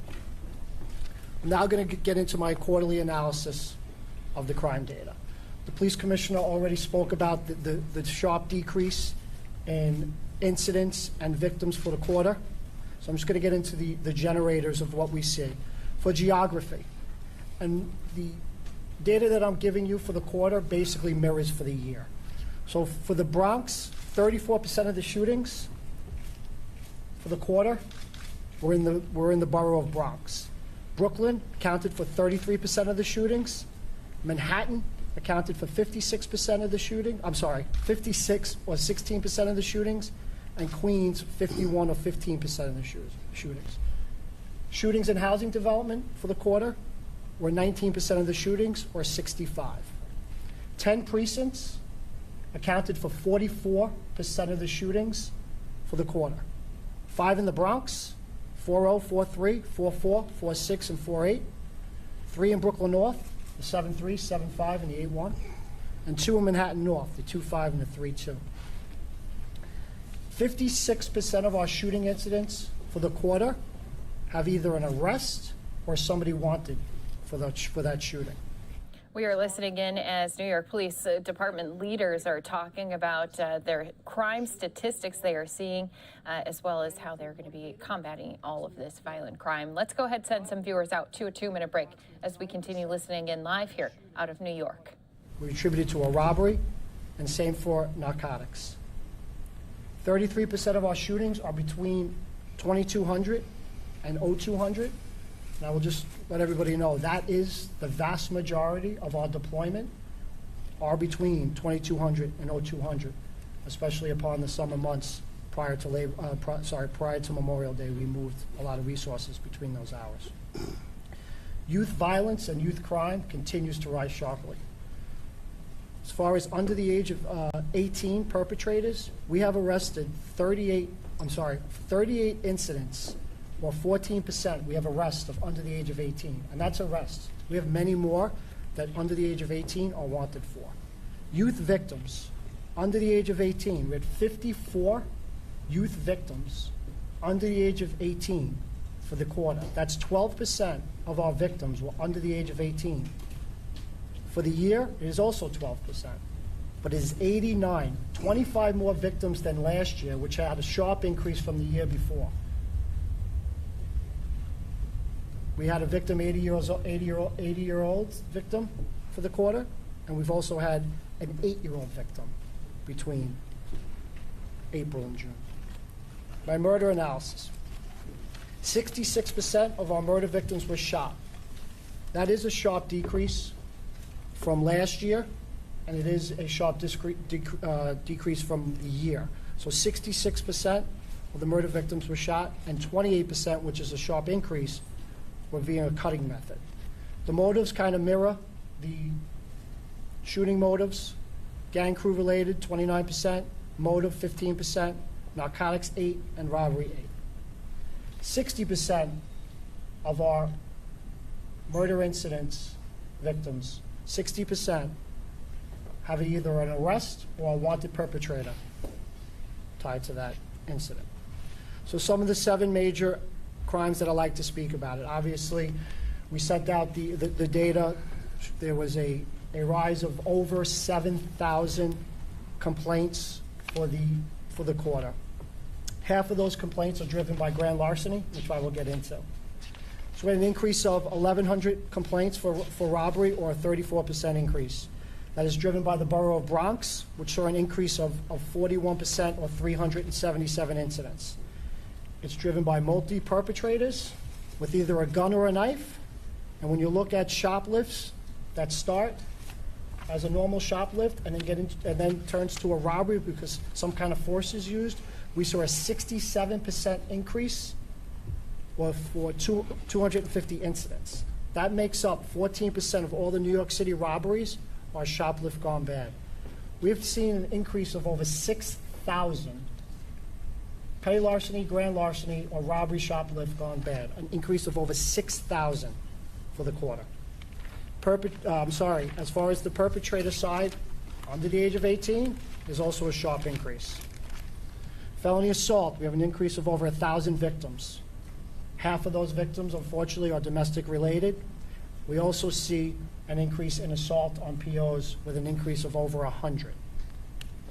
Just with the domestic assaults and the sharp increase, we also have an increase of over 3,000 domestic-related arrests. Burglary, grand larceny, and grand larceny auto. I think what's important when you talk about those crimes, you have to talk about recidivism. I mean, because if you don't talk about recidivism, that's who drives those crimes. So that's what I'm going to get into. So when we look at 2022 burglary arrests, so a quarter of our burglary arrests this year, and I just want to remind everybody, we are at a 21-year high for 7 major arrests. We're at a 27-year high for gun arrests. So with the 21-year high in 7 major arrests, 25% of our burglary arrests go on to commit a new felony and get arrested with that felony, for that felony, I should say, within 60 days. If you go back 5 years, it was 7%. Grand larceny, same thing. You get arrested for a grand larceny in New York City, you will be rearrested for a felony within 60 days at a 20% ratio. So 20% of our grand larceny perpetrators go on to get arrested for a new felony within 60 days. In 2017, it was 6%. And it goes on and on. Same thing with felony assaults, and same thing with petty larceny. The commissioner alluded to it. For the quarter, we're at the highest quarterly arrests for guns also since 1995. We've taken more than 250 guns off from this quarter from last year, with 200 more incidents, with almost 300 more arrests. And who are we arresting? The same people that we've been arresting for the past couple of years. Convicted felons or people who already have an open felony. So 22% of our gun arrests are already a previously convicted felon. And 16% of our gun arrests already have an open felony. You would think that those people would be incarcerated today. Well, they're not. Only approximately 20% of our gun arrestees are incarcerated today. When we talk about our 7 major arrests, at a 21-year high, the incarceration rate is actually even lower than 20%. It's approximately 18%. So those individuals are walking around the streets of New York today. Just want to touch on quality of life enforcement, because we talked about the precursors for July 4th. We talk about the percentages rise as the summers go on as far as prior disorder calls and then, unfortunately, a shooting. We have an increase of 150% for criminal court summonses for quality of life violations for the quarter. That's 6,000 more quality of life criminal court summonses issued by New York City police officers. And when you look at the types of summonses that are being given, those are the calls that we're getting from the communities. The loud, disorderly groups, the lawlessness, the drinking in public, those are the summonses that the officers are issuing. We have an increase of 375% in old summonses, or 9,000 more summonses for the quarter. And again, when you look at those types of summonses, it's the same offenses that we see that are tied to a shooting incident or a call from a New York City resident. Thank you very much. Chief Essig? Yeah. Good afternoon, everybody. I'd just like to update you on 4 cases, recent cases, particularly violent ones. The first case occurs on June 23rd at 4:30 p.m. at Legion and Pitkin Avenue in the Brownsville section of Brooklyn. This is the incident where uniformed members of the service in a marked police vehicle sustained a gunshot to the window and injury to one of our members. We have identified the intended target of this and believe the motive is a dispute between him and an identified perpetrator over a female. That perpetrator we identified is a Ja Mike Woolridge, a male, 26 years old, of 50 Legion Street. He has one prior arrest in September of 2011, and it was for a gun. He was convicted and did 2 years and was released. The 9mm handgun that was used and recovered was traced. It was purchased 16 days prior in South Carolina. Our Joint Firearms Task Force is currently continuing that investigation, but we are asking the public's help in finding the whereabouts and location of Mr. Woolridge. If they can call 1-800-577-TIPS. We need their help in this. Our second case occurs in the Bronx on July 4th at 10:25 p.m. at 2431 Prospect Avenue. We have a silver SUV drive by that location firing shots from the rear passenger, striking 3 victims, a 26-year-old, a 23-year-old, and a 62-year-old who was fatally struck. This investigation is very early, but is believed that none of them are the intended targets. We are actively looking for this vehicle. It is a silver Toyota Highlander. It was stolen out of the Bedford Park area in the Bronx 1 week prior on June 29th. The plates were removed prior to the shooting. And this is a common theme we see and hear time and time again. Stolen autos or a scooter, the plates are removed. They use paper plates, different plates, or in this particular case, no plates. They use these autos and scooters to commit shootings, drive-by shootings, and then they go on robbery sprees, sometimes for an extended period of time. So we're asking the public's help in locating this vehicle. Our third case occurs on July 4th again at 5:15 p.m. at 107 Green Street. It's the Dior clothing store in Lower Manhattan. Our victim was seated in the auto by himself. A white BMW with what we believe is temporary paper plates pulls alongside him, fires at least 4 times, striking our victim in the right arm. That victim is a 27-year-old male and is well known to the police department and has ties to Queens South. Late last night, July 6th, at 11:40 p.m., we believe that same white BMW was seen fleeing the scene of a homicide of a 32-year-old male at 12102 Sutphin Boulevard. A second male, 28 years old, was struck suffering non-fatal wounds. Again, it's the same theme we see all over again. Autos, paper plates, temporary plates used in violence. So we want to get this picture out to the public and see if we can locate that white BMW. And lastly, this incident occurs June 20th at 12:40 a.m. in the Harlem River Park. That's 139th Street and the Harlem River Drive. There's a large gathering at this scene. At least 53 shots are fired based on ballistics recovered. 8 people are struck by bullets and are recovering from their wounds. 1 person was struck and killed. We know that there were hundreds of people on this scene.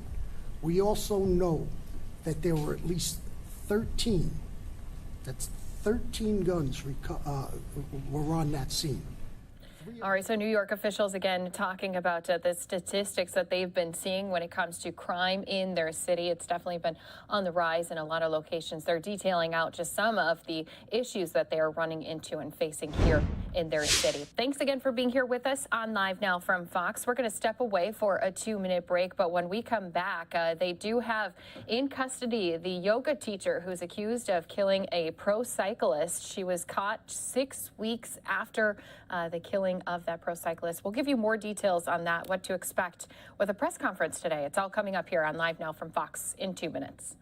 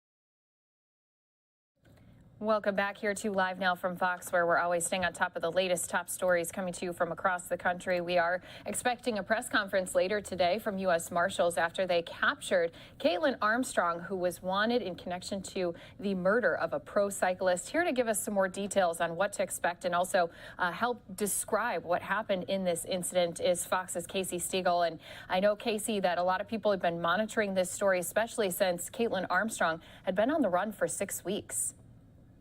Yeah, that's right, Christy. It's a story that we have been following now for some time. And just as you said, we expect to hear some additional updates coming from not only the U.S. Marshal Service, but also the Lone Star Fugitive Task Force and additional members of law enforcement that were involved in this capture. That is scheduled to happen down in Austin in about an hour and a half from now at 3 o'clock Central Time. According to investigators, Caitlin Armstrong is now back in the same city that she fled from weeks ago. Investigators say that she shot and killed pro cyclist Mariah Wilson at a home in East Austin back on May the 11th. The two had apparently been involved with the same man. So then we had surveillance video that captured Armstrong's Jeep at the Austin crime scene, which cops say she then sold that car for $12,000. A week later, the 34-year-old yoga instructor showed up on surveillance cameras at Newark Liberty Airport, where officials say she used her sister's passport fraudulently to hop that flight to Costa Rica. Then it was there last week at a seaside hostel in the area of Santa Teresa Beach, well known, where authorities finally caught up with the fugitive and arrested her. Investigators say she had even enrolled in local yoga classes, which is ultimately what helped track her down, because investigators went to the yoga studio and she apparently registered for classes using the alias in which she had used to fly to Costa Rica. So she has been extradited back to Texas, where she is now behind bars. Investigators say that she attempted to change her appearance. She cut her hair short and she dyed it brown to make herself look different. There have even been some reports that were tracking that she may have had some kind of an outpatient cosmetic surgery while she was there in an attempt to hide. The victim, 25-year-old Mariah Wilson, was visiting Austin from San Francisco for an upcoming bike tournament, and court paperwork has also revealed that shell casings, which were found at the crime scene, matched the same pistol that was recovered from Caitlin Armstrong's home. So there are a lot of moving parts here at this point. We expect the U.S. Marshals to give us some additional information in terms of the validity about those cosmetic procedure allegations that are floating around out there, and also what helped lead them down to her in Costa Rica, then ultimately bringing her back to the Lone Star State, where she has been charged already with murder. And Casey, this was someone that police did initially speak with and weren't able to make that connection that she was the one who had committed this crime. And obviously now, too, with these charges of first-degree murder being against her, the judge setting a high bond for her, as well as saying her passport needs to be taken away. Right, the bond's set at over $3 million, and you point out the fact that she was initially interviewed following the murder. That's absolutely right. It turns out she was there in front of police and she was talking to them, and then at some point she said that she wanted to end the interview, and they let her go based on a clerical error. Apparently the date of births didn't match the computer records, a little bit of confusion there, and then she was ultimately let go by the police, and then it was at a later time they gained additional evidence, like the surveillance video of her vehicle from the crime scene and the rest, and unfortunately they realized that they had let the wrong person go, and then she fled the country. So a lot of moving parts, as we said here, and a lot of backstory as well that led up to this shooting. Now, have we been able to hear from Mariah's family? Of course, I know they obviously were devastated when this tragic incident happened, but now 6 weeks later, finally having the person responsible in custody, I'm sure that does help at least begin that healing process for her family. Right. I haven't seen any specific interviews that the family themselves have given. I have seen reaction coming in from Austin and the cycling community and the larger cycling community, because it really is a tight-knit group, and there is a lot of love and support, and it was something that really shook that community as she was staying there temporarily in Austin, preparing for one of these big bicycle racing events, something that she had done many times before. So there is no doubt a sense of relief that the person police say is responsible is now back behind bars and will face trial. And as we said, this still has a lot of questions unanswered. We do appreciate you, though, breaking down what's been happening with this love triangle murder. Casey Stiegel joining us here again on Live Now from Fox. Thanks so much, Casey. Thanks, Christy. And don't forget, as he mentioned as well, there is a press conference. U.S. Marshals going to be setting that for 2 p.m. Central Time. Live Now from Fox will be on top of that press conference right here for you when that does happen. We're going to step away for a 2-minute break. When we come back, taking you out to another press conference with U.S. Marshals, this time out in Los Angeles, where they are keeping track and detailing how their operation called North Star went, as they were able to capture more than 1,500 fugitives, plus President Biden giving the Presidential Medal of Freedom to 17 recipients. It's all coming up here on Live Now from Fox.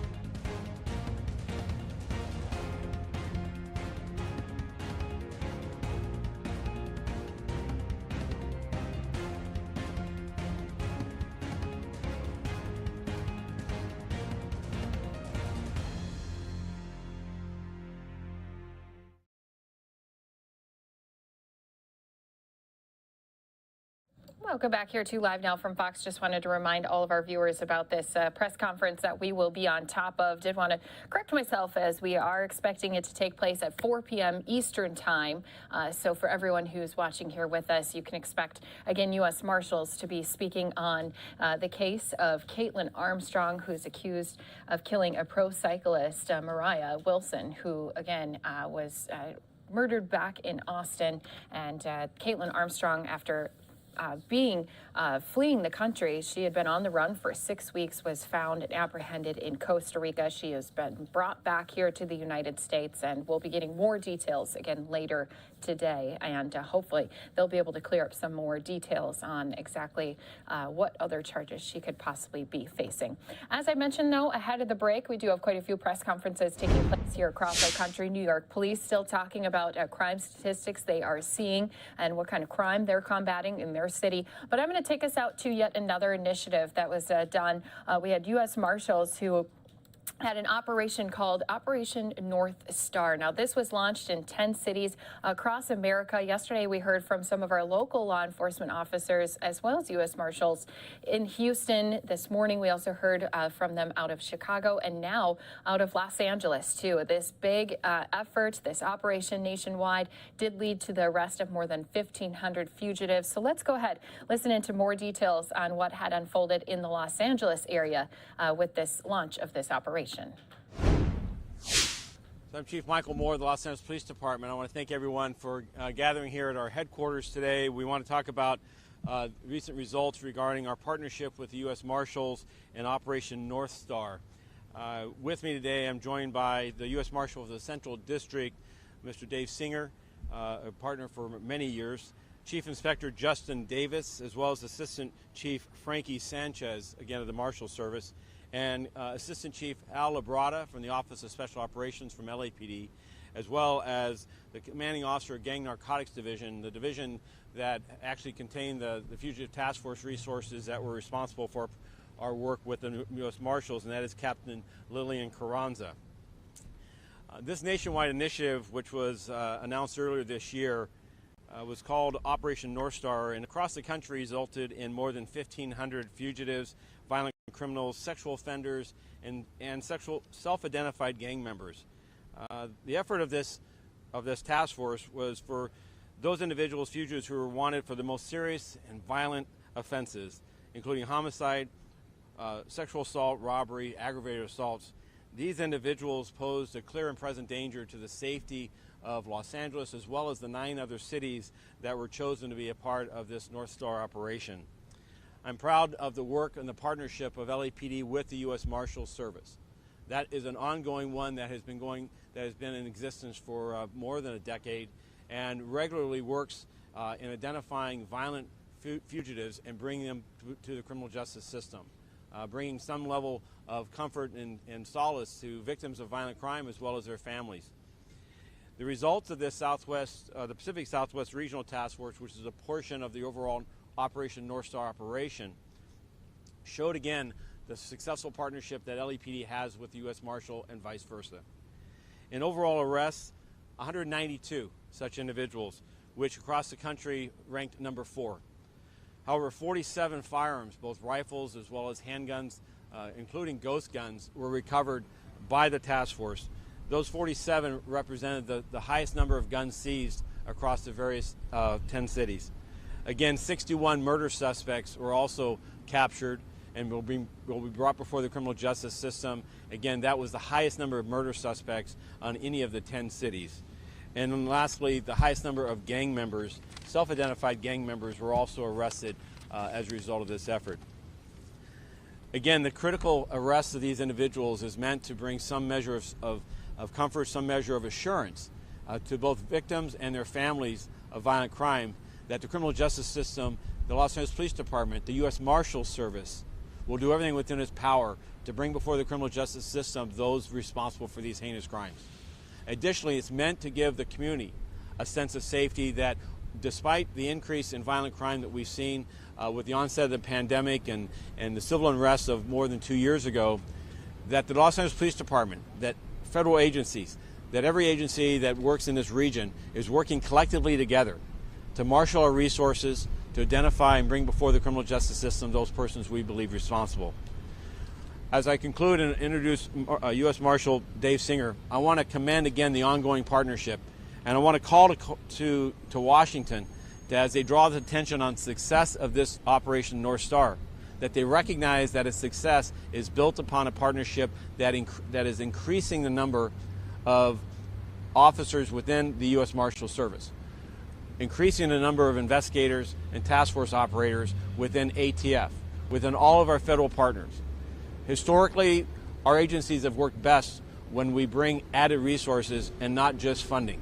While funding is important, what's also critical going forward is that the U.S. Marshals Service continue to grow in its size so that these type of task force and operations can continue and have the type of results that we're seeing here.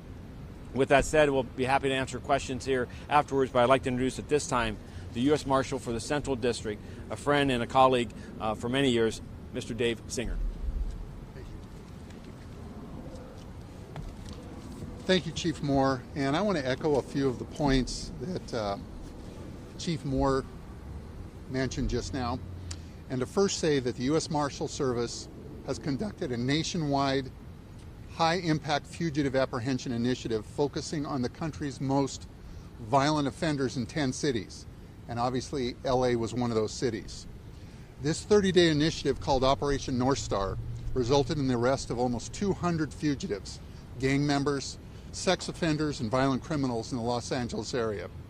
Operation North Star concentrated on fugitives with arrest warrants, wanted for the most, and I want to repeat this again, the most serious, violent, and harmful offenses, such as homicide, sexual assault, robbery, and aggravated assault. We wanted to make an impact in the community on crime and violent crime in particular.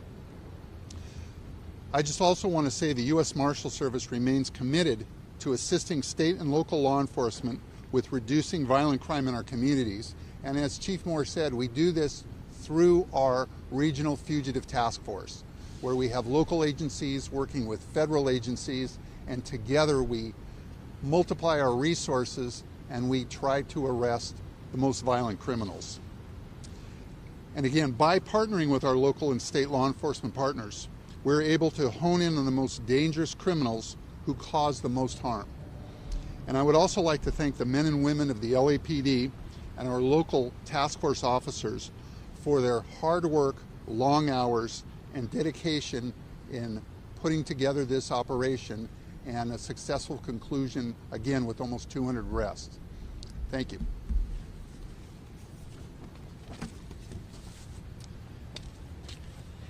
Thank you, Marshal Singer. We are going to have Captain Lillian Carranza available for the Spanish translations and discussion of this task force, but we're also open for any questions at this point.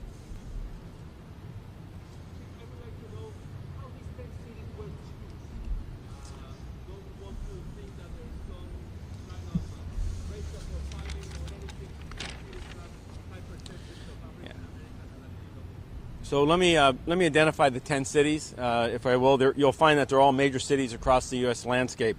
Baltimore, Chicago, Houston, Indianapolis, Memphis, New Orleans, New York City, Philadelphia, Washington, D.C., and of course, Los Angeles.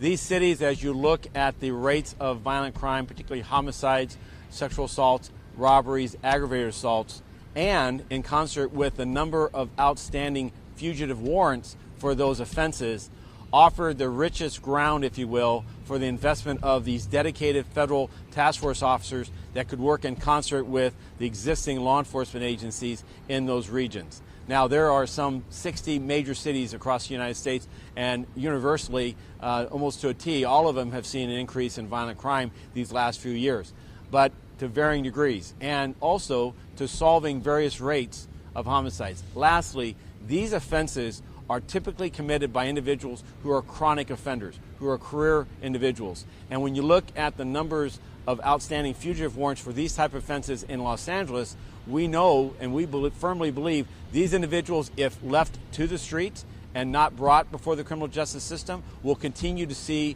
the types of offenses we see: shooting violence, robberies, aggravated assaults, the various things that we as a department are focused on. So I applaud the U.S. Justice Department. I applaud our federal partners and the U.S. Marshal Service in bringing the collective federal partners to these cities in this focused effort. And to the other cities that would be desirous of this, I know the Marshal Service as well as our other federal partners have existing resources, but just as local law enforcement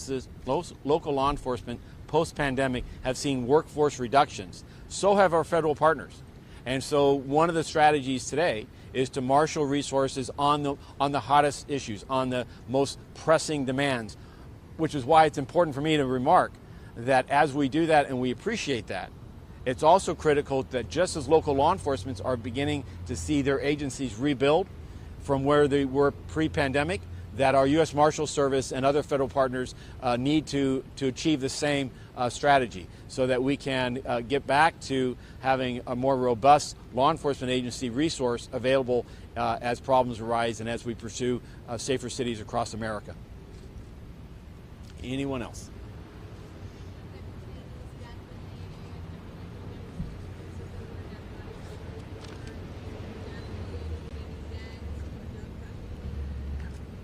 Yeah, so we had, in regards to the arrests, there were 192 physical arrests, 47 within the task force just in LA in this region, not nationwide. These are numbers just for this region. 47 firearms, 61 homicide arrests, 44 felonious assault arrests. These are assault with a deadly weapon, other types of felonious assaults. 26 felonious sexual assaults, 20 robbery suspects, an additional 12 for weapon offenses, 3 for sexual offenses, and 2 for kidnapping. So as you look across that, those numbers, you'll see, as was discussed here earlier, that the focus on this was against the most serious offenders that we have on our streets today. Okay? Anyone else? Having seen none? All right. I want to introduce the commanding officer of Gang Narcotics Division. I also want to thank her. Captain Carranza leads a command that has... As we continue listening in to our officials here talking about the success of this operation called North Star, we are going to send some viewers out to our final 2-minute break of this hour. You're listening in to this press conference here on Live Now from Fox. Guns and narcotics we see frequently resulting in the loss of life. Her team, which has been impacted by staff reductions these last 2+ years, has continued to stay in the effort, continue to stay focused on the most serious offenders and those factors that contribute to our gun trafficking, our gun violence. So, Captain Carranza, thank you for that leadership, and I would open the mic to you at this time for your remarks. Thank you, Chief. My name is Lilian Carranza. I'm the commanding officer. Mi nombre es Lilian Carranza. Yo soy la capitán a cargo de la división de gangas y narcóticos. Estamos aquí hoy para informar a la comunidad esta operación que se llamó Estrella Norte. El Departamento de Justicia y esta operación pudo arrestar a más de ahí afuera todos los días. Si los dejamos en la comunidad, lo más probable es que van a reofender a otra persona. Aquí deberíamos tener un lugar donde podemos trabajar. And for our viewers still watching here with us, do want to say thanks again for being here on Live Now from Fox. Let's go ahead, change things up there, just giving their same remarks here in Spanish. Let's take a live look at the big board as we do have a lot of green happening all day today. We'll be with you with more top stories right here in just a moment.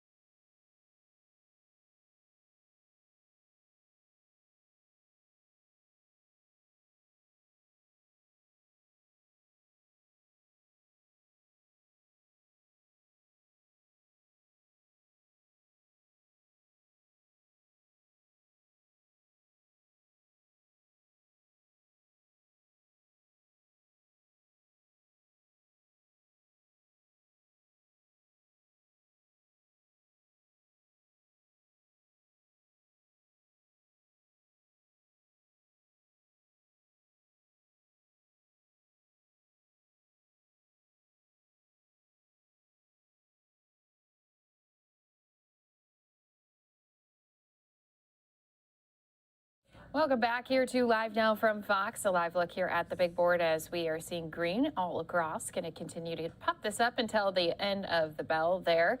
But do want to continue on with some of our big news stories that have been coming in here today. Earlier this morning, we heard the breaking news that Prime Minister Boris Johnson did resign. He's saying that he will stay in the role until they can find a new leader. But of course, this was something that was highly anticipated as there were as many calls for him to resign. Here to talk a little bit more about that with our Live Now from Fox team in Orlando is Fox's Greg Palcat. Let's go ahead, listen into a breakdown of exactly what had unfolded in the UK this morning. In the past 24 hours, yesterday we heard from Johnson saying that he will stay on as Prime Minister, but just today officially announcing his resignation. What changed overnight? It was big stuff, Mackenzie. Yeah, just about 2 hours ago, he strode out from his number 10 Downing Street office and residence and broke the news that he is breaking down and leaving his position. Now, technically, for your viewers, we should say that he's leaving the Conservative Party leadership role, you are the Conservative Party leader, and then when you are the leader, you're also the prime minister. So there are two positions. He said he would stick on until a replacement was found, but he clearly is leading towards leaving that post as well. What changed, Mackenzie, was that the pressure was just too great. You mentioned it, 50. I think the number's up to 60 of cabinet members and top-level government officials who quit in the last 2 days. They had it with Boris Johnson.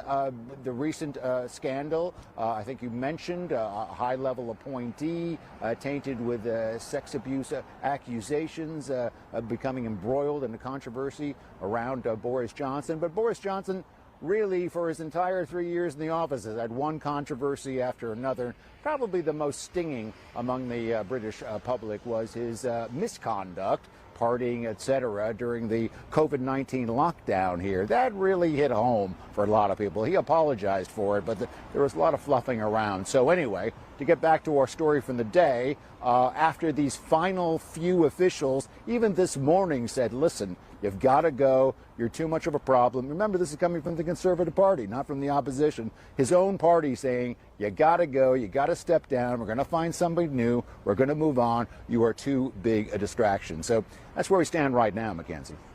And Greg, you mentioned it yourself. Johnson surviving the so-called Partygate scandal, where lawmakers held parties while the UK was under COVID lockdowns. And also, he survived that no confidence vote back in June. Obviously, we know how his party feels about him. That is very clear based on his resignation today. But for those of us living in the U.S., what is the public perception over in the UK? What are the sentiments from the public? How do they feel about him?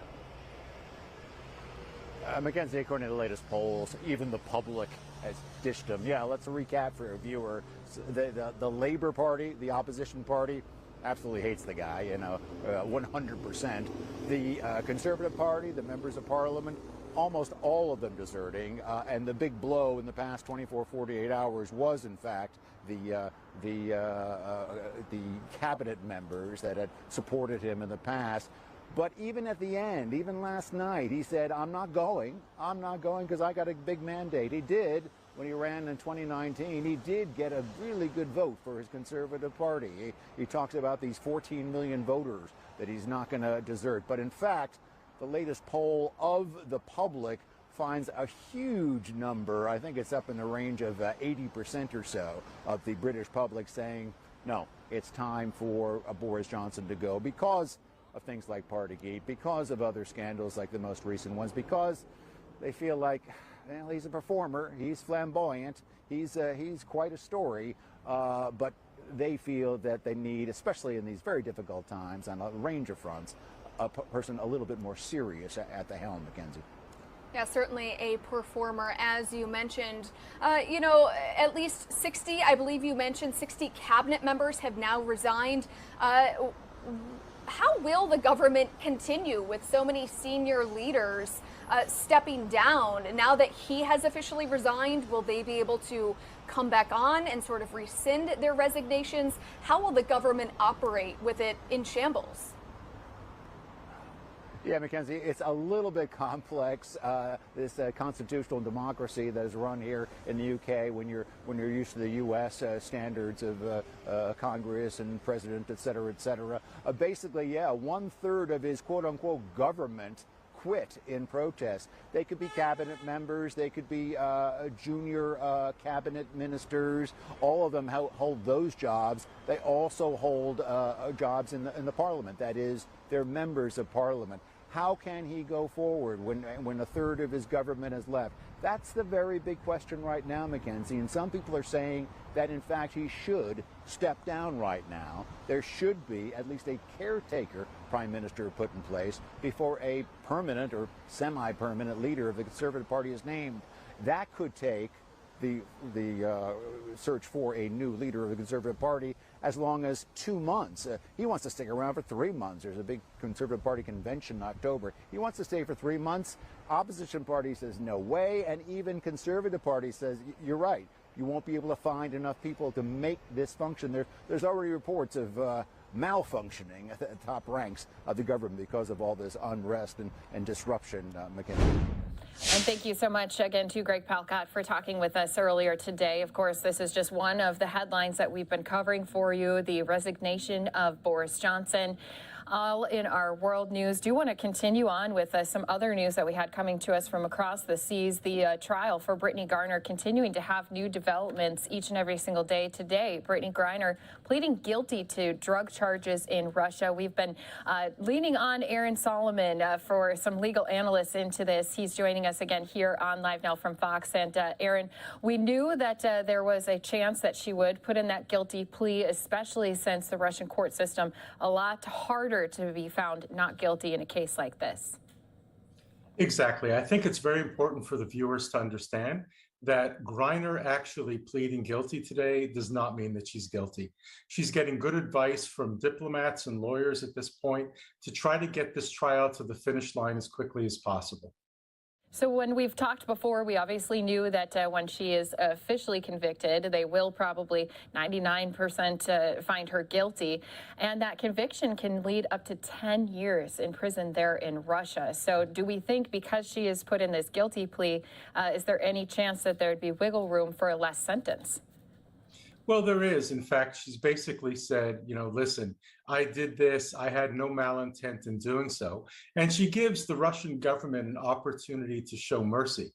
But on the other hand, part of the reason they took Brittany Griner as opposed to somebody else is because the way Brittany lives her life is so antithetical to Russian values. So to show how bad the United States is, I think the last thing that Russia is going to do at this point is show Griner any mercy. But again, in practical terms, the quicker this gets to the finish line, the quicker she actually gets sentenced, then the easier it is to go through the process of finding a proper trade for Griner as a political prisoner. And we've even had some of the Russian diplomats speaking about Griner herself, especially when there's been calls here in the United States to the president, to all of our officials to try to help get her released from prison. They had even said there's no formal or procedural reasons to talk about any further steps when it comes to a swap of someone who we have in our prison system, our jails, Russian jailed is a diplomat. So again, there's a lot of controversy when it comes to trying to even start those conversations on getting her back home. All Russian diplomats are reading from the same hymn sheet at the moment, as they always are. So I would take everything that they say with an even greater grain of salt than anything that we hear from diplomats on the American side. Diplomacy works because the negotiations are secretive. They're not going to let us in the general public understand what's going on at any given point. At some point, a prisoner swap will happen. We're going to be taken by surprise because we're not going to see it coming when it does. And that's the ultimate goal, is to get Brittany Griner back home. And as of right now, too, this trial is still ongoing. So how long could we expect, even though she has pled guilty, how long before we actually see them say, yes, you are officially guilty, and move forward with that sentence? It could take weeks, because the way it works in Russia is the judge actually leads the prosecution, reads many, many things into evidence, and even with a guilty plea, that doesn't mean that the judge turns around and says, okay, here's the verdict. It's important, at least within Russia, that the Russian public sees that they've gone through their own legal process, which again, we can't compare in any way with the American legal process. Right. I mean, even just the other week when the trial was underway, they had 2 witnesses not show up. So then they had to delay things. And it really does work at a different pace than what we're used to here in the United States. It's really all it comes down to, really, is also that judge who's in charge of her case. Exactly. And as we said, in an American case, we're often surprised by the verdict, both positively and negatively. There's not going to be any surprise in the verdict of the Brittany Griner case. We've known from day one that she's going to be found guilty. Then the issue for us is, what are the next steps going to be? And we know, too, President Biden has not only read a letter that was written from Brittany Griner herself, he's also spoken on the phone with Brittany's wife, Sherelle. All of these conversations surrounding the work that President Biden says he's doing, trying to get Brittany released.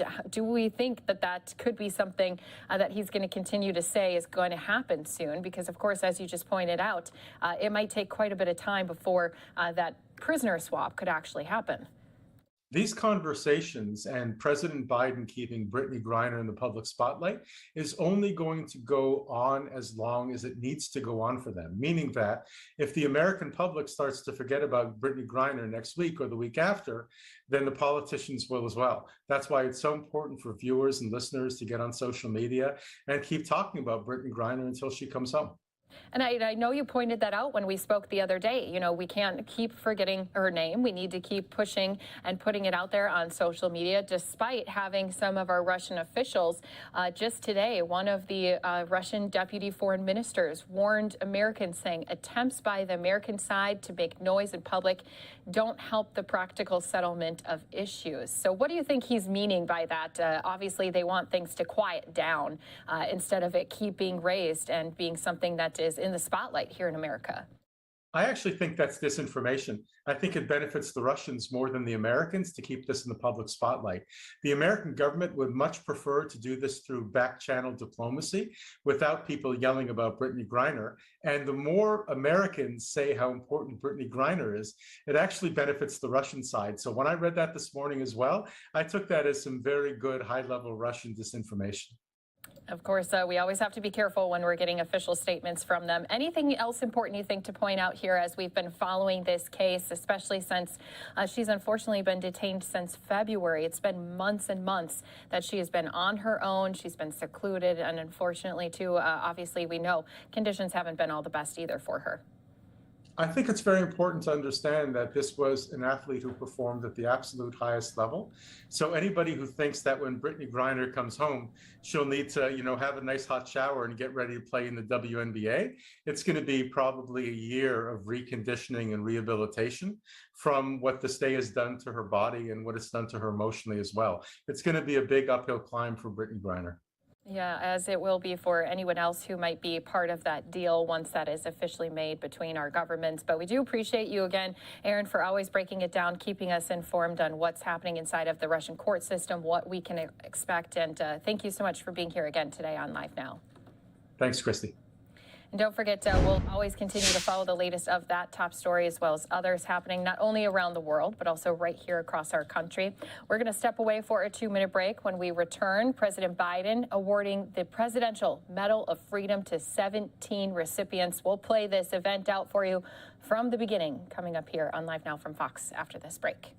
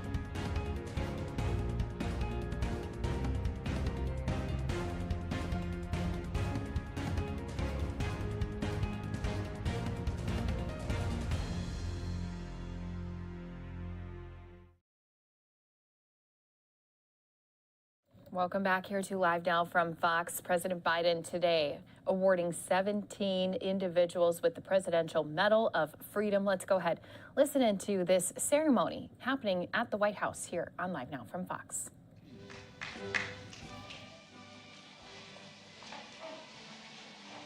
Good afternoon and welcome to the White House.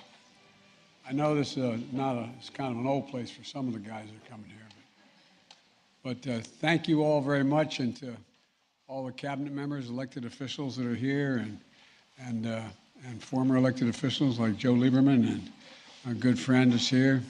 So many critical people and important people. I want to thank the Vice President Harris and the Second Gentleman for allowing us to join them. No, for joining us, but it is always a pleasure when we get to hang out together. On Monday, we celebrated the independence of our nation. A nation always a work in progress, in creation of possibilities, the fulfillment of promises. That's the American story. It's not a simple one. It's never been a simple one, but the 4th of July week reminds us what brought us together long ago and still binds us at our best. We strive for what we strive for. We, the people, doing what we can to ensure the idea of America, a cause of freedom, shines like the sun to light up the future of the world. That's the soul of our nation. That's who we are as Americans. And that's what we see, an extraordinary group of Americans up here on this stage that I have the honor to recognize today with the Presidential Medal of Freedom, our nation's highest civilian award.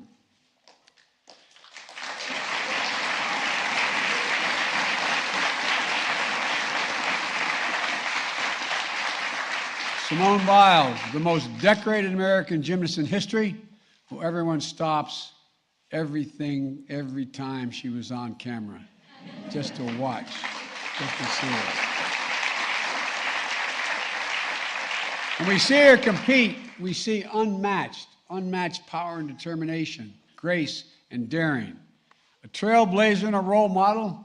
When she stands on the podium, we see what she is, absolute courage, to turn personal pain into greater purpose, to stand up and speak for those who cannot speak for themselves. Today, she adds to her medal count of 32. I know you're going to find room. 32 Olympic and World Championship medals. At age 25, the youngest person ever to receive the Medal of Freedom. The youngest ever.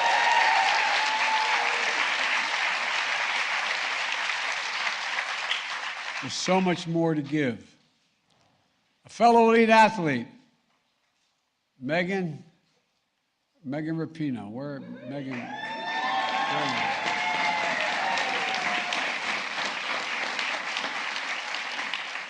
Megan is one of the most accomplished soccer players and the first soccer player to receive the Medal of Freedom. Beyond the World Cup titles and Olympic medals, Megan is a champion for essential American truth that everyone is entitled to be treated with dignity and respect. Everyone.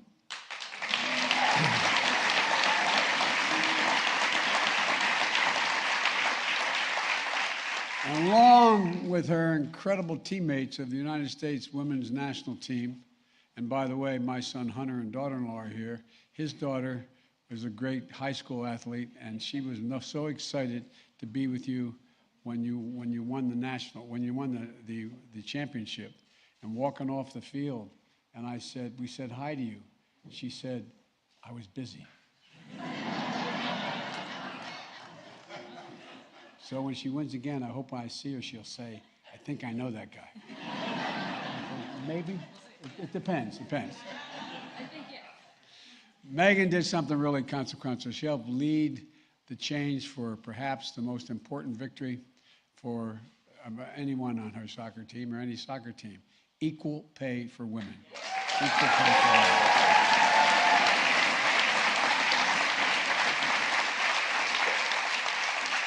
And Megan, like Simone, I hope there's room for this medal between all the other awards you and Sue have received during your remarkable careers and your reckless play. I'm watching you. My Lord, you have you are a good kid. Simone and Megan would be the first to acknowledge they stand on the shoulders of those who came before them, like Air Force Colonel Brigadier General retired Wilma Vaughn.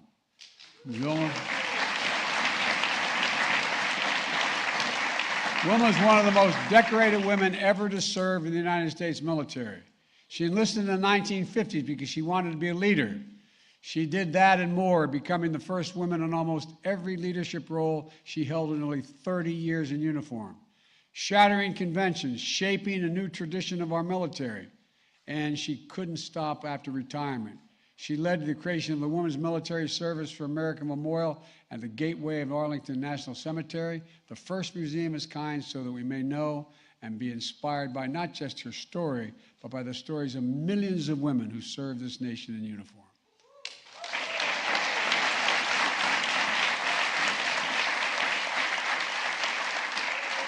As a 23-year-old student at Fisk University, Diane Nash received a phone call from Attorney General Robert Kennedy's top deputies, warning her about the violence at the next stop of the Freedom Ride she organized across the South.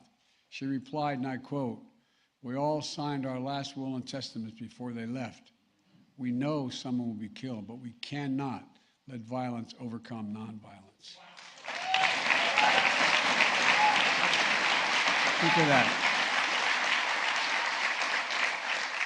With unmistakable courage and unshakable courage and leadership, Diane Nash shaped some of the most important civil rights efforts in American history. A key architect of the sit-in movement in Nashville. After 4 little girls were murdered at the 16th Street Baptist Church in Birmingham, she called for a nonviolent movement across Alabama that planted the seeds that became the Selma Campaign 2 years later. Her activism echoes the call of freedom around the world today. And yet, she is the first to say the medal is shared with hundreds of thousands of patriotic Americans who sacrificed so much for the cause of liberty and justice for all. And by the way, she asked me to make sure to add that because she didn't want to take all the credit herself.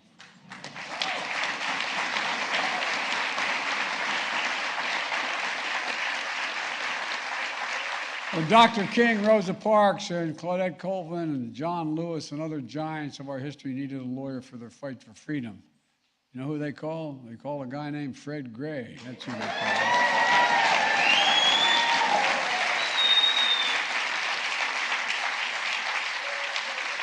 One of the most important civil rights lawyers in our history. Fred's legal brilliance and strategy desegregated schools and secured the right to vote. He went on to be elected as one of the first African Americans to Alabama state legislature since Reconstruction.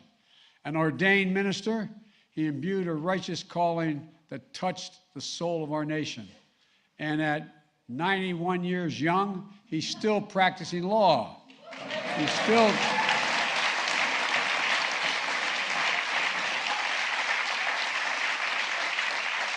And he's still keeping the faith in the best of America.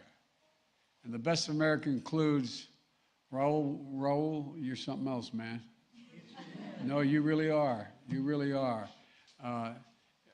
Raul was a son and father who fled violence in Mexico and a mother who was a multi-generation Texan. Raul dreamed of American dream from San Juan, Texas, in the lower Rio Grande Valley. He served with honor in the United States Air Force, then turned a small civil rights group into one of the nation's most important ones. For over 30 years as president of the National Council for La Raza, Raul was an undaunted leader in the struggle for civil and human rights for Latino Americans. Challenging the powerful on behalf of the powerless, never forgetting where he came from and the promise of this nation. Born in Brownsville, Texas, Julie Garcia became a professor at a local community college. I know I'm biased since Jill is a community college professor, but community college professors are the best. That's the way and I've learned teaching isn't what she or Jill does, it's who they are. It's who Juliet is. Over the course of her nearly 30-year career, she helped transform her community college into the University of Texas at Brownville, where she became its president and the first Hispanic woman to serve as the college president in American history.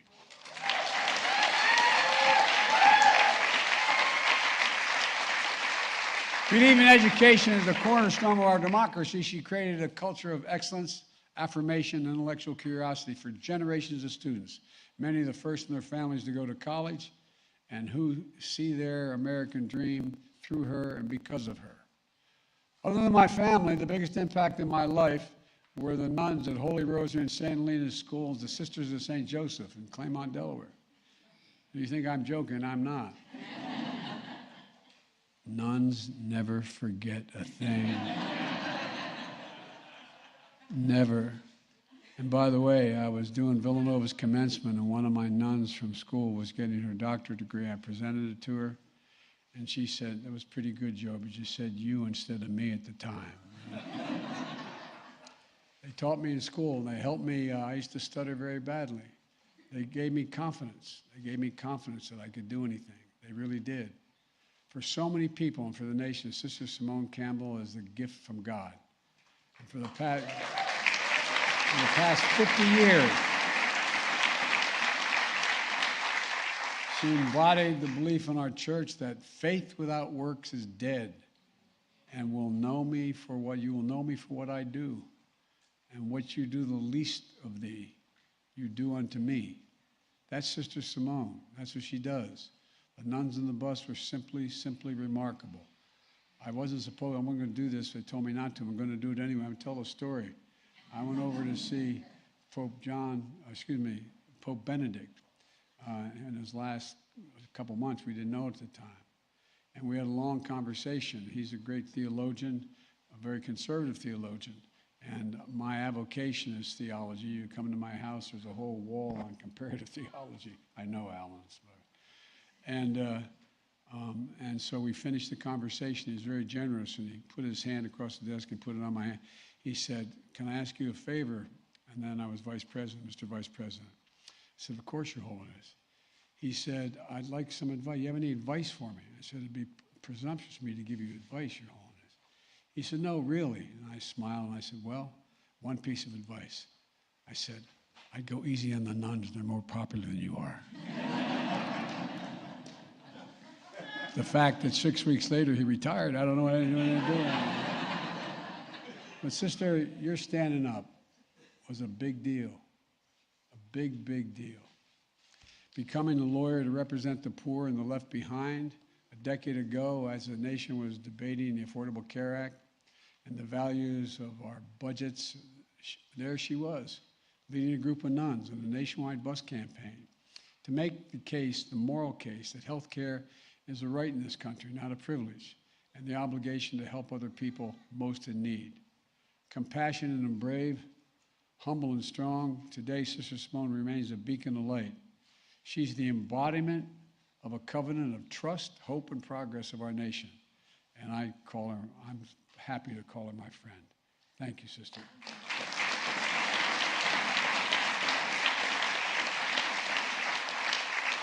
Another dear friend of mine, and the reason why back in Delaware in the Greek community I'm known as Joe Bidenopoulos. You think I'm joking. Father knows I'm not. Father asked me whether I'm still blessing we Roman Catholics bless ourselves down here into the left shoulder. Greek Catholics go down and to the right shoulder. I find myself being more Greek sometimes than others. It get me in trouble. You want to know how I bless? Father Carlotis, you more than 50 years, your leadership in the Greek Orthodox Archdiocese of America has mattered to every prelate in the Greek Church. You've been an incredible leader, Father. A man of deep moral clarity and calling. He's advised generations of presidents and parishioners with unmatched humility and grace. I've traveled the country and the world with him, including Father Alex's homeland in Greece, to strengthen the bonds between two nations founded on the belief that democracy is the way. And on more than one occasion, Father Alex and I have had the honor to visit His All Holiness Ecumenical Patriarch Bartholomew, which is a great honor. This is the 100th anniversary of the Greek Orthodox Church in America. We honor one of the most dedicated leaders, my dear friend, Father Alex.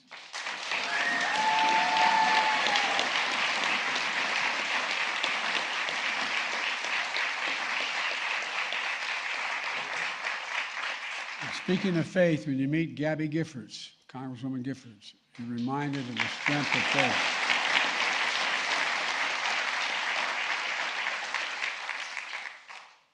the power of public service. Elected by the people of her hometown in Tucson, Arizona, because they trusted her.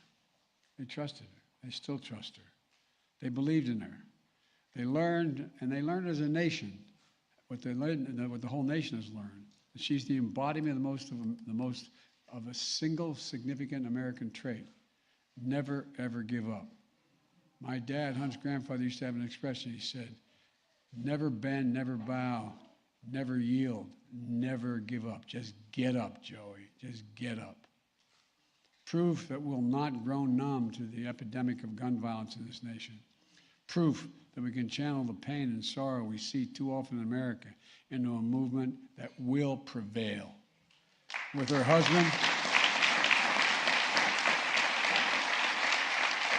the United States Senator Mark Kelly, who, by the way, was that astronaut you all remember. She is more consequential, I acknowledge, but they're helping power that movement. On Monday, we'll celebrate the most significant gun safety law in 30 years because of them and because of the families like theirs all across America. Gabby is one of the most courageous people I have ever known.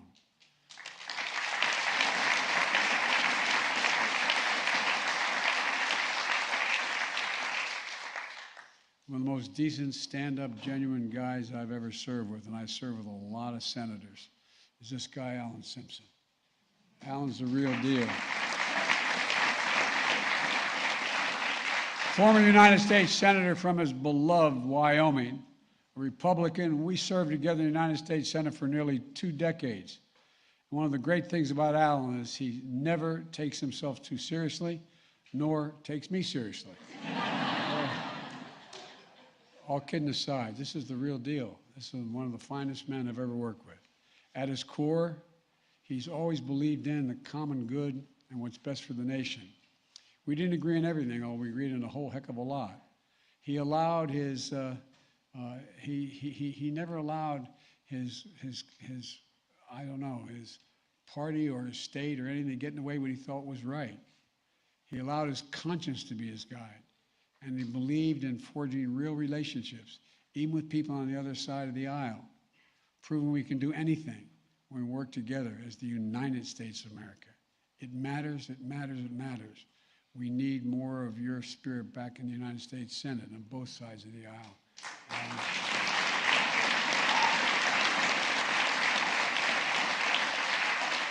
Just ask Khizr Khan, who studied the U.S. Constitution as a law student in Pakistan.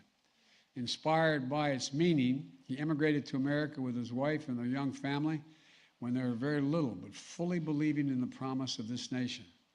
They watched their middle son enlist in the United States Army with his own dreams to be a military lawyer, but ultimately sacrificed himself to serve his fellow soldiers. And we all watched as the oldest and darkest forces of hate emerged in new ways, only to meet the strength, goodness, and decency of this Gold Star American family. In late November 2016, I invited the Khans to the Vice President's residence at Naval Observatory for a Diwali reception. An Irish Catholic Vice President of a Muslim Gold Star family at a reception observing a Hindu holiday. That, and I'm being very serious, that's the America that we know. That's the America he and I and most of you, I pray God, believe in. We were parents united by the pain of losing a piece of our souls and finding the purpose to live a life worthy of them. After today's a father's Medal of Freedom will rest next to the son's Bronze Star and Purple Heart. And Khizr Khan, you will continue to carry a copy of the Constitution. I didn't ask you, but I imagine it's still in your pocket as a reminder of the charge that has to be kept.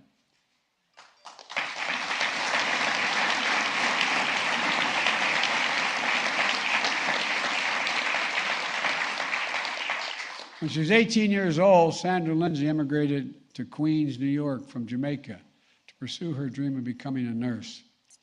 As director of nursing and critical care at a hospital in Queens during the height of the pandemic, she poured her heart into helping patients fight for their lives and to keep their fellow nurses safe. And when the time came, she was the first person in America to get fully vaccinated outside of clinical trials. Sandra, as I told you before, if there's any angels in heaven, they're all nurses, male and female. No, for real. They really are. Many of you who've spent a lot of time in the hospital, as some of us have, you know. Doctors let you live. Nurses, male and female, make you want to live. Make you want to live. Sandra's vaccination card and hospital scrubs and badge are part of the Smithsonian National Museum of American History exhibit on COVID-19. Today, she receives our nation's highest civilian honor and deserves it.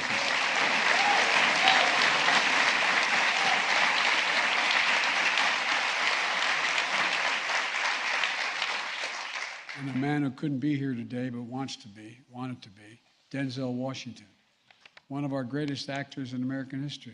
Academy Awards, Golden Globes, Tony Awards, wide acclaim and admiration from audiences and peers around the world.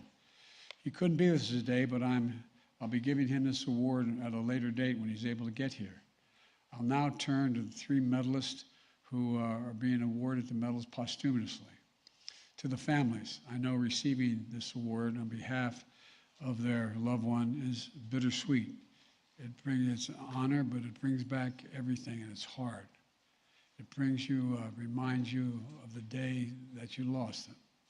But I know anything and I appreciate your willingness to be here on this day. We've already seen more technological change in the last 10 years than almost ever before in history. We're going to see a lot more change in the next 10 years. And much, much more of that is because of Steve Jobs. Not just because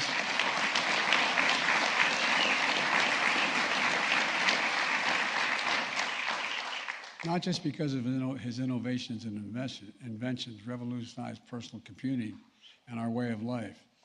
It's for his embodiment of a core American character that he believed was within each of us. Character that get tested in setback and failure, character that's true in perseverance and daring, character defined by what we leave on this earth when our time comes. And what Steve left us is something special. Technology with the capacity to improve our lives in ways that haven't even yet been thought of. And the love of his family, Lorraine Powell Jobs, and their children, who I had the great honor of working with when I was doing the cancer moonshot in the previous administration. They carry on this incredible legacy of doing big things, perhaps biggest of all, helping us end cancer as we know it. Because it matters. It matters. It matters to people who need help is why they do it, and it mattered to Steve Jobs. Richard Trumka, he said about unions, quote, "We do America's work." No one did more work for American workers than he did. For Rich,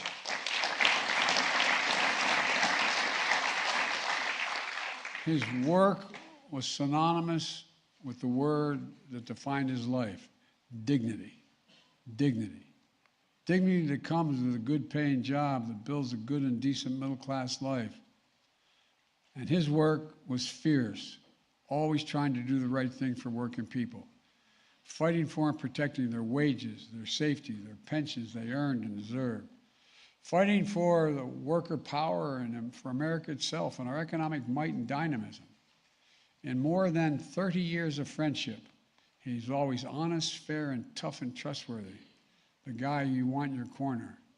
In fact, I was in Cleveland yesterday, announcing one of the most significant actions to protect pensions for millions of workers and retirees in 50 years. Barbara, Rich Jr., and the family, we felt him there. We felt him there with us, and we talked about him. And we feel him here today. Rich Trumka was the American worker. Was the American worker.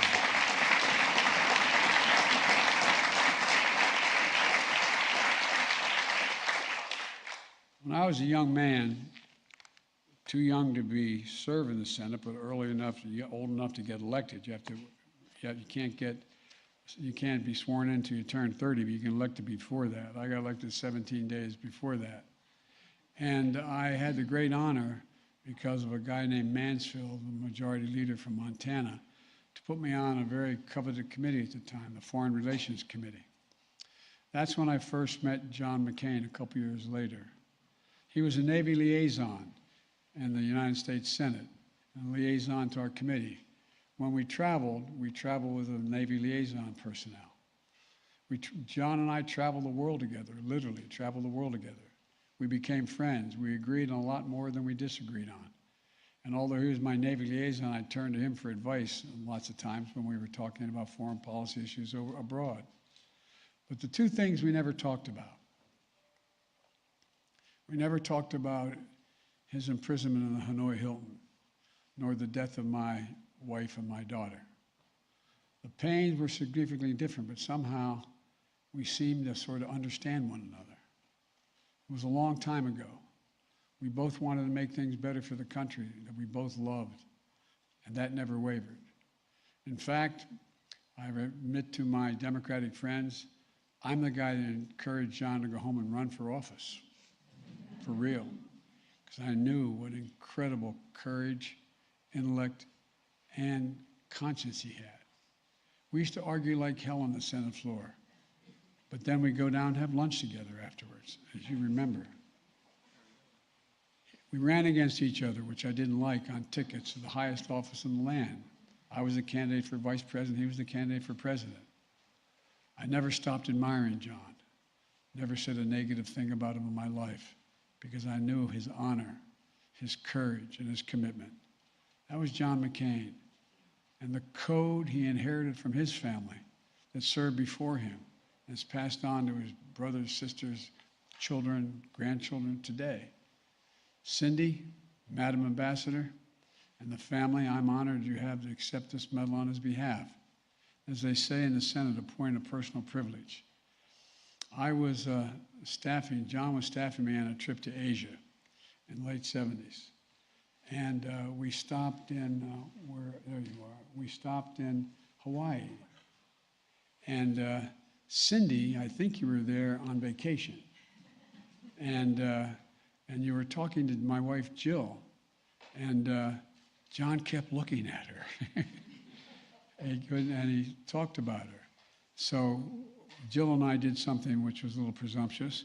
We made sure they introduced one another. He still owes me. I think it's the best thing we ever did for John. The very best.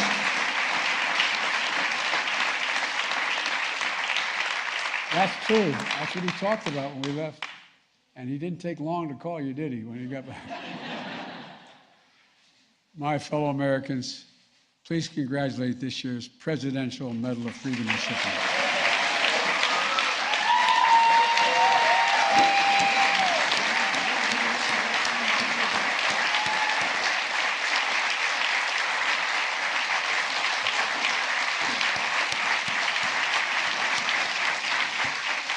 Now I'm going to ask the military aide to read the rest of the citations as we present the medals. Please be seated.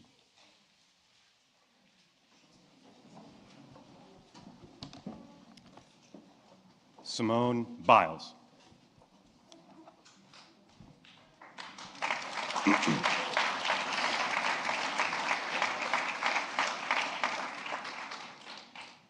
Overcoming great odds, Simone Biles is the most decorated American gymnast in history.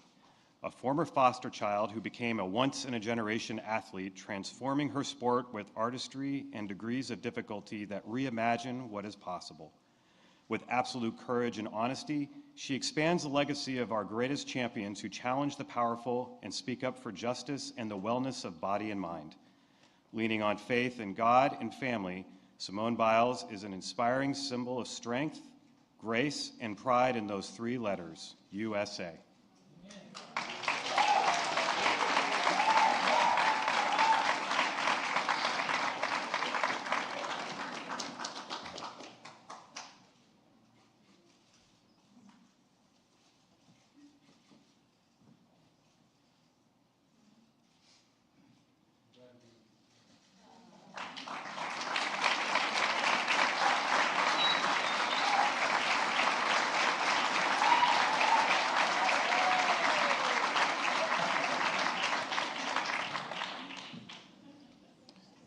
Simone Campbell.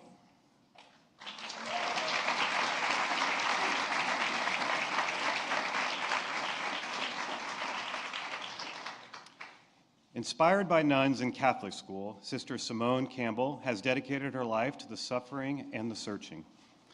For nearly 50 years as a nun and an attorney, she has led organizations that provide free legal services to the poor and advocate for workers and immigrants. Her moral courage helped pass the Affordable Care Act and guide the Nuns on a Bus tour across America to protect the impoverished. With humility and fearlessness, Sister Simone embodies the blessing of faith in God and our obligations to one another as fellow Americans.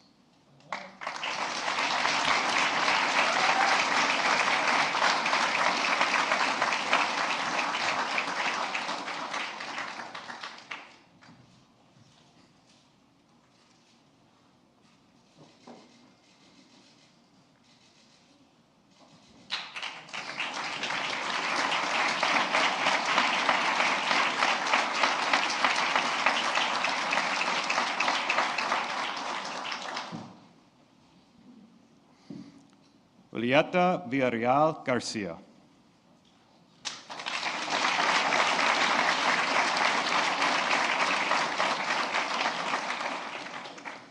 Born in a Texas border town, Dr. Julieta Garcia became the first in her family to graduate from college and the first Mexican-American woman to lead an American college or university. Over 2 decades, she transformed her hometown, University of Texas Brownsville, into a center of excellence for countless students who were inspired by her example. A trailblazer and a mentor, Dr. Garcia is considered one of our nation's top university administrators who understands the power of education as the great equalizer in America.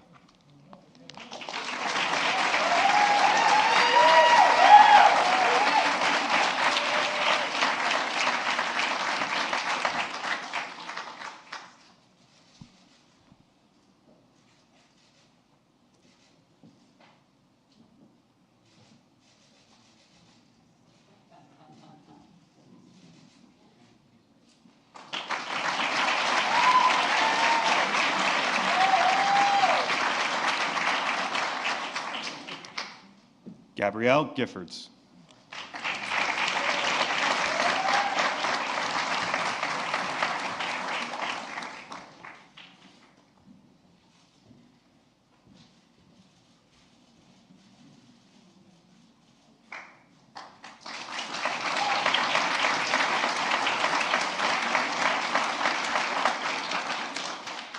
A daughter of Tucson, Arizona, former U.S. Representative Gabrielle Giffords epitomizes public service.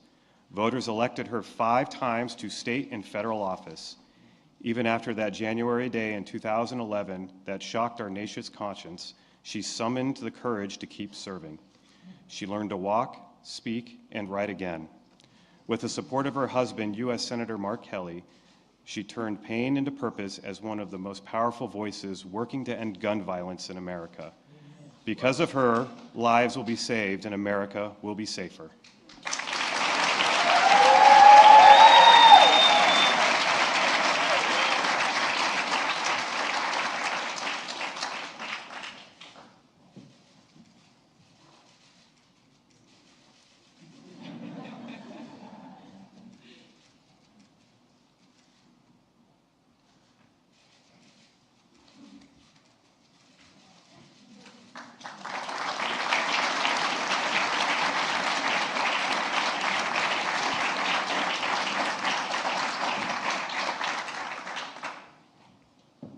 Fred David Gray.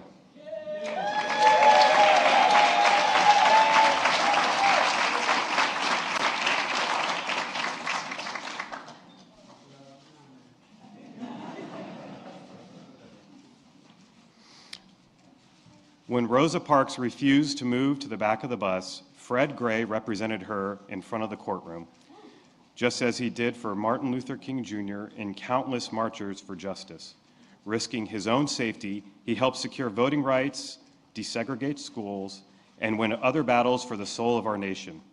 A patriarch of a family and a movement, Fred Gray is a lawyer by trade and a preacher at heart who follows the command to hate evil, love good, and establish justice in the gate.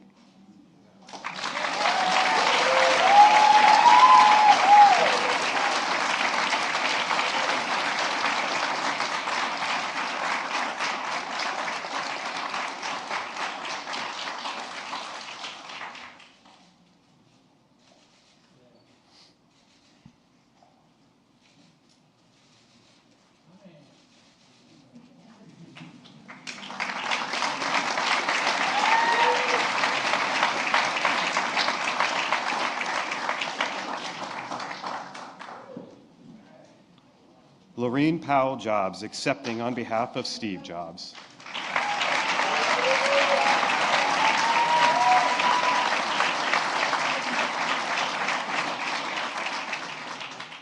Few people in history embody the American spirit of innovation like Steve Jobs. The adopted son of high school educated parents, he redeemed soda bottles to pay for his meals after dropping out of college. At every turn of life, he dared to think different. As the co-founder of Apple, he created one of the most important companies in history, bringing computing into homes and phones and revolutionizing our way of life. A true visionary, a beloved husband and father, Steve Jobs embodied that most American of questions: what's next?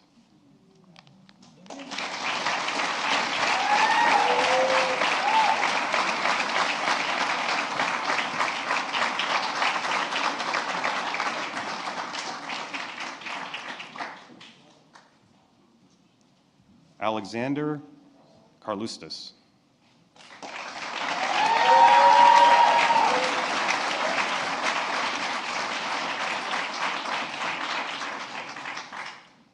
Protopester of the Ecumenical Patriarchate, the former Vicar General of the Greek Orthodox Archdiocese of America, Father Alexander Carlustos is a humble servant of God and the embodiment of the ancient idea that binds two great nations, democracy. Through more than 50 years of service with moral clarity, love of family, and pride in the Greek-American community, the man known simply as Father Alex to presidents and parishioners alike inspires us to believe in the power of we the people.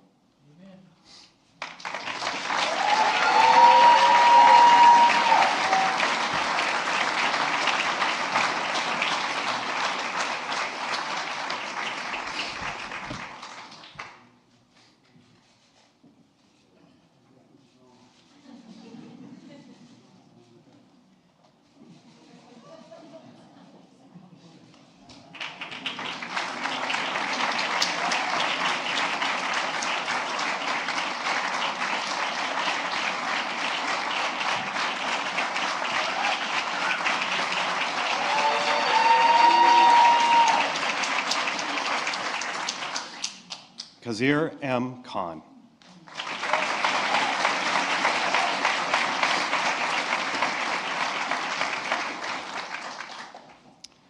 A son of farmers in Pakistan, Kazir Khan studied law, inspired by the U.S. Constitution. He met and married a college classmate, Ghazala, and together they immigrated to America. A brilliant lawyer, he watched their three sons follow their American dreams, including their middle son, Army Captain Humayun Khan, who enlisted during college and paid the ultimate sacrifice in Iraq. The father of a Gold Star Muslim family, Kazir Khan turned pain into purpose to become a foremost defender of the ideals of our Constitution and the embodiment of its highest ideals.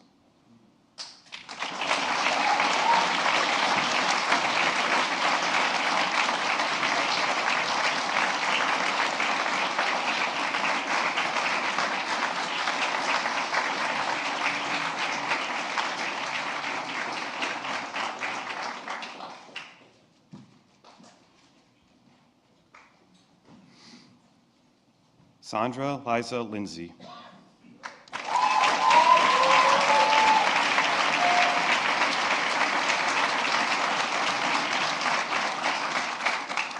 An immigrant from Jamaica, Sandra Lindsay is a nurse in Queens, New York, and the first American to be vaccinated against COVID-19 outside of clinical trials. At the height of the pandemic, she directed a team of nurses as they worked tirelessly to save patients while risking their own lives. When the COVID-19 vaccine became available, she was a ray of light in our nation's dark hour and continues to champion vaccinations and mental health for healthcare workers. She represents the best of America.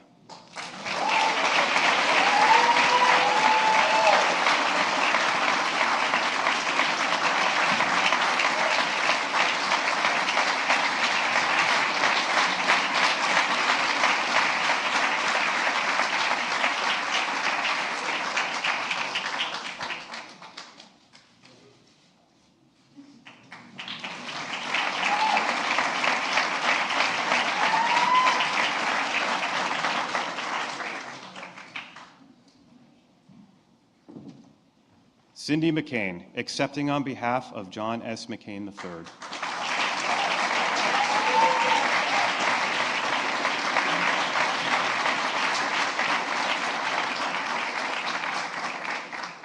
John McCain was a giant among Americans from a family of patriots, a genuine hero who endured unspeakable torture as a prisoner in the war in Vietnam, a true public servant, elected twice to the U.S. House of Representatives and 6 times to the U.S. Senate by the people of Arizona, and nominated for the presidency by the Republican Party. Respected around the world, he was an eternal optimist who believed in consensus, character, and putting country first. His legacy continues to challenge us to cherish integrity and serve with courage and conviction.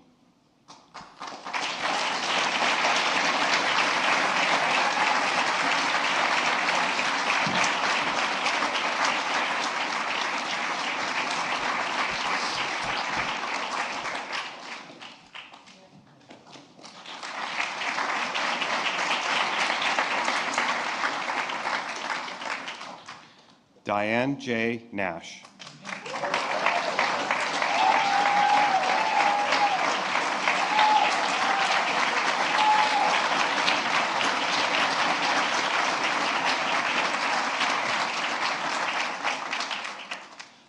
A fearless leader of the Freedom Rides and Nashville sit-in movements, Diane Nash was a fierce light in darkness.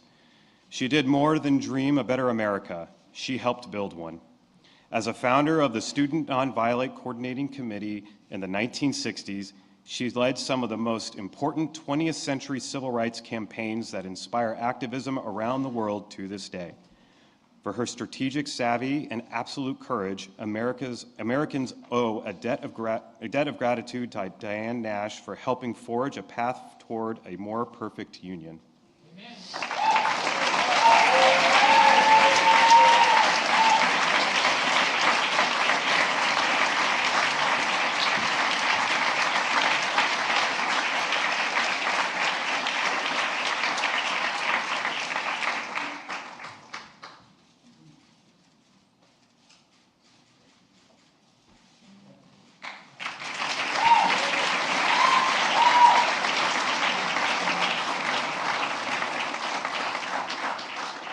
Megan Rapinoe.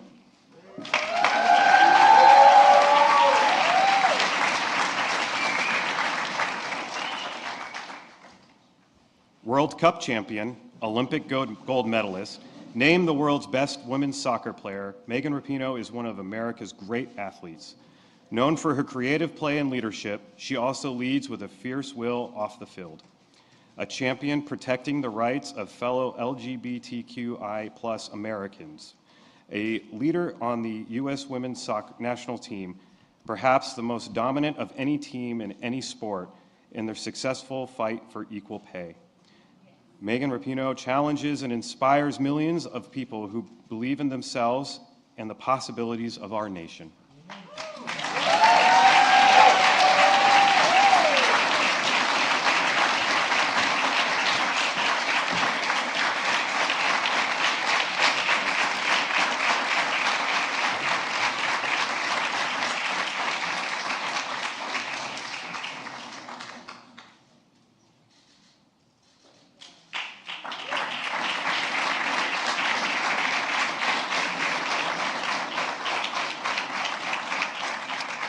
Alan K. Simpson.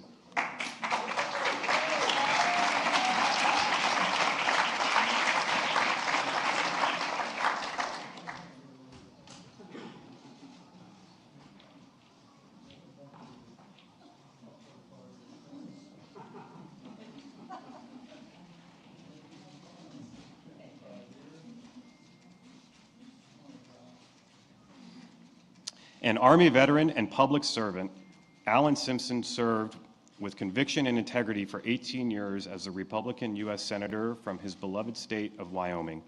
Despite increasing polarization, he brought people together with wit and wisdom to make progress and find common ground. Never afraid to stand up for what he felt was right, he worked on pressing issues like campaign finance reform and marriage equality. Alan Simpson exemplifies our national ideas of civil discourse, responsible governance, and public service.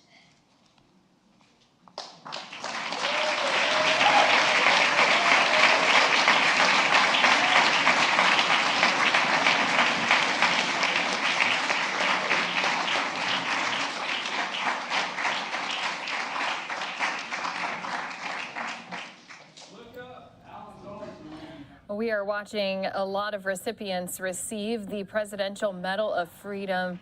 A very happy day for a lot of these people. Do want to let our viewers know, though, we are keeping an eye on yet another live image, this one coming to us out of from the U.S. Marshals. You can see I've popped it up there in that right-hand box. As soon as we do see our U.S. Marshals stepping out, they're going to be holding a news conference on the capture and return of Caitlin Armstrong, who is again accused of killing a cyclist in Austin, Texas. She was on the run for 6 weeks. They were able to find her and apprehend her from Costa Rica.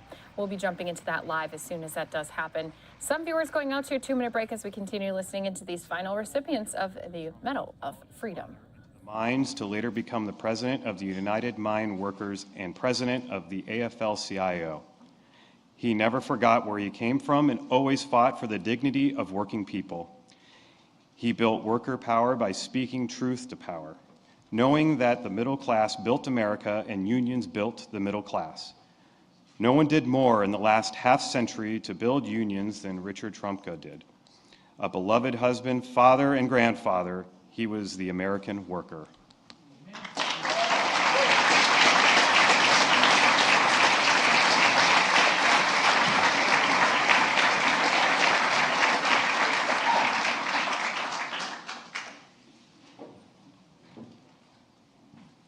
Wilma L. Vaught.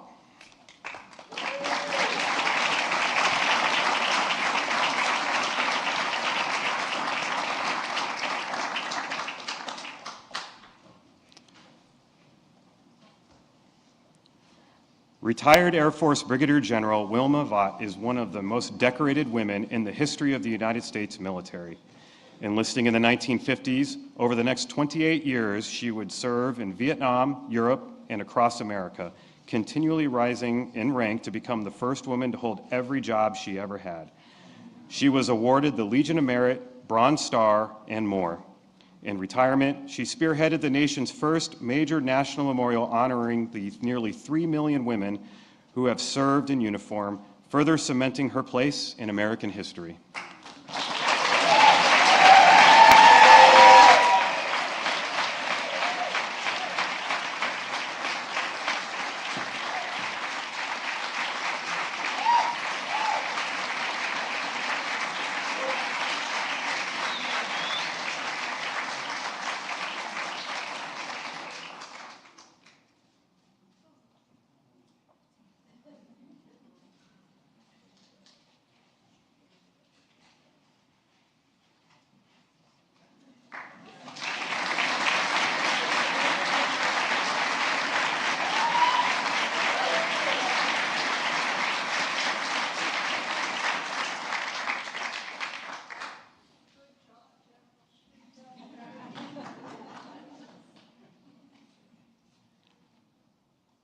Raul Izaguirre.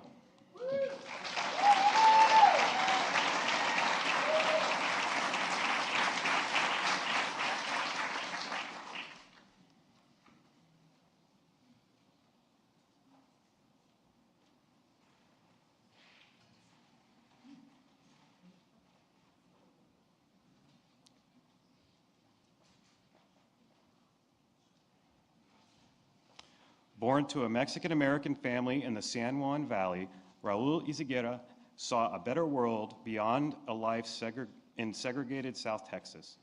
After serving in the Air Force, he became one of our nation's preeminent civil rights leaders as president of the National Council for La Raza. Over 30 years, he has forged immeasurable progress on voting rights, education, and more to deliver the promise of America to millions of Latino Americans. In service to our nation, he has helped ensure that America remains a land of possibilities.